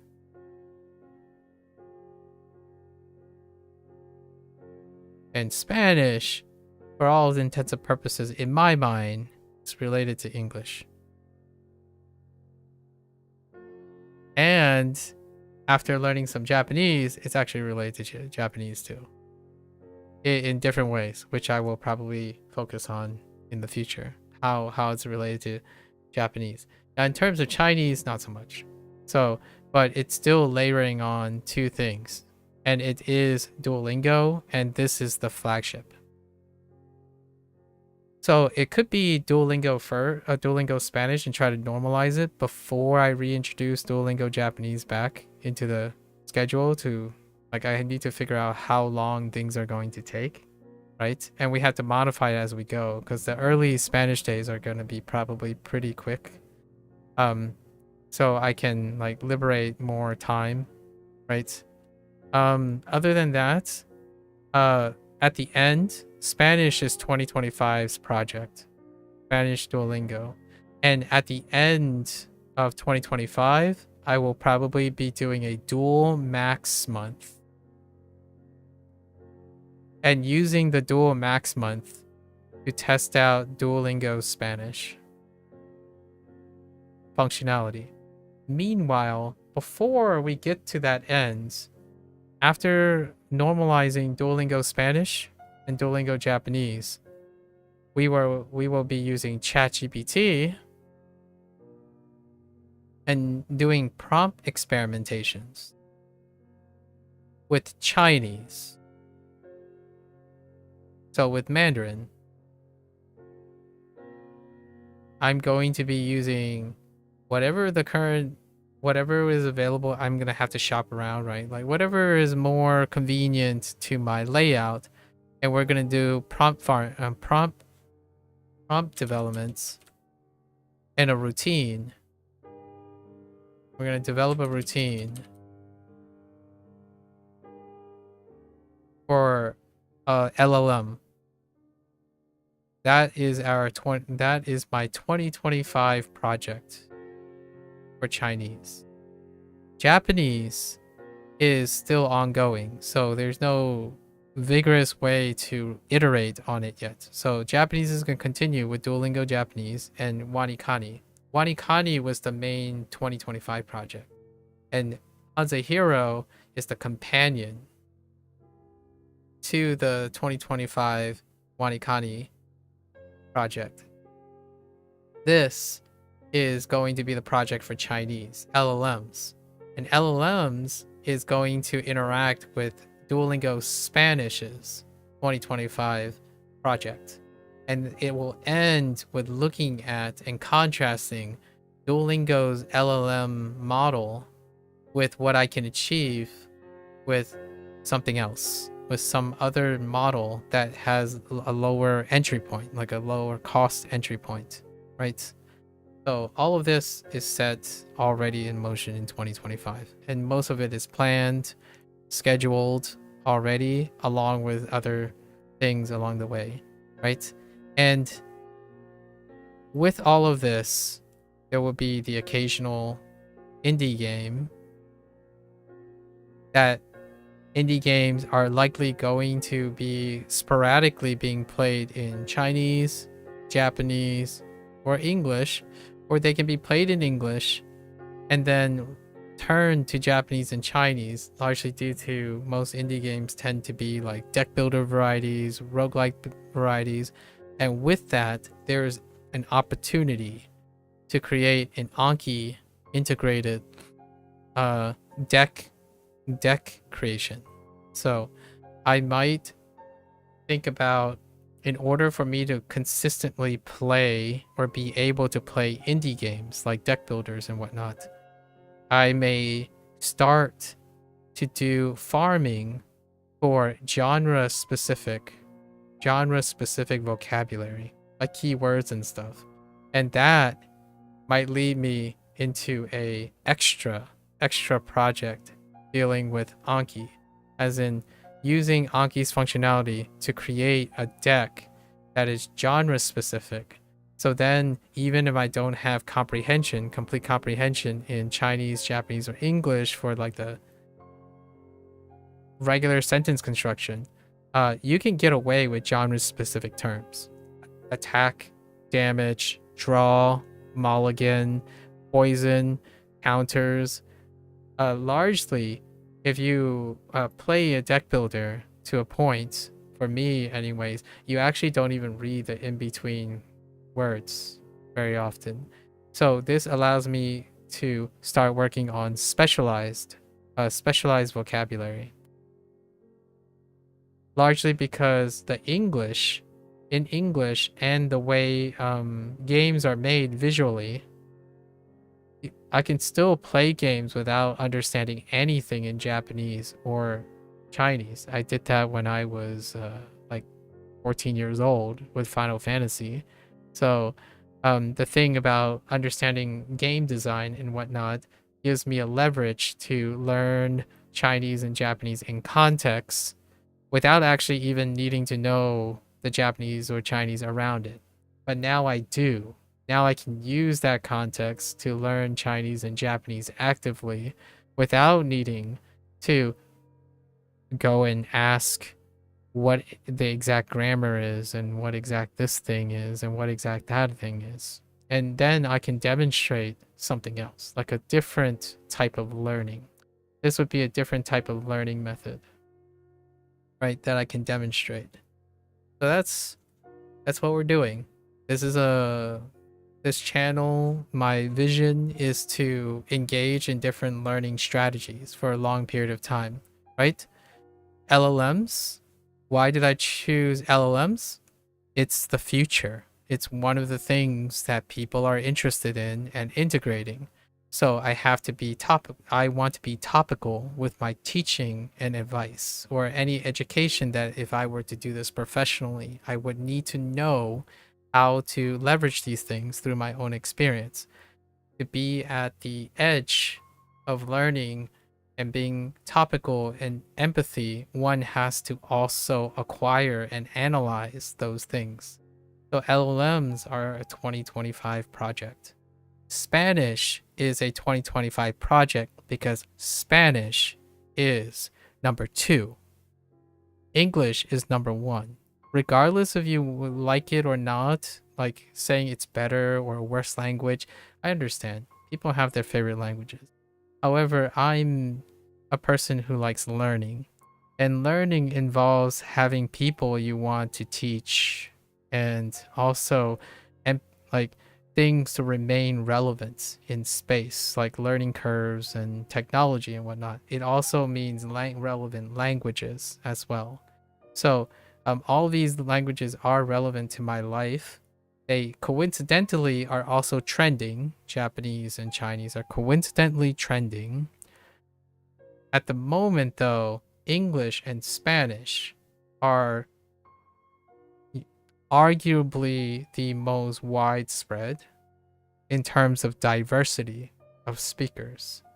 So we're not talking about dialects and whatnot. Like you could argue like, oh, China has 100 dialects, that makes them the most diverse because all those dialects are different. I mean, but they're not holistically used across different groups. English is, and so is Spanish. So it's not playing, I don't want to necessarily think like it's playing favorites. It offers a lot of resources. You know, you encounter resources, relatability. That type of thing is very important to me. If you love this particular language and it's your jam, excellent. Tell me about why that language is really interesting to you. And I can learn vicariously through that. However, I personally do not want to limit my scope of empathy. Empathy comes first. You can be really cool to show that you've learned the hardest language you've ever learned. And I'm more interested in learning a language in which many people are interested in or haven't been interested in. So yeah, Chinese used to be like lots of people speak Chinese, but not lots of different people speak Chinese. But I have Chinese parents, so it's one of those things that there's a personal stake in it. Japanese is trending, but it was part of my life, right? Japanese is trending. So Japanese is actually the oddball. It's the most risky one. I actually thought about doing it in reverse and starting with Spanish, because Spanish is the most immediate applicable to being an American, right? So these are the things. And I hopefully, whatever I say today, hopefully at the end of 2025 and going into 2026, which means I have less than 2 years. It wouldn't even be 2 years by the time 2025 ends. that I would have a collective knowledge of at least something that's topical to be talked about in 3 languages that I like to think are trending on top of English, right? And then have a whole host of other people who may or may not be interested in these languages, but I will at least have some language learning experience with technologies that, whether they're good or bad, they have exposure. Duolingo has immense exposure. So you could be angry, which that happens a lot, be angry in the corner and saying, I want to destroy something before something else could be in its place. I want to destroy Duolingo so that people don't make a mistake in order to boost my position in a different app. Personally, that is certainly your prerogative. I like to think if Duolingo has an incredibly large exposure, use Duolingo as a building block to everything else. A Duolingo win is also a Duolingo win for that language, in which that language may have new users because they were ripped away from TikTok or ripped away from social media, doom scrolling. And that, in my opinion, is the vision, right? If LLM is constantly on the up usage, then I'm leverage it, right? I leverage it. You build from what things do best, interpret, refine, and give dynamic flexibility to things that might not work, right? So if Duolingo can get you to start a language, I start with Duolingo. And then I understand what is motivating that, and then what is the next step? Well, LLMs are incredibly part of people's lifestyle now, right? If you go around saying only serious language learners don't use these things, then how archaic are you? Like, you're making the comment oftentimes, like a criticism would be, oh, Duolingo use archaic learning methods. It's like, okay, is it archaic for you to constantly say the same thing without knowing the latest things that are happening? Well, that's like the pot calling the kettle black. In fact, it's not even that, because Duolingo is not calling you archaic, right? So it's easy, in my opinion, oftentimes it's really easy to kick something down when it's already down by other people and it doesn't fight back, right? It doesn't criticize your opinions or criticize you for being out of date.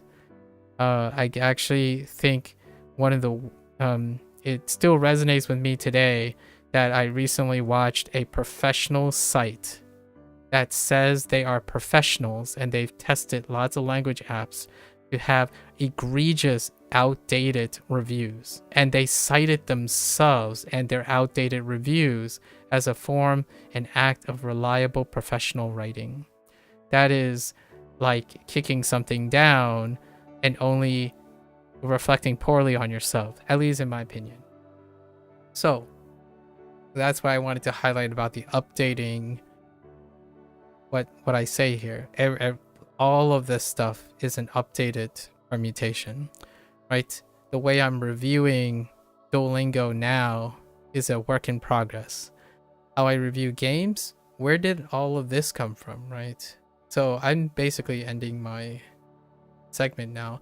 All of this, like this type of design, then it kind of gets unhinged, you know, talking about sets, all this stuff started with video games. My training, the way I'm breaking things down, the way I talk to people, it started with video games. So I want to try my best to not sacrifice my professional integrity my professional integrity that I once had, because I'm no longer a professional, right? But you can't take the professionalism out of me. Like, as much as I want to be as safe as possible when I talk to people, I don't offer professional advice. I'm no longer working professionally, nor am I certified in doing any of this. However, I was once a professional. At least I like to say I was once a professional. I had obligations, standards to meet, and whatnot. I don't want to sacrifice that, right? Just because I'm no longer a professional doesn't necessarily mean you can take the professional out of the person. For all intents and purposes, I like to continue to self-improve myself, you know, like proactively constantly do better every day.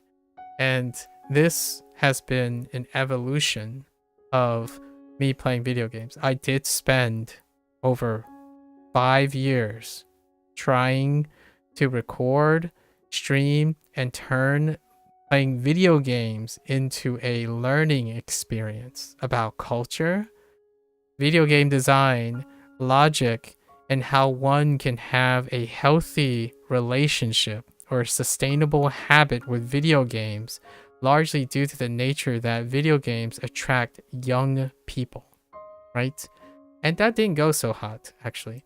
Honestly, it's definitely a work in progress. However, I can kind of see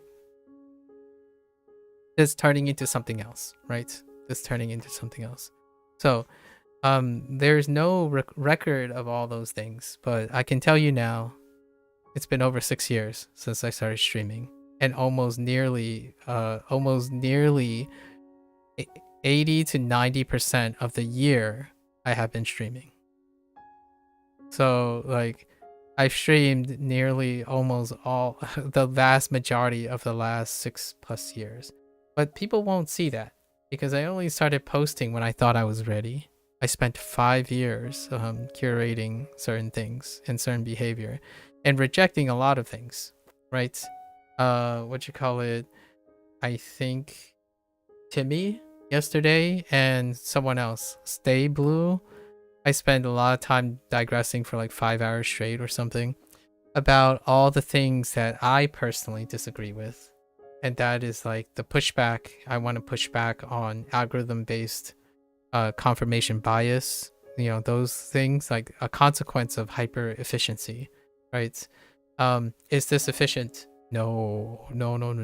This is not efficient. What you see on screen is not efficient.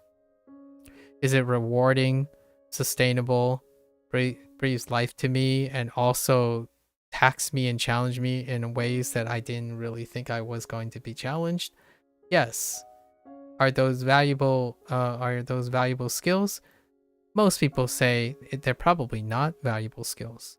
Like, for example, writing this stuff is ultimately not pragmatic, not valuable. I know other people who would say, the minority would say, yeah, this is very valuable. It helps you remember things. It's like, yeah, me too. However, what you like doesn't necessarily change reality, right? So there are things that I admit that even in the 5 or 6 years, and I don't think it's going to change in the next 3+ years. Maybe it'll change a little. That's long form comment and long form format, like true long form format. Learning is the learning, and experience sharing in a constructive way is the front runner. That's probably not going to happen anytime soon. However, for those who do, I think it's an alternative source that is absent now in the present day in the internet world. You no longer see people troubleshooting, embracing things tangibly in the majority of things. There are people who actually do that. The content creators, like, there's a growing interest in, oh, it's awesome to see the B-roll, and it's great to see that you're keeping in the human aspect. It's kind of cool that your goof is so funny. That kind of thing does happen to a lot of like bigger influencer and whatnot. but it pales in comparison to being inundated. Like it's practically buried by repost, automation, hot takes, tier list, reposting of those reposts and tier lists, right? That appearance, you actually have to look for it. So if no one is actually trying to look for it anymore, then those individuals, even if they're doing all this stuff, they don't get the exposure. So naturally, it also encourages them to try to do that first before getting exposure for the other things, right? And it's kind of a vicious cycle. So maybe, but I don't expect myself to change up my approach when it comes to this type of format. It's gonna get longer winded. Like I'm gonna double down.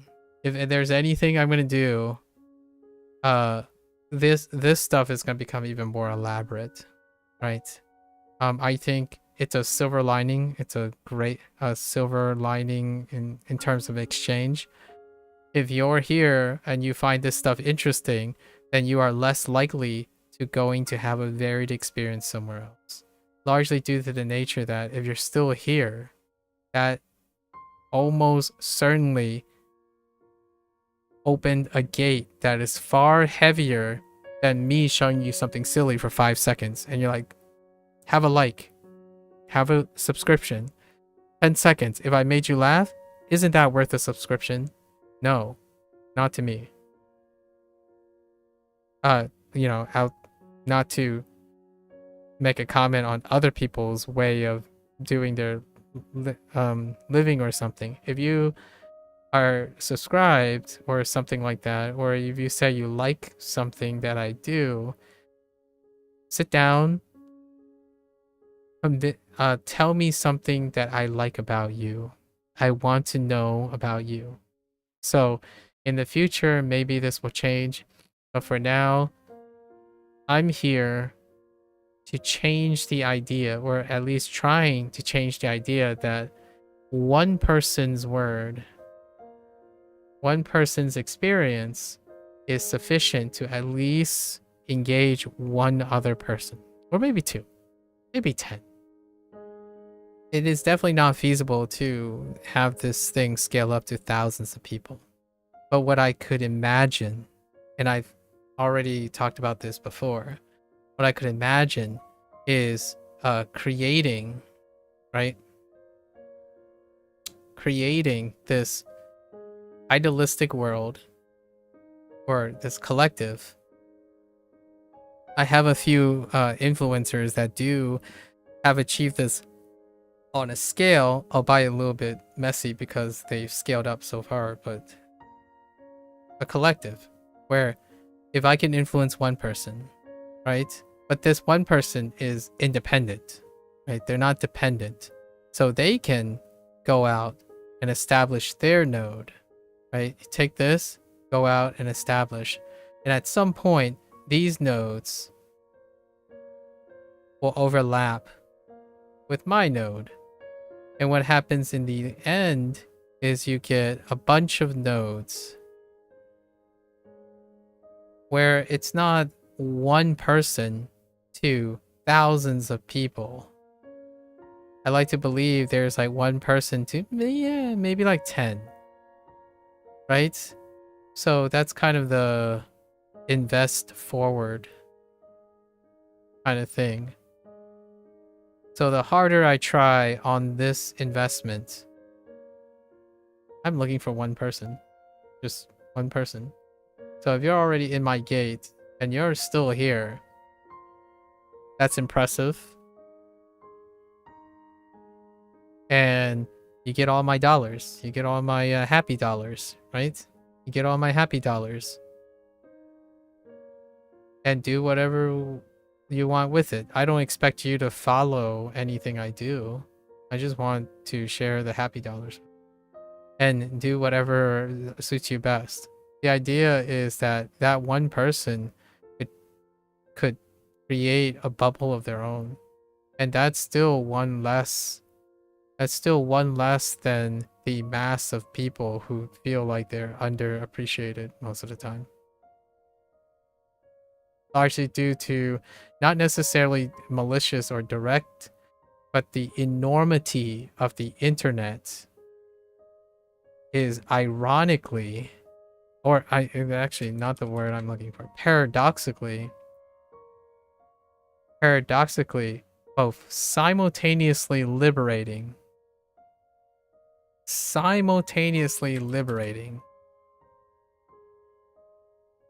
and at the same time oppressive. Almost to the point of suffocation. So, perhaps thinking of it like this can give some perspective on maybe alleviating some of the oppressive nature and suffocation nature of the internet, right? Here's what I mean. If it's a bad thing, it's suffocating. If you're in a bad state, it's suffocating.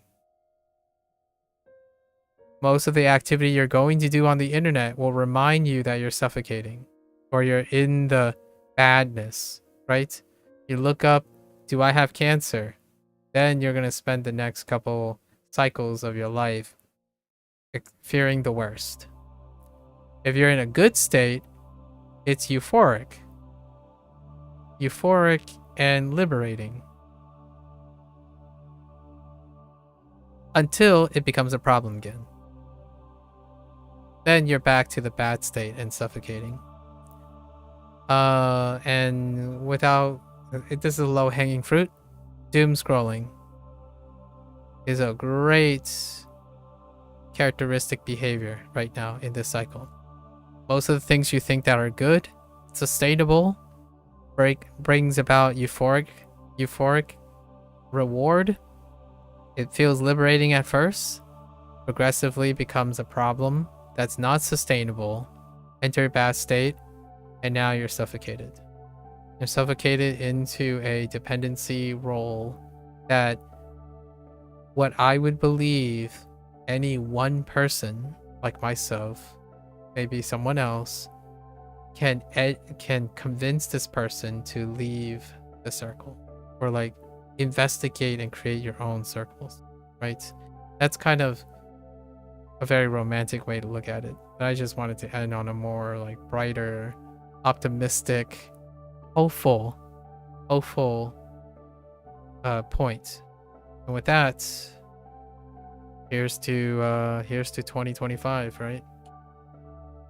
Here's to 2025 and the conclusion for now, the tentative conclusion to Duolingo Chinese streams. This is currently the longest project I have in terms of per video. So this is what, the 204th video that probably ranks around like a 3 to 4 hour ratio. It's probably the longest, hands down. The next one is, in terms of chronology, I've been doing like Neverwinter for like 6+ years. So the chronology in it is probably not the longest, but this is the longest number of hours. Concluding project.